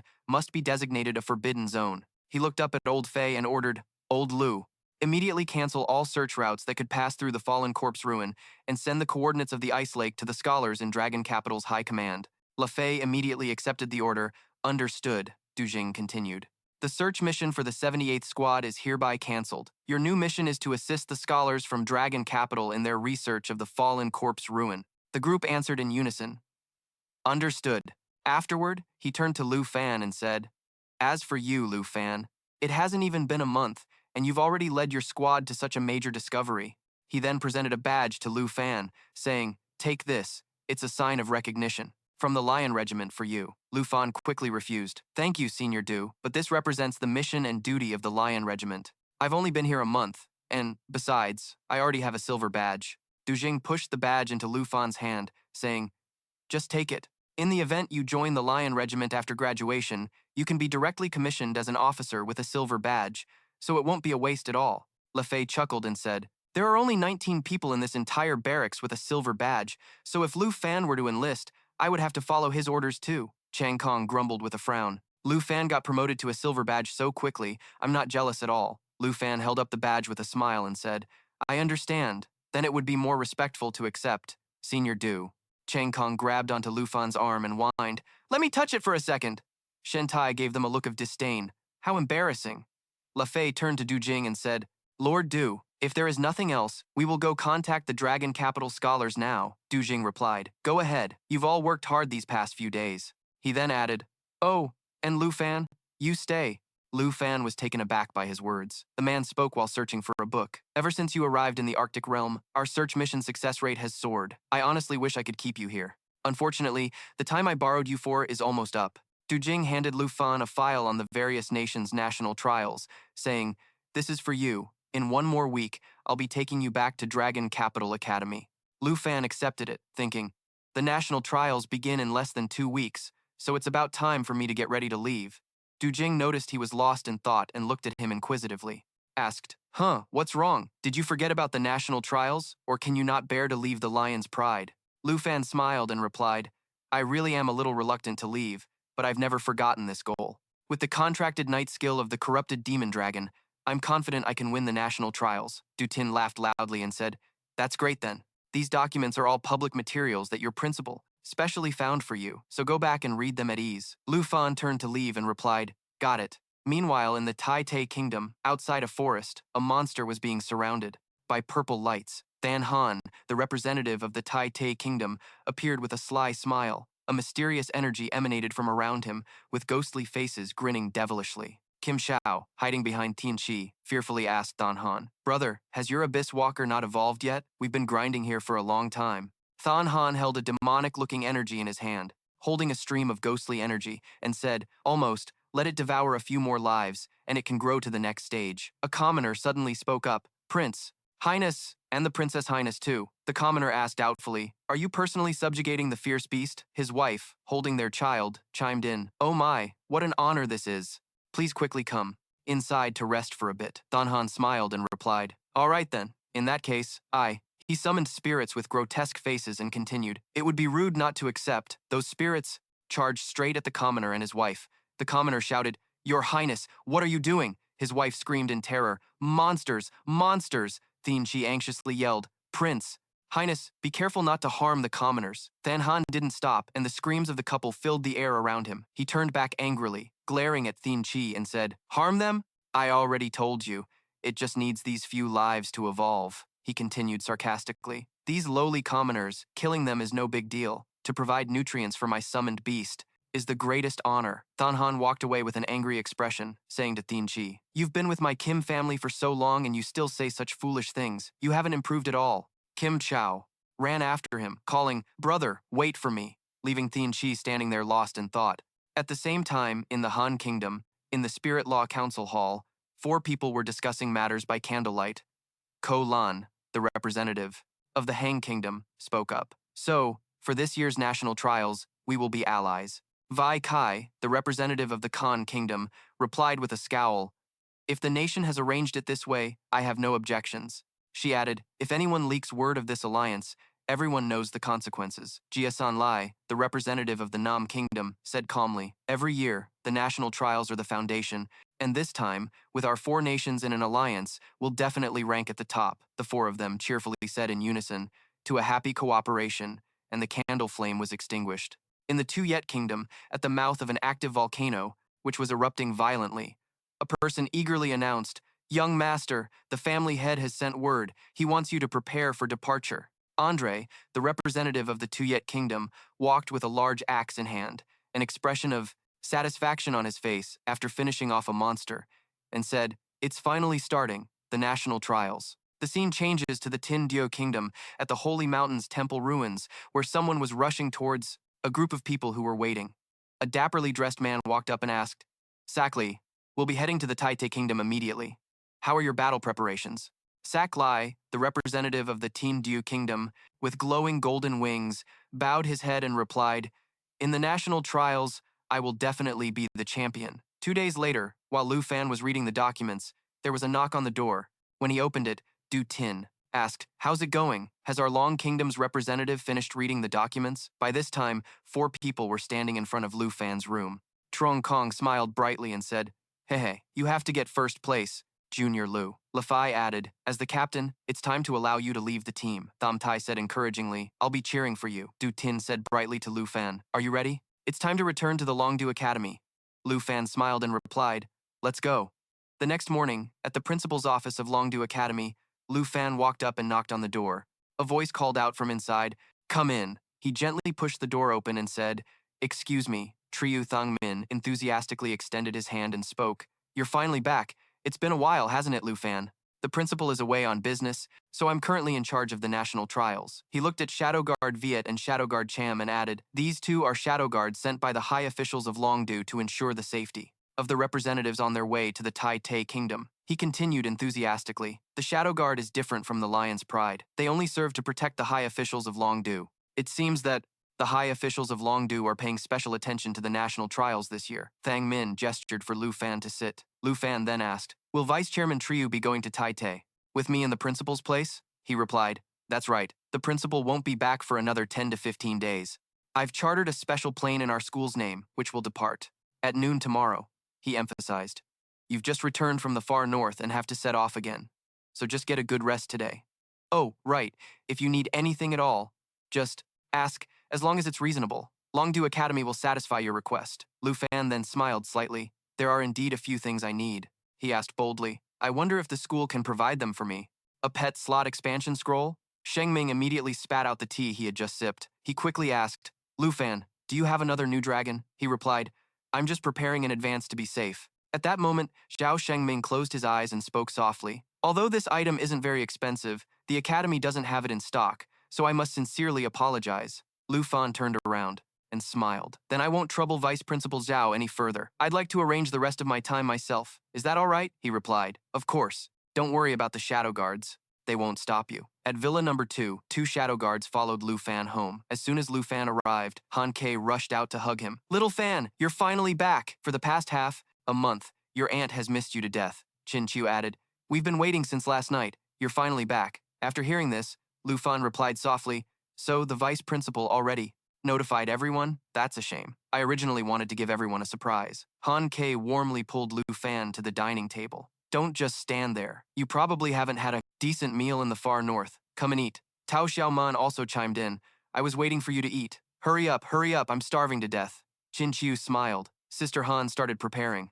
Before dawn, Lu Fan looked on excitedly. Seriously, in the far north, the thing I missed the most was your cooking auntie. Qin Qiu heard this and eagerly replied, hurry and tell us, in the past month, how much stronger have you become? 2 hours at the dinner table passed just like that. Lu Fan recounted his experiences in the far north and also learned that no one had been attacked again. But besides his close friends and family, there was someone else in Lu Fan's life. He picked up a piece of jewelry with a blue gem and thought, I met her before I left. Suddenly, Tao Xiaoman rushed over. She exclaimed, look at that. Are you planning to give this gift to someone? It looks expensive, doesn't it? Lu Fan quickly pulled his hand back. You scared me to death. It's none of your damn business, Han Ke reminded from behind. You have to leave early tomorrow, so go early and come back to rest, Xiaoman continued. How boring. I don't even have to think to know it's for your senior, right? Lu Fan looked quite annoyed now. Ahem, well then, I'm heading out for a bit. An hour later, in a spacious room, Lu Fan entered and sat down on the floor, thinking, it seems my senior definitely won't be coming today. Suddenly, he had an idea. Oh right, I have Sister Du's phone number. I can ask her to contact my senior for me. And while I'm at it, I can ask the Tianhua auction house if they have a pet slot expansion scroll. At the Tianhua auction house, in the VIP lounge, a voice rang out, hello? Little brother, you finally decided to call? It was the voice of Du Yakyu. On the other end of the line, Lu Fan asked, Sister Du, can I ask you to contact my senior for me? Yakyu replied, what's wrong? Haven't seen her in a month. You missed the girl already? He answered shyly. Actually, I have something to give her, but I can't find her at the academy. Hearing this, Yakyu clicked her tongue. Well, that's difficult. Something came up with her family, so she went home, and I don't know when she'll be back. I can't reach her either, she added, but since you're back in Longdu, you can stop by my place for a bit. Before she left, the girl left something for you, and that afternoon, Lu Fan went to meet Yakyu. Seeing him, she teased, little brother, you're not like before, are you? Going out with bodyguards in tow. He smiled and said, they're very professional. They won't bother anyone, sister. The two of them sat down to chat. Lu Fan exclaimed, Sister Du, the Tianhua auction house's business is booming, isn't it? There are so many people downstairs. Yakyu replied, isn't it all thanks to you? Ever since you put that egg in the illustrated codex, customers have been coming here every day just to see that dragon egg with their own eyes. After hearing this, Lu Fan thought, A, single star dragon egg has pushed Tianhua's reputation to its peak. So, the green dragon egg in my hand. Never mind. I have the privilege of trading with Sister Du every month. Yakyu brought out a box and opened it. This is what the girl left for you. Please, take it. He looked at it, astonished. Is this a legendary grade weapon? The Flowing Fire Heavenly Flame Sword, legendary grade, level. Requirement 30. Forged weapon, strength plus 256, agility plus 204. He picked up the sword excitedly. This sword is very light and can store fire damage, as if it were custom made for me. Yakyu replied, of course it is. The top blacksmith your senior found spent a whole month completing this masterpiece. I must say, that girl really understands you. Even when you weren't here, she could still have a grandmaster create a suitable weapon for you. He held the sword, his face full of excitement. The cost to forge this sword must be immeasurable. It turns out she was always carefully observing my fighting style whenever she sparred with me. My senior is truly so thoughtful. After thinking this, he blurted out, thank you, senior. At that moment, Yakyu added, oh right, it's not just the weapon, there's something else. She handed it over, and he immediately thought, this is a fire-type dragon incantation. Lava Burst, skill book, requires Dragon Master or Dragon Mage class, level requirement 25. He smiled, filled with joy. As soon as I reach level 35, I can use Little Black to activate the Dragon Tongue Resonance, and then the Flowing Fire Heavenly Flame Sword can store even more damage. While thinking, he took out a letter. My senior has truly done me a huge favor. With this, I can make massive progress in the national trial.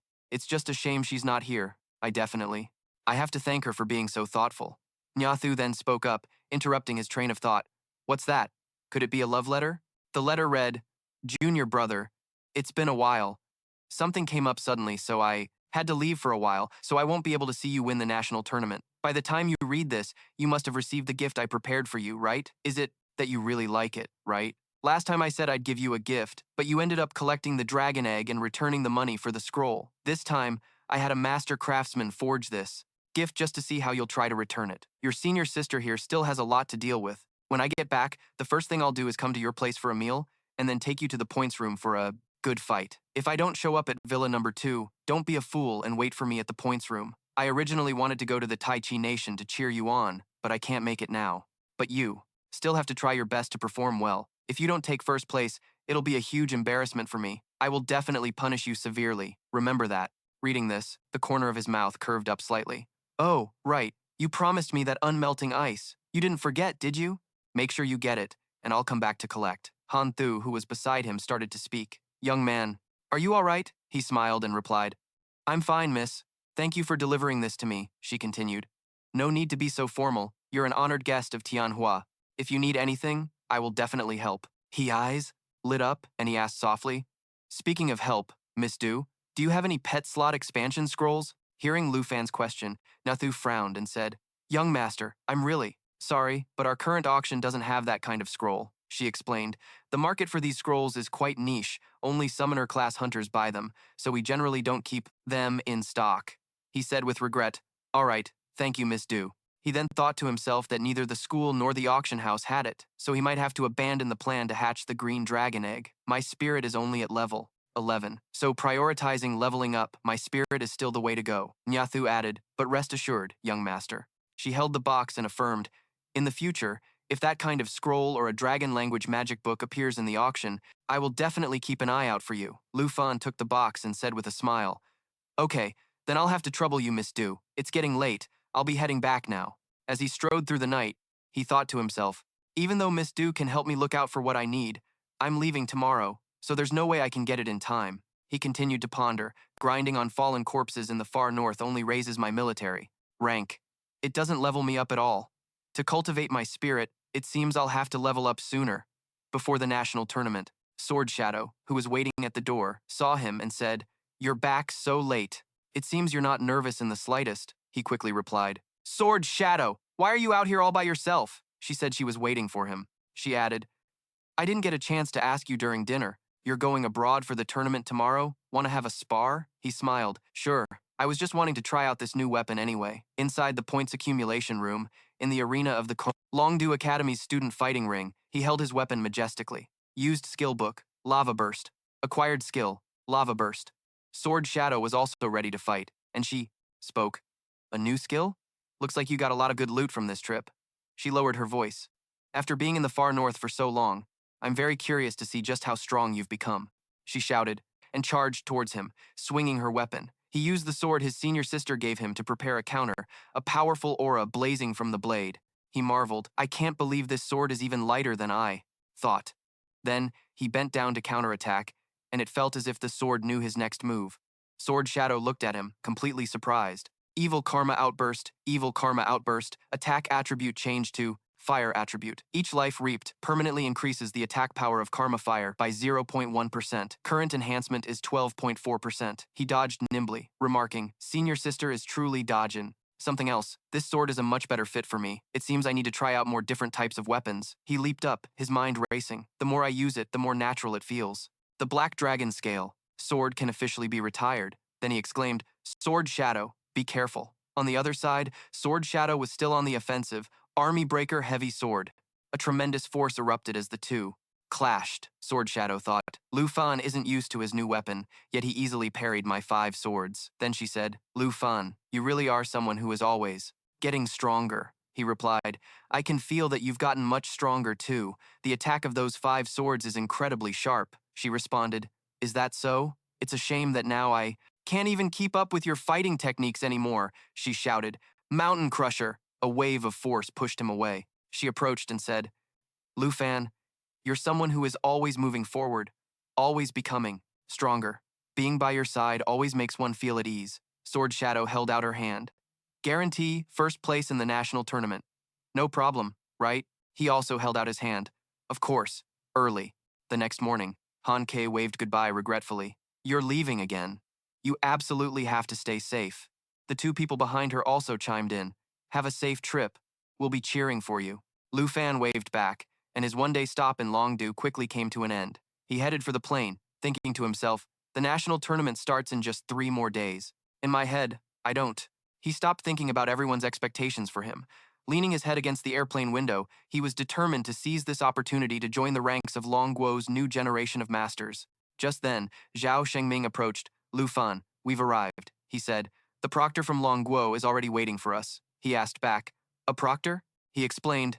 In the national trials, each nation must send not only a representative, but also a proctor, mainly to supervise the rules of the competition. They moved through the airport, and he added as they walked, Long Guo's was decided by the higher-ups of Longdu, so when you meet the proctor later, you must absolutely be polite. Just as Zhao Shengming finished his words about being polite, he suddenly froze, and his subordinates knelt down. He was confused. Vice Principal, what's wrong? The proctor slowly appeared. Get up quickly. There's no need to kneel, he said with a smile.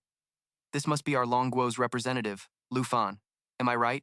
At the international airport in Jinyu City, Taichi Kingdom, Sheng Ming immediately became flustered upon seeing the newcomer was Fei Bai and asked, Elder Han, why is it you? For you to personally come and greet us, this is truly more than we deserve. Before he could finish, Fei Bai waved his hand and laughed heartily, welcoming Longguo's representative. How could that be more than you deserve? Hearing this, Sheng Ming could only helplessly point to Lu Fan and introduce him. This is Lu Fan from our Longdu Academy. He's currently a second job class, and his main profession is Dragon Taming Knight. He took a step forward, shyly, scratching his head in greeting. Hello, Elder Han. Fei Bai stroked his white beard and laughed heartily.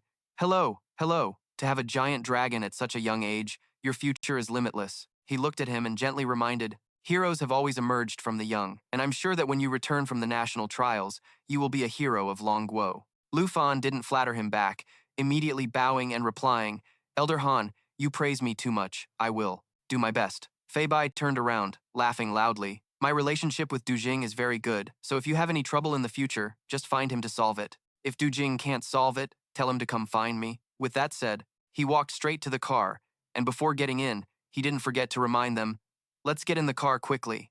With some distance to the banquet, Lu Fan watched his retreating back and couldn't help but ask curiously, Vice Principal Zhao, who is this Elder Han?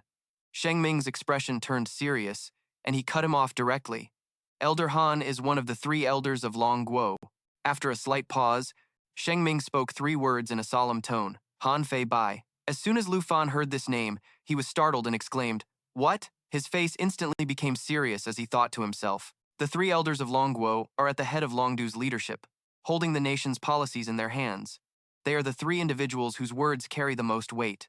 Even Senior Du is a subordinate of the 3 elders. No wonder he has shadow guards with him. Sheng Ming was still happy at the moment and didn't notice his unusual reaction. We'll follow them shortly. Lu Fan's lips curled into a slight smirk, a plan already forming in his mind. The fact that Elder Han was so accommodating on their first meeting means he must also understand me quite well. I never expected to get acquainted with such a major figure just by participating in the national trials. A while later, in a car speeding down the highway, a voice suddenly spoke up in confusion. Vice Principal Zhao, since Elder Han is one of the 3 elders of Longguo, why can't I sense any aura of a master from him? He asked curiously. Is it because my level is too low and he's too profound? Sheng Ming laughed and replied, Elder Han isn't hiding anything. In fact, he's just a level 40-something cook. Lu Fan was stunned and asked back, What? How is that possible? Sheng Ming looked at him and calmly explained, Your reaction is just like mine was. In this world, although the strong are revered and power is supreme, sometimes it's not purely about combat strength. Among the 3 elders of Longguo, only one is a top-tier combat class, rumored to have completed the 5th job change, while another is an enhancement class, who also has no combat power, but is called a pillar of Longguo, he continued. As you've seen, Elder Han brings his personal bodyguards, the 4 ultimate swords, when he goes out. It's said that these 3 top-tier swordsmen were won over by Elder Han and voluntarily follow him. The abilities of Elder Han must be incredibly powerful in some other aspect. Hearing this, Lu Fan fell into deep thought. It's unimaginable. The elders don't reveal their true strength, so no one knows how powerful they truly are. One is a combat class, one is an enhancement class, and Elder Han is a cooking class. None of them are simple. Suddenly, the shadow guard, Zhen, turned around and announced to them, Representative, we have arrived. The car slowly came to a stop in front of the Grand Hotel entrance. Unbeknownst to them, a crowd of reporters was already waiting there, completely surrounding the hotel's entrance. A sharp-eyed reporter recognized the people in the car and immediately shouted to the others, The car of the Longguo representative is here. Lu Fan was escorted out of the car by Sheng Ming and 2 shadow guards. The surroundings were filled with the continuous flashing of cameras and a barrage of questions. Mr. Liu, the representative of Longguo, please accept our interview. May I ask, as the only dragon tamer with a dragon, what are your thoughts? Representative Liu. There are rumors online that you are at odds with the Kim family. Is that true? Mr. Liu, please turn and look at the camera. May I ask, is Longguo confident in winning the championship this year? He frowned, thinking in annoyance. Jinyu City is quite small. It didn't take long to get to the hotel, but there are so many people, it's so noisy and complicated. Shengming struggled to push through the reporters to clear a path, shouting, "Please make way, don't obstruct." The representative's path. Just as Lufan was about to step through the entrance, a loud shout suddenly came from behind. Another representative has arrived. The scene changes to that afternoon. In the main hall, a large crowd had gathered, all clustered in small groups, chatting lively. He finally let out a sigh and sat down in a quiet corner. Lu Fan complained wearily. There are too many reporters gathered at the hotel entrance. He paused for a moment, glancing at Sheng Ming beside him before continuing. So I can't even go out for a walk. Hearing this, the man immediately reminded him, there's nothing to see out there anyway. Just stay put in the hotel. Suddenly, he looked around and asked, Vice Principal Zhao, aren't the people from the Starfall Nation here yet? Sheng Ming calmly poured wine into a glass and explained with a slight smile, the Starfall Nation is always like this. They never show up before the competition. Suddenly, Lu Fan seemed to notice something. His brow furrowed in displeasure. It turned out that sitting not far from him was Cheng Han. He was currently laughing and chatting cheerfully with the others. It seemed Lu Fan's stare was too obvious, causing Cheng Han to immediately turn around defensively. Suddenly, Jian shot up from his seat with a warm smile. Well, if it isn't old Han, I never expected you to be the Dragon Country's champion this year. The people around them began to murmur amongst themselves. Old Han? Wait a minute. Is that old Han, one of the three elders of the Dragon Country? The man quickly ran up to Fei Bai, shaking his hand enthusiastically as he introduced himself. I am Kim Jaean, not only the champion of the Taijie Kingdom, but also the one in charge of this national trial. Fei Bai laughed heartily and replied, a pleasure, a pleasure. The surrounding crowd started buzzing with curiosity again. It really is one of the three elders. Then the man next to him must be the four-way sword master, right? Definitely. I saw him once at the Roman International Conference. Someone else exclaimed in awe, my goodness, it looks like the Dragon Country is going all out this time. Seeing the man walk towards them, Lu Fan and Sheng Ming quickly stood up to offer old Han a seat. Fei Bai looked at him and greeted him warmly. Lu Fan, we meet again. Hearing this, someone asked curiously, if old Han is also here, does that mean Lu Fan has connections to the Dragon Guild's leadership? Before the crowd could get any louder, a hand was raised high, followed by a call loud enough to grab everyone's attention.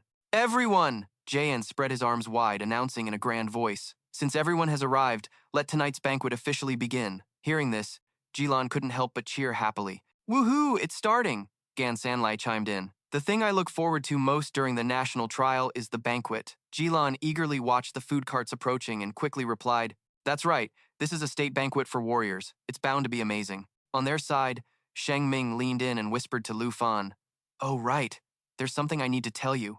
We're used to the food in the Dragon Country, so be careful when eating in the Taijie Kingdom. Don't embarrass our hosts. He nodded blankly in response. Huh, what? Okay.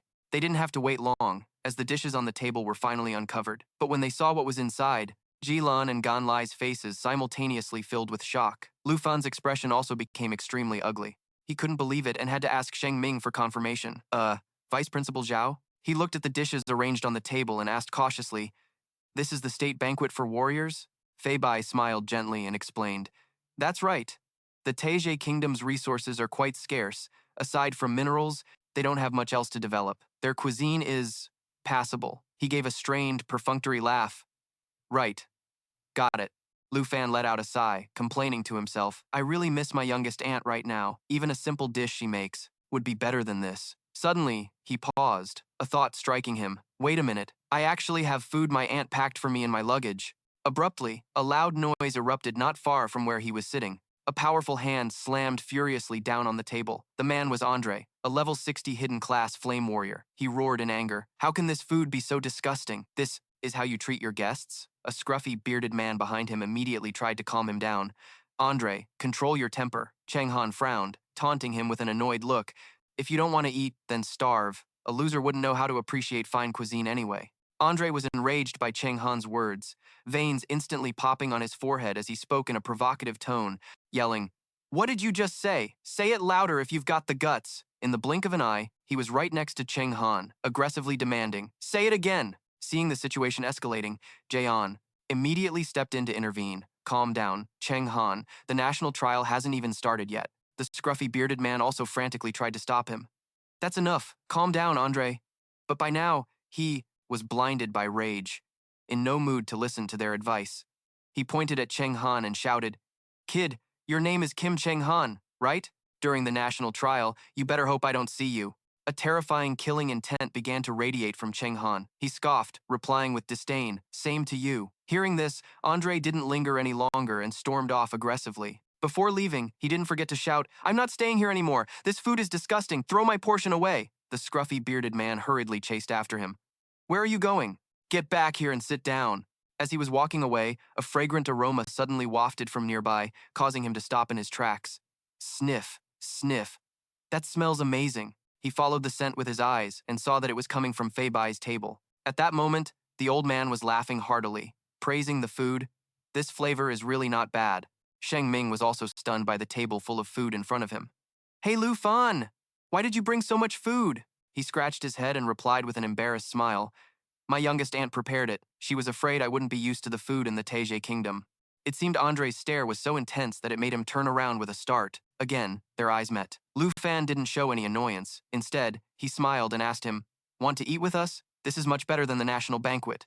Lu Fan added with a friendly smile, "We don't get to enjoy the delicious food of the Thais nation either." Andre didn't hesitate and quickly sat down next to him. "Thanks." He held a hot, steamed bun in his hand, a look of craving that he couldn't hide. But before eating, he didn't forget to say, "Well then, I won't stand on ceremony." As soon as he finished speaking, Andre couldn't wait any longer and immediately took a huge bite of the bun. The very first bite caused a flavor explosion in his mouth, his emotions erupting like a volcano. Andre exclaimed excitedly, "This is delicious." Lu Fan gently reminded him, "No need to be so formal. Sit down and eat with us." Andre quickly blended in with everyone. He said cheerfully, "Thanks, brother." Lu Fan took out a salad, turned to Fei Bai and Sheng Ming, and invited them, "Vice Principal, Elder Zhao Han, you two should try some as well." Fei Bai laughed heartily and replied, "Well then, we won't refuse." Andre's voice could be heard praising the food between bites. "Brother, the food from your dragon kingdom is really something else." The sounds quickly reached the ears of Zian and Cheng Han. The people sitting around them could only watch with craving,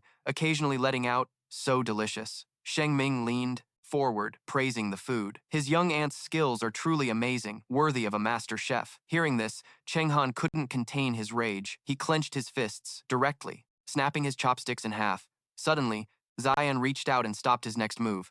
He calmly reminded him, "Calm down a bit."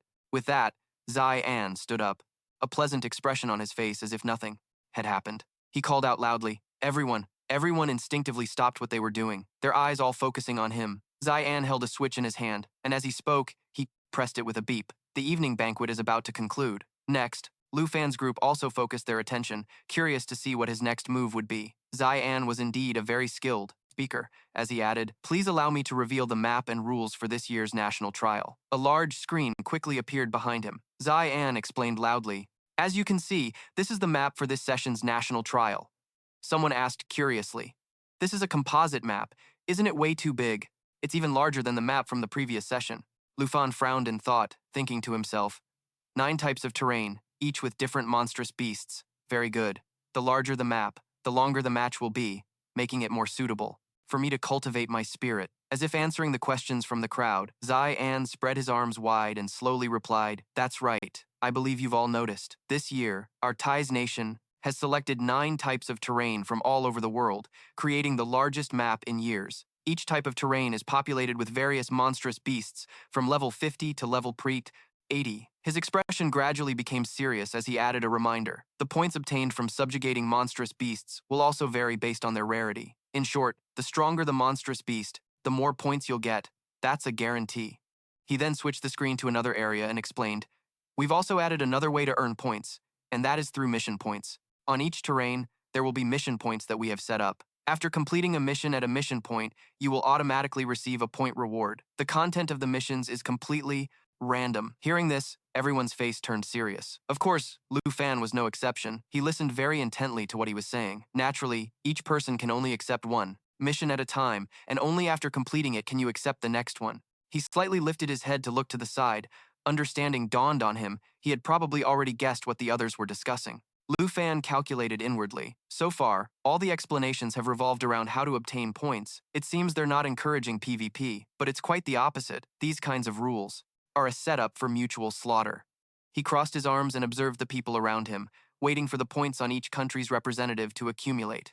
Killing others to take all their points is everyone's real intention. Fei Bai, beside him, started to laugh with great interest. Jilan curiously pointed at the map on the screen and asked, "We all understand the rules now. Mr. Kim, what do the skulls on your map mean?" Zion laughed and praised her. "An excellent question. This symbol represents the new rule, the Dark Spire." Jilan repeated with confusion. The Dark Spire? Everyone also focused their attention on the skulls displayed on the screen. Zai and continued to explain. In each terrain, there will be a dark tower that moves randomly, and inside each of these spires, an army of demon beasts that truly existed in history is imprisoned. His face turned sinister as he introduced, "Their demon leader is the Nine Realms demon." Upon hearing this, someone immediately cried out in horror.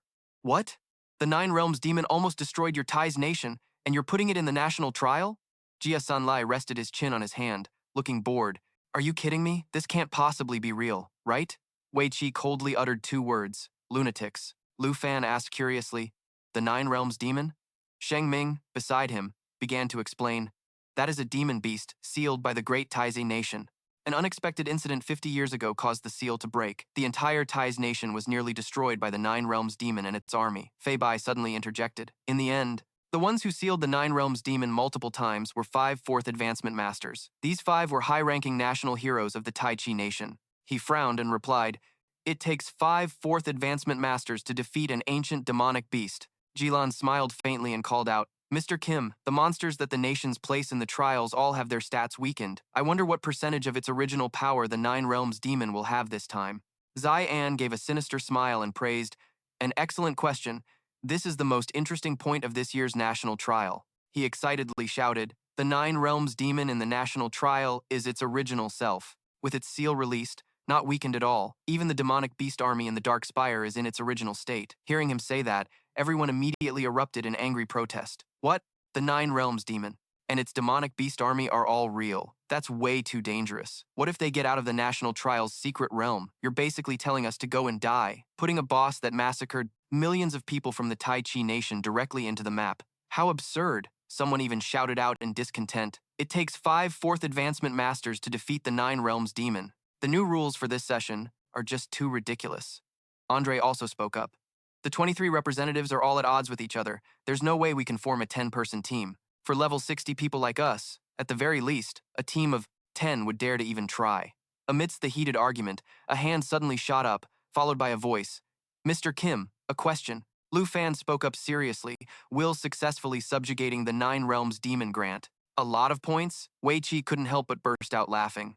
Jilan turned and replied in a humorous tone, "Representative from the Dragon Kingdom, this kind of design is meant to add pressure on everyone. It's extremely dangerous, not for you to farm points." Zion pressed a switch, causing the screen behind him to vanish in an instant. He smiled at Lu Fan and answered, "I don't know if you're truly curious or just trying to liven up the atmosphere, but as the person in charge, I can answer that question. All the fierce beasts in the National Trial's secret realm will provide points. Killing the Nine Realms demon also grants points, and a very high amount at that." At this point, Zion suddenly bowed, concluding the presentation. "If there are no other questions, we will end here for today. Thank you all for coming." Hearing this, everyone gradually dispersed to their quarters. Jia Sanlai sighed in frustration. Wei Qi also snorted in annoyance. Before leaving, Fei Bai didn't forget to look back and say with a smile to Lu Fan and Sheng Ming, Vice Principal Zhao and Representative Long, "You should also head back to your rooms and rest. We'll see each other again tomorrow." He and Sheng Ming immediately bowed and replied,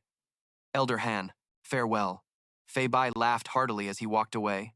"The points from the Nine Realms demon. I'm really looking forward to Lu Fan's performance." Time passed quickly, and Lu Fan lay on his bed, silently thinking. A real ancient demonic beast, a super large map with 9 different terrains, permission to kill opponents and steal their points. I'm not sure about Qi Li, but Kim Sung-han will definitely do it. Suddenly, he noticed the cell phone placed beside him. As soon as Lu Fan turned on his phone, the first thing that popped up was the national trial's predicted rankings. He looked at the chart and couldn't help but feel annoyed. "I'm actually ranked first." Lu Fan sighed in frustration. Typical media. Though he said that, he only dared to complain in his head. Who would rank me in the same spot as Kim Sung-han? How careless. He looked at his phone again and thought to himself, although it's not very reliable, but Lu Fan looked at another person, who would also be on his team with caution. This person was also ranked first, very much worth being wary of. Time flew by, and soon it was the morning of the national trial's opening ceremony. The announcer's voice rang out. The moment everyone has been waiting for has finally arrived. This year's national trial, hosted by the Tai Chi Nation, will now begin. Please, everyone, look up at the sky. Following the announcer's instruction, he immediately looked up. The announcer continued to report, the Secret Realm's teleportation gate is now activating. The words had just been spoken when all the representatives were quickly sucked into the gate. Lu Fan closed his eyes and told himself, everything is ready. It would be best if I get teleported next to the spire. A moment later, he opened his eyes, his face full of confidence. Let's begin. A notification appeared before him, now entering the national trial's secret realm. At the same time, the remaining people were all focused on the screen. In front of them, the announcer's voice continued to ring out. The last representative has entered the national trial's secret realm. The competition will now begin, and the point tally has started. Everyone's expression was filled with confidence as they watched the representatives on the screen. The number of points will determine the contestant's rank. Du Jing also silently watched the screen intently, and the contestant with rank 1 will be the winner. Over with Fei Bai and Sheng Ming, they were also focused on the large screen and all the contestants who had entered the secret realm. Who will take the number 1 spot? Let's wait and see. The scene shifts to Lu Fan, who cautiously opens one eye to investigate. The system's notification rang out. You have entered the national trial's secret realm. Lu Fan scanned his surroundings. He thought to himself, this terrain is very familiar. This must be a selected edge of the far north. The system displayed another notification. National Trial Secret Realm, Ice Plains. Lu Fan raised his arm and seriously tapped his smartwatch. Very quickly, a virtual screen appeared from the watch. He looked at his position on the map and thought, right now, I'm at. The fact that the rankings haven't been updated means no one has scored any points yet. Lu Fan scouted the surroundings while assessing the situation. There's a mission point in the bottom right corner of this ice map, and that's my first objective. With this bracelet, representatives from various nations can view the real-time rankings and the number of survivors. Just seeing who has more points is a natural temptation for others. I have to say, this is all pretty straightforward and I like it. He stretched his hands out to his sides, creating 2 portals, one blue and one fiery red. In the blink of an eye, 2 ferocious dragons appeared. He leaped onto Xiao Ye's head and shouted, "Let's go, Xiao Ye." The obedient dragon immediately breathed fire, roared, and flew off. Lu Fan casually rode on Xiao Ye's back. He smiled and asked Tin Than, "Tin Than, next you'll go level up with your big sister, Xiao Ye. How does that sound?" It swooped down discontentedly, wrapping around his shoulder to sulk. Screech! Seeing this, Lu Fan could only give a wry smile. This little one is still a bit disobedient, huh? He couldn't hesitate any longer and immediately shouted, "Let's go, Xiao Ye! We're off to find the Dark Spire." As if in response to his words, it let out a cry and accelerated away. The scene shifts to the national trial's secret realm, the desert, where a lone figure trudged along, leaving deep footprints in the sand. Cheng Han chuckled and took off his glove, creating a purple portal from his palm. He muttered with an annoyed expression, "Ugh, back to this familiar desert terrain again." The moment he finished speaking, he raised his hand high and commanded, "Abyssal ones, bind, divide, and serve me." Instantly, countless faces with various expressions flew out from the portal. The system quickly displayed the summoned beast's information. Abyss Binder 2, level 61, an evolved form of Abyss Walker 3. The faces, filled with diverse emotions, soared like the wind, dividing to serve. The beast summoned from the abyss will sever its 8 limbs and hide them in designated locations. Each limb can provide an abyssal symbiosis effect and remains in a stealth state. Cheng Han casually watched the heads, sprouting multiple legs and crawling across the sand. The system displayed more information. Abyssal symbiosis. As long as an abyssal summoned beast remains alive, it will always live in symbiosis with the abyss.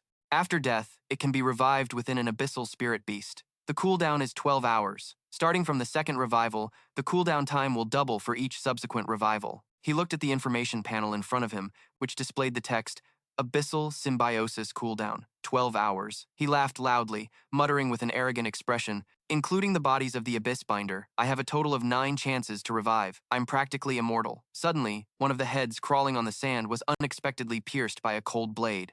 Zhang Tian watched the head slowly disintegrate on her blade and sneered, "What a shame. Now you only have 8 left."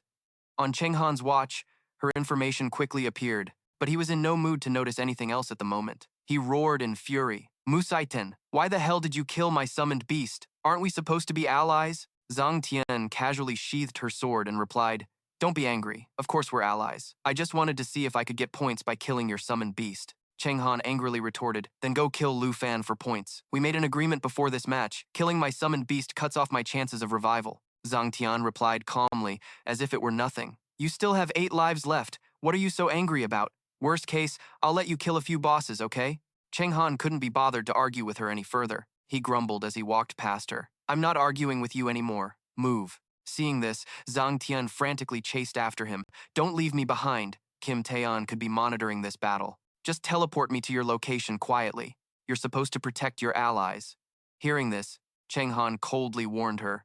Quit your yapping. Don't let the monitors hear. He suddenly stopped, his expression cold as he said to Zhang Tian, the alliance is fine. I'll kill Lu Fan, and you kill the Black Dragon. I'll also tell you the part Kim Taeon skipped when he introduced the spire. He continued with a sinister smile. That is, the Dark Spire moves randomly across each map, and if it finds a participant, it will actively attack. Zhang Tian exclaimed in shock. What? Why didn't you tell me this sooner? No wonder you prepared so many chances to revive.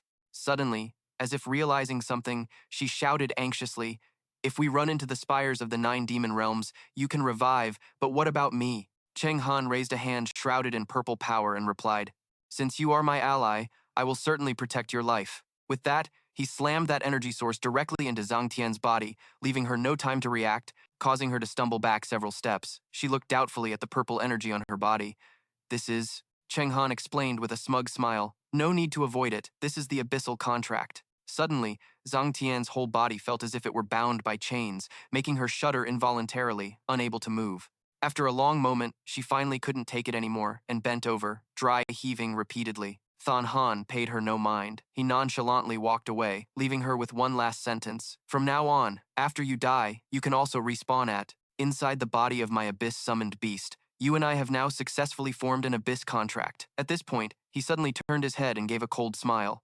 Of course, if I really die, then you will have to die too. Zhang Tian grunted coldly in dissatisfaction. On the surface, he talks about an alliance, but it seems he's still wary of me. Don't worry, I won't backstab you. Thon Han replied casually as he walked away. Don't overthink it. Cooperating with our Tai Chi nation is the right choice. After the national trial ends, I will nullify the abyss contract. Zhang Tian, walking behind, asked curiously. Wait up, are we going to find Lu Fan now? Thon Han shook his head and replied, no. First we'll accept a quest to get accumulation points, and wait for the 9 Realms demon to kill almost all the other representatives before we start the plan. He looked at the surrounding scenery and asked in confusion, accept a quest? Isn't that the quest point right there? Thon Han turned his head back, replying with the sinister expression, that's a trap quest. Kim Taeon places one on every map, and only I know the location. Once you accept it, you can't accept any other quests. Hearing this, Zhang Tian couldn't help but ask in astonishment, what kind of quest is this trap anyway? Thon Han smiled, replying with a cunning and mysterious air, you'll find out very soon, because this trap quest is fundamentally impossible for anyone to complete. Time passed quickly.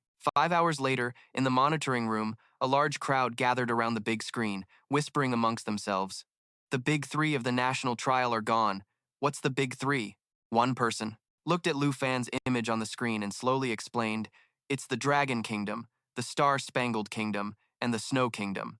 In the previous national trials, the top 3 of every session were always them. Indeed. What's wrong with the Dragon Kingdom this year? The media ranked the Dragon Kingdom's representative as number 1. I think they just wanted to ride the coattails of his dragon pet. His stats are probably heavily padded. He only has 257 accumulation points right now. Killing a few beasts would get you more points than that. Suddenly, a trickling sound from the side caught the attention of Taeon, who was confidently watching the screen. A slender hand leisurely held a teapot, pouring tea into a small cup. Fei Bai slowly lifted the teacup and then suddenly burst out laughing.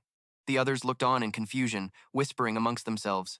It's really strange. What on earth is this representative from the Dragon Kingdom even doing? Taean silently glanced at them, his eyes filled with vigilance. The scene shifts to Lu Fan, who was looking at his watch displaying his current stats. Lu Fan thought to himself, where on earth is this dark spire? I've been searching for so long and haven't even seen a trace of it.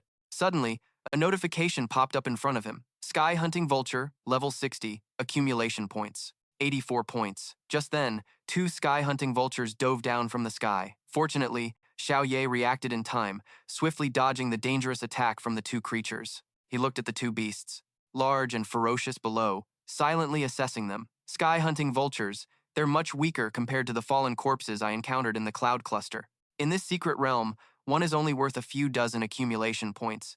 There's no need to waste time on them. To get a high number of accumulation points, I need to accept a boss subjugation quest or kill other representatives. Suddenly, something caught his attention. A loud explosion suddenly erupted in front of Lu Fan. He immediately went on guard, his hand quickly channeling his power into a ready stance. At the same time, the watch on his wrist displayed a notification, alerting him to a quest point up ahead. He frowned and gave an order to Xiao Ye. Xiao Ye, we've arrived at the quest point. Let's go down and check it out, Jia Sanlai shouted as he swung his sword, facing a giant beast in front of him. He swung his sword repeatedly, slashing the beast's body and making it scream in pain. After successfully defeating the monster, Jia Sanlai panted heavily and muttered in annoyance. Not having my third job advancement is really draining. He kept grumbling, but at least I can finally accept this quest now. The moment he turned around, he fell silent. Jia Sanlai's eyes widened, his face showing a flash of bewilderment and uncertainty. In front of him was a gigantic and incredibly ferocious dragon. Terrified, he immediately turned tail and fled. Jia Sanlai screamed as he ran. A huge dragon! Suddenly, someone casually jumped down from the dragon's back. When he got a clear look at the newcomer, he shouted in shock. "You're Lu Fan from the Dragon Kingdom!" He remained silent, not answering Jia Sanlai. His eyes were focused solely on the information displayed on the screen. After a moment of silence, Lu Fan turned off the screen on his watch and, with a nonchalant expression, slowly advanced toward Jia Sanlai. He immediately became wary, even drawing his sword to defend himself. But to his surprise, Lu Fan simply walked past him in silence, leaving him completely stunned. Jia Sanlai watched as Lu Fan's figure grew distant, and thought with annoyance, that condescending jerk, an elite from the Dragon Kingdom who once insulted the king of the South Kingdom, almost causing our nation to collapse. If I can just take care of Lu Fan. He looked over Lu Fan's information on his virtual screen, and a sinister smile slowly formed on his face. Rank 23, Lu Fan is only level 32. This is a heaven-sent opportunity for me. With this thought, he immediately swung his sword at Lu Fan, shouting, "Stop right there!" Jia Sanlai used his skill, Aquascale Prison, striking directly at him. Aquascale Prison sprays out a stream of water that forms a cage, trapping the designated target inside with no means of escape. It lasts for 19 seconds, and seeing his goal within reach, he laughed gleefully, representative of the Dragon Kingdom. "Lu Fan, you saw me fighting and thought you could just swoop in and reap the rewards." Jia Sanlai shouted smugly. "How naive!" Suddenly, a black claw shot out toward him. Before I could even react, the claw swiftly struck him, sending him flying far away while he screamed in agony. Ganlai was tossed aside like a rag doll. His entire body just crashed hard onto the rigid ground. He clutched his injured arm and struggled to sit up, thinking resentfully to himself, "Damn it, this great dragon's power is the real deal. I think my bones are broken." Just then, Lu Fan, who had been silent, finally spoke. He reached his hand through the Aquascale Prison and said in a cold tone, "Trying to be the fisherman who profits? You're thinking too much." With a gentle wave of his hand, he easily shattered the Aquascale Prison. Not only that, he looked at Ganlai with contempt. "Your 5,000 accumulation points aren't nearly enough to tempt me. I've decided to spare you." Ganlai sat sprawled on the ground, completely stunned, thinking in astonishment, my control skill was just nullified? Impossible. He's only level 32. He was resentful, quickly getting up to fight back. Spare me? Damn it. Even if I don't get a ranking in this national trial, as long as I kill the Dragon Country's representative, I'll be a hero in the South Country. But before he could make a move, Ganlai was blasted backward by a fierce roar from Xiao Ye. It didn't stop there. The dragon slowly advanced on him, preparing to breathe fire. He cried out in fear. "Huh?" Lu Fan smiled and offered a friendly reminder. "I'd advise you not to make any rash moves. This mission is mine. Got a problem with that? Very quickly, the device on his wrist displayed a notification. Mission accepted. Current mission, subjugate epic boss, the level 85 Earth Fiend Demon of the Nine Realms. Lu Fan's expression turned serious, staring intently at the screen in front of him. Back with Lu Fan and Ganlai, the latter stumbled backward, muttering in a trembling voice, I'm done for this time." Suddenly, a black shadow with two blood-red eyes leaped up from behind him. Startled, he tilted his head up. The black shadow quickly dove towards Lu Fan, causing the ground to tremble and dust to fly everywhere. Seeing his chance, Ganlai tried to flee while screaming, "Ah!" But he didn't get far before he tripped and fell. He looked back in terror and stammered, "That's the guardian boss of the mission point." It was the level 75 Tundra Snow Monster King, worth 245 accumulation points. It roared ferociously without stopping. Ganlai laughed smugly, thinking gleefully, "The heavens are on my side." To think Lu Fan would die right before my eyes. Suddenly, the Snow Monster King brutally swatted Ganlai away. Its eyes were blood red, staring fiercely down at the man at its feet. Seeing this, Ganlai's face instantly went pale, his eyes wide with terror. His whole body trembled uncontrollably with fear, and with tears welling in his eyes, he bit his lip, thinking, I'm so screwed. All of a sudden, a strange red light erupted behind the Snow Monster King, instantly grabbing its attention. The Snow Monster King growled, confused, and turned to look, only to see a brilliant flash of light. At the same moment, a long gash appeared on the Snow Monster King's body, and streams of green fluid gushed out. A terrified Ganlai shrieked, Ah! Before the Snow Monster King could recover, Xiao Ye powerfully charged forward. It let out a deafening roar and plunged its sharp claws directly into the Snow Monster King. The system immediately displayed a notification. Void Break, with Dragon Aura, slashes twice consecutively. Simultaneously, Dragon Pet's Soaring Dragon Strike, imbued with Dragon Aura, hits twice. Suddenly, a contemptuous voice rang out. Tisk, it's just a little big is all. Seeing Lu Fan, Xiao Ye immediately hid behind him and let out a shrill cry. Lu Fan looked at the Snow Monster King's corpse and scoffed. It's not even as strong as a fallen corpse. Information quickly appeared before him. Dragon Country Representative, Lu Fan. Accumulation points, 257 plus 245.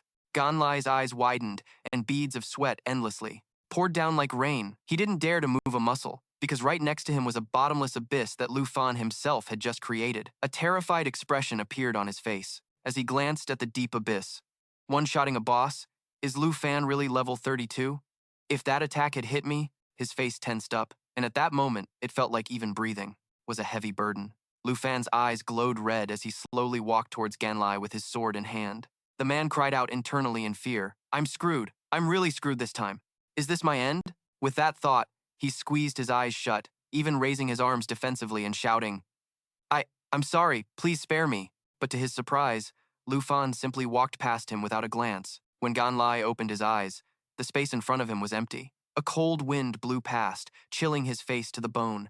He turned his head and muttered in confusion, Lu Fan didn't kill me, he actually let me live. Suddenly, a light from behind him made him jump and spin around, and what he saw only confused him further. The mission's light circle activated. Accepted subjugation of epic boss, the level 85 Earth Fiend demon of the 9 realms. Ganlai exclaimed in surprise, What kind of mission is that?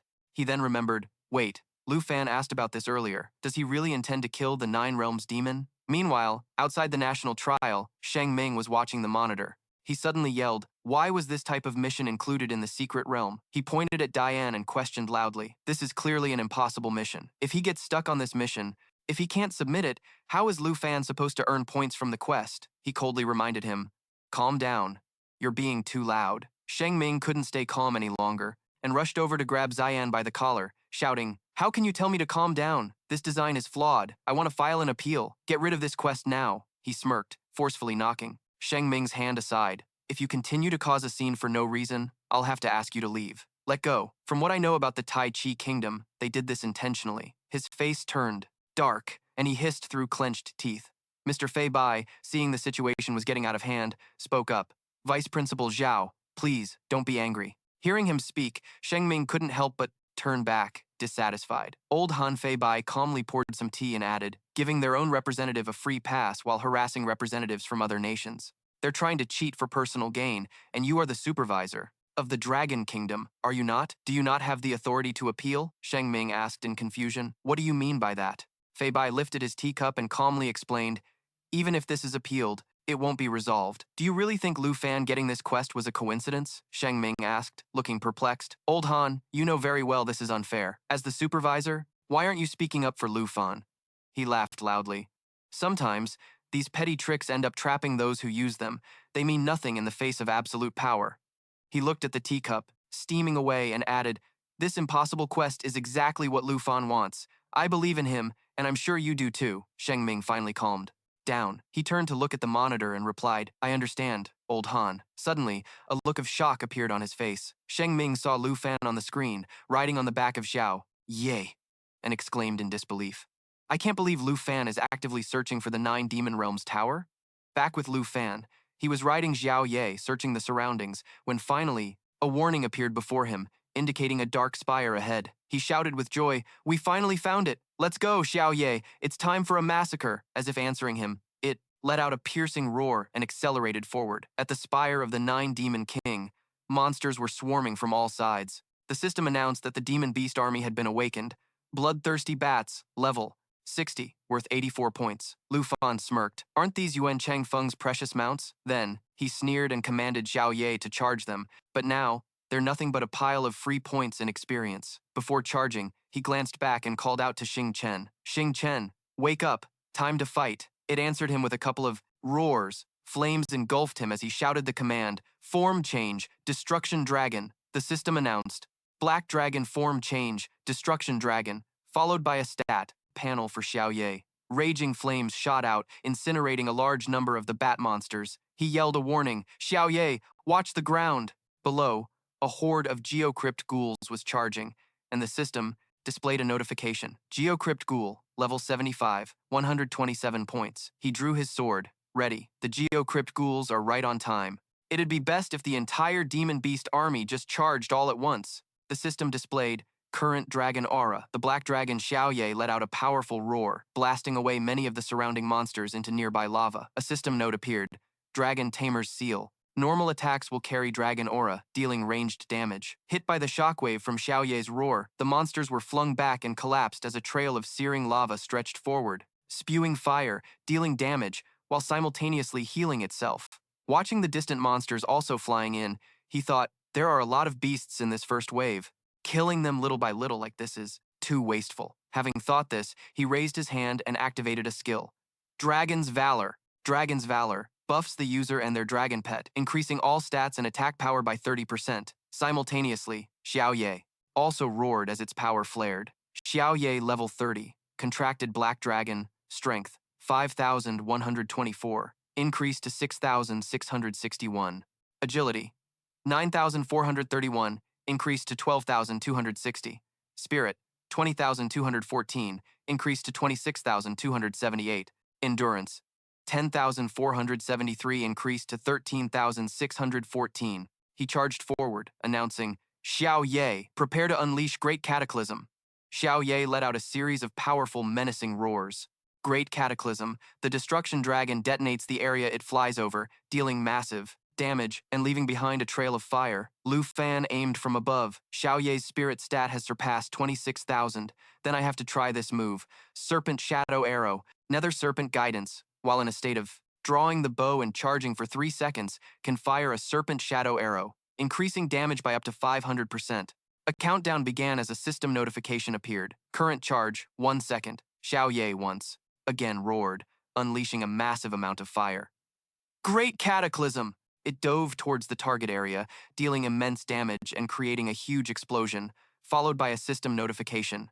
Current charge, 2 seconds. Current charge, 3 seconds. He aimed and released the shot. Now, the arrow whizzed past, weaving through the horde of monsters, and flew down to its intended target. Just as planned, the arrow plunged straight down toward the spot where Xiao Ye was. It then created another massive explosion. Great Cataclysm. Serpent Shadow Arrow. Shoots the Serpent Shadow Arrow at the target area marked by the Destruction Dragon, detonating and incinerating the area, dealing widespread damage, with its power enhanced to 500% of the Black Dragon's spirit attribute. The system continuously displayed notifications. Lu Fan of the Dragon Kingdom. Total points increased from 502 to 22,758. Lu Fan of the Dragon Kingdom. Rank 23. By 1. This is the entire army of the Earth-slaying demon, finally awakened. The Void Star Dragon leveled up to level 12, and Lu Fan leveled up to level 33. Everyone stared at the ranking board in awe. Oh my god, he's back! The third Royal Master is back. I can't believe Lu Fan actually dared to attack the Black Demon Spire. Taking the points and retreating would have been the wisest choice. Sha Li and Andre also received a series of quests, but their points haven't increased at all. Zhao Shengming looked up, breaking into a cold sweat, thinking that Elder Han was right. The Nine Realms Demon Subjugation quest wasn't a trap for Lu Fan at all. On the contrary, it was his stepping stone. He gently placed his teacup down and said, Ha, the damage Lu Fan and the Black Dragon are dishing out is truly a sight to behold. Han Feibai continued. Besides, he still has many dragons he hasn't even summoned yet. He quickly replied, Elder Han, please wait a moment. I'll have the staff bring up some hot tea. Elder Han raised a hand to stop him. No need. We can drink tea anytime, but we can't miss Lu Fan's spectacular performance. he said cheerfully. Lu Fan's growth seems to be beyond our imagination. After he kills the earth-slaying demon, we'll brew some hot tea. Kim Jae-on stood there thinking to himself, he's just putting on a show for everyone now. After the earth-slaying demon appears, they'll be collecting Lu Fan's corpse, he said. The boss is about to come out, and he's still not leaving. Lu Fan didn't get it. Why stop when you've had enough? The demon beast army wasn't wiped out yet. It seemed he really wanted to clear out the entire Black Flame Spire. Suddenly, for some reason, the chains abruptly snapped in two. An object fell, making a loud thud as it hit the ground. The chains broke. The loud noise made him quickly turn his head. Drawn by the sound, the gate of the 9 Demon Realms tower revealed the silhouettes of monsters within it, along with ferocious beasts. He raised his weapon cautiously. Seriously, if I'd known, I would have just waited for all of them to come out and dealt with them at once. What a waste of time. New monsters quickly appeared, along with a system notification. Wandering Demon level, 75, 135 points. Two-headed man-eating demon level, 75, 297 points. Roar, roar, roar. Demon Realm Scout, level 60, 50 points. Seeing this, his side didn't falter. Little Knight, I'll have to trouble you one more time. Let's completely wipe out this demon beast army, he continued. Starlight, you're finally willing to join the fight. Starlight flew forward, raising a claw to block him from behind. Roar, roar! Lu Fan was surprised and then hesitant. Wait, are you trying to go on your own? The monsters didn't hesitate any longer and charged forward, howling incessantly. Starlight wasn't afraid either, letting out a powerful roar in response. Lu Fan shouted worriedly, Starlight! Starlight, come back! When that didn't work, he called out to Little Knight. Little Knight, let's go provide cover for Starlight. He cursed inwardly. This rebellious kid isn't listening again. With such a low level, it's bound to get hurt. The two-headed monster suddenly froze when it noticed something rushing towards it. It raised its weapon and roared, both as a threat and a warning to its kin. Lu Fan charged forward on Little Knight. Starlight has a very independent personality. Trying to make it obey orders seems extremely difficult. Suddenly a memory flashed through his mind. Wait, it seems I've never seen Starlight's full power before. Maybe I should take this opportunity to let it fight instinctively. On its side, Starlight was roaring, preparing to use Starlight scale armor, covering itself in Starlight-infused scales to absorb incoming damage for 6 seconds. When the skill ends, all enemies in melee range will receive the absorbed damage. A blue vortex appeared, sweeping away all the monsters around it. The vortex quickly enveloped the two-headed giant, immobilizing it. The attack was so powerful that it sent the monster flying a great distance. It grabbed its club and stood up, roaring in anger. Lu Fan observed and said, Little Knight, stop. Starlight scale armor has absorbed the damage. It seems we don't need to worry about Starlight. The two-headed monster once again froze as it saw a wave of power approaching. Even if it doesn't listen to me, he continued, it can still use its skills to fight. Starlight scale armor makes all enemy targets within melee range take the full brunt of the damage. A massive explosion of blue light erupted, sending the monsters flying. The two-headed monster watched and let out a roar. Star Shatter. It created a star and then crushed it to cause a large amount of area of effect damage, with the power depending on the energy infused. Seeing this, Lu Fan said, Little Knight, let's fly a bit further away. Then, along with Little Knight's roar, a wave of blue light erupted. The two-headed monster that was just watching was also frozen by the energy, and the other monsters could only scream in despair as they suffered the same fate. Starlight flapped, its wings spreading its area of effect attack. He praised it happily. Great job, Starlight. If it weren't for the 5 times damage of X-Shadow Arrow, this Star Shatter would be on par with Little Knight's Calamity. Lu Fan's level has increased to 34. Hearing the praise, it snorted smugly. This old master is amazing, right? He chuckled to himself.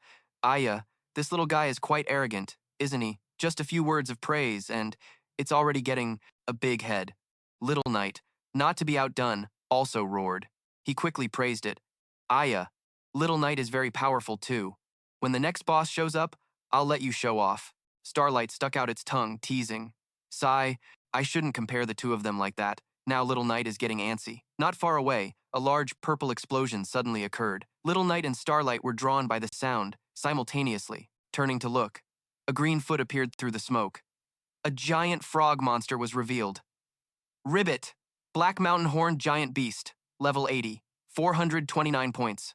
Lu Fan smiled and said, Isn't this? Did it come looking for us? Xiaoye, Spirit, get ready. Let's send it on its way. The nimble green monster noticed and suddenly shot out its long tongue. System notifications appeared one after another as Lu Fan gave his command. Lava Burst. Skill activated. Current Dragon Aura. Black Dragon 11. Xiaoye, get ready. Use Lava Burst. Spirit Brave. Energy flows continuously and power gradually increases. over the course of the battle. All three of them charged forward to attack simultaneously. Void Rend, accompanied by Dragon Aura, slashed twice in a row. When an ally uses a skill, the dragon pet will simultaneously launch two claw attacks infused with Dragon Aura. The frog monster stomped its feet and let out a dissatisfied cry. It aimed upwards and fired a beam of green energy from the horn on its head. The horn and the green energy beam shot out. Charging forward to attack, he shouted, "Spirit, show this toad what you're made of!" Spirit quickly obeyed, unleashing its power to defend against the attack. He took the opportunity to command, "Xiao Ye, now!" Xiao Ye's chest suddenly opened up, revealing a source of blazing red energy, and then that energy source shot out from its chest and hurtled toward the frog. The system announced, "Lava burst." A violent explosion will create a pool of lava within the target's vicinity. When a target is submerged in the lava pool, it will gradually sink and continuously take a large amount of damage. The monster leaped high into the air, dodging the fatal attack. Suddenly, a flash of red light appeared in the sky, aiming straight for the spot where the frog monster would land after its dodge. Lu Fan dove straight down to strike it. A direct hit.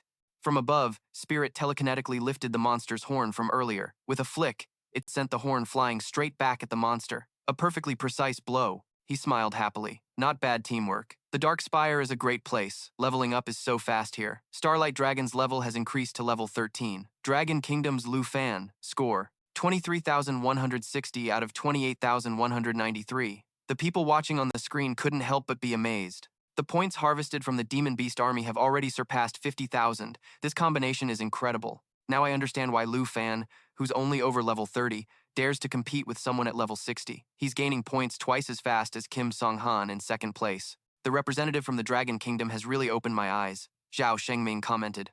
That kid Lu Fan took one trip to the far north and came back this strong? Han Feibai smiled and replied, "He's not bad at all." Kim Jaeon slammed his hand against the wall and cursed, "Son of a bee." What the hell happened to Lu Fan? The Demon Beast army wasn't weakened at all, yet it was completely wiped out, and he even surpassed Kim Song-han's score by that much? He ordered his subordinates, "All of you, go backstage immediately and verify the data from the Dark Spire. This representative from the Dragon Kingdom must have exploited some kind of loophole. Report any abnormalities you find. You hear me?" He schemed in his mind. Aside from our supreme national hero of Taizhe, absolutely no one can defeat the Nine Realms demon. Just you wait, Lu Fan. The moment I catch you, I'll immediately disqualify you. Half an hour later, at the Golden Jade City Arena, his subordinates hurriedly reported, "Director Kim, we've completed the investigation. The national trial system is operating normally, and the Dark Spire component has no errors whatsoever." Kim Jae-an, in disbelief, grabbed one of them by the collar. "What are you talking about?" The man immediately stammered. "Sorry, Director Kim, we'll investigate again right away." He roared, "You two useless fools, go check again.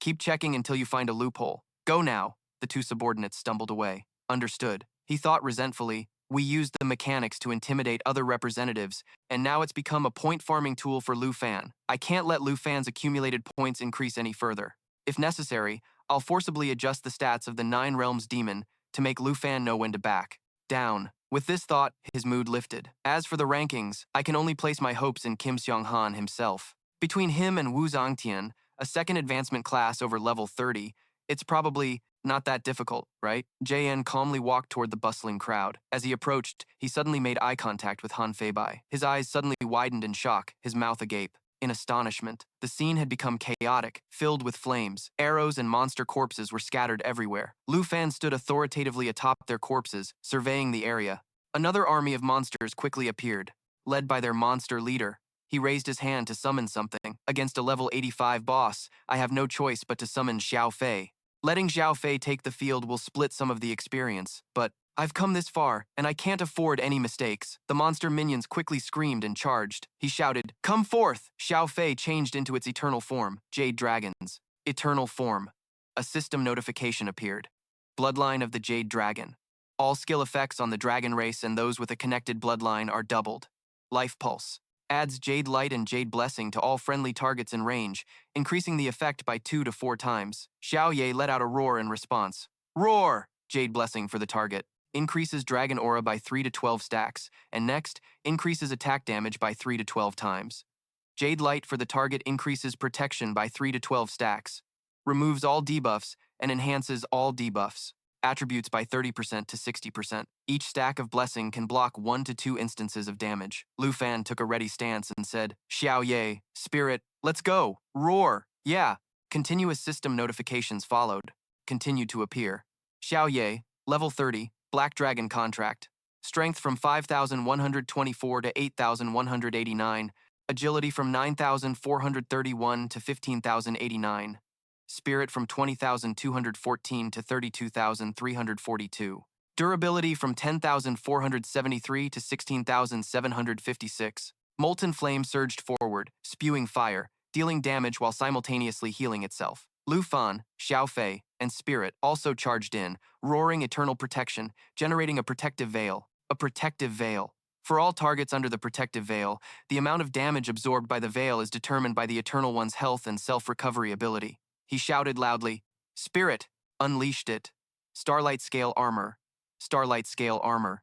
Enchanting the scales with starlight. For 60 seconds, it continuously absorbs damage taken, and when the skill ends, all enemy targets within range will suffer the absorbed damage. Spirit charged forward to attack the horde of monster soldiers, its starlight scale armor already absorbing damage. He looked back and thought, that's right, I suddenly remembered something important. Current Dragon Aura, Black Dragon 11. Lu Fan smiled and summoned it. This is the Dragon Language Magic Book, usable at level 35, which I've been looking forward to for a long time. Dragon Language Resonance, Epic Quality, a skill book requiring level 35. After use, you learn the passive skill, Dragon Language Resonance. Dragon Language Resonance. When a dragon rider and their dragon pet use the same dragon language magic, the dragon rider and dragon pet will increase the power of the dragon language magic by 100%. The system announced that the dragon language resonance skill has been used. The dragon language resonance skill has been obtained. Lu Fan clenched his fist, thinking he had finally obtained the molten eruption that Dan Ji gave him. Now I can finally coordinate with Xiao Ye to trigger dragon language resonance. A red light suddenly burst forth, cracking the ground around it. He asked Xiao Ye, "Are you ready?" Roar. He then raised his hand to activate the newly learned dragon language magic. Xiao Ye sensed the activated power and roared loudly, "Molten eruption." When the target is within range, a raging fire erupts, forming a lava pool, and targets within the lava pool will gradually sink into the molten rock and take a massive amount of continuous damage. Xiao Ye stood still, diligently accumulating a massive amount of energy. Hearing his command, Xiao Ye was ready to unleash the attack. Molten eruption. A great flame was quickly spewed out, incinerating everything in its path. Molten eruption. When the target is within range, a raging fire erupts. Forming a lava pool, targets within the lava pool will gradually sink into the molten rock and take a massive amount of continuous damage. Dragon. Language resonance. When a dragon rider and their dragon pet use the same dragon language magic, the dragon rider and dragon pet will increase the power of the dragon language magic by 100%.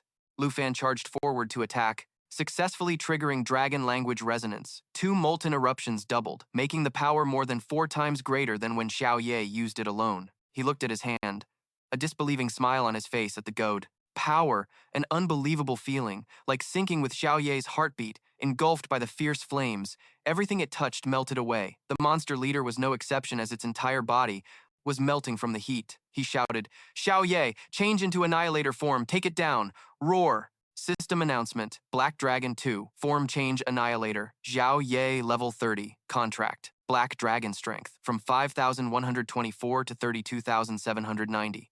Agility, 15,089. Spirit, from 32,342 to 8,085. Durability, 16,756. The monster struggled to resist. Its powerful jaws, after a high-level charge, bit down hard, causing continuous bleeding damage to the target. He observed, "It's still barely alive, then leave it to me. Current Dragon Aura Black Dragon 2, right." After that, a massive explosion suddenly erupted right where the monster leader was standing. Spirit stuck out its tongue teasingly. "Go die, you ugly thing." It gathered energy, preparing to attack with one blow. Starlight. Scale armor. All enemy targets in melee range will suffer the full amount of absorbed damage. The Demon Beast army has been annihilated. System announcement. Fey Dragon has leveled up to level 23. Holy cow, Spirit. Since when did you learn how to kill steel? Black Dragon has leveled up to level 31. Lu Fan thought happily. Spirit has finally reached level 15. This time, it must unlock its large dragon form. Spirit Dragon has leveled up to level 15. A new skill has been obtained. Form change.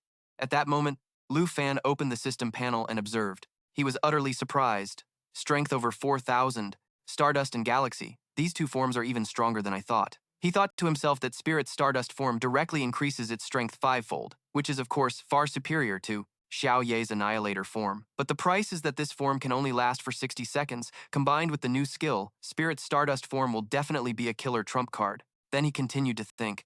Compared to that, the Galaxy form is beyond my expectations. It's a bit like Xiao Fei's Soul Light. Both abandon their physical bodies to make themselves unable to be attacked. But when Spirit transforms into a nebula, it can also hide around the enemy without being detected. I need to find a vicious beast to test this on. At that moment, he suddenly wondered, speaking of testing, why haven't any more vicious beasts appeared? It seems the demon beast army has been completely wiped out. On the side, Spirit was propping its hands on its hips smugly.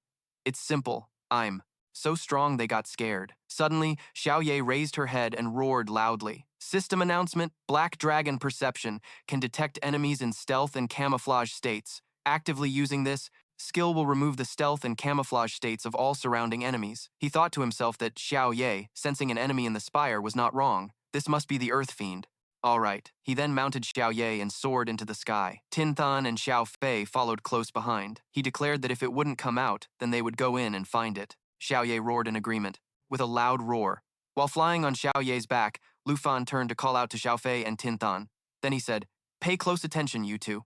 After that, the four of them flew into the massive purple gate of the Dark Spire. They had entered the Dark Spire, a place that was an endless void. The sky was a mystical dark purple. Lu Fan walked and thought, inside the tower. It was unexpectedly dark. Judging by the sound of his footsteps, the space here was vast. Suddenly, a purple flame caught his attention, making him stop. Immediately after, a series of similar purple flames were lit one by one. Right in front of him was a wide path. He calmly said to Xiao Ye, "Xiao Ye, let's move forward." Xiao Ye looked on with wide, confused eyes and walked with him. He proceeded cautiously, thinking to himself, "There's nothing here at all. Is the earth-slaying demon luring me closer?" Suddenly, something like a gust of wind blew past, sending a chill down his spine and making him halt. Immediately after, the insect lamps along the path suddenly flared to life, creating an incredibly eerie atmosphere. Faced with this scene, Lu Fan was so stunned he almost fell over. This was a massive throne. Gigantic throne.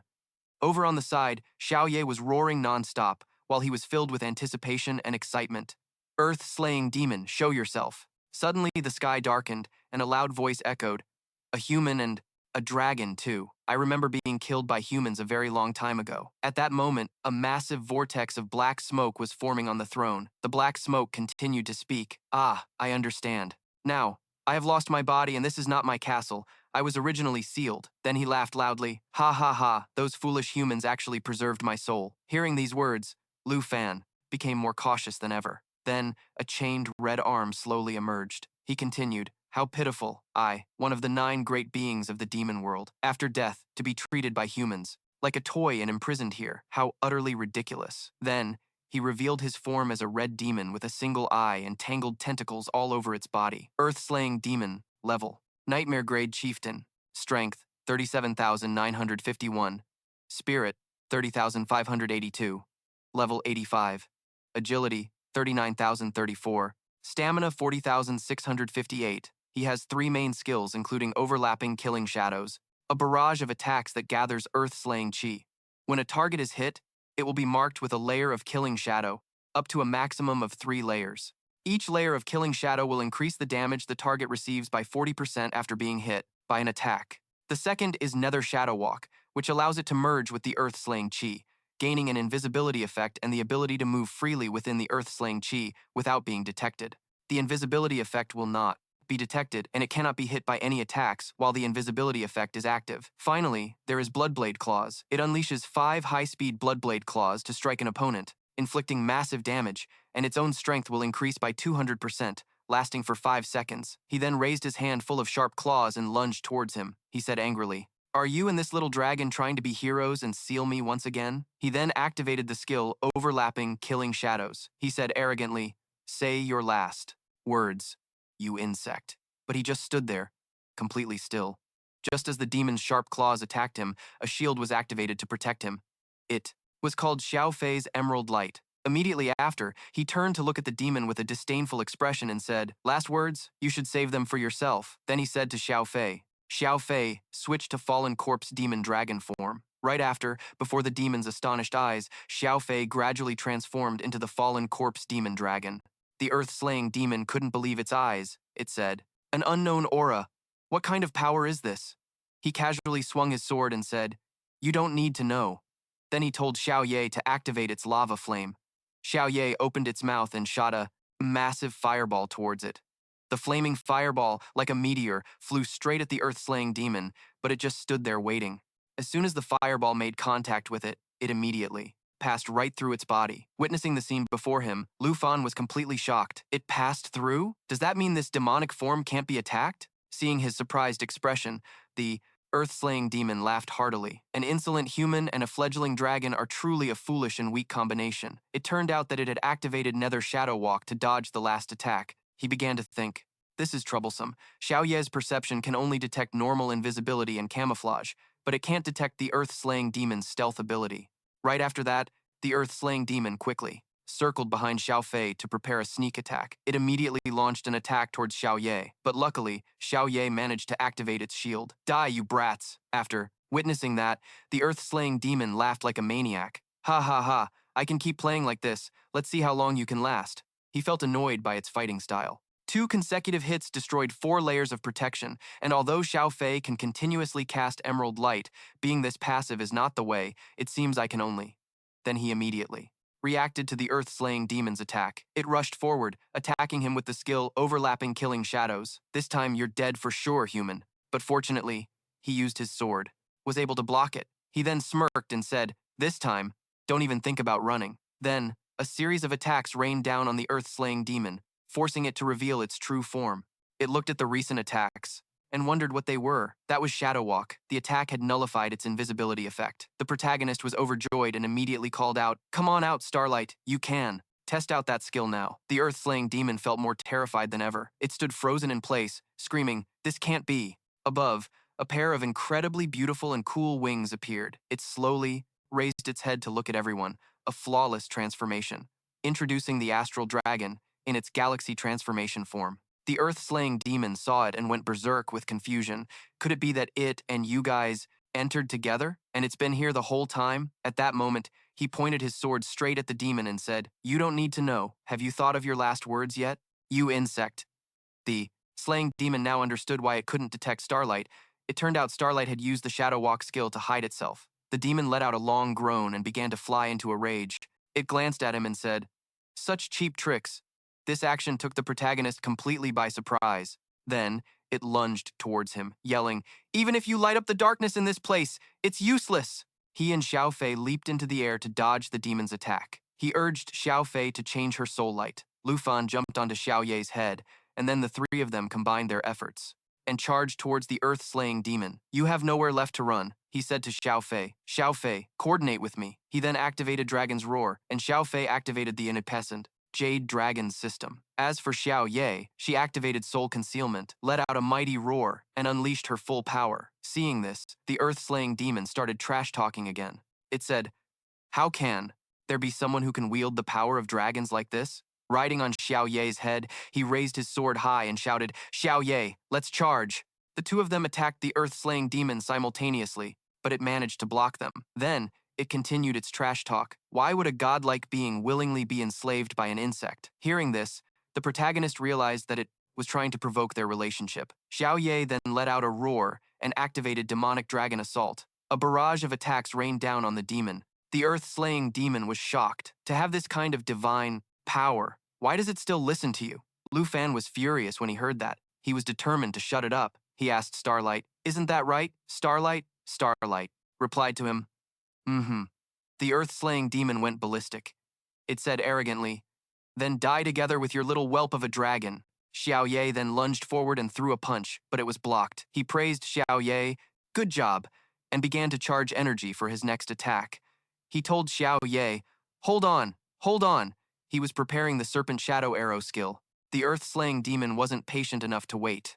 It growled and activated the Blood Ring Claw skill. Meanwhile, his Serpent Shadow Arrow had been charging for 2 seconds. Over on her side, Xiao Ye was struggling to withstand the continuous attacks from the earth-slaying demon. She then grabbed both of its hands tightly. The earth-slaying demon roared in anger. "Let go!" Seizing the opportunity, he said, "Now's the time." He then lit up his weapon and fired a flaming arrow. The attack hit the earth-slaying demon, setting it ablaze and causing it to scream violently. Xiaoye didn't forget to follow up with a chi shockwave. At the same time, Starlight also activated the Star Shatter skill to boost its power by 500%. The earth-slaying demon was engulfed in a sea of flames. It shrieked in pain. This is impossible. This kind of power is impossible. Then, a massive explosion erupted, and with that, the demon turned to dust. Back inside the arena of Jade City, in the battle casting room, Zhao Shengming and Lim Jian couldn't believe their eyes. They were both stunned. Did Lu Fan just take care of the earth-slaying demon? They then broke into a flurry of discussion. No way. A Nine Realms demon can't be defeated by some kid from the Dragon Kingdom. That's a level that only the 5 national heroes can reach. No, I need to go adjust the earth-slaying demon stats right now. Meanwhile, Mr. Han Feibai was calmly pondering something. They were focused on every little detail on the screen. The explosion is over. The earth-slaying demon isn't dead yet. They then breathed a sigh of relief. My God, an ancient demonic beast truly is unbeatable. No, wait, look.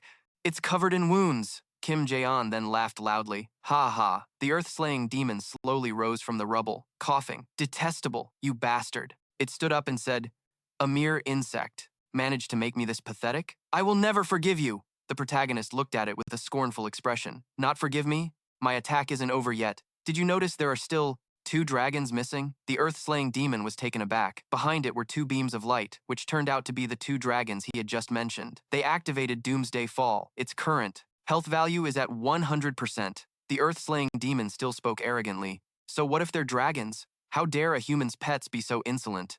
It then charged towards the 2 dragons. I will not fall to.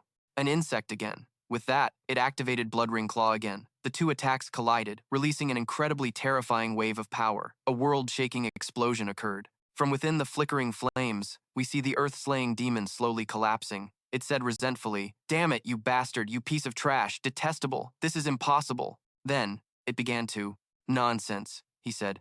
How could I possibly lose? It's all this stupid body's fault for dragging me down, only to be fated to be killed by a human after reincarnating. I won't accept it! I won't accept it! At the same time, he secretly activated the Shadow Walk skill to escape. However, a volley of arrows flew towards him, striking him instantly and shattering the skill. Lu Fan, bow in hand, slowly approached and said, it's over, earth-slaying demon. At that moment, the demon became more furious than ever, roaring, human, it's over? I couldn't kill his dragon, and I can't even hurt him. Is this the end for me? Suddenly, the earth-slaying demon's body began to tremble violently as a surge of power suddenly filled it, shocking the demon immensely. Lu Fan was also completely surprised by this. Then, the demon started to scream wildly as a powerful aura surged within its body, and its hands and body began to transform. It cried out in pain, this power! This power! Then, the earth-slaying demon let out a loud laugh. Lu Fan quickly pulled up the system panel to check, thinking to himself, what is going on? I'm sure I already defeated it. Where did this sudden power come from? Then it dawned on him. Could it be that the Earth Demon's second phase is about to begin? It seems the 9 Realms demons were still hiding their true strength. There must be something that allowed the hero who protected the Taiki Kingdom to seal all 9 of them. Suddenly, he saw something and exclaimed, what? Over on the other side, the Earth-slaying demon was still laughing loudly. This power is still rising. Do you still think it's over now, you ant? Lu Fan looked at its information panel and felt a chill. Its power was increasing to an unknown level, and its attributes were still rising. Something's not right? The earth-slaying demon also felt that something was wrong. It began to scream in pain. What is happening? The people inside the base watched the situation, confused. A phase. Transition. But what happened to its stats? They're still rising without stopping. They thought this was fundamentally wrong. With this insane rate of increase, there's no way to win. Mr. Zhao asked Old Han. Old Han, look at the earth-slaying demon's attributes. They're still rising. For Lu Fan's safety, shouldn't we issue a temporary notice for Lu Fan to leave the spire immediately? Old Han just sat there calmly sipping his tea and said, Vice Principal Zhao, do you remember what you promised me? That after Lu Fan kills the earth-slaying demon, we would brew a new pot of tea together. Mr. Zhao was stunned and said, but a life is at stake. There's something wrong with this earth-slaying demon. Very wrong. Its numbers have already surpassed 100,000. Old Han calmly explained, Lu Fan's previous battles not only reflect his rich combat experience, but also highlight his keen combat awareness. This is the first time I've seen such a young man like this, so I will certainly not let his life be endangered. Vice Principal, I of course believe in Lu Fan, but what about you? Hearing this, Vice Principal Zhao was reassured. He replied, of course, I believe in Lu Fan too. Then he continued, Old Han, Since you've guaranteed Lu Fan's safety, then I can rest easy. After all, Longdu Academy has exhausted all its resources to nurture him. I was rude just now. Old Han laughed loudly. No need to apologize. I understand that you were worried about Lu Fan's safety. At this moment, Kim Jae-on was still snickering to himself. No one has noticed. That's great. Then he thought, the work ethic of these two wastes isn't half bad. Not even national heroes could defeat a Nine Realms demon with such absolute stats. The next thing to do is just wait for the news of Lu Fan's death. Ha ha ha. The scene shifts back to Lu Fan, who was now facing an incredibly hideous monster. He said, although I don't understand why your phase transition is so absurd, you're celebrating way too soon. He then took an attack stance, thinking, I can't let its attributes continue to grow. It's time to unleash my trump card. He activated his current dragon aura, the level 2 black dragon. Then he chose natural assimilation, Xiao Fei, merge with me, and summoned the fallen corpse dragon once more. The earth-slaying demon's eye was now dangling from its socket, looking utterly terrifying. It let out a grotesque roar and began to charge at him. Die, you ant. Lu Fan shouted for Xiao Ye to quickly unleash.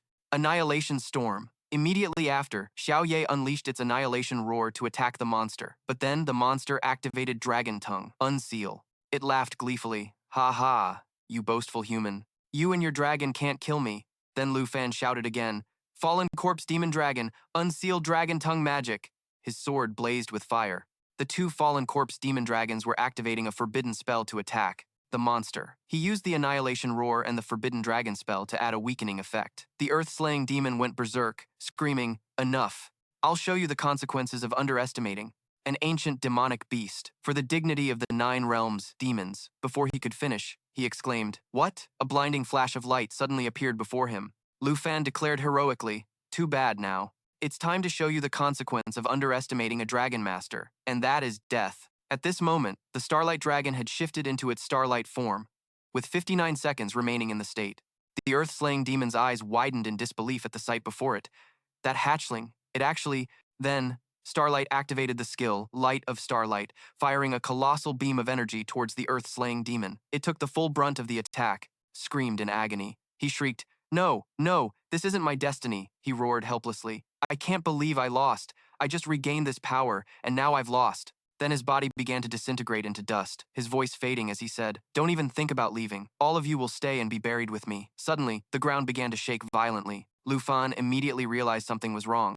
He said to everyone, this is bad. This earth fiend wants to take us all down with him. The spire is collapsing. Xiao Ye, let's get everyone and run out of this place. At that moment, the tower began to crack on all sides, creating a violent tremor. Then, it started to crumble and collapse. Lu Fan's group managed to get out of the tower and successfully flew out. Lu Fan finally breathed a sigh of relief. Whew, the space inside that spire was huge. We almost didn't make it out. The system also announced that the Jade Dragon leveled up to level 24, the Star Dragon leveled up to level 17, Lu Fan leveled up to level 36, and the Black Dragon leveled up to level 32. He thought to himself that even though this battle was exhausting, in the end, they had finally taken care of the Earth Fiend, and he had leveled up twice in a row, making it all worthwhile. He looked at the notification screen, thinking he remembered rank 1 being around 50,000 points, and now he had about 500,000 accumulated points. He could finally relax for a bit. Just then, everyone in the room stared at Lu Fan's ranking and exclaimed, a genius. This is a true genius. He's ahead of second place by 440,000 points. Lu Fan's coordination with his dragon companion was absolutely brilliant. That final, decisive laser beam. Did you see that? Of course I saw it. His combat awareness is definitely on par with top-tier experts. Mr. Zhao looked at Elder Han and said, Elder Han, just as you predicted, Lu Fan won.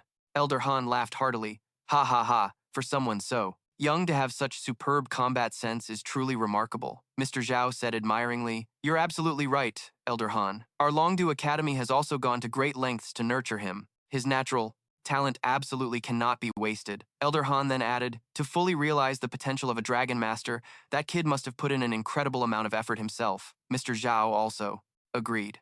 That's right. In the period before the national trial, the person who trained him relentlessly was. Before he could finish, there was a loud crash. It turned out the guy named Kim had thrown his phone to the ground, shattering it. He was furious over Lu Fan's victory. People gathered around him, asking, Mr. Kim, are you all right? He rushed away, saying, it's nothing. I was being rude. Everyone began to whisper about his behavior. Even though the Taizhou nation is 440,000 points behind the Long nation, at least they're still in second place. Yeah, I don't understand what he's so mad about. Mr. Zhao was also confused. What's gotten into Mr. Kim? Elder Han just laughed. Haha, pay him no mind, Vice Principal Zhao, let's go brew a fresh pot of tea. That guy ran out into the hallway and slammed his fist into the wall. He thought the Earth Fiend was actually killed by Lu Fan. Killed. Unforgivable. Absolutely unforgivable. That brat from the Long Nation actually dealt with something only a national hero should be able to handle. Just as he was fuming, two of his subordinates ran up to him. Director Kim, we finally found you. We couldn't reach you earlier. He immediately grabbed his assistant by the collar and demanded, Answer me, did you really max out the Earth Fiend's stats? The subordinate stammered, Yes, we did.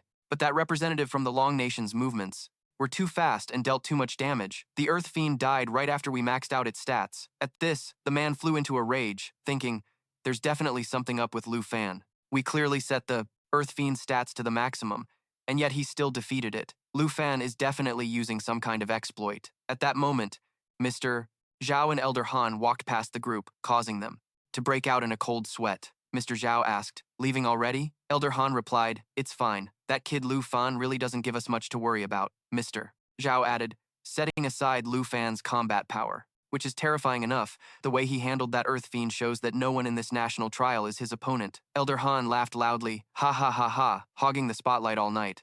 This old man can't take it anymore. Let's go stretch our legs. Hearing this, the man named Kim grew even more furious. His assistant had to restrain him. Then, he pointed directly at the assistant's face and said, The Long Nation's representative is cheating. Their supervisors must know something. You two, watch the door closely. If anyone comes looking for those two from the Long Nation, report to me immediately. The subordinate quickly replied, Yes, sir.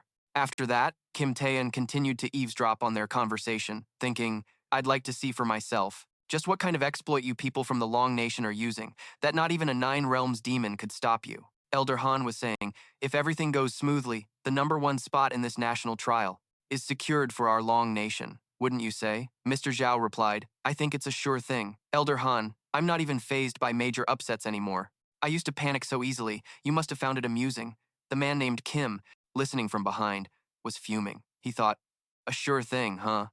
If I find your weakness, I'll rally the other nations and have you kicked out of the 23-nation alliance. Meanwhile, Elder Han was still laughing loudly. I'm more used to seeing you all stressed out, Mr. Zhao said sheepishly. Ah, well, Elder Han, we're here. Suddenly, behind the man named Kim, a strange light began to glow, was flying towards him. Suddenly, a sword stabbed forcefully into the wall right in front of the guy, scaring him witless. He was shocked, thinking he'd been discovered, but no one appeared. He then thought, a level 90 Dark Knight Harvester. No doubt about it, the weapon of this 4th Advancement Master must be the 4 Absolutes sword. How careless. I forgot about the 4 Absolutes sword belonging to Han Fai Bak's personal bodyguard. He then touched the blood trickling down his face. There was no pursuit. This was a warning. After that, he hurriedly fled. Kim Tae-ain thought he couldn't tail Han Fai Bak any longer. If the Absolute sword had intended to kill, I would have been a goner. 10 minutes later, Old Han and Mr. Triyu were on their way back. Mr. Triyu said as they walked, Old Han, let's hurry back to the war room. I can't wait to see Lu Fam's spectacular performance. Old Han walked over to the sword mark from earlier and saw it. He then returned and laughed loudly. The small nation of Tai Te is just as shameless as I thought, while Mr. Triyu, on the other hand, didn't understand a thing. Meanwhile, Kim Tae-on was on his way back, fuming. His 2 underlings greeted him cheerfully. Boss Kim, you're finally back. The one with more hair handed him a phone and said that it was his backup, telling him to check it quickly. You were getting non-stop calls just now. Hearing this, he became furious.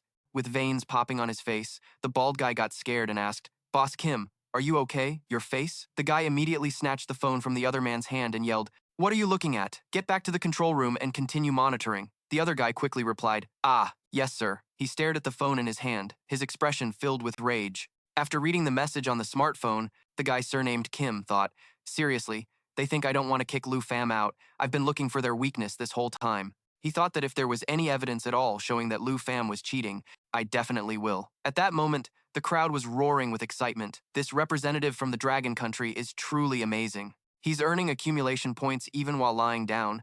Is this what you call an effortless victory? Kim Tae-an was confused, so he moved closer for a look. When he saw the system leaderboard, he was shocked. Lu Fam's accumulation points had gone up again. The guy was automatically farming points while lying down. Then, he gleefully made a phone call. To someone, he thought to himself, finally, I finally found your weakness. You're finished, Lu Fam. By exploiting a loophole, the Dragon Country will definitely be kicked out of. The National Library. The person on the other end immediately said, hello, you finally called. What were you doing before? The discussions are already getting heated. You'd better have found evidence of the Dragon Country's representative cheating. He was shocked and terrified after hearing that. What in the world is going on? Why? Why are the Earth Fiend demons and the Grand Army farming points for Lu Fam? Meanwhile, on Lu Fam's side, he was just chilling and letting the Earth Fiend demons and the Grand Army farm points for him. He sat back leisurely and said, I can finally relax properly. Flashing back to 1 hour ago, the fallen dragon had just escaped from the spire, breathing a sigh of relief. Phew, luckily the space inside the spire was big, otherwise I almost wouldn't have been able to fly out. He was deep in thought. I've finally defeated the Earth Fiend demon. My points have increased so much, I guess I can rest for a little while. He then looked up at the sky and thought, to be honest, I never really considered those two to be my partners, but when fighting the Earth Fiend demon, the fallen corpse demon dragon became incredibly powerful. Suddenly, he realized something. Looking at the tombstones, he exclaimed, ah, wait a minute. I have an idea. He recalled that outside the encampment in the extreme north, when the twin flying dragon kings mutated into fallen corpse demon dragons, Xiao Fei had snatched the flying dragon kings back from the ancient god, allowing both of them to gain fallen corpse energy without becoming fallen corpse slaves. Previously, Senior 2 and I figured out the difference between a fallen corpse slave and a fallen corpse puppet. To be exact, all of the controlled fallen corpse puppets were either beasts or were already dead, he continued to think, and right now I have 2 demon dragons brimming with fallen corpse power. On the ground, there's also the Earth Fiend demon and the corpses of the heavenly demon soldiers as well. Neither Xiaoye nor the spirit could understand what he was thinking about so intently. Suddenly, he said aloud, an opportunity this good is worth a try. At this point, all 3 of them were completely baffled. At that moment, the 2 fallen corpse demon dragons suddenly let out a ferocious roar. He sighed, it seems this method isn't going to work. The fallen corpse demon dragons apparently can't control the dead. Perhaps the fallen corpse demon dragons aren't fallen corpse slaves, so they can't control the puppets. I guess I'll have to give up on this. But suddenly, a hand touched his, surprising him. Over on this side, a small girl with wings was flying in the sky. He asked, bewildered, Xiao Fei, is that you? A system notification popped up. The Jade Dragon has changed its form to Soul's Radiance. Jade Dragon Bloodline Skill, all skill effects, are doubled for the dragon race and equivalent bloodlines. Skill, Soul's Protection. The stats of a target covered by the Soul's Radiance will increase by 100 to 200%. With every instance of damage taken, it will be absorbed to create 1 to 2 layers of protective aura. After accumulating up to 10 layers, it will release a shockwave. The amount of damage dealt is equal to the total damage absorbed across the 10 layers, would be doubled in total. He was incredibly surprised. The demonic dragon bloodline also received Xiao Fei's doubling passive. The corrupted corpse essence could actually make the flying dragon king evolve from a sub-dragon into a true dragon. Then he thought, Xiao Fei must have recognized the new characteristics of the demonic dragon bloodline. It wasn't that the corrupted demonic dragon couldn't do it, but it was because of its attributes. Is too low. It can't control high-level monsters. Then he said, if that's the case, then I get it. He then told Xiao Fei to release the Jade Light, after which it activated the Jade Light, granting the target an additional 3 to 12 layers of defense, removing all debuffs and boosting all stats by 30 to 60%. Each layer of blessing can block 1 to 2 instances of damage. He thought, its level might not surpass the Earth-slaying demon, but its stats can be boosted. He then shouted, Xiao Fei, switch to your eternal form and unleash your pulse power. After that, Xiao Fei switched to its eternal form, activating its Jade Bloodline and Life Pulse. It activated the Jade Blessing and the Jade Light, causing the stats of the 2 fallen corpse demon dragons to increase dramatically. Only then did he say, its stats have finally surpassed the earth-slaying demon dragon. Fallen corpse demon dragon, release your fallen corpse energy. Turn the earth-slaying demon dragon into your puppet. Then, a roar echoed as hands burst from the ground. The puppets slowly rose under the control of the fallen corpse demon dragon. They moaned and growled, known as the level 75 heavenly demon soldiers. He was overjoyed, a great success. The corpses of the heavenly demon army have been turned into fallen corpse puppets. With this heavenly demon army, I can totally let them farm points for me while I rest. The system announced that he had acquired a new skill, fallen corpse control.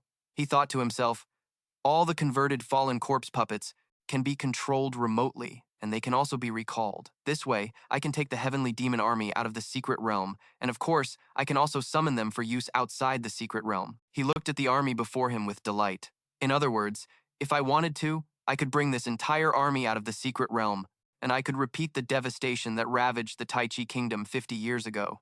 At this moment, the earth-slaying demon had also risen as a puppet. It went on a rampage. He looked at the earth-slaying demon with an incredibly confident expression. The ancient demonic beast that nearly wiped out the entire Tai Chi kingdom has now been converted into a fallen corpse puppet. It is now completely under my command. How can I describe this feeling with just one word? Awesome. An hour later, the man named Kim received a phone call saying, "How could this be? The earth-slaying demon is actually obeying Lu Fan's commands. Hello? Hello? Where's the proof of fraud from the Dragon Country's representative?" The man named Zhao couldn't believe his eyes, and the phone in his hand suddenly dropped to the floor. It's all over. The earth-slaying demon is now under Lu Fan's control. This time, it's completely over. Public opinion, on the internet, was now reacting fiercely. Just then, a very familiar voice came from behind him. "See, didn't I tell you Lu Fan is still number one, with a point difference? This large, the other representatives can't possibly catch up." Mr. Zhao replied to Old Han.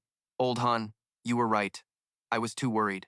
Old Han laughed and said, "Accepting reality is an important part of building a strategy. If the other countries have already lost, then what's the point of playing anymore?" He then looked at the man named Kim with a cold gaze. "What do you say, huh?" Hearing this, the man named Kim was boiling with rage, his hands clenched into fists. He thought, the public opinion online, the dignity of the Kim family, and even the sarcastic tone of that old man are ringing in my ears. He gritted his teeth, his eyes wide with anger. "If that's how it's going to be, then I'll just have to give you a special new quest, Lu Fan." At that moment, Lu Fan was just chilling with his incredibly hot pets. He thought, I gave the order to Xiao Fei. Xiao Fei then summoned the fallen corpse demon dragon. The fallen corpse demon dragon then controlled the earth-slaying demon, and the earth-slaying demon in turn commanded the heavenly demon soldiers. These layers are getting a bit much. Meanwhile, his score was continuously increasing without stopping. Suddenly, some new information came in. He opened the notification panel and thought, is there new info? I still haven't gotten any rest. He saw that a new quest point had appeared. At that moment, in the secret realm of the Icefield National Trial, a blue pillar of light from the system erupted amidst the white snow. Jia Senlai was hiding behind a large nearby tree, observing the pillar of light, and then he breathed a sigh of relief. He let out a sinister smile. I was so unlucky to run into Lu Fan during the last quest. This time, the quest is finally mine. But that smile was quickly wiped away. When Jia Sanlai saw something, he frowned and bit his lip, looking extremely dejected. Jia Sanlai's face darkened when he saw Xiao Ye and lamented loudly, "You've got to be kidding me, he's here again." Jia Sanlai, sweating profusely, complained, "It wasn't easy for me to find this quest point, so why did I have to run into this Lu Fan guy?" Again, he suddenly paused for a beat and exclaimed inwardly, "Wait, he's here to accept a quest. Doesn't that mean he already completed the Nine Realms Demon Subjugation quest?" Lu Fan, at this moment, also sensed something unusual behind him and glanced back. Jia Sanlai panicked. "Oh no, I've been spotted." He immediately shouted an explanation. I was a little loud just now. Please don't mind me." Lu Fan paid no attention to the explanation and decisively drew his sword. The system announced, "Current Dragon Energy, Black Dragon 2. Jia Sanlai's jaw dropped as he screamed, "You said you'd spare me last time. Why the sudden change of heart?" The system displayed, Imperial Dragon Seal normal attack infused with dragon energy, deals ranged damage. It turned out Lu Fan's sword strike was aimed at the beast behind Jia Sanlai. But thinking he was being attacked, he dropped to the ground, covered his head, and screamed his lungs out. "Ding!" the system announced. Lu Fan of the Dragon Country's accumulation points are 551.47 plus 245. Jia Sanlai was stunned. Was I being stalked by this feral beast? It turns out Lu Fan wasn't targeting me. "Good, that's great." He scratched his head and spoke with a shy tone. Thanks for saving my life." Lu Fan's system screen appeared, notifying him of a quest point ahead. Lu Fan replied to Jia Sanlai with a cold expression. "Saving my life? It wasn't that big of a deal. I was just passing by." Jia Sanlai gave a stiff laugh. "A moment ago, I really thought I was going to die, you know." The system displayed the information. Rank 17, Jia Sanlai, South Country. Accumulation points 23,705. 23 out of 23. Lu Fan responded coldly, "Humph."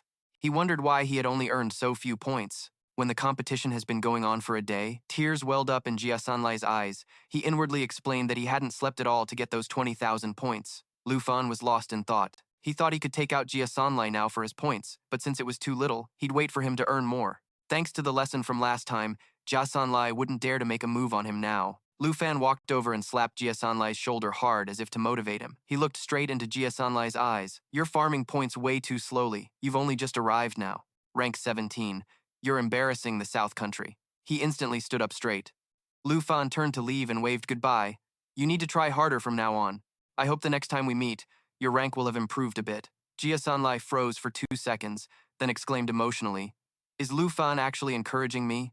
He found it strange. Since Lu Fan wasn't like the rumors said about the people from the Dragon Country being unreasonable tyrants, Lu Fan could defeat a 9th-ranked demon, saved him, and even encouraged him. Tears welled up in Jia Sanlai's eyes. He cursed himself inwardly for being hopelessly foolish. He quickly regained his composure. For the honor of the South Country, and to repay the great master Lu Fan, he had to earn more points. Then he declared loudly, I understand now. The next time we meet, I will definitely have improved. Jia Sanlai was bewildered and broke into a cold sweat as he watched Lu Fan ride away on Xiao Ye.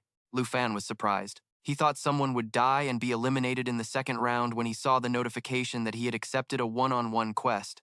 Current quest. Hunt and kill the target representative of the quest. Target unknown. Rank 6. Swamp area. He analyzed inwardly. The unknown target is rank 6. The terrain is a swamp. Could it be Kim Sung-han and Sak Lai? He stared straight ahead and encouraged himself. It's all right, no matter who it is. I must complete this quest, Lu Fan shouted an order. Xiao Ye, let's head to the swamp, Xiao Ye roared with vigor. Meanwhile, in the National Trial's secret realm, that afternoon, in the swamp, feral beasts lurked everywhere, their glowing red eyes shining in the dark like patient predators waiting for their prey to misstep. A massive black serpent lunged forward like lightning, biting into the wild boar's back, causing it to scream in pain. Jilan, sitting on the black serpent, smacked her lips after seeing the scene and remarked, This is a little interesting. Jilan glanced back, slightly surprised, and saw the wild boar had been taken down and collapsed with a thud. Someone carrying a brush was calmly walking towards her, saying, The prey, just let him come. So it's Wei Ji. She smirked. He would never expect this. We are an alliance of 4 nations. System introduction, rank 10, Wei Ji, Korea. Inheritor of the Fierce God, level 60, accumulation points 26,642. She expressed her displeasure at meeting in such a damp place, with poisonous insects everywhere. Jilan replied that she hadn't expected it either. The 4 nations had agreed to meet at her location after entering the trial to farm points together. Weiji leaned against a tree trunk, crossing her arms and wondering, Why am I the only one here? Where are Jia Sanlai and Ba Dan? Jilan explained. Ba Dan will be here shortly. As for Jia Sanlai, I haven't seen him, but I know he's still alive. Wei Ji blurted out, I've really had it with this Jia Sanlai. If you ask me, we shouldn't wait for him anymore. She checked the system while sharing. I was just focused on getting here, so I only killed a few feral beasts that blocked my path. If it weren't for meeting up with you, I wouldn't be just at rank 10. Wei Ji glanced at Jilan and asked, What's wrong? Has that hunter arrived too? She sighed, hopefully. He has a lot of points on him, then schemed. After Ba Dan arrives, we'll set up an ambush. They said triumphantly. We'll show him who the real prey is, and who the real hunter is. 4 hours later, in the National Trial's secret realm, the swamp, Xiao Ye landed on 1 foot. The area was thick with fog, and the air was cold. Lu Fan jumped down and thought, We've finally made it to the swamp. The terrain here is uneven, filled with poisonous insects and miasma. It would be difficult to escape without the ability to fly. He quickly realized that he was being targeted and ambushed, seeing as there were only animals here, not even a single feral beast. With a highly vigilant gaze, Lu Fan put a hand behind his back and commanded, Xiao Ye, release your perception. Xiao Ye quickly complied. System introduction. Black Dragon's perception can detect enemies in stealth and camouflage states. Actively using this skill will remove the stealth and camouflage states of surrounding enemies. After observing for a moment, Lu Fan sneered. As expected, it's an ambush, but what surprises me is that there are 3 of them. Summoning his sword, he issued a challenge. You've already heard my voice, so why not show yourselves? In that case, let me, the system announced. Current Dragon Aura, Black Dragon 2. Lu Fan shouted, Help you out! Then he plunged his sword down. He slammed his sword into the ground, and violent auras erupted like New Year's Eve fireworks. Before him was a black serpent, its mouth wide open, screaming in pain. A system notification popped up, announcing that the mission target had been found. Jilan, sitting cross-legged on the black serpent, marveled that Lu Fan had actually managed to find him and injure his Xiao Qi. Introducing Jilan, from the Hanguk Kingdom, level 60, class. 5 Venom Voodoo Doctor, with 66,375 points, ranked 6th. Lu Fan replied in a deep, calm voice. There aren't many places to hide, so it wasn't hard to guess, but I'm a little disappointed. To think my target isn't Kim Sung-han or Seo Lee, Jilan smirked. So it's no one special. I thought it might be some high-level expert and came prepared, but it turns out to be the representative from the Longguo Kingdom down below. The system displayed a warning. Hunter encountered. His smile quickly vanished when he saw the information of the person standing before him. Name, Lu Fan. Nationality, Longguo Kingdom. Level, 36. Class, Dragon Master. Points, 551,292. Rank, 1. Jilan broke out in a cold sweat, thinking in shock. Ranked first with over 550,000 points. Just yesterday, this representative from the Longguo Kingdom was in last place. He let out a sinister smile. I never expected to run into such a fat sheep. Even if you have extraordinary strength, I'll definitely take what's mine. Jilan shot to his feet, then summoned his weapon. He taunted Lu Fan. With that many points on you, you think you're the hunter? You need a reality check, he continued, to everyone else, but Lu Fan didn't bother to reply, simply raising his sword in silence. His eyes were ice cold, his stance as firm as a war god, ready to counter at any moment. Jilan activated a skill, and a green orb appeared at the tip of his spear. He sneered. You're just prey that delivered itself to my doorstep. Jilan laughed gleefully and declared with certainty, These points are all mine! An earth-shattering explosion erupted. Lu Fan was knocked back, landing on Xiao Ye's body as he challenged Jilan. If you want them so badly, then come and try. Lu Fan pointed his sword at Jilan and shouted, Xiao Ye, lava, flame. Xiao Ye opened her maw, and a powerful sphere of lava materialized. Jilan calmly reassured the white snake coiled around him. Don't be afraid, Xiao Qi. It's just a dragon. He yelled, his command with a contemptuous tone. It's only over level 30. What's there to be afraid of? Get him. The two sides clashed head-on. Poison Bone spit continuously spits poison bones at the target, dealing damage and applying a poison effect. Lava Flame continuously spews fire forward, dealing damage and healing the user. The black serpent suddenly reared up, its entire body emitting an aura of green. Light as its body sank into the swamp at lightning speed, Lu Fan thought to himself, is it running away? No. He paused as he remembered there were still two enemies who hadn't shown themselves. Wei Ji was charging, straight towards Lu Fan, intending to ambush him. But Lu Fan saw it coming. Like a car screeching to a halt on a slippery road, Wei Ji stopped short and swung her iron ball, aiming directly at Lu Fan with all her might. Lu Fan dodged to the side with incredible speed and slashed at the chain. From above, a giant hand suddenly descended, aiming straight for Wei Ji, who turned pale with utter panic. It was Xiao Ye. Wei Ji was now doubled over like a cooked shrimp from Xiao Ye's direct hit. With her eyes wide, Wei Ji coughed up blood and thought in terror. She's supposed to be just level 30-something. So how can her power be this high? The damage from this guy and his dragon companion is nothing to scoff at. Seeing her teammate like this, Badan's sweat poured down like rain as she gritted her teeth and grunted. Humph. Lu Fan silently observed. This lady is really muscular. But is she smiling? Wei Ji's mouth flew open as she screamed, Jilan, Badan, do something! The black serpent opened its maw from above and shot like a rocket towards Lu Fan and Xiao Ye. It wrapped tightly around Xiao Ye, causing her to scream out in pain. Meanwhile, Lu Fan calmly slashed his sword heavily into its body. Xiao Ye tightly squeezed its neck as it bit her arm. Then she roared in fury and slammed its head into the ground. A stunned Jilan cried out, Xiao Qi! Badan screamed in frustration. Damn it, we failed! System introduction. Rank 14 from the Jingxiang Kingdom. Badan. Level 57. Dark Spirit Master Hunter, with 34,831 points. Wei Ji couldn't believe what was happening. Seriously, how could we have failed? Badan yelled. Look who's talking. This guy is no pushover. He's not like any other level 36. Jilan spoke up. He might be a tough nut to crack, but we still have to crack him. His points should be enough to get us into the top 3. Lu Fan taunted. Your little ambush was a joke. You tried to sneak attack me and ended up getting hurt yourselves. If you want my points, what makes you think you can take them? Wei Ji's blood boiled, and she snapped back furiously. Don't get arrogant too soon. You're stronger than we thought, but we'll see who has the last laugh. Lu Fan glanced at her, then smirked and challenged. All right then, let's have a head-on fight. Let's see who really owns this swamp. Jilan shouted an order for Xiao Qi to spray its poison. Following the command, Xiao Qi immediately growled and spewed a stream of green liquid towards Lu Fan and Xiao Ye. Information quickly flashed before his eyes. Poison spray continuously sprays poison at the target, dealing damage and applying a poison effect. Lu Fan was no slouch either. He shouted for Xiao Ye to counterattack. Xiao Ye, take it down! Like a flash, Xiao Ye lunged towards Xiao Qi, grabbing its head and body with both hands, causing it to do nothing but struggle and scream. A notification appeared on the screen. Poison effect immune. Black Dragon Bloodline. All damage received is reduced by 50%. Immune to debuffs. Benefit. Self-regeneration ability increased by 500%. Xiao Ye let out a mighty roar and then violently tore Xiao Qi's body in half as streams of green liquid gushed out, splattering everywhere. Ji Lan screamed in disbelief at Xiao Qi's falling corpse. "You killed my Xiao Qi in a single blow!" Before he could finish, a dark figure suddenly flew in and interrupted. "I'll provide cover. Ji Lan, you continue." Lu Fan coldly watched the approaching arrows and thought to himself, "Continue. That light around Ji Lan. What is he planning?" Ji Lan raised the scepter in his hand and threatened loudly, "The magic formation is complete. Lu Fan, stop now."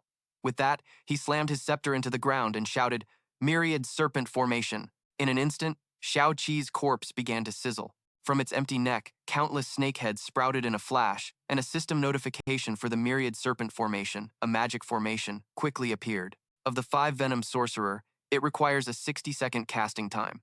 Once complete, it can summon billions of venomous snakes at any time through the Myriad Serpent Formation, dealing 750% of the caster's spirit attribute as damage and poisoning the target. Lu Fan watched in shock as the swarm of venomous snakes lunged at him, but he quickly regained his composure, swinging his sword and directly slicing the heads off dozens of snakes. He calculated to himself, "I can't let this continue. This is Ji Lan's skill, so the snakes are endless." Ji Lan gloated, shouting, "He can't escape my Myriad Serpent Formation. You two, go deal with that black dragon now." The man in black turned to him worriedly and asked, "Hey, these snakes won't hurt us, will they?" From a distance, Wei Ji couldn't hold on any longer and shouted impatiently, "There's no more time to waste. Ba Dan, let's charge." Suddenly, a massive explosion erupted in front of Ji Lan, making him scream in shock. "What?" A muscular hand slowly reached out from within the massive flame, as a voice filled with contempt rang out, "There's no escape, so don't get cocky." A system notification immediately appeared on the screen. The world-ending roar was unleashed, dealing massive damage to all targets in range and applying a weakening debuff. At the same time, Xiao Ye let out a ferocious roar. Lu Fan slowly emerged with his blade in hand, saying contemptuously, "This formation of yours is just an annoying gimmick." The snakes at his feet were incinerated one by the intense flames. A notification for the skilled Dragon Claw, Dragon Annihilation appeared. The arm transforms into a Dragon Claw, delivering a swift 6-hit combo. It can be cast from a distance and can support a dragon companion. Ji Lan's face was filled with confidence as he laughed arrogantly. "A gimmick? I'll make you regret saying that." He raised his scepter high, creating a vortex from above that sucked in the corpses of the dismembered snakes from the surroundings. He shouted urgently, "Wei Ji, Ba Dan, hurry up!" Upon hearing this, Wei Ji immediately accelerated, rushing forward like a blur. She let out a piercing shriek. Seeing Lu Fan within reach, she swung her mace directly at him, but to her surprise, he calmly raised one hand and effortlessly stopped the enormous weapon. Just as he blocked Wei Ji's attack, Ba Dan charged forward, loosing a volley of arrows at him. From behind, Xiao Ye quickly swooped in, using her sturdy wings to block the barrage of sharp arrows. For Lu Fan, suddenly, his expression turned serious, his eyes darting around the area. Lu Fan thought to himself, "An earthquake? No, that sound is." At the same time, Ji Lan laughed maniacally in the distance, shouting, "Revive, Xiao Qi! Fuse the snake corpses and prepare to unleash the Myriad Serpent's deadly venom." A giant serpent fused from tens of thousands of snakes slowly emerged before him, and a system notification appeared. Berserk Serpent Revival. A giant serpent formed from the spiritual power of a 5-venom sorcerer. As long as its master is alive, it cannot die. After being infused with spiritual power, it can be revived. If its body is broken, it will split into a massive number of smaller snakes. 2 giant snakeheads lunged forward simultaneously, preparing to spew a stream of liquid toward Lu Fan and Xiao Ye. Another notification appeared on the screen. Myriad Serpent's deadly venom. The billions of snakes summoned by the formation do not disappear upon death. Their corpses can be converted into a highly toxic attack on the target area, applying a deadly poison effect to all targets within the zone. For the next 120 seconds, it will deal damage equal to 900% of the caster's spirit attribute each second. Lu Fan shouted to Xiao Ye, "Xiao Ye, get over here," he thought to himself. That giant serpent is an entity created by his class ability. If I cut it in half, it can just split into 2. Following his command, Xiao Ye immediately flew behind him, shielding him inside her sturdy wings to block the green venom sprayed by the serpent. Only Wei Ji wasn't fast enough to dodge, and was hit by the serpent's venom. Veins quickly bulged on her face. She yelled in anger, "Jilan, why are you attacking your own allies?" A notification immediately appeared next to her, showing that she was afflicted by the myriad serpent's deadly venom. Jilan seemed to have gone mad by now, caring about nothing else except killing Lu Fan. He laughed smugly, thinking that even if the dragon was immune. Standing on the serpent's head, Jilan bellowed, "But Lu Fan, if you get hit by this poison, you're dead." Wei Ji, already poisoned, was wheezing, struggling to call out, "Ah, Jilan! Give me the antidote, quick! Asterisk, cough, cough, asterisk, save me, I can't breathe anymore." Jilan merely shot her a cold glance, as the only thing on his mind was, Lu Fan must be dead in that poison mist. He watched Vikai writhing on the ground, crying for help. "Help me." A wicked thought flashed through his mind. If only Vikai and Ba Dan were to suddenly die from the poison, then all the contribution points would be his. Below, Ba Dan saw Kolan wasn't moving and frantically shouted, "Vikai, Vikai, how are you? Kolan, you have to help her." But it was too late. Vikai had already succumbed to the poison, her eyes wide open, her mouth agape, completely still. But suddenly, Vikai shot up, gasping for air. A notification appeared before her. Bloodmelt Aegis has removed the poison effect. Kolan pointed his scepter at her and said without a hint of remorse, "My apologies, that was my mistake. From now on, I'll grant poison immunity to my allies before we fight. To show my sincerity, I'll send you over 10,000 of Lu Fan's contribution points." The screen quickly displayed the information for Bloodmelt Aegis, adding poison immunity to the target for 10 minutes. If the target is already poisoned, it will remove the poison. Effect. After the Bloodmelt Aegis effect ends, there is a 5-minute cooldown. After the cooldown ends, Bloodmelt Aegis can be applied again. His face darkened as he silently continued bring life again, schemed. There's still Andre and Sly. Now is not the time to abandon the Four-Nation Alliance. With that thought, he turned to Vikai and added, all right, I've given you all protection now. Hurry up and check. If Lu Fan is really dead." Although Vikai was resentful, the situation was urgent, so she replied, "We'll settle this debt when we get back." "Ahem, Ba Dan, you go check." He heard this, and couldn't help but exclaim in surprise, "Huh? Me?" Suddenly, Kolan's face went pale, and he roared in disbelief.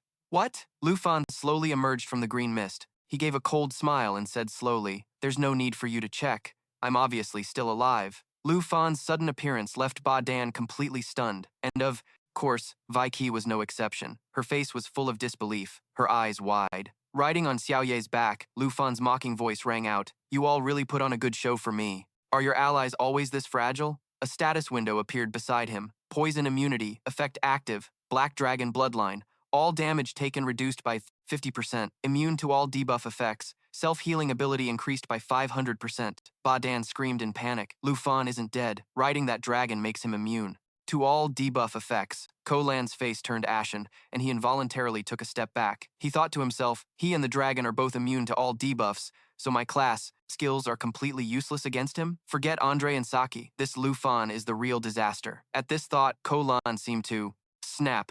He pointed at Lu Fan and screamed maniacally, "Kill him! We have to kill him! You two, go kill him now! I'll give you each another 20,000. Vicky held a mace in her hand and snorted contemptuously.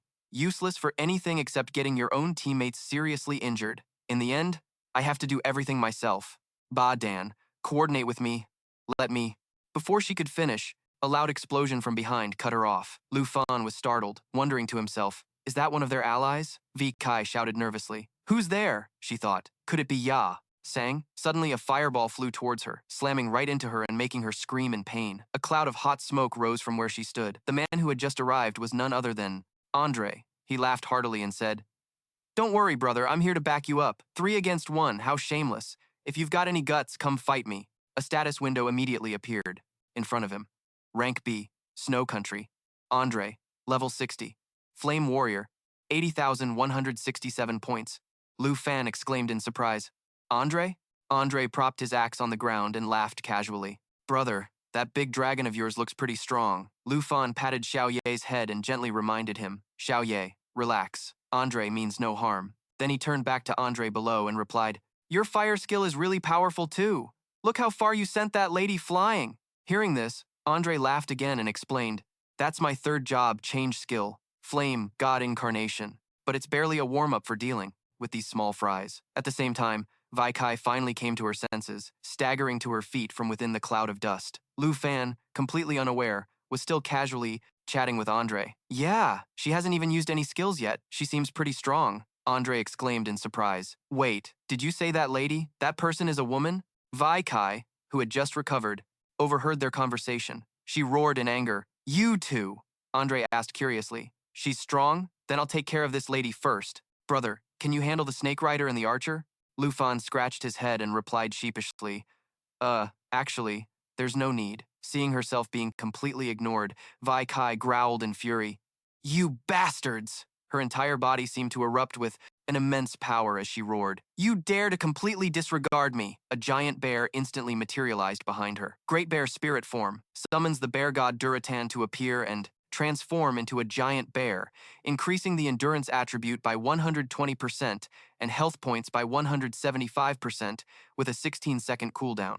The Great Bear Spirit swung its massive mace down, roaring as it attacked her. You'll all pay for this. Andre swung his axe, clashing hard against her mace. While struggling to block, he shouted to Lu Fan, Brother, watch your back. I'll handle this girl. The system screen displayed a notification. True form of the Flame God. Summons the power of the Fire God Sherong. Increases all stats by 100% and grants fiery wings for temporary flight. The duration of the true form of the Flame God is determined by the spirit attribute. Andre leaped back, and the spirit form of the giant bear roared before charging forward again.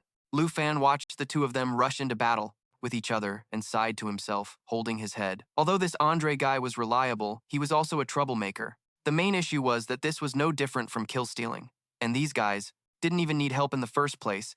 He didn't even have to summon his Earth Fiend and army. Suddenly, countless specks of light rained down from the sky, and he could only be seen leaning to the side to dodge them.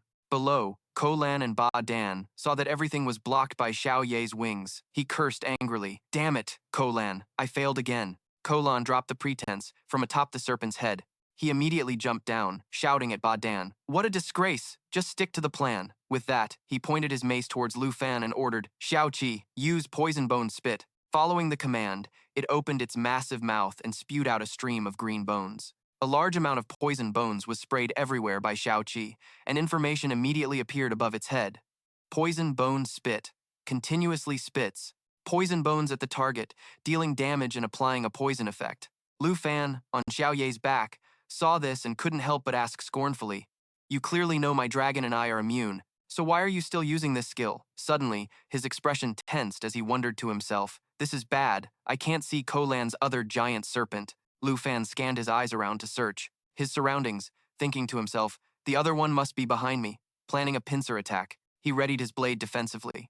Void Break, enhanced with Dragon Aura, 2 consecutive slashes, coordinating simultaneously. With his dragon pet to unleash 2 Dragon Claw strikes imbued with Dragon Aura, Lu Fan whipped around, directly slashing his blade into the empty space beside him. Instantly, a giant serpent was mercilessly sliced in 2. Looking at the falling serpent's corpse, Lu Fan said contemptuously, You almost got a bite out of us. What a shame. You're too slow. Xiao Ye, let's go up. Ko Lan saw that Xiao Qi was defeated and cursed angrily. Damn it. But in an instant, his expression changed. He lowered his head slightly and laughed loudly. But my Xiao Qi can't die. He yelled towards the serpent's corpse.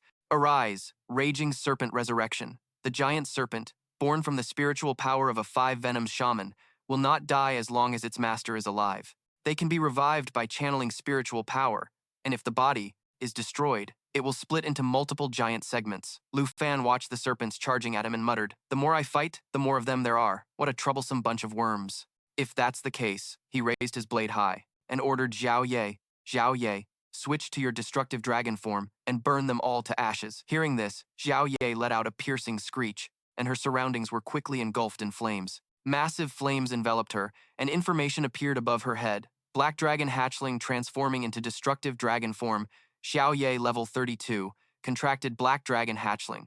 Xiao Ye opened her mouth and spewed out a fireball. Lava Flame continuously shoots fire forward, dealing damage and healing herself. Xiao Ye relentlessly blasted the giant serpent with fierce flames, causing it to writhe in constant agony. Ko Lan, seeing the situation was dire, immediately shouted encouragement. Hang in there, Xiao Qi. Then he turned to Ba Dan and yelled, Ba Dan, are you F-times kecking serious right now? Ba Dan wasn't faring any better. He raised his bow. In his hands, groaning with a pained expression. Ugh, ugh. After aiming the arrow straight at Lu Fan, he shouted, "Charging complete! Cover me!" An arrow of evil eye spirit thunder had been created. Ba Dan's face was filled with determination as he roared, "Die!" Xiao Ye, still unaware, continued to spew fire at the giant serpent. Thunder of the evil eye gathers lightning at the tip of a dark arrow to form an evil eye, dealing 4 instances of 29% dark attribute damage and 91% thunder attribute damage to the target. The longer the evil eye is charged, the higher the damage. Seeing this, Lu Fan immediately stretched out his hand and created an orb of lightning. He shouted, "A thunder-type skill? I'm all too familiar with those. Let me show you something draconic magic." Roar of the Blue Dragon King releases a blast of lightning forward, dealing massive damage, and a paralysis effect.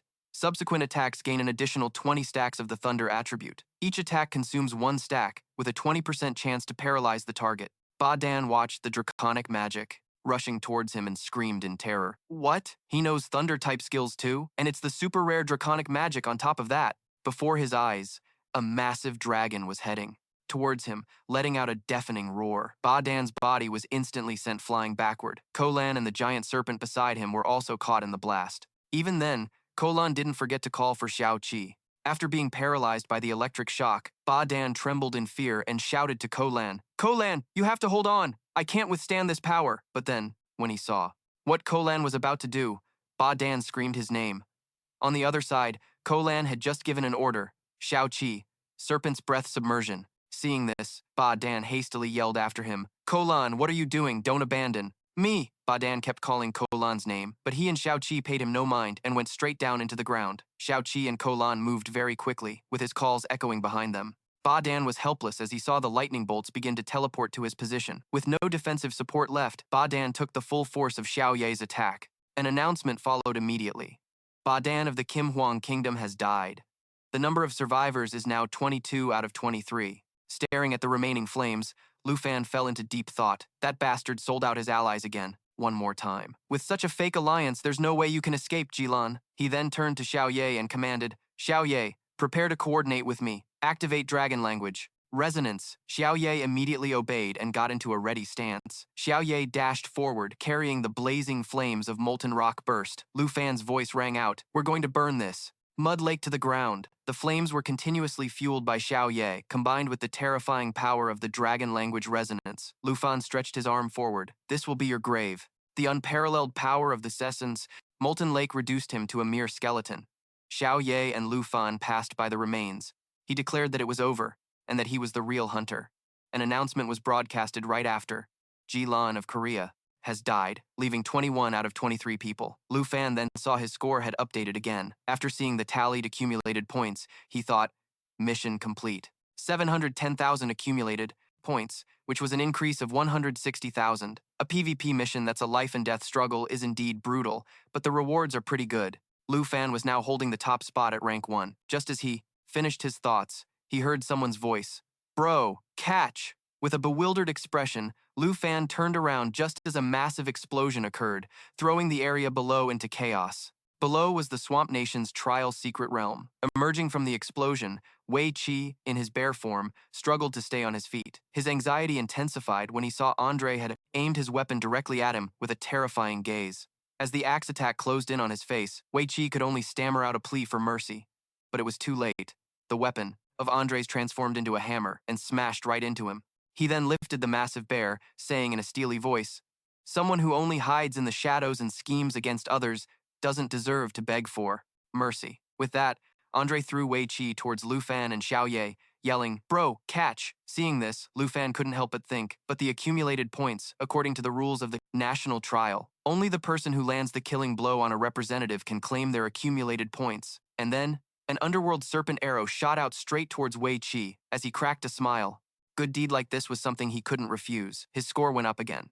After the deed was done, Andre slowly approached them, but Xiao Ye remained on guard, so he waved his hand, his voice a bit resigned. "Don't get me wrong, I came to help and I guess I did something unnecessary, worrying they'd gang up on you 3-on-1. Lu Fan also stepped closer, smiling as he said, "Thanks. A freebie like this, I wouldn't mind it happening a few more times." Without any hint of anger or dissatisfaction, Andre replied, "No problem. It's the least I can do since you gave me so much delicious." Food from the dragon country. If you're all right, I'm gonna go farm some points. But then, a familiar sound echoed, perhaps from using too much power combined with his massive body. He felt hungry. Andre looked a bit embarrassed and said, Bro, do you have any more of that dragon country food? And so, the three of them landed in a forest to enjoy a barbecue feast. While munching on two large drumsticks, Andre praised how delicious the dragon country's food was. He proposed, Can I trade you some accumulated points for this? You give me one chicken, and I'll give you 5,000 accumulated points. How about that? Holding a cup of coffee and hearing Andre's offer, he refused. I don't need the points. If you want to eat, I can just give it to you.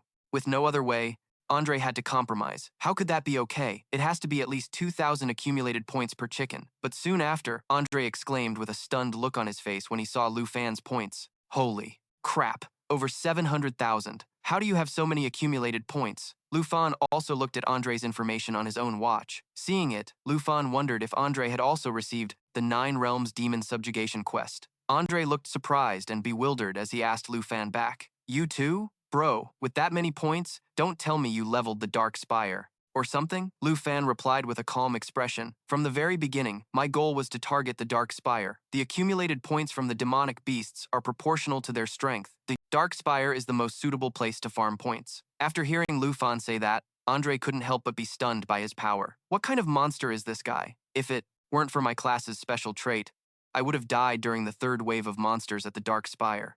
And yet he treats the Dark Spire like a farming spot.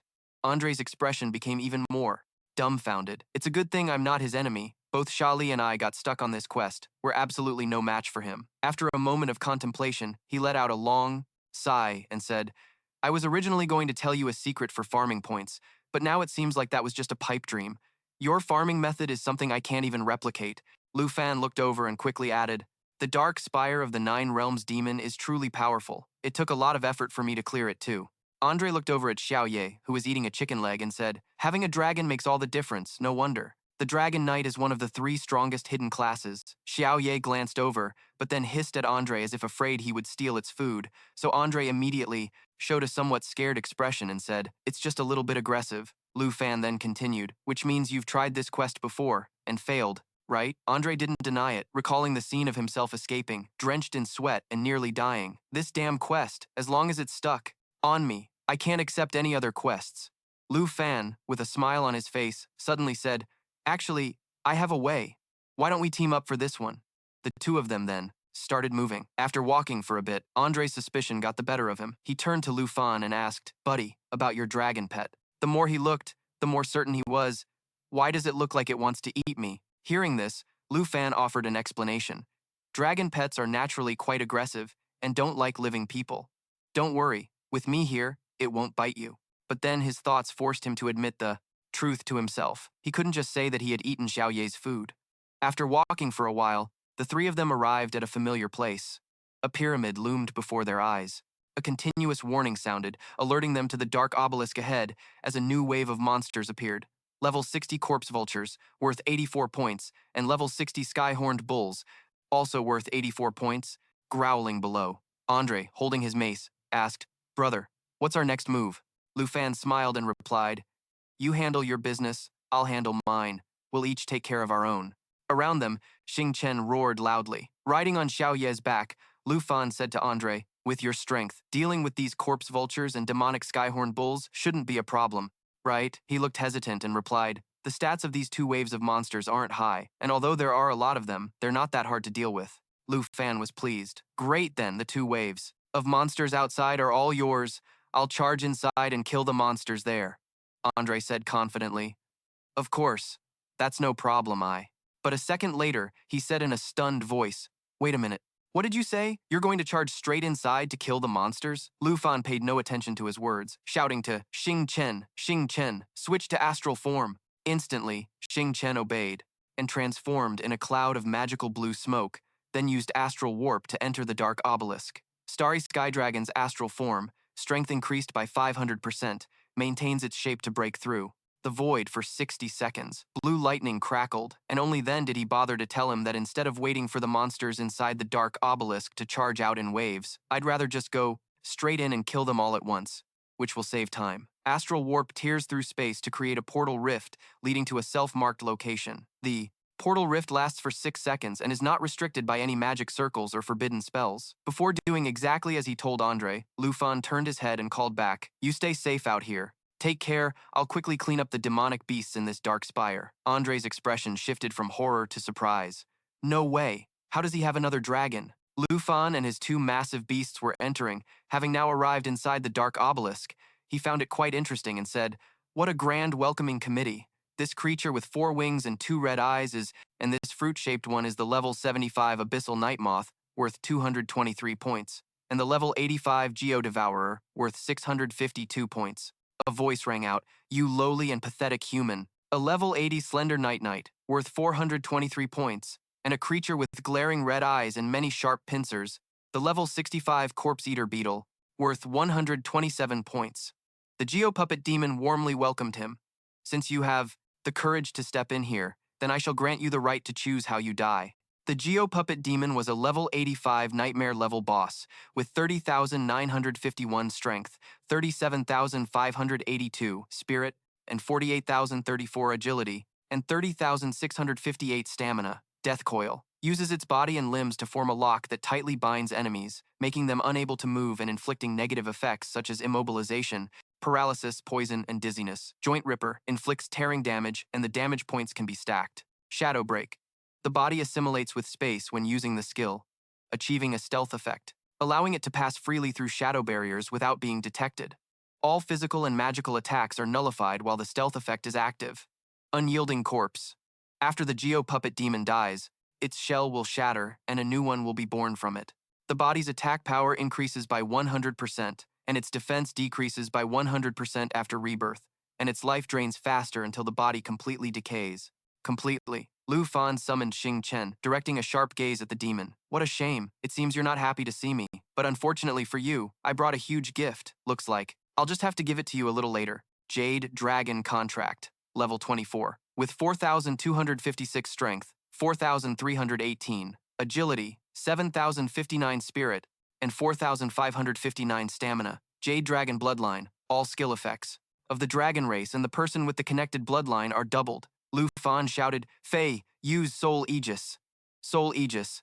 When an ally is covered by the light of the soul, all of the character's stats increase by 100% to 200%. Each time damage is taken, it absorbs the damage and creates 1 to 2 layers of a defensive aura. After the defensive aura accumulates to 10 stacks, it will release a shockwave. Defense.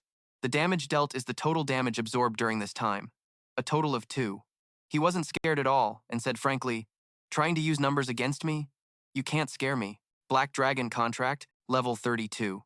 Strength 8,457 to 30,183. Agility 15,697 to 50,262. Spirit 33,800, 12 to 100, 5,807. Stamina 17,382 to 56,769.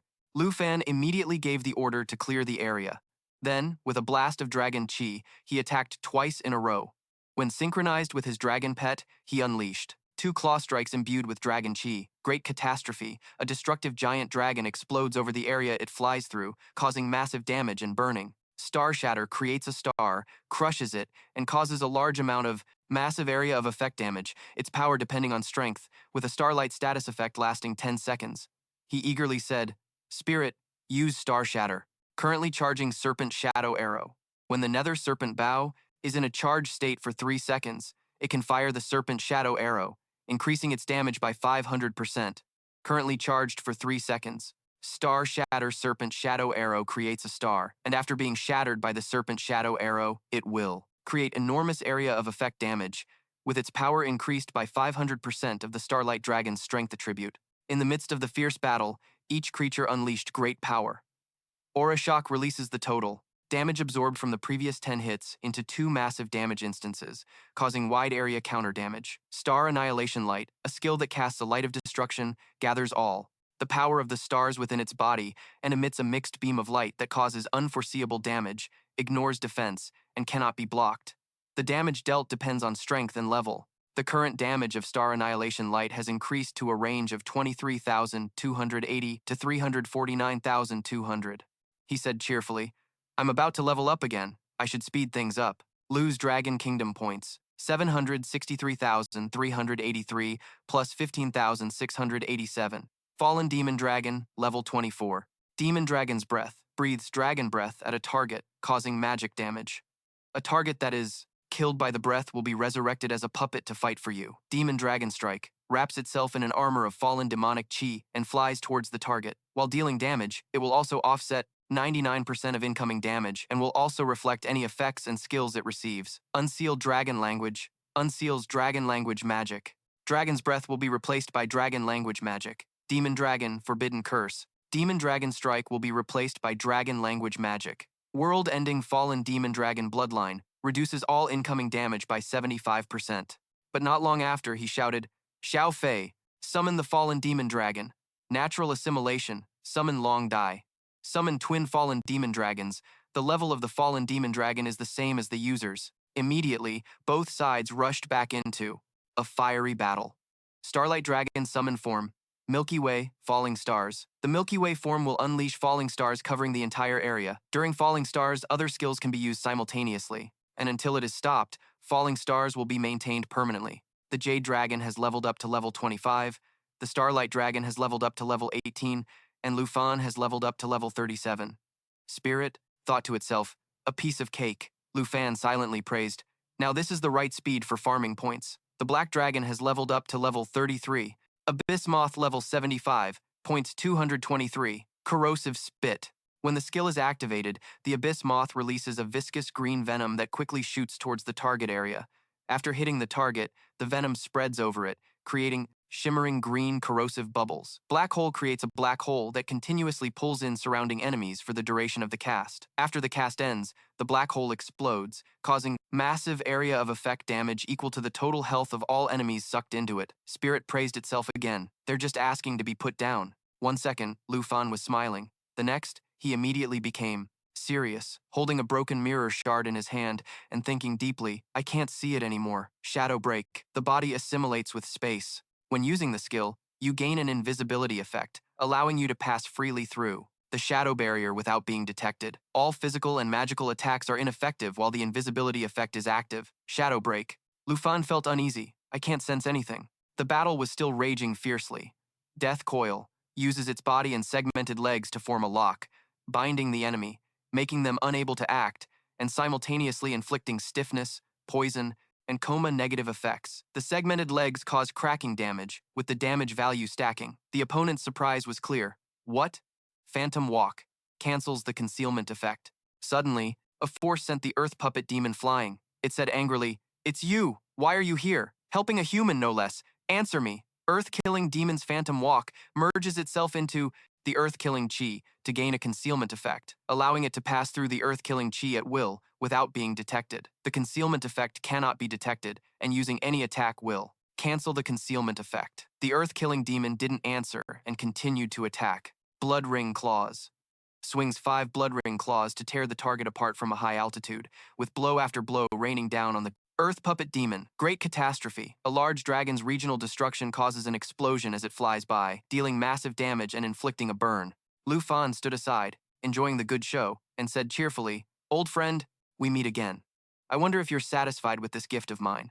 The scene changes to the National Trial Mystic Realm, the swamp in the Earth Puppet Demon's dark spire. At this moment, the Earth Puppet Demon. The demon grew angrier and said, A mighty ancient demon god, killed twice by a mere human, and now you have become a human's puppet. Then he showed a contemptuous expression. How laughable that you're considered my equal. You and these lowly things deserve to die. Earth Puppet Demon, a level 85 nightmare difficulty boss, with a strength level of 64,852, agility of 69,427, spirit of 69,924, and endurance of 8,758, unlocked a new skill, Shadow Flame Clone, creating 8 clones, lasting for 15 seconds. The clones possess 60% of the original's health and attack power and can absorb a portion of the damage. The Earth-slaying demon shrewdly thought to itself, the aura on this kid is unsettling. I must eliminate him today. Without a second thought, it unleashed its skill, Death Coil, using its body and segmented legs to form a lock, binding the enemy,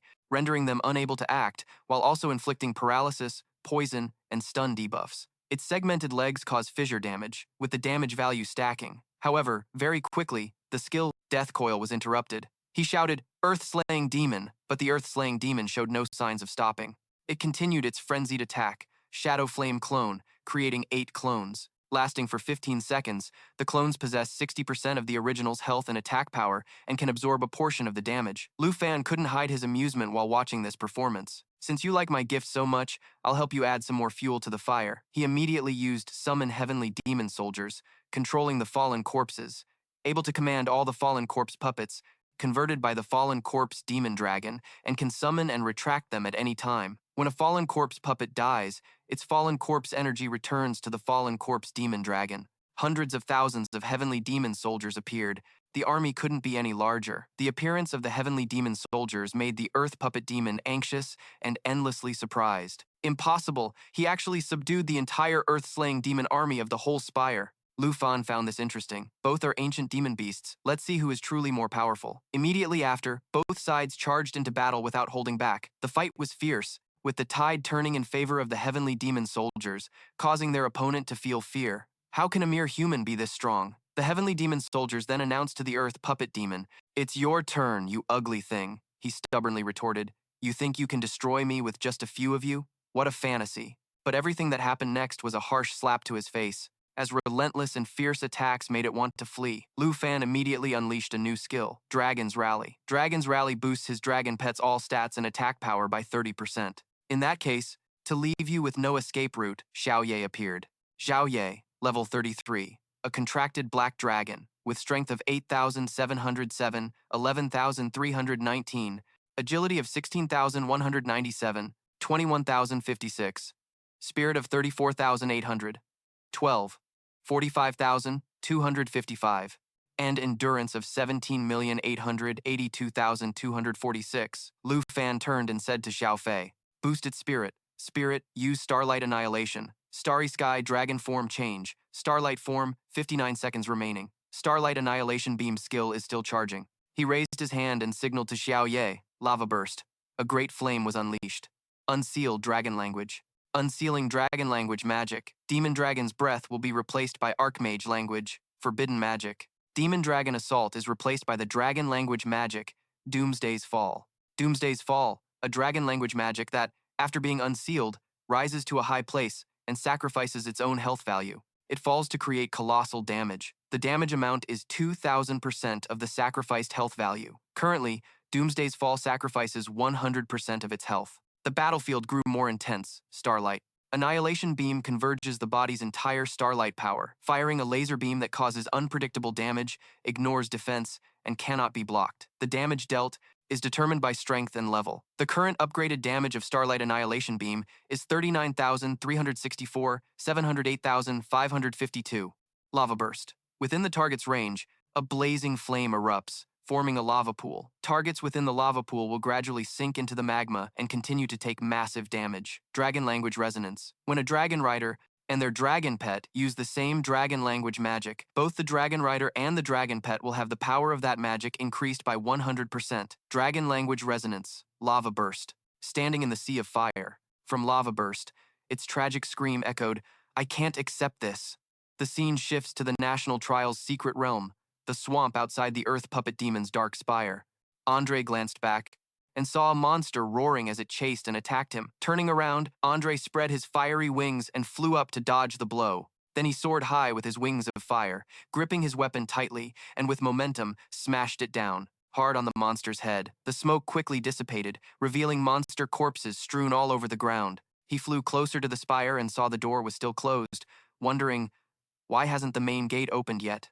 The third wave of beasts. Where is it? Suddenly, the spire exploded from its center, sending him flying. Rubble rained down, and he looked on tensely, asking, "What's going on?" 5 minutes later, in the trial's secret realm, the swamp, a large dragon flew out from the exploded spire. A voice echoed down from the dragon. Andre's speed is quite fast. He's already cleared out the army outside the spire. Had been cleared out. Below, dozens of monsters were piled on top of each other. The dragon threw down a large monster head, and a voice called down from atop the dragon, "Bro, are you all right down there?" Andre turned around, recognizing Lu Fan's voice. The monster head landed with a thud near Andre, startling him. "What the hell? What is this thing?" "It's a deathless stiff. After dying, in 10 minutes, It will revive from its corpse with 100% of its health. After reviving, its attack power increases by 100%, its defense decreases by 200%, and it loses 1% of its health every second. The deathless stiff counts down for 4 minutes. Looking at the head emitting green smoke, its two bloodshot eyes made him exclaim, "This monstrous thing is really something special." Lu Fan jumped down from Xiao Ye's head and said, "Don't just stand there gawking. This is the head of an earth ghoul demon. Hurry up and finish it. Its revival passive has already been triggered." Those words surprised Andre, who asked, "What?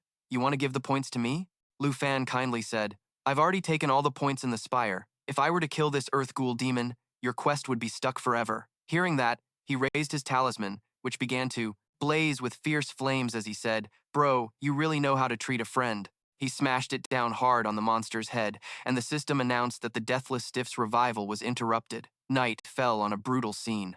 Yet by early morning, the National Trial's swamp mystic realm was breathtakingly beautiful. Sitting by a fire, they chatted lively. Andre laughed heartily. "Bro, I was so damn lucky to befriend you." Looking at his system screen, he said cheerfully, "Quest complete. A direct increase of 200,000 points. I'm rank 2 now. Name, Andre. Nationality, Snow Country. Level, 61. Class, Flame Warrior.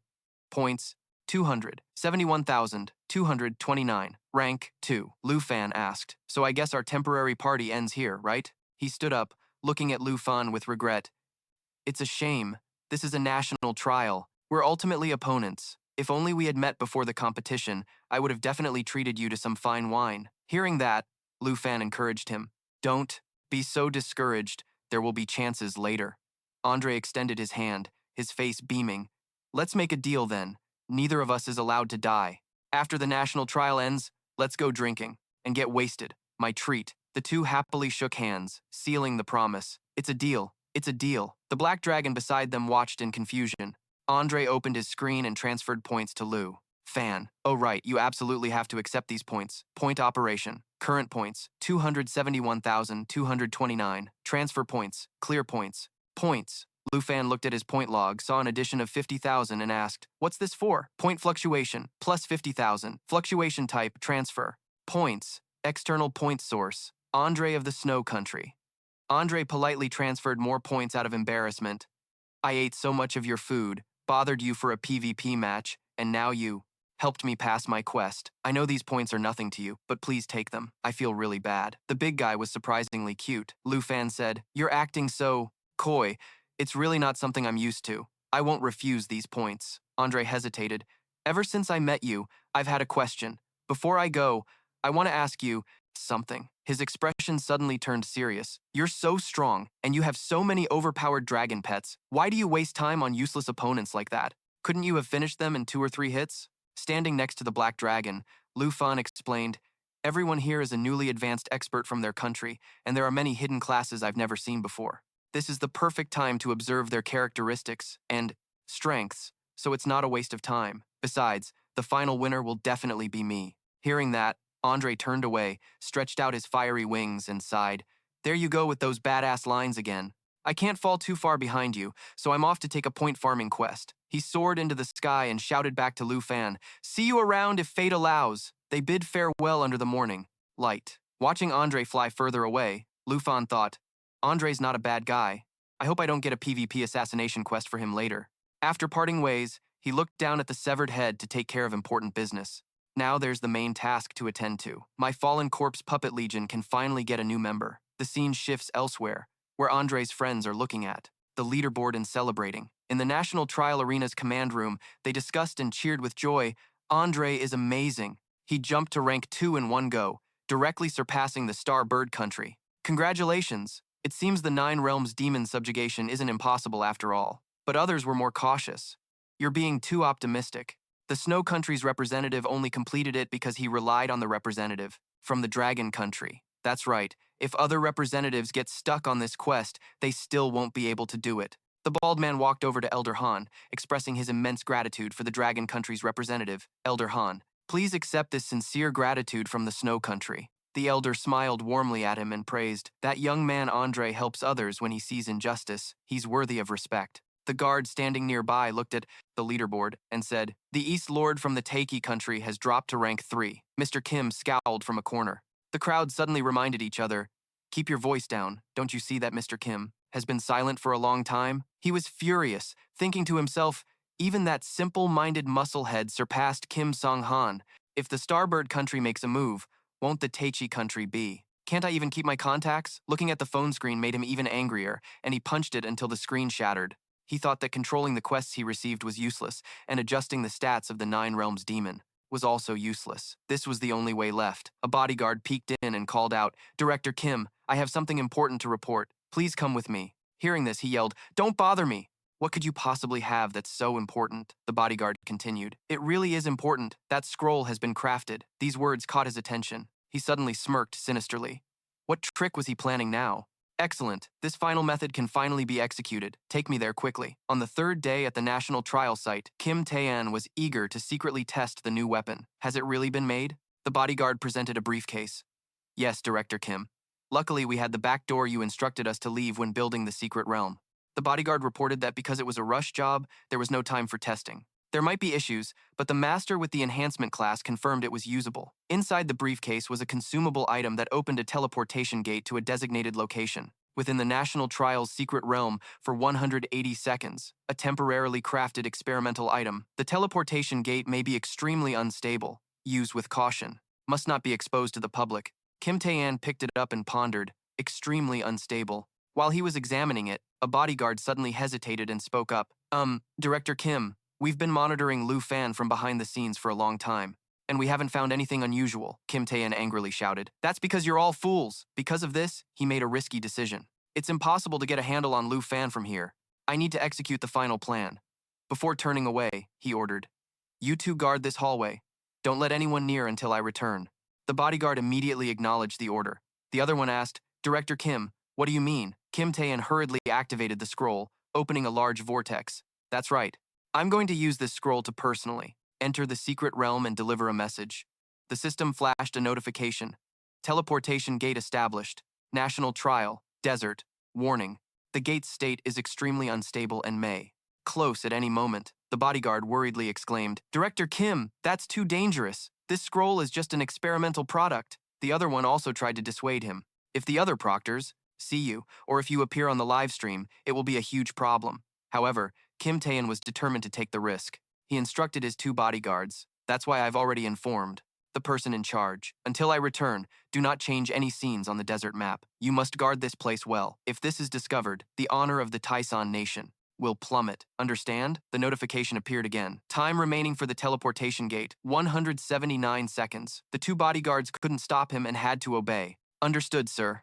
Suddenly, he remembered something. "Oh, right. One more thing." Kim Tae-an pointed to the control center and said, "I want you to open up the ultimate quest. Lu Fan has already found the new Nine Realms demon quest. Time is of the essence." At that moment, in the desert area of the National Trial's secret realm, the weather was scorching. Suddenly, a pillar of blue light shot down from the sky, drawing attention. Lu Fan was standing with Xiao Ye, watching it pensively. This time, it was the desert's Earth Blood Demon. He had also received a quest to subjugate the level 85 epic boss, the Nine Realms Demon, Earth Blood Demon. When he turned around, he saw that the tower had appeared behind him at some point. "Looks like I don't have to search everywhere for the Dark Spire this time," he analyzed internally. According to the rules of the competition, this type of quest with high accumulated points is probably very rare. I've received a total of 3 quests, and 2 of them were to subjugate a Nine Realms demon. That ratio is undeniably a bit high. Then, Lu Fan called out to Xiao Ye. He rode on top of her head, advancing towards the Dark Spire. Even so, Lu Fan still felt uneasy. Something's strange.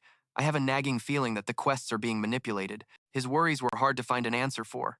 As expected, a competition organized by the people of the Taisan nation was truly unpredictable. Lu Fan decided to ignore it and focus on the battle. Xiao Ye powerfully carried him, charging straight towards the tower. As she flew closer, the mobs were alerted. Creatures with wolf faces and bat wings bared their fangs and claws, letting out a roar. Lu Fan shouted loudly, "Xiao Fei, Xing Chen, break time is over." They appeared instantly. He then commanded them to cast Star Shuttle. Xing Chen transformed into the Star Dragon in its stellar wine shift form. It let out a growl, time remaining for stellar. Wine was 59 seconds. Xing Chen unleashed a bolt of energy from the Star Shuttle skill. The skill's power tore through space, forming a teleportation rift leading to the target's location. The teleportation rift lasts for 60 seconds and is unaffected by any restrictive magic circles or spells. With 59 seconds remaining on Star Shuttle, Xiao Ye carried him through the rift amidst a swarm of mobs. Thanks to this, Lu Fan finally entered the Dark Spire safely. He and his dragons went on to face the next challenge. Before Lu Fan now, besides swarms of snake-like beasts, was the Earth Blood Demon. How dare you trespass into my domain? You humans truly court death. It was level 85, with a leader difficulty of demon rank. It had 42,151 strength, 40,183 agility, 29,210 spirit, and 35,884 endurance. Lu Fan summoned his sword and replied nonchalantly, I do apologize for trespassing. My bad. But unfortunately, the one who dies will be you. His current dragon Qi is Black Dragon 2. When the technique naturally assimilates and the dragon bone swapping flute is played, the twin fallen corpse demon dragons, the Earth Ghoul demon, and the Earth Fiend demon are summoned. As you command, Master, their levels are the same as yours. Lu Fan casually commanded, charge them all at once. I'm in a hurry. Fallen corpse manipulation allows control of all fallen corpse puppets converted by them, which can be summoned and recalled at any time. If a puppet dies, its energy will return to the twin dragons. Meanwhile, outside the tower in the desert area, two people were in a confrontation. A burly man with a horn on his head sat on the sand, stammering, I'm begging you, don't kill me. Please spare me. The other person was unmoved, pressing a blade to his neck and asking contemptuously, beg me? The one holding the sword was Zhang Tian. How exactly do you plan to beg me? The other man replied in fear, I'll do anything.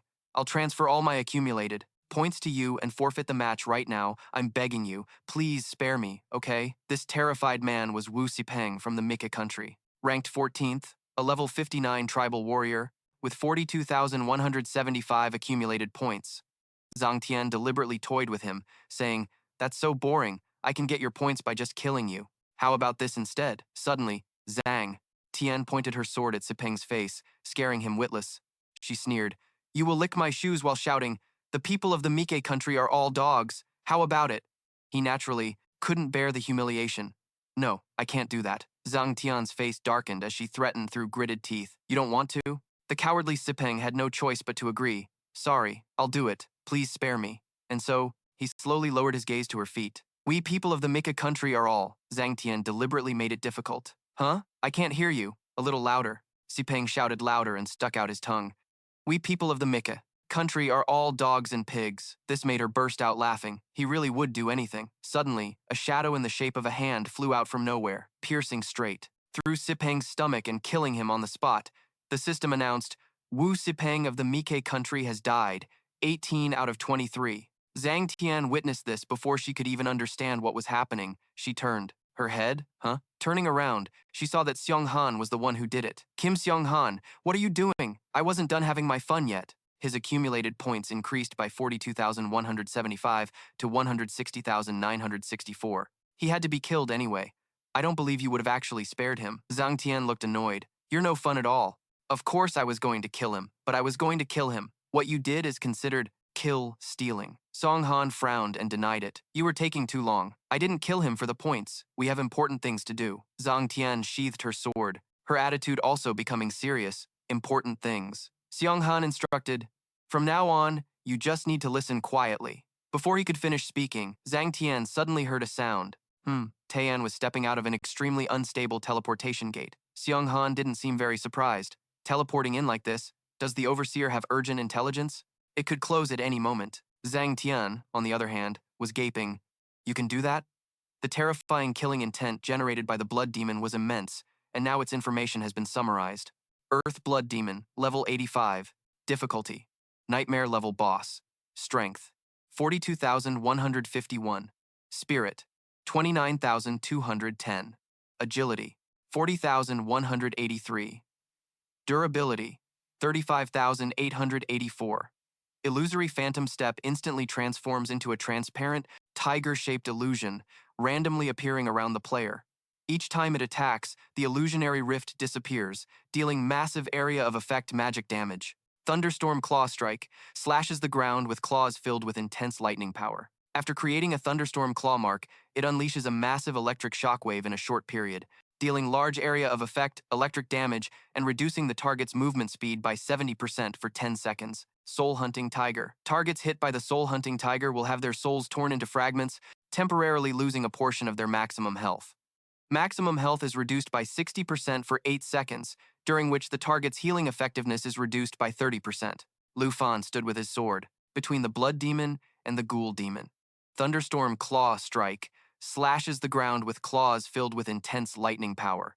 After creating a thunderstorm claw mark, it unleashes a massive electric shockwave in a short period, dealing large area of effect, electric damage, and reducing the target's movement speed by 70% for 10 seconds. Then, another ferocious-looking beast appeared and pounced. Death Coil uses its body and arthropod legs to form a lock, binding the enemy and rendering them unable to act, while simultaneously inflicting stiffness, poison, coma-negative status effects. The arthropod legs inflict rupture damage, and the damage value stacks.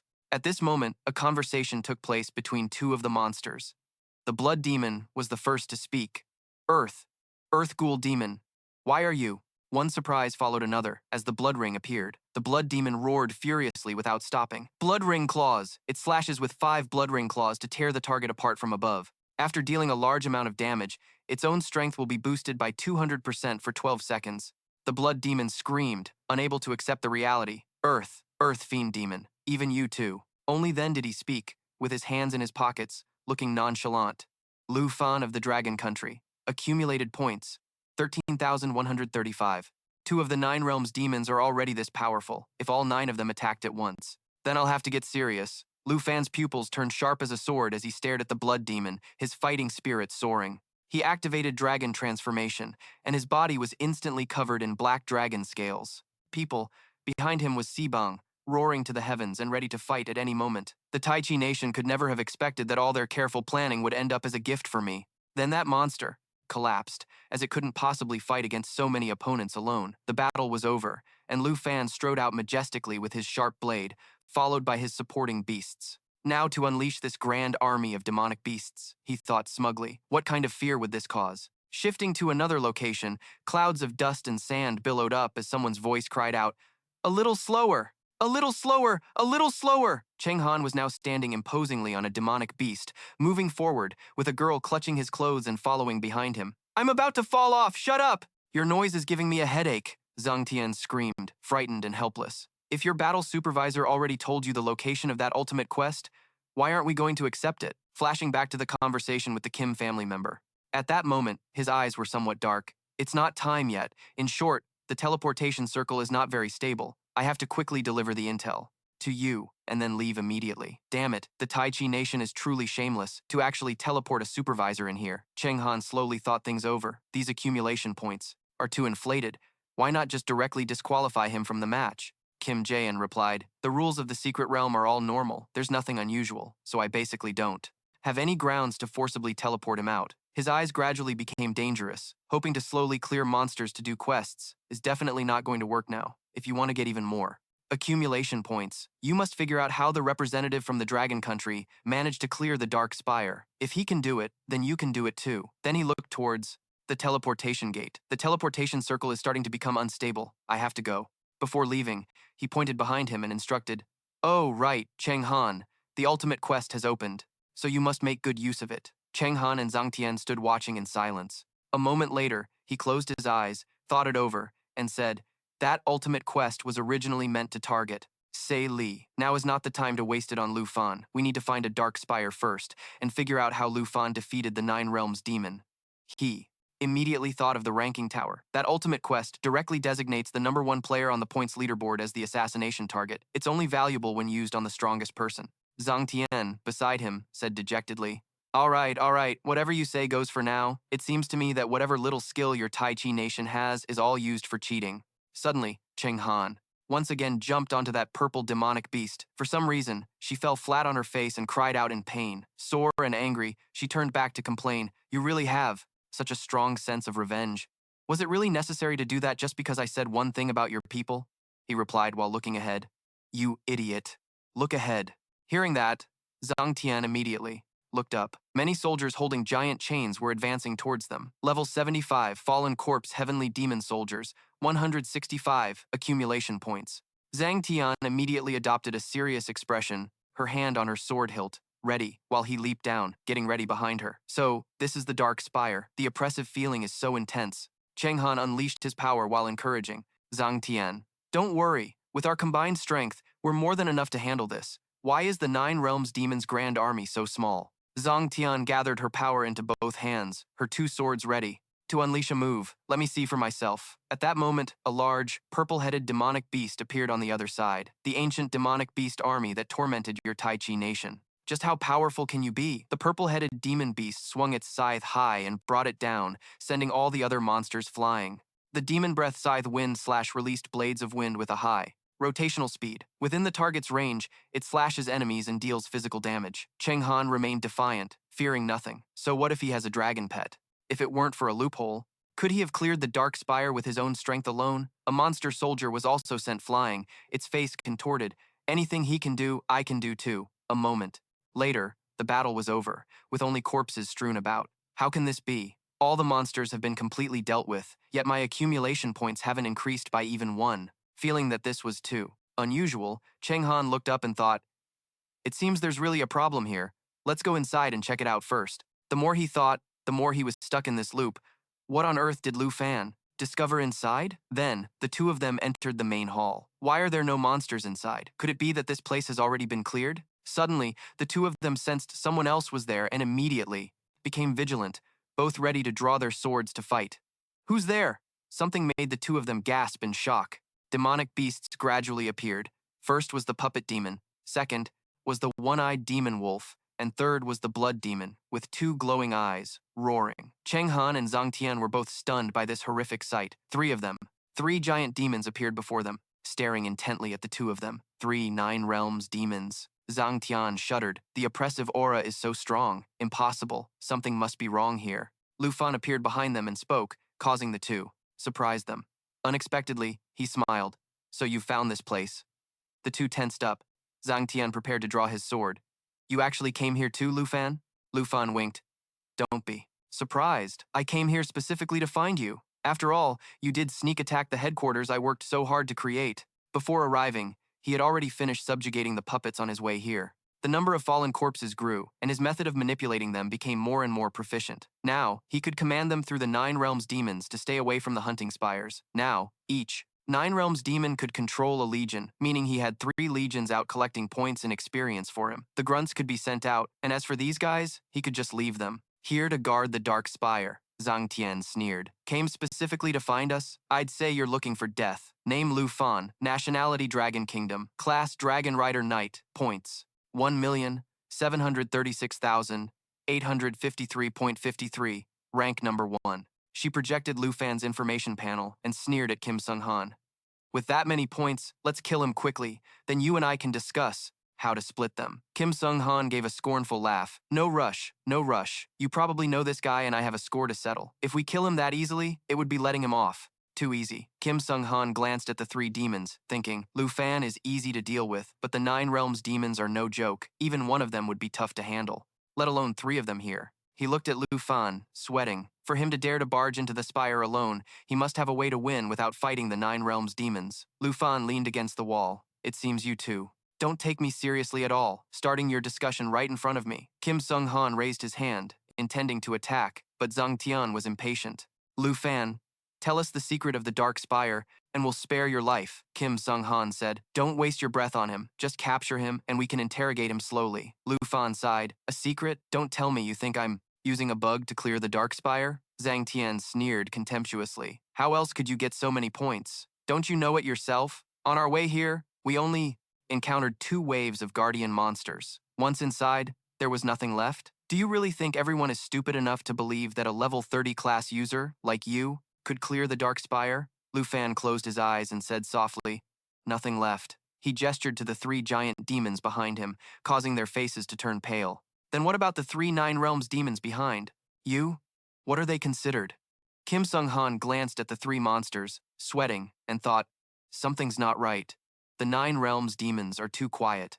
Logically, with intruders here, the Nine Realms demons should have already launched an attack. He narrowed his eyes. Could it be they're being controlled by Lu Fan? Impossible. No one can control a Nine Realms demon. Lu Fan stood with his arms crossed behind Kim Sung-han. There really is a way to farm points. Doesn't your Taegi nation know? After all, you can freely change the system's quests, can't you? He flinched. He's discovered that we've been rigging the trial. Kim Sung-han turned, thinking, if he really can control the Nine Realms demons, the impatient Zhang Tian had already equipped his weapon and charged forward. Why waste so many words on him? Let's just attack and get it over with. Lu Fan chuckled and snapped his fingers. It's truly heartbreaking. The points I worked so hard to get by hunting monsters are just casually dismissed by your words. Since you don't believe me, his snap awakened the three demons behind them. Then let me open your eyes to my true power. Zhang Tian and Kim Sung-han quickly turned and fled. Run! Impossible! He can actually command the Nine Realms demons. As he ran for his life, Kim Sung-han thought, a bug. It must be a bug. The Nine Realms demons can't be controlled. On what grounds? The trial we worked so hard to create has now become his playground? He was truly terrified of this man named Lu Fan. All of this should be ours, the Taegi nations. The demons gave them no chance to escape, appearing right in front to block their path. The system's voice rang out. Death entanglement. Uses its body and segmented legs to form a lock.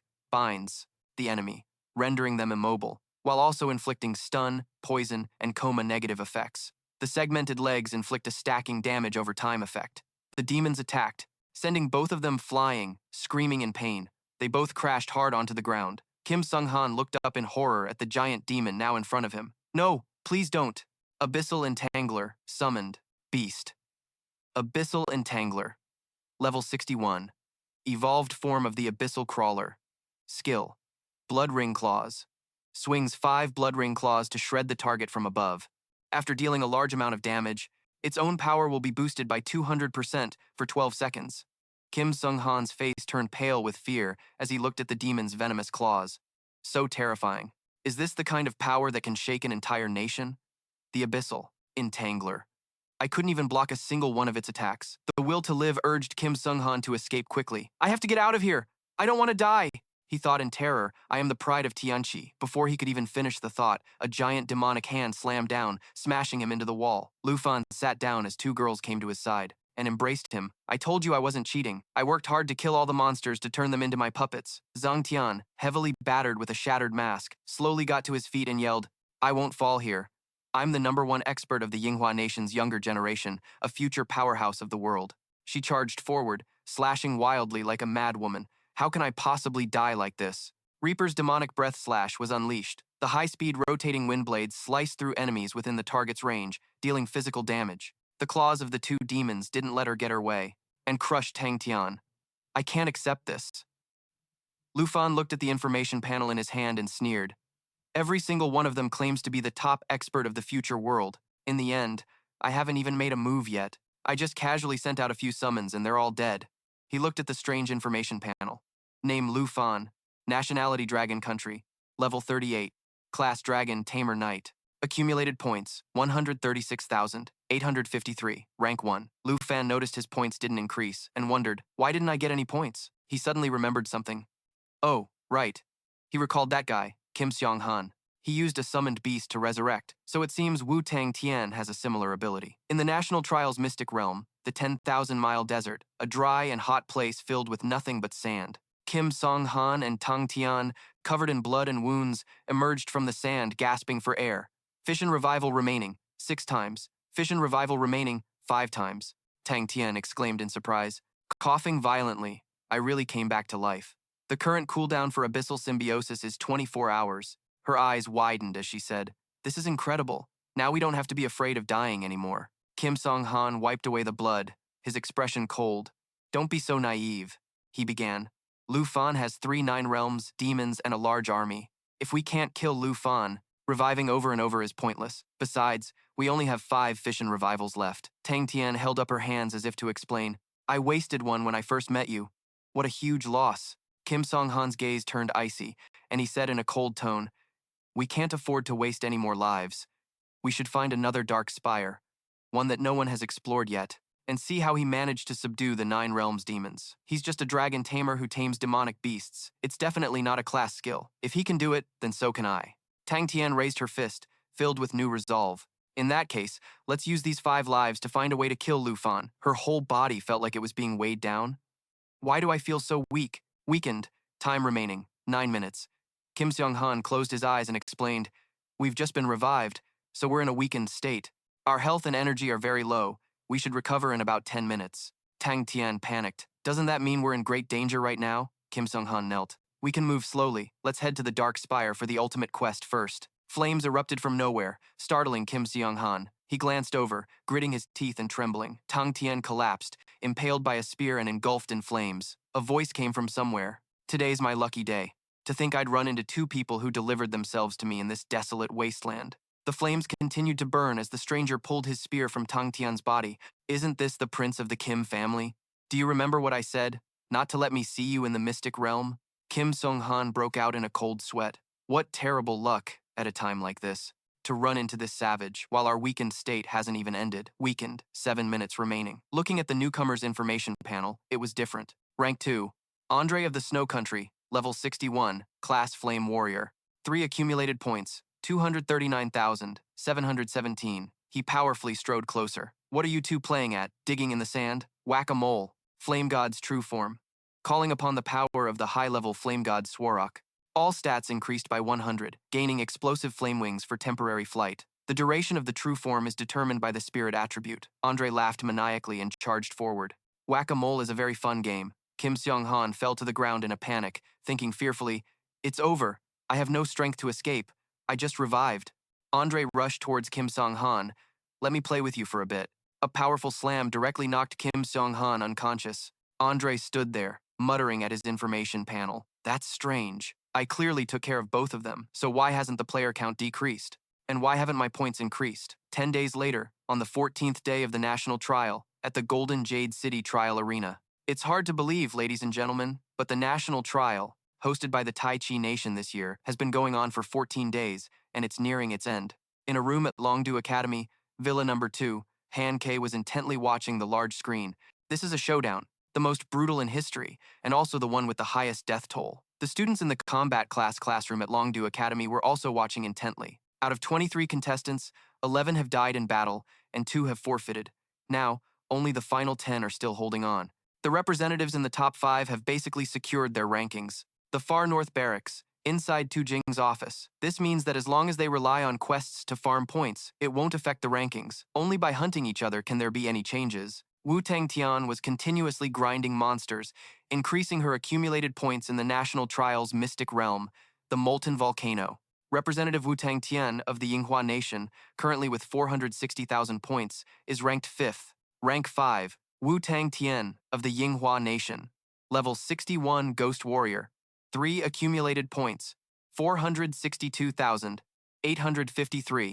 Kim Seong-han was also continuously gaining points as Representative Kim Seong-han, the Prince, representative of our Tai Chi Nation, with 510,000 accumulation points, is ranked 4th. Rank 4, Jin Cheng-han of the Tai Chi Nation, a level 623 Abyss Summoner, with 519,776 accumulation points. In the Trial Mystic Realm of the Grassland Nation, Andre is leisurely resting on the grass. Rank 3 Andre, the representative of the Snow Nation, with 680,000 accumulation points. Rank 3. Andre of the Snow Nation, a Tier 3, level 62 Flame Warrior. He closes his eyes, feeling the gentle breeze of nature. This breeze feels so nice. Unfortunately, Andre only held the 2nd rank for 4 days. In the Mystic Realm of the Volcanic Nation's trial, the representative Shali from the Starfall Nation surpassed Andre, claiming the 2nd rank. Rank 2, Shali of the Starfall Nation, a Tier 3, level 62 Saint, with 728,115 accumulation points. This representative rarely makes a move, gaining a massive amount of points by hunting 5 other representatives. The last person to be mentioned is Lu Fan. Finally, the representative with the most ridiculously high accumulation points ever seen. Soon, my master will find him. Lu Fan from the Dragon Nation, with 7 million accumulation points, holds an absolute and lasting lead at rank 1. In the Trial Mystic Realm of the Volcanic Nation, inside the dark spire of the Earth Fiend, a piercing scream echoed. Lu Fan commanded his demons to attack. The target for accumulation points, completing the subjugation quest for the epic boss, the level 85 Earth Fiend, the 9th 9 Realms Demon. The final 9 Realms Demon has finally been defeated. The black dragon leveled up to 38, and Lu Fan reached level 41. He smiled, having completed the mission. I've finally subjugated all the 9 realms demons. My army of the fallen is almost complete. The star dragon leveled up to 29, and the jade dragon leveled up to 35. Lu Fan of the Dragon Nation, accumulation points, 7,012,510 plus 440,955. The demons under Lu Fan's command awaited his command, Master. A system notification chimed, announcing a new skill had been acquired, Dragon Domain. Lu Fan looked at the system panel in surprise. What new skill did little Fei learn? Just as Lu Fan spoke, his smartwatch projected a virtual screen. Dragon Domain deploys a draconic field with a 100-meter diameter. Within this field, dragons and those with a connected bloodline have all their 7-0 attributes increased by 50%, while those outside the dragon bloodline will have their attributes reduced by 50% and cannot enter or leave the domain. He was stunned as he read the description. A dragon's domain. Wait a minute. This effect, could it be? Seeing the future benefits, Lu Fan began to smile, smugly. As expected of little Fei, all attributes increased by another 50%, but its true strength isn't just completely separating the domain from the outside world. If I use this to deal with Jin Cheng Han, wouldn't he be unable to summon his Abyss Entangler inside the dragon domain? And after dying, he wouldn't be teleported out? He smiled as he calculated. If that's the case, then I can actually kill him for good. Despite his thoughts, Lu Fan simply patted Little Fei's head and praised her. This is amazing, Little Fei. We can finally get rid of that unkillable cockroach. Now, she beamed and nodded at the praise. Just then, a new message appeared on the virtual screen, warning that he had become a hunt target. This took him completely by surprise, wondering if someone was hunting him. Seemingly guessing who it was, Lu Fan smirked and muttered, "This is interesting.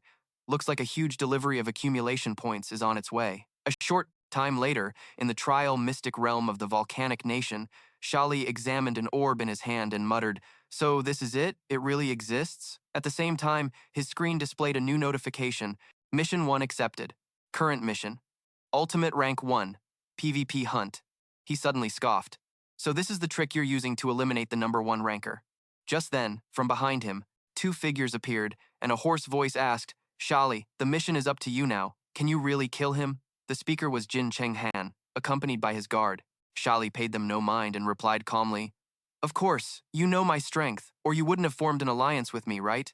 Hearing this, Jin Cheng Han frowned and stared intently at him, thinking to himself, "It took me and Wu Zongtian 3 or 4 skills to handle the lava giant, but Shali just now crushed it in a single blow. I originally planned to use the ultimate mission to hunt Shali, but I was too naive."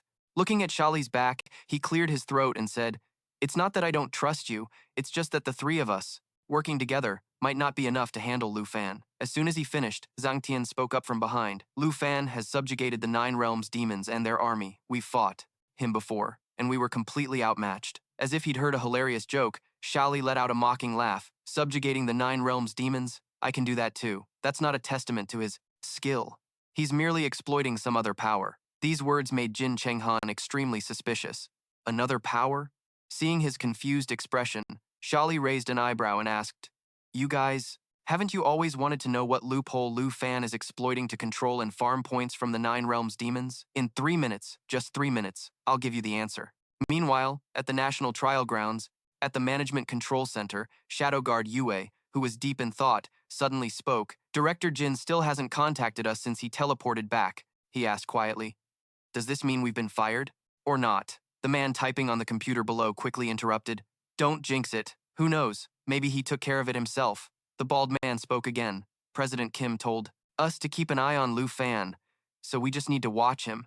Don't you go starting trouble." Meanwhile, Wei Yue, who had his back turned, suddenly saw a blurry figure flash before his eyes, but then it was gone. He could only frown in confusion and mutter, "Am I seeing things?" The bald man suddenly scowled and snapped, "Hey, I'm talking to you. Are you even listening? Why aren't you paying attention?" From behind, a woman with a sharp blade suddenly appeared. The moment he finished speaking, she instantly swiped her blade, drawing blood from the bald man.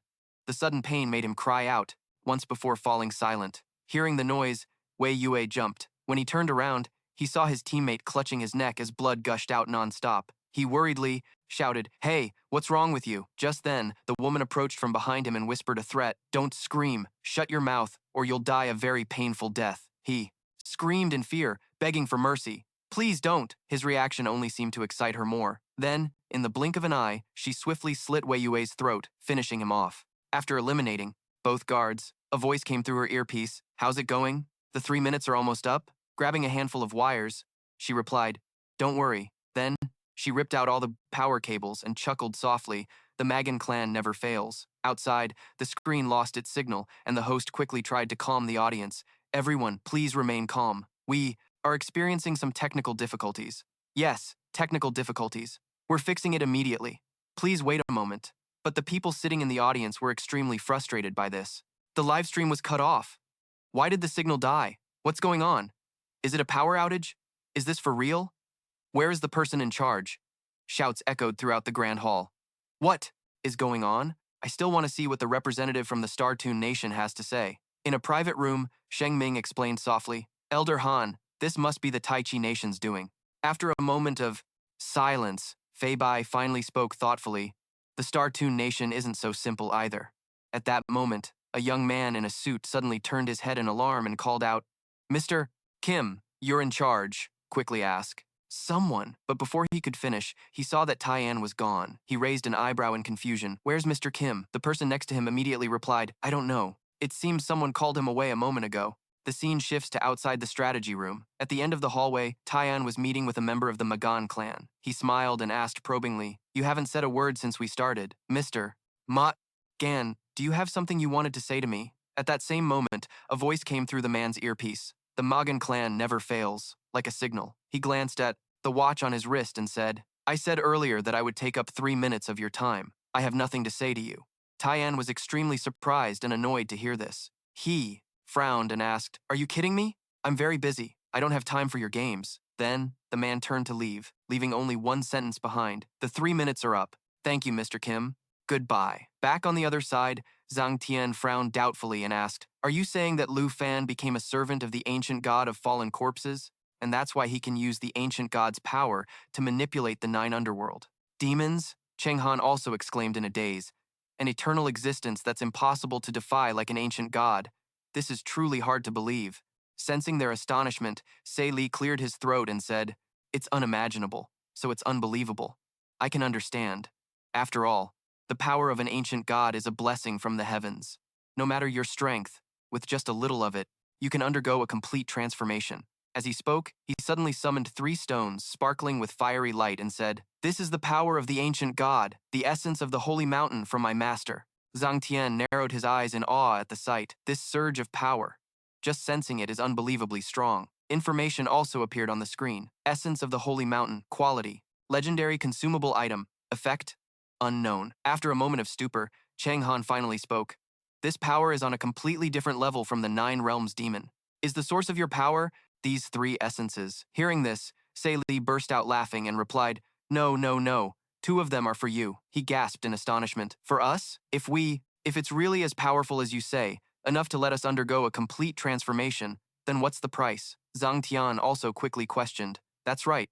For a hidden class that can advance to an even stronger one, you can't just be giving us such a rare item for free. Seeing their suspicion, Se Li's gaze suddenly sharpened. He frowned and said, Then let's be clear. This is a action. You will receive my master's baptism, gain greater power, and in return, our Magan clan will be able to excavate the unawakened ancient gods in the Taiki Nation and the Yinghua Nation. How about it?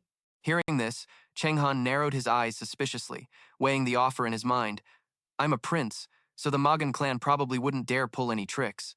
As for excavating the ancient gods, let's not worry about that for now. But if I take this essence, I can get stronger immediately. Meanwhile, Zhang Tian hesitantly asked, Should we agree to it? After a moment of deliberation, he finally accepted. A compromise. All right, I accept this deal. After killing Lu Fan, the Mogan clan would go to the Kim family to explain the ancient god's excavation. Hearing their conversation, Zhang Tian raised an eyebrow. He asked, Is that really necessary? Cheng Han suddenly roared in anger. Of course it is. Do you want to be stepped on by Lu Fan forever? He can use the power of an ancient god. And we can too. Seeing his reaction, Sark Li smiled and handed the last elixir to Zhang Tian, asking, Have you thought it through? People outside will be able to see us soon, so you won't get another chance. Hearing this, he bit his lip in hesitation but finally gave in. I accept the deal too. Sark Li let out a triumphant laugh. That's more like it. Remember not to resist. Sark Li stared at Zhang Tian with a meaningful gaze and instructed, "The more you embrace the change, the stronger my master can make you."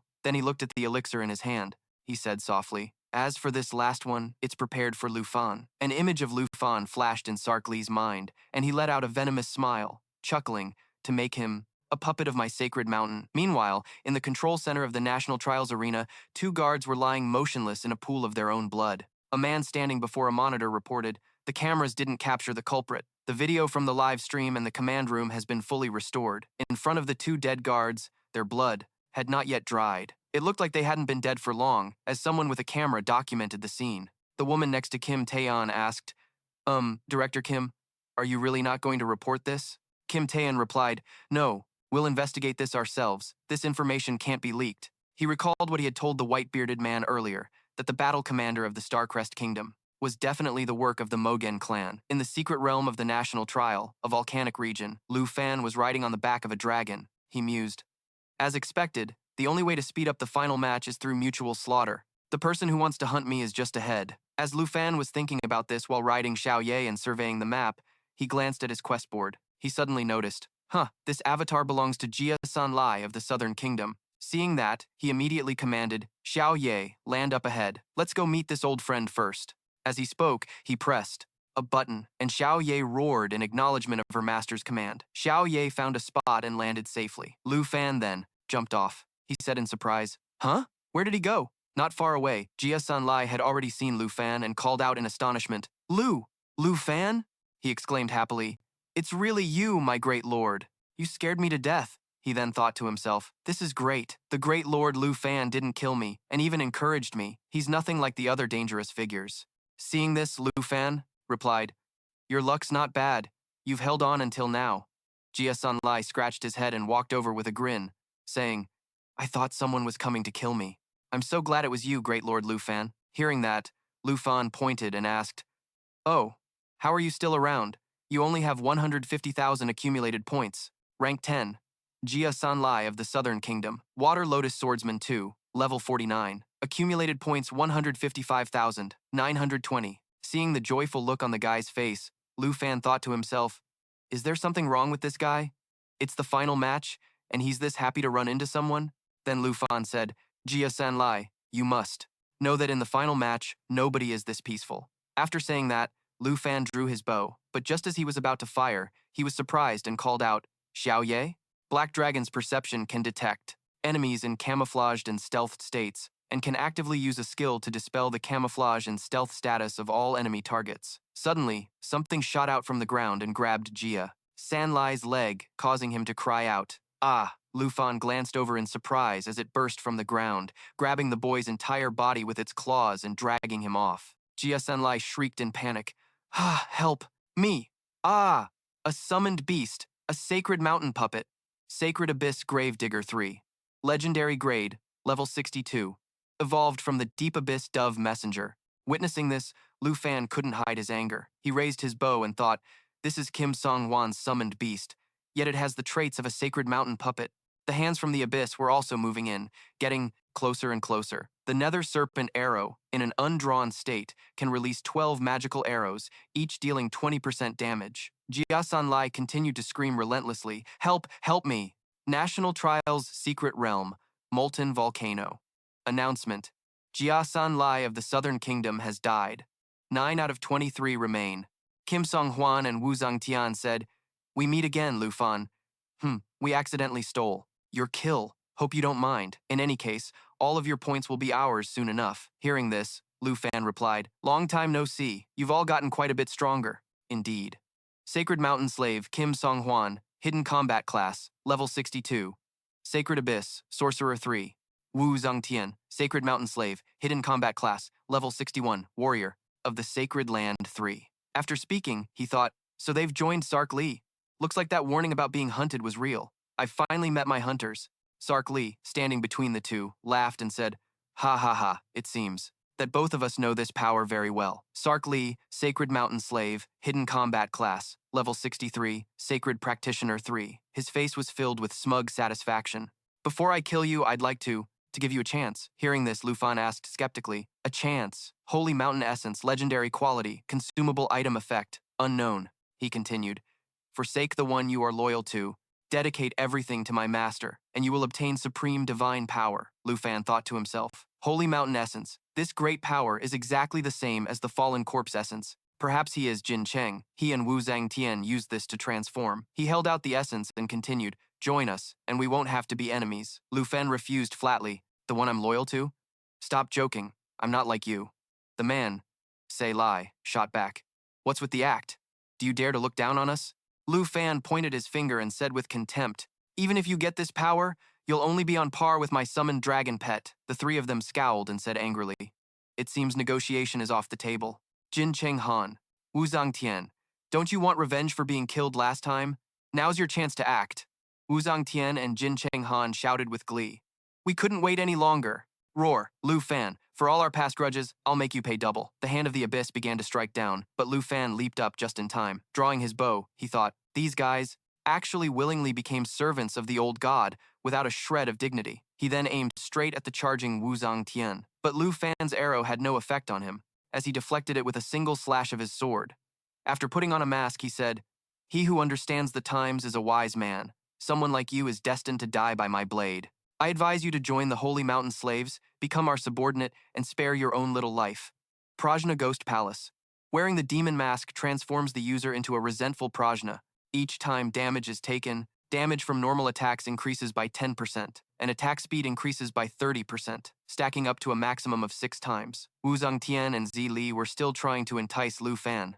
Xi Lai held up the essence and said, if not, we will kill you and turn you into my holy mountain puppet. Lu Fan recalled the extreme north and thought, I've already killed countless minions of the old god in the Arctic realm, and you holy mountain slaves dare to threaten me? It seemed he had figured something out. He said, I understand now. Not a single one of you will escape. Wu Zhangtian pointed at Lu Fan's face and laughed scornfully. Ha ha ha, he's so obedient. The divine power of the holy mountain must have terrified him. Lu Fan ignored him, raised his sword, and said, Xiao Ye, change your form to Destruction Dragon. The three of you won't leave this secret realm alive. Current dragon form, Black Dragon 2. Black Dragon 2 form switch, Destruction Dragon. Xiao Ye also gathered a fireball and fired it at him. Facing the massive fireball, Wu Zhangtian said confidently, a sneak attack? You no longer have the ability to defeat me. Lingering Molten Flame. Breathes fire forward, dealing damage while healing oneself. But surprisingly, Lu Fan didn't charge at Wu Zhangtian, but went straight for the abyss to confront Jin Cheng Han. But Jin Cheng Han just laughed without a hint of fear. Go ahead and struggle. Your day of death is today. Hearing this, Lu Fan retreated, landing on Xiao Ye's head and said, every last one of you is so arrogant. He called out, go, Xiao Fei. Then he thought, the Flying Dragon King evolved into a powerful fallen corpse demon dragon thanks to the fallen corpse essence. If I give the Holy Mountain essence, from Xi Lai to it to eat, then the lives of you 3 Holy Mountain slaves, along with your 3 essences, will all be mine. Molten Eruption forms a violent surge of lava in the target area, creating a lava pool. Lu Fan said, Dragon Tongue Magic, Molten Eruption. Xiao Ye also spewed fire at the group, and a notification for Dragon Tongue Resonance appeared. When a dragon rider and their dragon pet use the same Dragon Tongue Magic spell, the dragon rider and the dragon pet will boost the power of that magic by 100%. Seeing this, Jin Cheng Han quickly jumped up to dodge Xiao Ye's attack. As for Wu Zhangtian, he had already drawn his sword to defend himself. He cried out from the force of the flames. Lu Fan said scornfully, stop summoning these small fry and bring out something on the same level as my dragon pet. Jin Cheng Han cursed inwardly in anger. Damn it, can't he tell I've already summoned my strongest holy abyss earth digger? Lu Fan continued, look at your body, so frail. You look like this and we haven't even properly fought yet. Why don't you take a rest first? Wu Zhangtian gritted his teeth, thinking, what a huge humiliation. How can a mere adolescent dragon, above tier 3, be so ridiculously powerful? Then he turned his head to Xi Li and said, I didn't expect you to be so helpful, personally delivering them to me as free points. Xi Li was silent for a moment, without a word. Then he drew a cross-hilted sword from his back and said, you arrogant fool, you will pay the price for your ignorance. As the enormous cross-shaped sword came crashing down in the shape of a golden cross, the blade unleashed countless powerful flames called the Flame of Divine Punishment. Flame of Divine Punishment. A holy practitioner unleashes sacred flames toward a target, inflicting 500% holy damage. And for the next 10 seconds, the target suffers an additional 20% holy burn damage each second. Lu Fan asked in feigned surprise, is that all? It seems your master isn't all that impressive. a notification appeared. Dragon Annihilation transforms an arm into a dragon's claw, delivering a swift 6-hit combo that can be released from a distance. The dragon pet will simultaneously release 6 instances of law-based damage. Xiao Ye and Lu Fan also retaliated with their own fireballs. Sak Li was furious at this moment.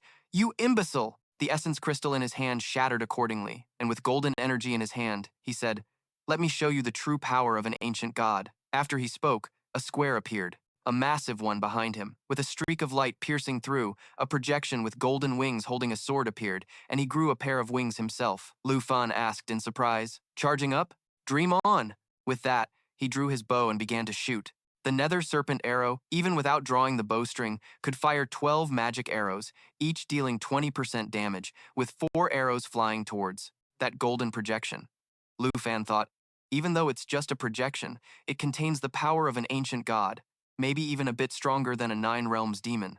Then, he said, "Dragon's Encouragement." Xiao Ye let out a mighty roar in response. Dragon's Encouragement buffs the user and their dragon pet, increasing all stats and attack power by 30%. Gao Xiao Ye, level 38, contracted to Black Dragon Yi. Strength 9,782 to 12,717.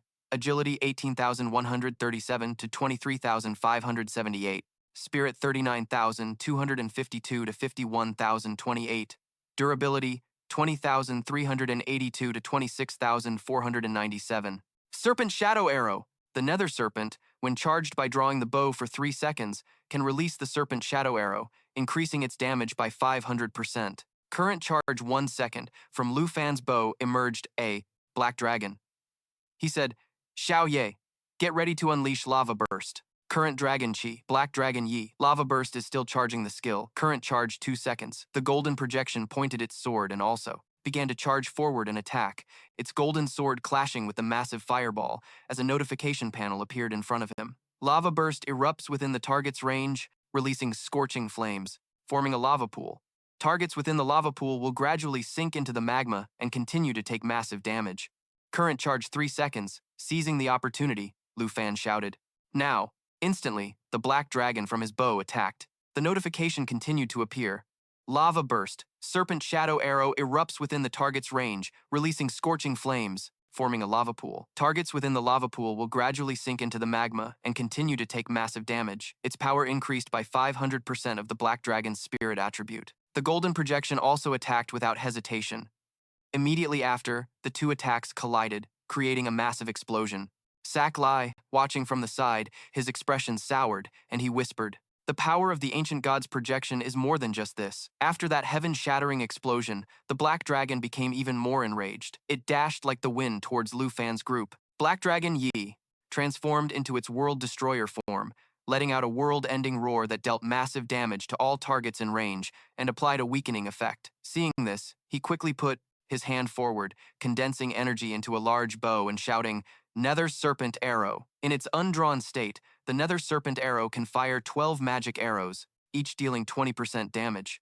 Seeing this, everyone else also charged forward to fiercely attack the Black Dragon. Ghost Breath Scythe Demon Slash. Wind Release unleashes high-speed rotating blades of wind within the target's range, hitting enemies and dealing physical damage. Xiao He was currently restrained by golden chains, and at the same time, a colossal power surged directly towards Lu Fan. Flame of Divine Punishment. The Holy Cleric releases holy flames towards the target, causing them to take 500% holy damage, and for the next 10 seconds, they will take 20% holy burn damage each second. Seeing this, Lu Fan wasn't panicked at all.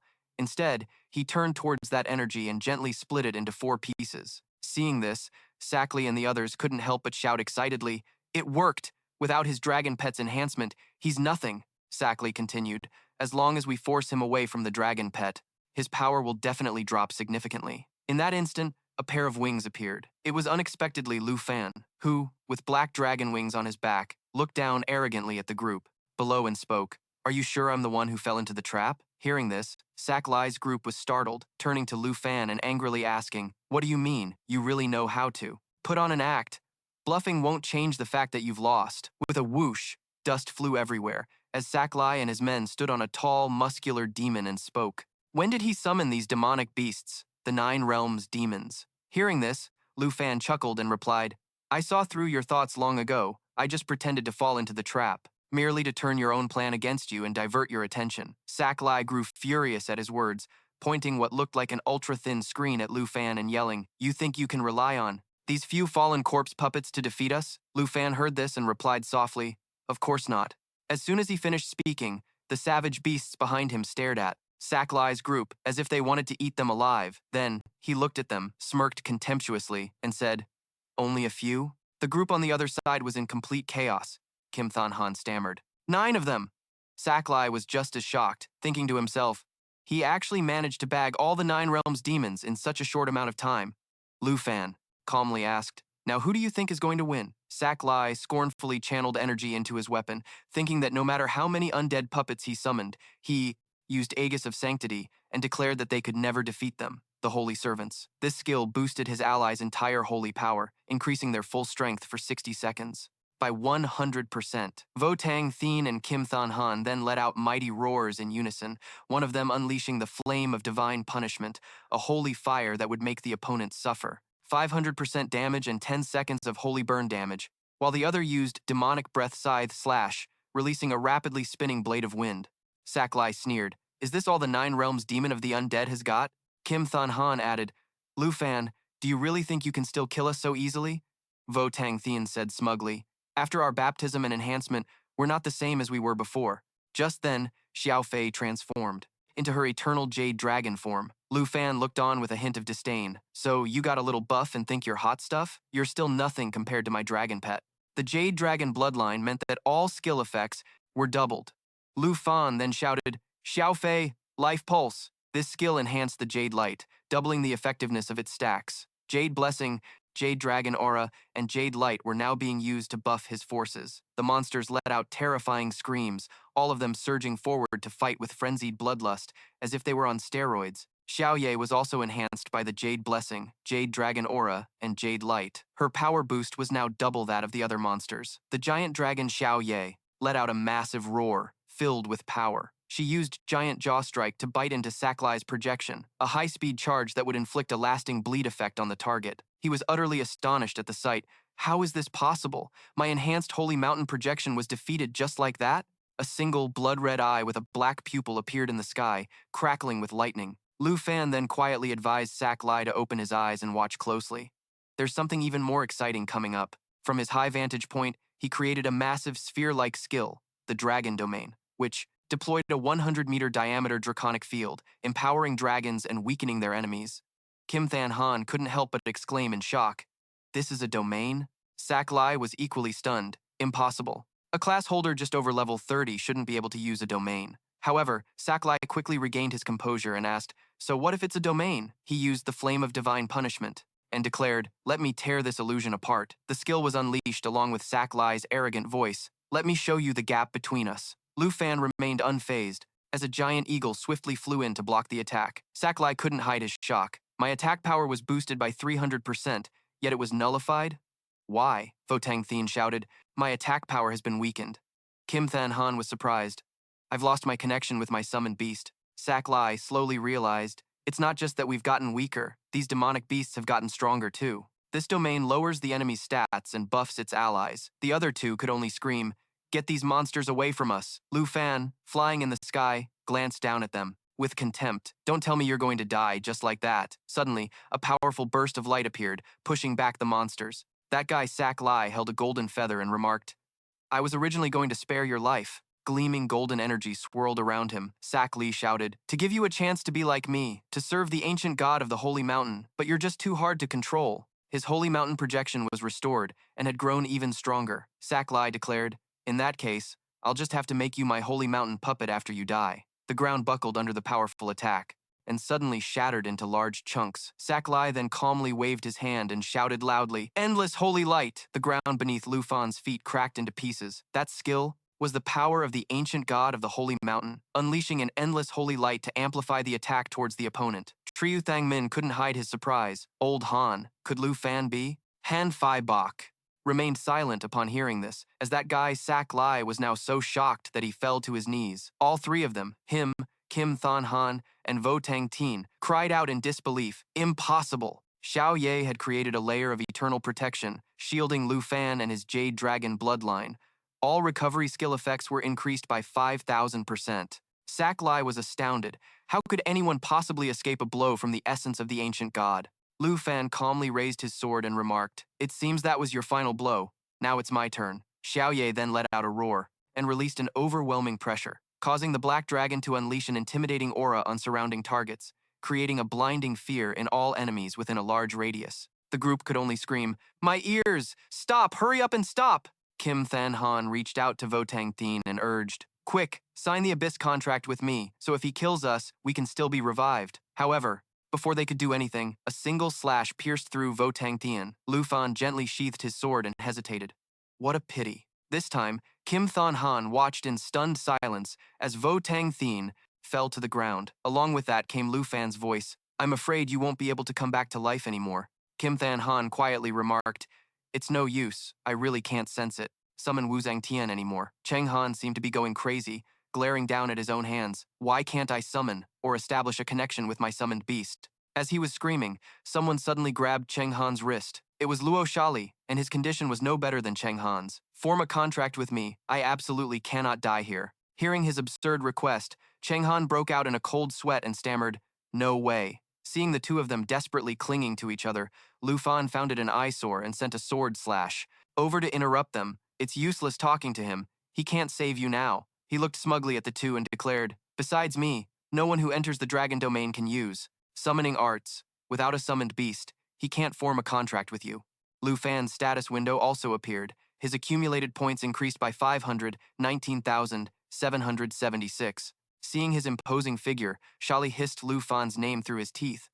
Before meeting Lu Fan, he had never imagined he would be forced into such a situation. "We are both servants of the ancient god, so why is he so strong?" Deciding to go all out, Shali gathered energy in his palm and stared intently at Lu Fan. "This was originally prepared for you, but unfortunately your eyes have been blinded. You can't distinguish. True divine grace. I pray to my Lord, have mercy and grant me strength to obliterate the insolent with sin." As soon as he finished speaking, the aura around Shali erupted powerfully. But this is reality, not some Power Rangers episode where you wait for the transformation sequence, so Lu Fan cleanly delivered a slash. "Do you think I'm an idiot? To give you time to prepare." Taking the full brunt of his attack without any defense, dealt him a fatal wound. After a long, piercing scream, Shali finally collapsed, and the aura surrounding him also gathered into a silver stone. That stone quickly shot up into the sky. Lu Fan glanced after it and immediately unfurled his wings. So it's abandoning its loyal servant and fleeing alone? Kim Cheng Han couldn't escape even using his skills. Someone like you who relies on others' things thinks you can escape? With that said, Lu Fan spread his wings wide and flew into the sky in hot pursuit. Looking at the target before him, he smiled faintly. After waiting so long, I finally waited for a complete sacred mountain essence crystal. Meanwhile, in another place, a crowd of people was eagerly gossiping below the ranking board. "Everyone look, the accumulated points for the representatives of the Starfall Kingdom, the Theocracy Nation, and the Cherry Blossom Nation have all disappeared from the board. Rankings, they're all dead. Did the representative of the Dragon Kingdom really take out the three strongest people all by himself?" In the meeting room, Sheng Ming was also stunned by the result that was announced. He turned to look at Elder Fei Bai and stammered, "Elder Bai, this." Zion, standing behind them, also couldn't believe it. He turned away, mumbling to himself, "How is this possible?" Zian's gloomy mood was noticed by Fei Bai, who snorted. After leaving the meeting room, he punched the wall hard. They were all killed. How am I going to explain this to the Kim family? Kim Cheng Han was the only hope for the Kim family's future. For this national trial, the Theocracy Nation poured all its resources into him, and now he's been declared eliminated. Then, the inevitable happened. The area around Zion suddenly turned dark, and tentacles began to surround him. Seeing the space distorting before his eyes, Zion tremblingly called out, my Lord." A cloaked figure appeared. "Is my son truly dead?" To Zion, that voice sounded like the call of the Grim Reaper. Terrified, his legs gave out and he knelt. This subordinate is incompetent and willing to accept punishment. The Dragon Kingdom's representative is too strong. I tried to interfere many times but couldn't eliminate him. Even Shali of the Starfall Kingdom and Wu Zhangtian of the Cherry Blossom Kingdom both died at his hands. Feeling the tentacle around his neck tightening, Zian was utterly terrified. No wonder I suddenly felt a sense of dread earlier. That mysterious man reached for his hood and pulled it down, revealing Kim Cheng Han's father, just as expected. The tentacle on Zion's neck suddenly tightened, suffocating him. Ignoring his painful struggles, Kim Cheng Han's father controlled the tentacle to lift him high into the air. "What did you guarantee me before the match?" Now my son is dead, and the theocracy nation has lost. He grew angrier as he spoke. But you're telling me that the Dragon Kingdom's representative is too strong? The air was gradually thinning. Zian struggled, clawing at the tentacle on his neck. Please give me one more chance.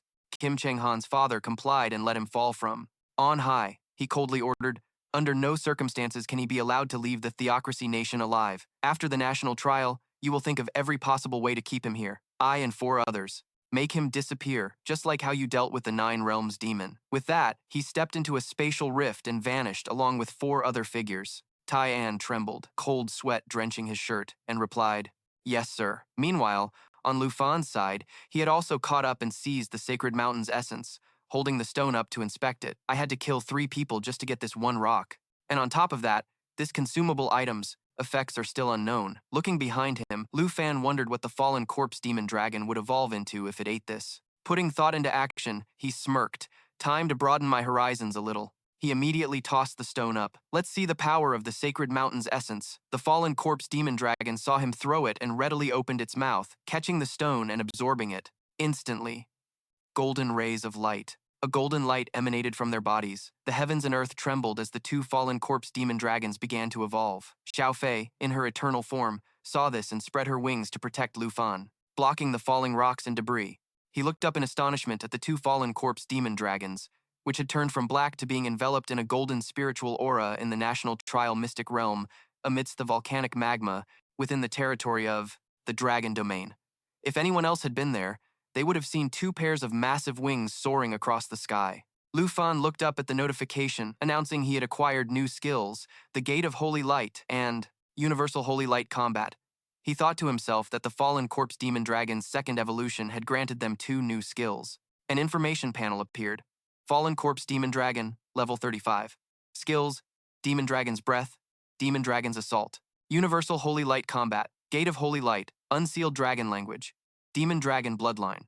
After reading the information displayed by the system, Lu Fan considered, Universal Holy Light's radiance can utilize the energy of the Holy Mountain to increase main attributes by 30%, and it can also continuously restore health. Although the healing effect is nowhere near as good as Xiao Fei's, this 30% boost is enough to raise the power of the fallen corpse puppet army by an entire level, enough to easily flatten a small nation. And I'm extremely satisfied with this Gate of Holy Light. Previously, summoning the fallen corpse demon dragon and the 9 realms demon required both Xiao Fei and me to be on the field, but now I can deploy them and recall them at any time. Thinking this, he couldn't help but look up at the sky at the fallen corpse holy dragons, wondering if with more essence from other ancient gods, they could evolve even further. Lu Fan stared intently as the 2 of them soared.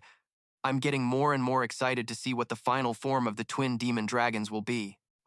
While he was lost in thought, the system suddenly displayed an important notification about the proposal to end the national trial. The voting has concluded. The voting is already over? With 6 people still alive. Andrea agreed too. It seems none of them want to fight me. Seeing the system panel pop up in front of Lu Fan, Xiao Kui and Xiao Ye also transformed into their human forms and peeked over his shoulder to see.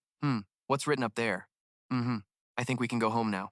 Lu Fan nodded, reached out and pressed the button. Then it's time to end this trial. The system's voice instantly rang. Out. The number of yes votes has exceeded half the current number of survivors. The vote has passed, and the national trial is now officially over. Rewards corresponding to the representatives' current accumulated points have been sent out. All representatives must collect their rewards before leaving the mystic realm. A spatial vortex appeared, spitting out an item chest. He approached the chest and bent down to inspect it, ignoring the 2 little girls playing behind him. It's finally time for the most anticipated part. A superclass mystic realm that attracted 23 nations. What could the first place reward possibly be? With the clatter of a metal lock, the item chest opened. Lu Fan was stunned by what he saw inside. It was a black belt adorned with winding golden dragon scales. He was overjoyed. This is one of a 5-piece, level 90, legendary quality set, and not only can a single piece start activating the set effect, but the belt itself also comes with a transformation skill to become the Golden Dragon King. Having all 5 pieces will grant 3 skills. If the other set pieces also have their own skills, I could completely adopt a warrior's combat style. Looking at the superior stats of the Raging Dragon Warrior, legendary quality set, strength, agility, spirit, and durability are all significantly boosted when equipped. It also has a special effect, Golden Dragon Shield, which can block attacks and mitigate Damage. Lu Fan couldn't stop grinning as he quickly examined the other items. A level 40 skill book, dragon language, magic replication. I can learn this now. With this skill, I won't need to learn all sorts of dragon language magic. I can just replicate my dragon pet's skills to easily trigger dragon language resonance with them. Moving on to the final item, he felt a bit let down. This last reward is just a lucky draw bag. No matter how I look at it, its only effect is to randomly grant 3 scrolls of rare quality or higher upon use. The notification sound for receiving. A new item from the system chimed in his ear. Lu Fan smirked. Well played. A world-class Mystic Realm reward pulling this kind of stunt. The Taichi Nation really is something else. Seeing him hold the lucky draw. Scroll bag. Xiao Ye and Xiao Kui also leaned in curiously. Whatever, here's hoping I get lucky. The 3 items he got from the blind bag quickly appeared. They were a summoning slot expansion scroll, epic quality, a level requirement upgrade enchantment scroll, epic quality, and a level requirement removal enchantment scroll, epic quality. Oh my god, this is not bad at all. These 3 scrolls, even at the Tianhua auction house, are not easy to find. He satisfyingly stored the 3 scrolls away. The summoning slot expansion scroll came at just the right time. Now I can finally hatch the dragon egg before my 3rd class advancement. Green dragon egg. The level requirement removal scroll is perfect for this belt. I won't have to wait until level 90 to obtain the power of the Golden Dragon King. No sooner said than done. He took out the 2 items to combine them. Used the level requirement removal enchantment scroll. A new information panel for the item Will of the Raging Dragon Warrior appeared. The required level dropped from 90 all the way down to 0. He then took out his sword and swung it. I can upgrade an item's quality by 1 tier, up to a maximum of legendary. I'm really curious how much a legendary item can be upgraded. I've decided to use it on my weapon. Used quality upgrade enchantment scroll. Flowing fire, meteor sword, quality legendary plus. Level requirement jumped from 30 to 40, and all its other stats increased significantly. He held the 2 pieces of equipment. After being upgraded, he closed his eyes to feel how these 2 pieces of equipment had truly elevated his power to a new level. Dragon language replication and dragon language resonance allowed him to cast spells like a dragon spellcaster, and the green dragon egg also had an incubation slot. The strength of the dragon rider advanced another level, and this ultimate grade belt granted him the abilities of a raging dragon warrior. Lu Fan's tightly shut eyes now opened, a dragon's image reflected in his pupils as a system notification chimed in. Effect activated, unsealing the remaining bloodline power, transforming into Golden Dragon King. Strength, agility, and spirit increased to level 50, while durability increased by 200. While transformed as the Golden Dragon King, the mounted state is inaccessible. After achieving his goal, Lu Fan stepped into the portal out of the secret realm, arriving at Jade City in the Tai Chi Kingdom, the arena for the national trial. The moment he stepped out, the sound of cheering and the booming voice of the MC assaulted his eardrums. Lu Fan, the first-place champion and representative of the Dragon Kingdom, has returned. From the spectator stands, a mix of curses and cheers erupted, causing him to frown slightly. The Dragon Kingdom's representative is out. Please give me an autograph. Lu Fan of the Dragon Kingdom, give us back our prince. Sob, Mr. Lu, after killing 3 people consecutively. What are your thoughts on the matter? People from the Dragon Kingdom quickly appeared to control the chaos for Lu Fan. Sheng Ming led the way, pushing through the obstructive crowd. Please make way. Lu Fan is not taking any interviews right now. Seeing Lu Fan's face, old Fei Bai grinned from ear to ear, stroking his long beard and laughing heartily. Our Dragon Kingdom's hero has returned victorious. Vice Prin, Sipil Zhaohun. I've returned. Lu Fan gave a slight nod as a greeting. Fei Bai immediately grabbed his hand. Congratulations on taking first place in this year's national trial. Before, we only asked you to secure a spot in the top 3. We never expected you to give us such a massive surprise. Sheng Ming, standing behind him, agreed. You've worked hard, Lu Fan. Your performance over the past half-month has been absolutely outstanding. Not just first place, but first place with an overwhelming lead. Suddenly feeling something cold in his palm, he looked down in confusion. This is... Haha, Tu Xing upgraded your medal to silver, but now I'm absolutely certain you deserve a gold one. Hearing the old man's words, he thought about the gold medal. I remember my comrades from the Griffin Corps once said there were a total of 8 gold medal holders. It's a military merit medal. Old Lu only became a captain after getting a bronze medal, and above that is the silver medal, a gold medal. Our Griffin Corps only has 8 gold medal holders. Lord 2 isn't stationed at the barracks, and those 8 are no joke. Old Fei Bai chuckled. Starting today, you are the 9th, and also the youngest gold medal holder. With this gold medal, you'll have status. In the entire Dragon Kingdom, only the 3 elders and Tu Xing will be your superiors, Sheng Ming added. This gold medal in the Dragon Kingdom is equivalent to the status of a national guardian hero in the Tai Chi Kingdom. You're highly regarded by the Griffin Corps and also by Old Han. Lu Fan, you kid, you're on the fast track to the top. Being held in such high regard by two of the Dragon Kingdom's key figures, Lu Fan scratched his head in embarrassment. I don't deserve such praise. Thank you, Old Han, for thinking so highly of me. This year's national trial officially ends here. Kim Jae-on stepped onto the podium to announce, "Congratulations to the representatives who survived the secret realm. I will now announce the final results of this national trial. The first place winner of this trial is Lu Fan from the Dragon Kingdom delegation with 8,043,694 accumulation points, making up 91.8% of the total. The second place winner is Representative Andrea of the Snow Kingdom with 725,629 points, accounting for 6%. Third place goes to the True Fire Kingdom." Hearing Kim Jae-on announce these achievements, Old Fei Bai couldn't stop grinning. Haha, to think he not only won first place but also took over 90% of the total accumulation points. The younger generation is truly something to behold. You flatter me, Old Han. This result was within my own expectations. Hearing his confident reply, the old man no longer wished to stay in this noisy place any longer. Sigh, this old man is tired and can't keep standing. I'm going to head back and rest. You all should get some rest soon, too. Take care, Old Han. Suddenly remembering something, he paused and said, "Oh, right. We can return to the Dragon Kingdom tomorrow. Early tomorrow morning, there's a national-level reward that the three elders have specially prepared just for you, so don't you forget it." Haha, hearing the old man's reminder, he was a little stunned. He looked over at Sheng Ming, the three elders. A national-level reward? To his surprise, Sheng Ming looked just as baffled as he was. Lu Fan, oh Lu Fan, you've really hit the jackpot this time, kid. In the hotel room, Lu Fan held up the Griffin Corps' gold military merit medal to admire it. The 9th gold medal, huh? He lay back on the soft mattress, smugly crossing his legs. Starting today, my status is second only to Senior 2. According to Vice Principal Zhao, I can even make Director Feng kneel before me and admit his mistakes.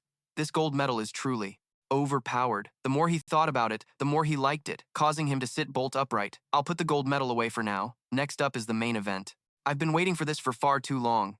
He raised his hand, and a scroll immediately appeared. A system notification rang out. You have used the summoning slot deployment scroll. I can finally unlock the green dragon egg. The golden light faded, replaced by the egg appearing on the floor. Excellent. Everyone, get ready to welcome a new member. Hearing his words, all three of his dragon pets gathered around, curiously staring at the green egg. Without wasting another moment, he used the dragon taming art on the egg. Cracks quickly appeared on its surface, and bolts of lightning suddenly shot out. This forced him and the three mini-dragons to take a step back. It was a level 1 blue dragon with the skills Thunderous Roar, Heavenly Punishment, Tribulation, Source of Lightning, and Blue Dragon Bloodline. After reading its stats, his jaw dropped as he watched the little dragon diligently eating its eggshell. This is a male dragon, Lu Fan cheered excitedly. This is awesome.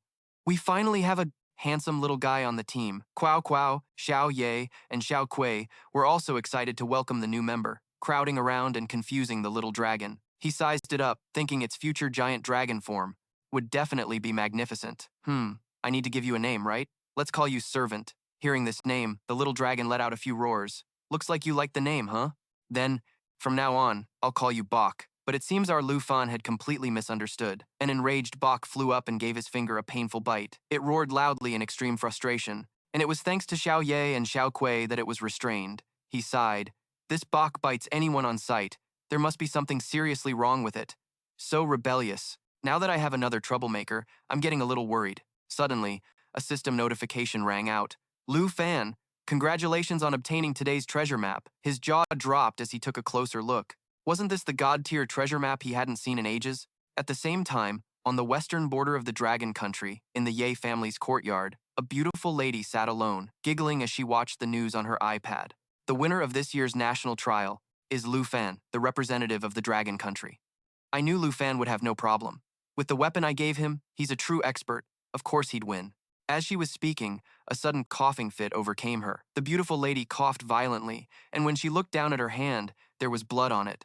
A trickle of blood ran from the corner of her mouth. The beautiful lady gazed into the distance with sorrowful eyes. The royal family. Their methods are quite vicious. Suddenly, the sound of hurried footsteps echoed from outside the courtyard. Miss Ye, this is bad. The people from the royal family are here again. Hearing the servant's report, She took a handkerchief to wipe the blood from her hand, her tone filled with extreme displeasure. Here again? What do they want? They're still after Cloudwater Mountain. She angrily clenched the handkerchief in her hand. Cloudwater Mountain has been with our Ye family for nearly 100 years. The royal family keeps coming back to contest our rights. They're clearly just looking for an excuse to take over the Ye family. The servant replied, They are taking advantage of our leaderless Ye family. They've already seized so many of our resources, and now they're using the excuse of settling old debts to keep hounding us. She sighed and stood up. For better or worse, we are a noble family of the western border, yet they stoop to such things. What about the Long family? Has there been any news from them after all this time? The Long family still hasn't replied. Miss. Hearing this, the beautiful lady slammed her hand on the table in fury. Ungrateful wretches, all of them. Overcome with emotion, her suppressed cough returned, and with each hack, blood welled up in her throat, alarming the servant. Miss Ye, please calm down and take care of yourself. I'm fine. Take me to see the people from the royal family. She gritted her teeth.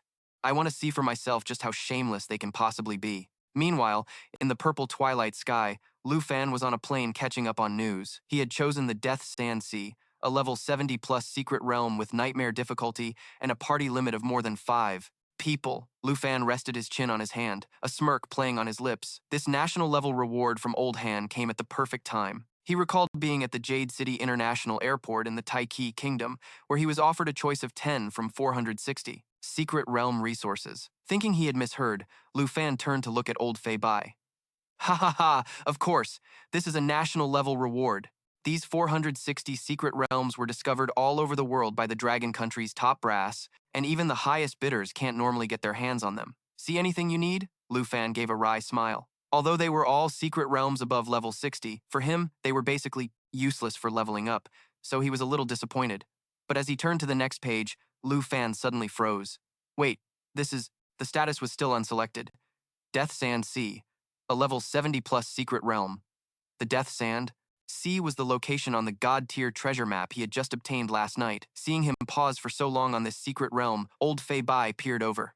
Found something you want? Old Han? I want this Death Sand Sea. I don't need the rest. Hearing this, the old man laughed heartily. Ha ha ha, you have a good eye. But as for this secret realm's border, I'll have Vice Principal Zhao send some people to scout it out and set up a teleportation point for you. That would be perfect. He didn't hesitate to accept. Thank you, old Han. I'll just be returning to the Dragon Country a bit late, as I have a prior arrangement with Andrea, and it's hard to turn him down. Haha, no problem. I'll head back first then. As for the other 9 choices, I'll have Vice Principal Zhao let you pick some high-experience secret realms. Lost in his memories, a hand suddenly landed on his shoulder. It was Sheng Ming. He joked, Mr. Champion, it's time to get off the plane. Lu Fan smiled and glanced out the window, but his smile suddenly froze when he saw the massive crowd outside. Ah, okay, it's certainly lively out there. On the airport tarmac, Lu Fan descended the stairs one step at a time. Immediately, cheers and congratulations erupted from the crowd, warmly welcoming the Dragon Country's representative. Victory for Lu Fan. Lu Fan is so handsome. Woo! Oh my god, look at him, he's smiling. Noticing Lu Fan's awkwardness, Sheng Ming immediately turned to help. I guess you're not used to scenes like this. How about I take you back to the academy? Vice Principal Zhao, stop joking with me. Just hurry up and take me back. Half an hour later, at Longdu Academy, Lu Fan breathed a sigh of relief. It was finally quiet again, back on the familiar campus. This situation would definitely last for another 10 to 15 days. Thang Min, walking beside him, offered some advice. You should just skip school for a while, get some proper rest, and once the teleportation gate to the Death Sand Sea is built, I'll come get you. Little Fan. Suddenly, a clear voice called out his name. Lu Fan looked up. It was Han Ke, his little auntie. Behind her were Qin Chu, Xiao Man, and Jian Ying, holding a banner to welcome Lu Fan. You're finally back. Welcome back, champion. Seeing this, Lu Fan shouted in embarrassment. Why are you guys doing this too? Han Ke was so happy she was moved to tears. Little Fan, you really made your little auntie worry so much. Every day. I was watching the live stream. So many people wanted to kill you. All right, little auntie. Didn't I come back safe and sound? He quickly comforted her, seeing his little auntie's concern for him.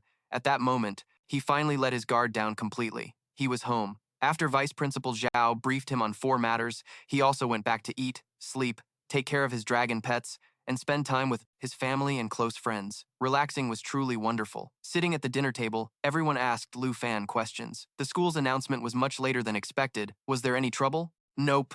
I met. a brother from the Snow Nation, and before I left, he invited me to a banquet. Little Fan is becoming a bad boy, already starting to drink. Chin Chu giggled upon hearing Han Kei scolding Lu Fan. Sister Han, you're overreacting. On the contrary, Xiao Man disagreed. It's not an overreaction. People from the Snow Nation drink like there's no tomorrow. Looking at the peaceful scene of them eating and chatting, and being able to eat food cooked by his little auntie, the fatigue from his journey vanished without a trace. He glanced through the window, wondering how his senior was doing now, and if she knew he had won first. Place yet? Night began to fall, in a towering skyscraper. Is everything you said true? In the guest hall of the Tai Te Nation's Golden Axe Society, a man named Zai An was bowing respectfully to the person before him. Absolutely correct. A spy at the Golden Jade City airport learned that Lu Fan will be heading to the secret realm of the Death Sand Sea. The other man rested his hands on the table. The Death Sand Sea is the forest of divine bones, the border between our nation and the Dragon Nation. I have already ordered the God-Slaying Legion and the Green God Legion to station their troops there. Wah, what?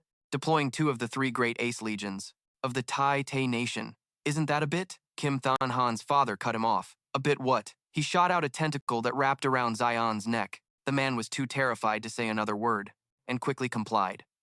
Not at all. This subordinate will follow your orders. Hearing what he wanted, Kim Than Han's father released him. To avenge my son, using the strength of the entire nation is not an exaggeration. Gasp. Yes, that's right. He gritted his teeth, his killing intent flaring. Let the legions in the secret realm annihilate him. I want our 4 national guardian heroes to kill Lu Fan together. A few days later, in the morning, at the entrance to the Death Sand Sea dungeon, located at Yangshen-gu on the border of the Dragon Nation and the Tai Te Nation, a teleportation gate had been set up and was guarded by soldiers. Strictly, a foot stepped out from the gate. It was Lu Fan's team. Xiao Man looked around excitedly and shouted, I really can't believe it, that one day I would become the first challenger of a national-level dungeon. This is so awesome. If we weren't classmates with Lu Fan, we would never have gotten this chance. I wonder if there are any suitable cooking ingredients here, or I wonder? In contrast to the 4 girls who were excitedly chattering away, he remained seriously on guard. The Sea of Death. I'll be able to see my 5th dragon very soon.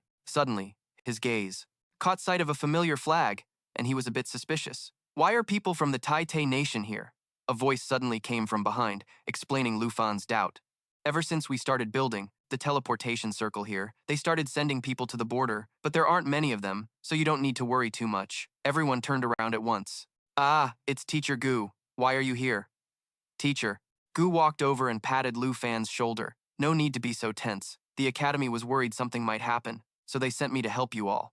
If you run into any problems here, you can find me anytime. He nodded. The academy is always so thoughtful. Han Kei, standing beside him, said gratefully, Thank you for taking such good care of our little fan. Seeing this, Xiao Man pouted, This is so frustrating. This must be the special privilege of being a top student, right? Keep your voice down. Teacher Gu smiled. Follow me. I'll take you all to the dungeon entrance. Everyone shuffled into a line and followed her. Stopping in front of the entrance, Teacher Gu turned to look at him. Now is the time to enjoy your reward, Lu Fan. He smiled, nodded, and stepped into the Death Sand Sea dungeon. They ran into an obstacle right after entering. Tisk! I didn't expect this dungeon to have guardians. Xiao Men, who was standing in the back, eagerly stepped forward. You don't have to lift a finger. We'll take care of this monster. Are you sure? Lu Fan glanced at the monster's information panel that appeared. Tyrant's Skull Follower, Elite Rank, Level 65, Skill, Netherbone Slash. Xiao Man and Qin Chu confidently stepped forward. Of course, don't think you're the only one who's improved in the past 2 months. Just watch. Immediately, Xiao Man used Water Split, flicking her blade to create 4 water lotuses that locked onto the target, attacking the designated target. Sword Shadow also instinctively teleported behind the skull. Xiao Song slashed with his Water Frost sword, instantly freezing it in place. Qin Chu refused to be outdone. She immediately activated Star Brilliance Annihilation. A beam of radiant light shot from the tip of her scepter straight at the skull Xiao Song was targeting. This skill caused it to burn every second, taking continuous light attribute damage. Over time, seeing the 3 girls coordinating so perfectly, Lu Fan couldn't help but praise them as he launched a continuous assault. Excellent. Everyone knows the power gap between them and me is growing, so they're all trying their best to level up and improve their strength so they don't hold me back. That's why, for the past 2 months, they've all been training harder every single day. After finishing off the target, the 3 girls ran over to show off.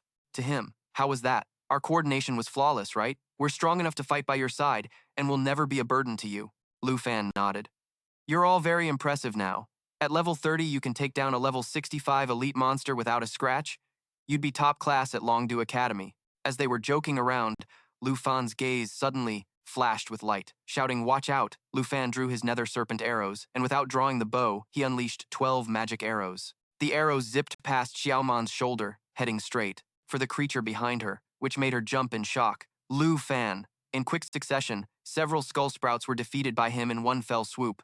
Witnessing his power, the girls stood with their mouths agape in just a blink of an eye. He had wiped out 8 elite monsters. Is this the gap in power between us? He lowered his bow with a smile. I can't let them harm the people who are important to me, and he can still smile. After that, it feels like we just made a fool of ourselves. Han Ke noticed the awkward atmosphere and quickly changed the subject. Oh, right, Xiao Fan. Where are your dragons? Let them out, so we can all level up together. At the mention of dragons, he chuckled and scratched his head. Actually, I recently acquired a new dragon, but its temperament isn't very good. Hearing him say that, the girls were astonished. No way, you have 4 dragons now? With you by our side, we're not scared of anything. Hurry and summon your new friend so your little auntie can see. Urged by everyone, Lu Fan relented and decided to summon it. Oh well, if Ah Bao really causes a scene, I can just unsummon it. The moment he summoned Ah Bao, lightning began to rain down from the sky. The girls scrambled to dodge the bolts. Xiao Man stared in awe at the newly appeared dragon. Does its entrance always have to be this dramatic? It's so majestic. Sword Shadow nodded in agreement. Such powerful magical energy. Lu Fan watched the grand scale of Ah Bao's entrance, the corner of his mouth twitching. Can't we be a little more low-key? Ah Bao, the moment it appeared, Ah Bao used Thunderous Roar. A massive lightning bolt struck down from the sky where it hovered. The resulting shockwave created a storm zone that caused the swarm of skull sprouts to become paralyzed. Feeling the tingling electric current course through him, Lu Fan looked up at the dragon. Could this be it? He gathered energy in his hand as the lightning intensified. Roar of the Azure Dragon King. Lu Fan shouted, mercilessly commanding Ah Bao's skill to strike the horde of monsters, directly unleashing a thunderous shockwave forward. This formed a dragon language resonance, which enhanced the power of the dragon language magic for both the dragon rider and the dragon pet by 100%, completely obliterating the monsters. As the skill ended, a system notification rang out. Azure Dragon has reached level 2. Just as I thought, Ah Bao's skill is Roar of the Azure Dragon King, and using it at the same time triggers the dragon language resonance. Because that last attack was so massive, all the surrounding monsters were completely annihilated. The system's monotone voice chimed in again. Map fragment of the Tyrant's retreat route. Dungeon quest. Collect the map fragments and reassemble the map of the Tyrant's retreat route. Find the Tyrant's treasure. Current progress, 1 out of 500. Looking at the map fragment in Lu Fan's hand, Han Ke asked curiously, the quest wants us to find the Tyrant's treasure? A map fragment. Of the Tyrant's retreat route? A quest item? Sword Shadow glanced at it and said, in other words, if we collect all 500 fragments, we can piece together the Tyrant's retreat map and find his treasure. Xiao Man's jaw dropped when she heard that. 500 fragments? That's a ton. Lu Fan frowned at the notification panel. Han Ki and Qin Qiu also leaned in to read the dungeon quest. Collect the map fragments, reassemble the map of the Tyrant's retreat route and find the Tyrant's treasure. Current progress, 1 of 500. Xiao Man brandished her sword excitedly and said, then what are we waiting for? Let's tear this desert apart. Lu Fan was a bit speechless. He didn't know what to say, so he just had to warn her. Calm down. This whole place is sand. We don't know what's lurking underneath. It's easy to fall into a trap. Han Ke curiously came up behind him and asked, Xiao Fan, do you have a plan? In response, Lu Fan raised his hand and summoned Xiao Fei. Yep, of course. We'll send someone to scout the path first. Xiao Fei flapped her wings and flew high. Natural assimilation. Summon twin fallen corpse holy dragons. The fallen corpse holy dragon's level is equal to the user's. Level 35 Fallen Corpse, Holy Dragon, Skill, Demonic Dragon's Breath. Demonic Dragon's Breath unleashes a torrent of dragon breath at the target, dealing magic damage. Any target killed by this breath is resurrected as a demonic dragon puppet to fight on our side. Demonic Dragon Assault. It armors itself in fallen corpse demonic energy, surrounds its body, and then suddenly charges the target, dealing damage. It also nullifies 99% of incoming damage and guarantees to reflect all of it back. Skill effects obtained. Holy Light Illumination. The demon dragon unleashes the power of the holy mountain to create a holy aura, increasing the main attributes of all allies within a 100-meter radius by 30% and per second, regenerating 1% of their maximum health. Gate of Holy Light. The demon dragon unleashes the power of the holy mountain, opening a gate of holy light to teleport itself and all fallen corpse puppets to a target location. This skill has no restrictions on distance, area, magic formations, or planes. Dragon Language Unsealed. Unlocks dragon language magic, the demon dragon's breath will be replaced by dragon language magic. Demon dragon's forbidden spell, the demon dragon. Assault will be replaced by dragon language magic. Doomsday descends. Manipulate fallen corpse puppets, can manipulate and transform fallen corpse puppets, and can be summoned or recalled at will. When a puppet dies, the fallen corpse energy will return to the holy fallen dragon, and the demon dragon bloodline reduces all damage received by 75%. The twin holy fallen dragon flaps its wings and roars, Roar! Manipulate fallen corpse puppets. Can manipulate and transform fallen corpse puppets, and can be summoned or recalled at will. When a puppet dies, the fallen corpse energy will return to the holy fallen dragon. The fallen heavenly demon soldiers are teleported into the dungeon. Level 75, Fallen Heavenly Demon Soldier. Corpse Tide, for each earth corpse nearby, increases the defense of all fallen corpses by 25%. Born from death, each time it receives non-lethal damage, its defense increases by 25%. Of despair. Each attack from an earth corpse will deal an additional 1 to 2 instances of damage. The additional damage depends on the current defense stat. Xiao Man and the others stand aside. To watch, the sight of thousands of heavenly demon soldiers suddenly appearing before her eyes startles her into exclaiming, "This isn't a dream, is it? He actually brought those puppets out of the dungeon." Qin Chu, holding her scepter, steps back and stammers, It feels so terrifying." Sword Shadow is also utterly astonished. She asks curiously, "How did you do that?" Xiao Fei lands next to Lu Fan, and only then does he turn to explain to everyone, "The holy fallen dragon can open the gate of holy light, teleporting itself and all fallen corpse puppets to a target location without any restrictions on distance, area, magic formations, or planes." Sword Shadow's eyes widen in shock. This skill is even more formidable than a necromancer's. Xiao Man points into the distance and asks, "Does that mean you can also bring out the Nine Realms demon too?" Lu Fan, with a hint of pride, smiles and replies, "How could I leave behind such a useful minion?" As soon as he finishes speaking, the Nine Realms demon appears. It opens its mouth wide and lets out a massive roar, Roar. The unbelievably powerful roar sweeps over Xiao Man's group, startling them and making them take a few steps back. Lu Fan says with a grin, "The task of clearing the path, just leave it to them." Scene change. Lu Fan's party, led by the Nine Realms demon, smoothly advances deeper inside. Along the way, many elite monsters and minions appear. For instance, right now, a skeleton is fighting with the heavenly demon soldiers. Skeleton follower of the Stormlord, level 65, elite monster. Experience points 10,260, Nether Bone Slash. The skeleton warrior swings the giant sword in its hand, infusing it with death energy, dealing physical damage equal to 150% of its attack power to the enemy, while also applying a corrosion effect. Behind the skeleton is a giant desert spider, and together they brazenly sweep through the heavenly demon soldier. Vanguard. The desert spider uses its mandibles to grab a heavenly demon soldier and lift it up, the dozens of eyes on its head blinking incessantly. Desert Spider, level 70, elite monster. Experience points, 11,750. Poisonous spike attack. The desert spider leaps forward at super high speed, stabbing its sharp poisonous spikes into the enemy, dealing physical damage equal to 120% of its attack power, while also applying a continuous poison effect, causing the enemy to lose 30% of their health per second for the next 5 seconds. At this moment, the Nine Realms demon rushes forward. It gathers momentum and leaps high. As swirling whirlwinds sweep past one after another, the Nine Realms demon opens its mouth wide and roars ferociously, "Roar! Roar! Roar!" It slams its mace straight down onto the ground, the shockwave sending the skeleton minions flying. A bolt of lightning flashes across the sky. It's a bow. It flies up and lands on the heads of the desert spider and the skeleton without them even noticing. A bow opens its mouth and roars, "Roar!" With it as the epicenter, a barrage of lightning strikes the ground. Thunderous roar. Roaring towards the target area, a shockwave of lightning descends, forming a storm zone, creating a massive amount of lightning that damages and causes enemies within the storm zone to enter a state of paralysis. Even for elite monsters, they can't withstand being under this massive lightning zone. They cry out in pain incessantly, "Grr, grr, grr, grr." As witnesses, Xiao Man's mouth twitches. Unbelievable. And here I was happy with my training results from the past 2 months. He can just casually clear a dungeon. This is just impossible. In this world, Sword Shadow was left completely speechless. After the skeleton and the desert spider were defeated, a large chest appeared on the ground. Lu Fan approached it and opened it up to check. "Congratulations, host. The coordinates here match the coordinates of the God-tier treasure map. Treasure map successfully used." He is a bit surprised when he takes out the first item. So it's not a dragon egg. Will of the Raging Dragon Warrior. Level requirement 90. Class requirement, Dragon Blood Warrior, Raging Dragon Warrior, Dragon Rider Knight. Agility plus 840. Spirit plus 3,187. Strength plus 1,081. Endurance plus 1,248.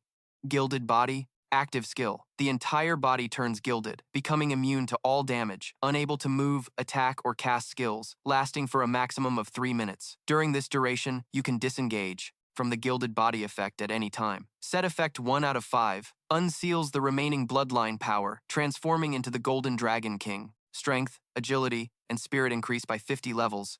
Endurance is upgraded. At level 200, during the Golden Dragon King transformation, I can't enter the third of 5 stages, but it will further unseal the remaining bloodline power, and during the transformation, I will obtain the Wings of Judgment and Raging Blood skills. At 5 out of 5 stages, the power of the Golden Dragon King will be completely unsealed. During the transformation, I will obtain the Supreme Shield skill. Lu Fan's eyes lit up, and he unconsciously blurted out, "This must be the next item." He grinned widely, thinking, "Awesome, I got it without having to level up. I can use it to fight right away." Crafting blueprint for the Contract of the Shadow Dragon King, a legendary grade special item. After use, it can be used to craft the special item, the Shadow Dragon King's Contract. The contract can summon the Shadow Dragon King, the Black Blade, to fight for the user. The duration is 1 hour, and the contract has 3 uses. The level of the Shadow Dragon King, the Black Blade, is the same as the user's. Materials required are Cosmos Stones, Ancient God Crystals, no more than 300 units of Shadow Island's breath, and no more than 50 units of Shadow Spring water. Lu Fan clenched his fist and exclaimed, "This is truly a divine artifact." Xiao Fei, transformed into her primal dragon form, Lu Fan calculated in his mind, "If I have Xiao Fei use natural assimilation to consume the contract, it could become a permanent skill, just like with the fallen holy dragon. A permanent summon, no different from having a dragon egg." Just then, a notification appeared on the system panel. Lu Fan stared intently. Mission completed. Collected 500 out of 500 fragments. Do you wish to combine them into the map of the Tyrant's retreat route? Yes? No? Jade Dragon's level has increased to 36. He laughed with delight and pressed, "Yes! I can't believe I finished it so quickly." The system confirmed, and the scene changed.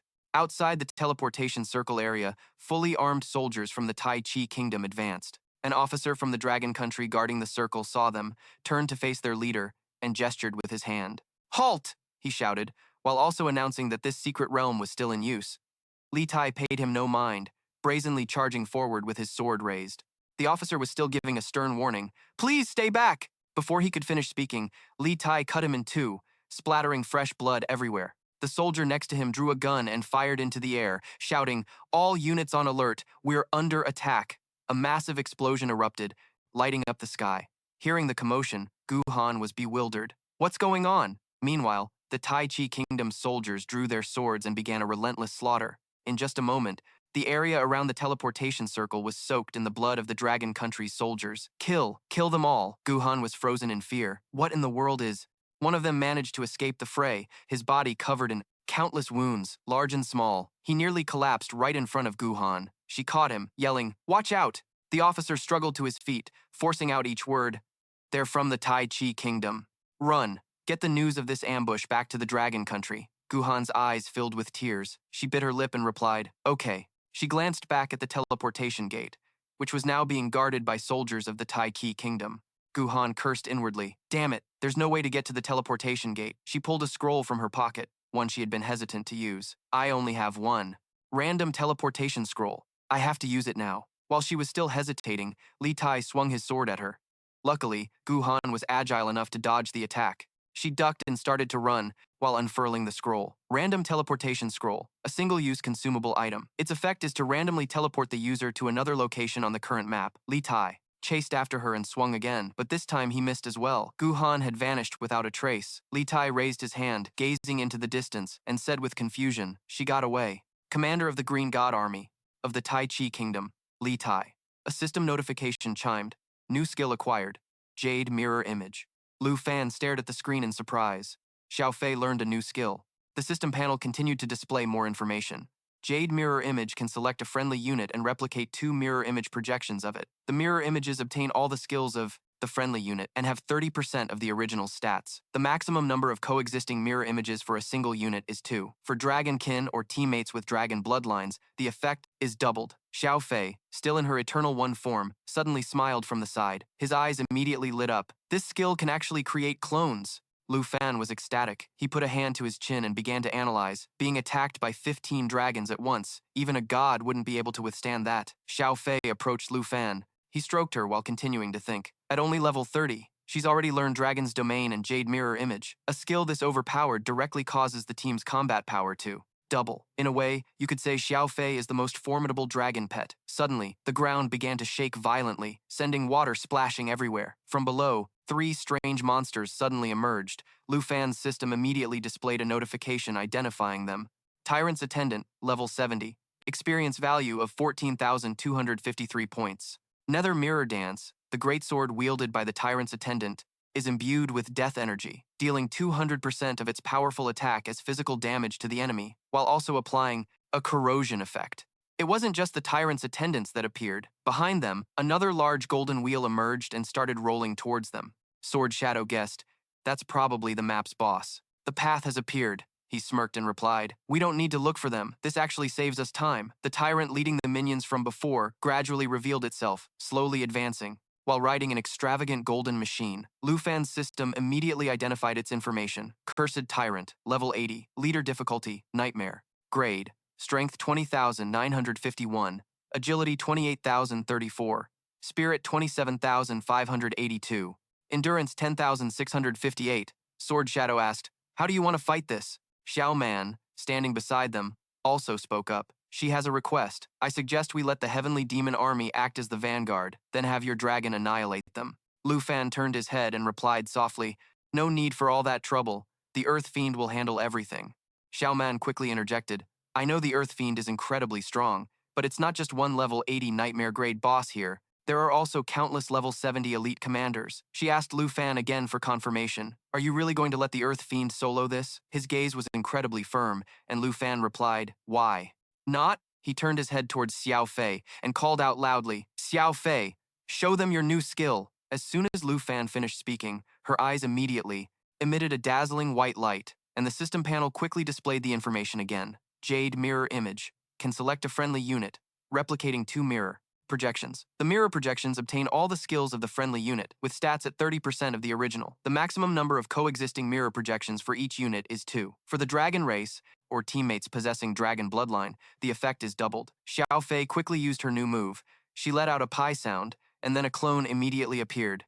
"Fully formed," she exclaimed in astonishment. "A cloning technique?" It didn't stop there. Xiao Fei's first clone then created another one. Xiao Man's eyes widened in disbelief. It can actually form 2 clones? If all 9 summons are brought out, wouldn't that make it 27? The cloning process quickly completed, and Xiao Fei's 2 copies let out a resounding roar. Qin Qiu stood to the side, her jaw dropped, and she praised in awe.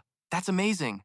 Han Kei, right next to her, added, "Xiao Fei's new skill is just insane." The Cursed Tyrant suddenly laughed loudly. Hehehehe. It unleashed a skill called Abyss of Sand's Raging Vortex, creating a quicksand vortex and a sandstorm in a designated area. Within the range, enemies take corrosive sand damage every second, equal to 120% of attack power plus 1.5% of their maximum health.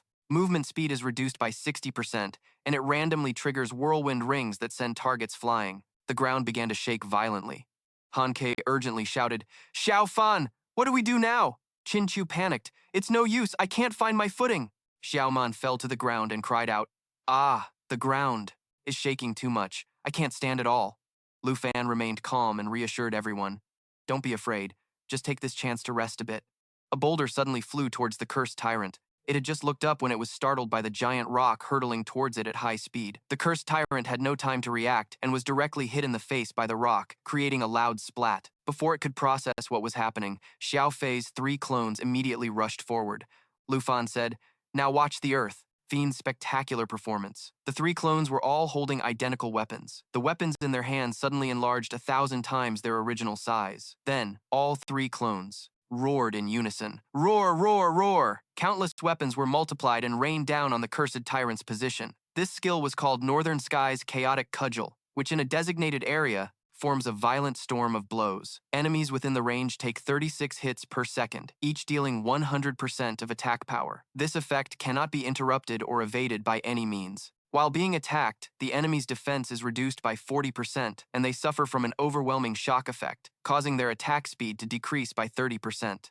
The cursed tyrant was quickly sent flying by their attack. The tyrant's minions were terrified, but they were also sent flying shortly after. In just a short time, the cursed tyrant and its minions were all wiped out. Now, only a large crater remained at the scene. He walked over to observe and scoffed. It really can't take a hit. Sword Shadow could only give a helpless smile. As expected, after every shock, you always bring me a new surprise. Xiao Man also approached with a bewildered look. Is it over already? I didn't even get a clear look. The system's sound rang out again. Rewards for the Sea of Death Sand dungeon. A chest suddenly appeared in front of the three of them. Lu Fan approached curiously. What will the system reward us with this time? The system continued to announce. Lu Fan's level has increased to 42. After he opened the chest, countless rare items immediately appeared. The system announced the information for the first item. Level Removal Enchantment Scroll, Quality. Legendary, consumable item. Effect. Removes the level requirement of a target item or piece of equipment. Lu Fan thought excitedly. A level removal scroll. I got exactly what I wished for. This will save me a huge amount of expense, won't it? Next, the system displayed the information for the second item. Searching Paper Man. A special item that after being used, it can be used to get a prompt indicating the enemy's position, can only be used by a specialized class, and has only 3 uses. He smirked. A great item for Zhao Fei to slot in. Removing the usage limit makes it an indispensable item for traveling and raiding. Next, the third item appeared. A cooking recipe for flying sesame brittle. It comes with a cook's introduction. After using it, you can master the method of making flying sesame brittle. After consumption, you can gain an extraordinary flying ability that lasts for 2 hours. Next is the fourth item, the God Step, a platinum-grade item requiring level 30, with plus 101 strength and plus 374 agility. Special effect. The user will gain extremely high movement speed for a short period. It enhances evasion ability, and after each successful dodge, the user can recover a certain amount of their health. And the final item among them is the Title Ring, a platinum-grade item requiring level 30, a forged weapon with plus 216 strength and plus 198 agility. Special effect. The user can summon a shield made of water elements for a short time. It blocks enemy attacks, and the shield can not only absorb physical damage, but also inflict elemental damage to enemies on contact.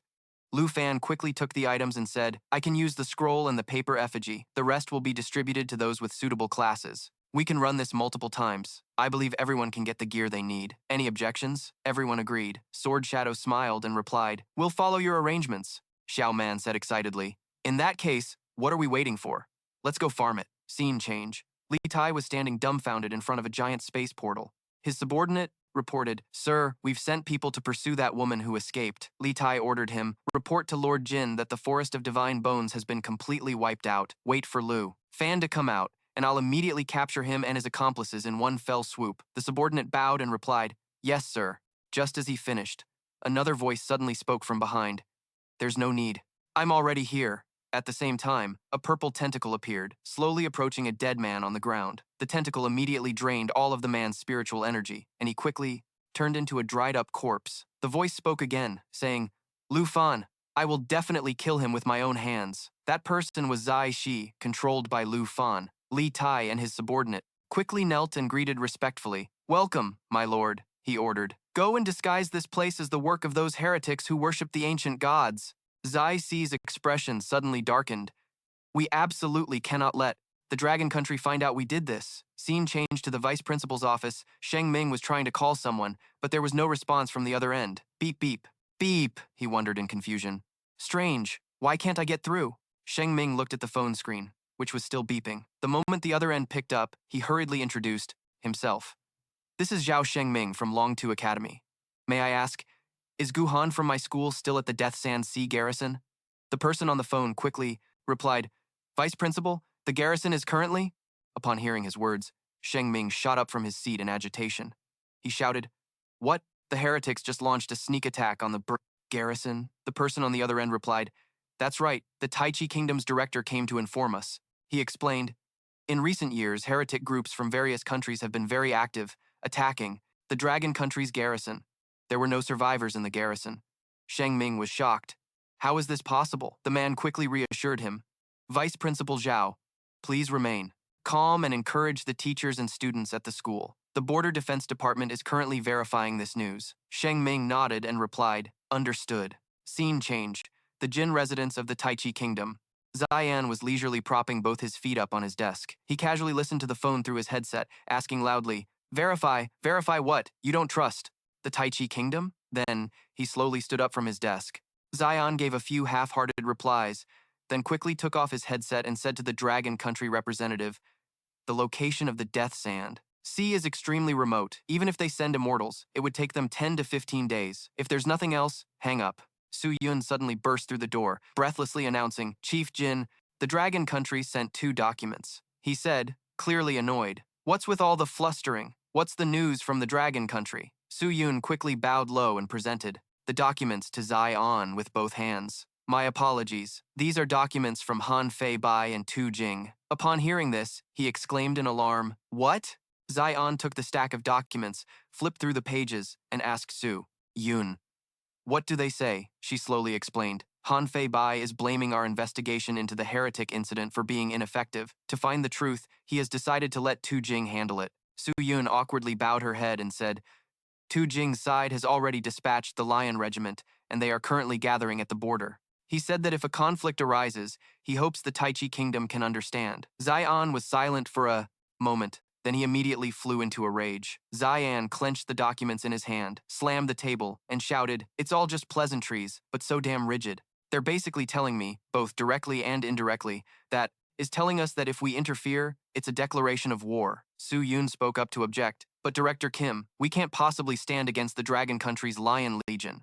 Taean was extremely stubborn, refusing to listen to her, insisting that Lord Kim Taeyeon's plan must not be hindered under any circumstances. Go give the order to Li Tae of the Green God Corps, have him deliver the news to the national heroes, and at the same time, dispatch the God-slaying corps to the border to delay the Lion Legion. Taean believed that as long as they stalled long enough to kill Lu Fan, there would be no one left to testify. The Dragon Country could only investigate the heretics, having no evidence to declare war on us. Su Yun bowed her head and replied, understood. Taeyeon's expression was a bit grim. The matter of killing Lu Fan absolutely could not have any complications. Scene change. Xiao Man sighed wearily. Clearing dungeons is so exhausting. Let's eat something delicious and get some sleep. Qin Chu replied helplessly. Tomorrow, we'll have to rely on Lu Fan again. He could only laugh helplessly before replying, ha ha.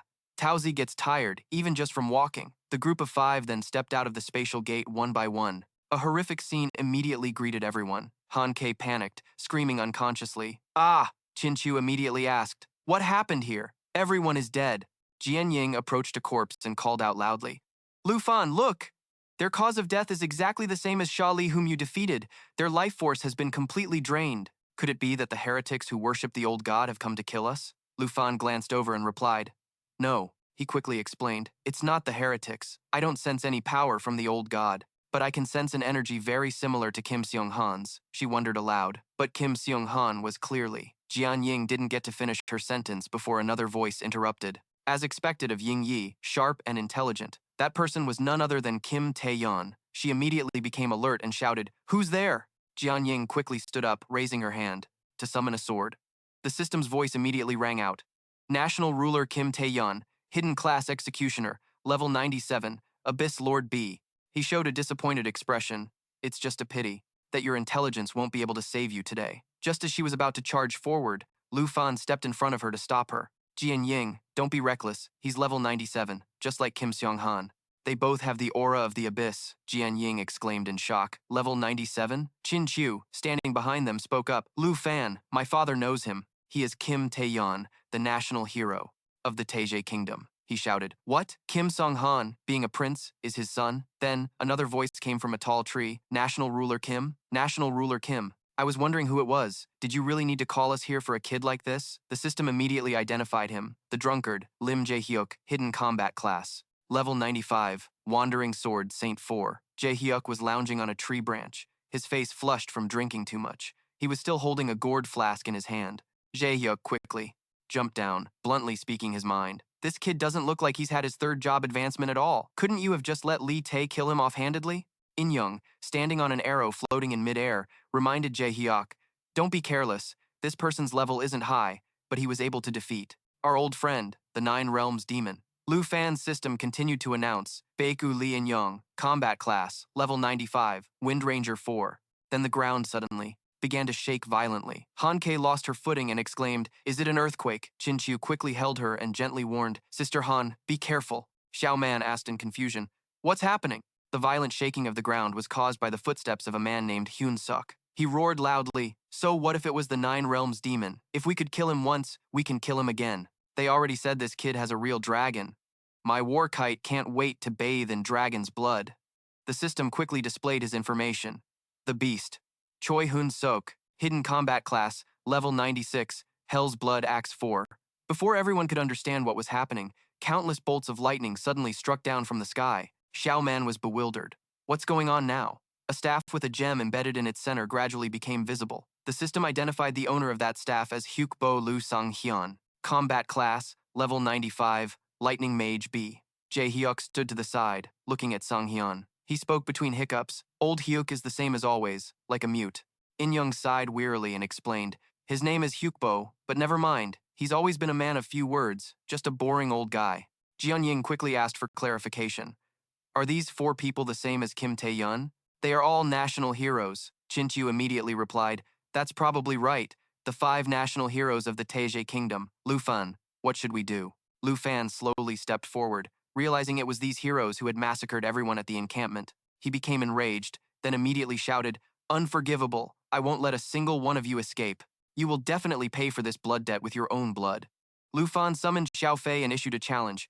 "Come on, national heroes. Kill me, or you'll be buried with these innocent dead." Han Ka, seeing this from behind, quickly spoke up to stop him. "Xiao Fan, they are all masters above level 90, Lu Fan whispered, instructing Sword Shadow, Chin Chiu, protect little Ant well. He observed the 5 of them and suddenly exclaimed, "I get it." The woman standing next to him was confused. "Huh? Chi," he roared in fury, shouting, "You insolent brat who doesn't know your place." He quickly drew his sword and shot like an arrow towards Lu Fan. "Pay for my son's life. Die." At the same time, Ren Ying and Zai Shi also made their moves to support Chi He. Shun Shuo growled fiercely. "Die." The man didn't hesitate, throwing an extremely powerful punch, but luckily, Lu Fan and Xiao Fei managed to dodge in time. At the same moment, Ren Ying drew her bow and aimed straight at Lu Fan. Facing this situation, he told Xiao Fei with a serious face to get ready. The system screen displayed the Jade Dragon, changing into its eternal form, Jade Dragon Bloodline. All skill effects are upgraded against the Dragon Tribe, and those with a shared bloodline grants immunity to all debuffs, and its self-regeneration ability increases by 5,000%.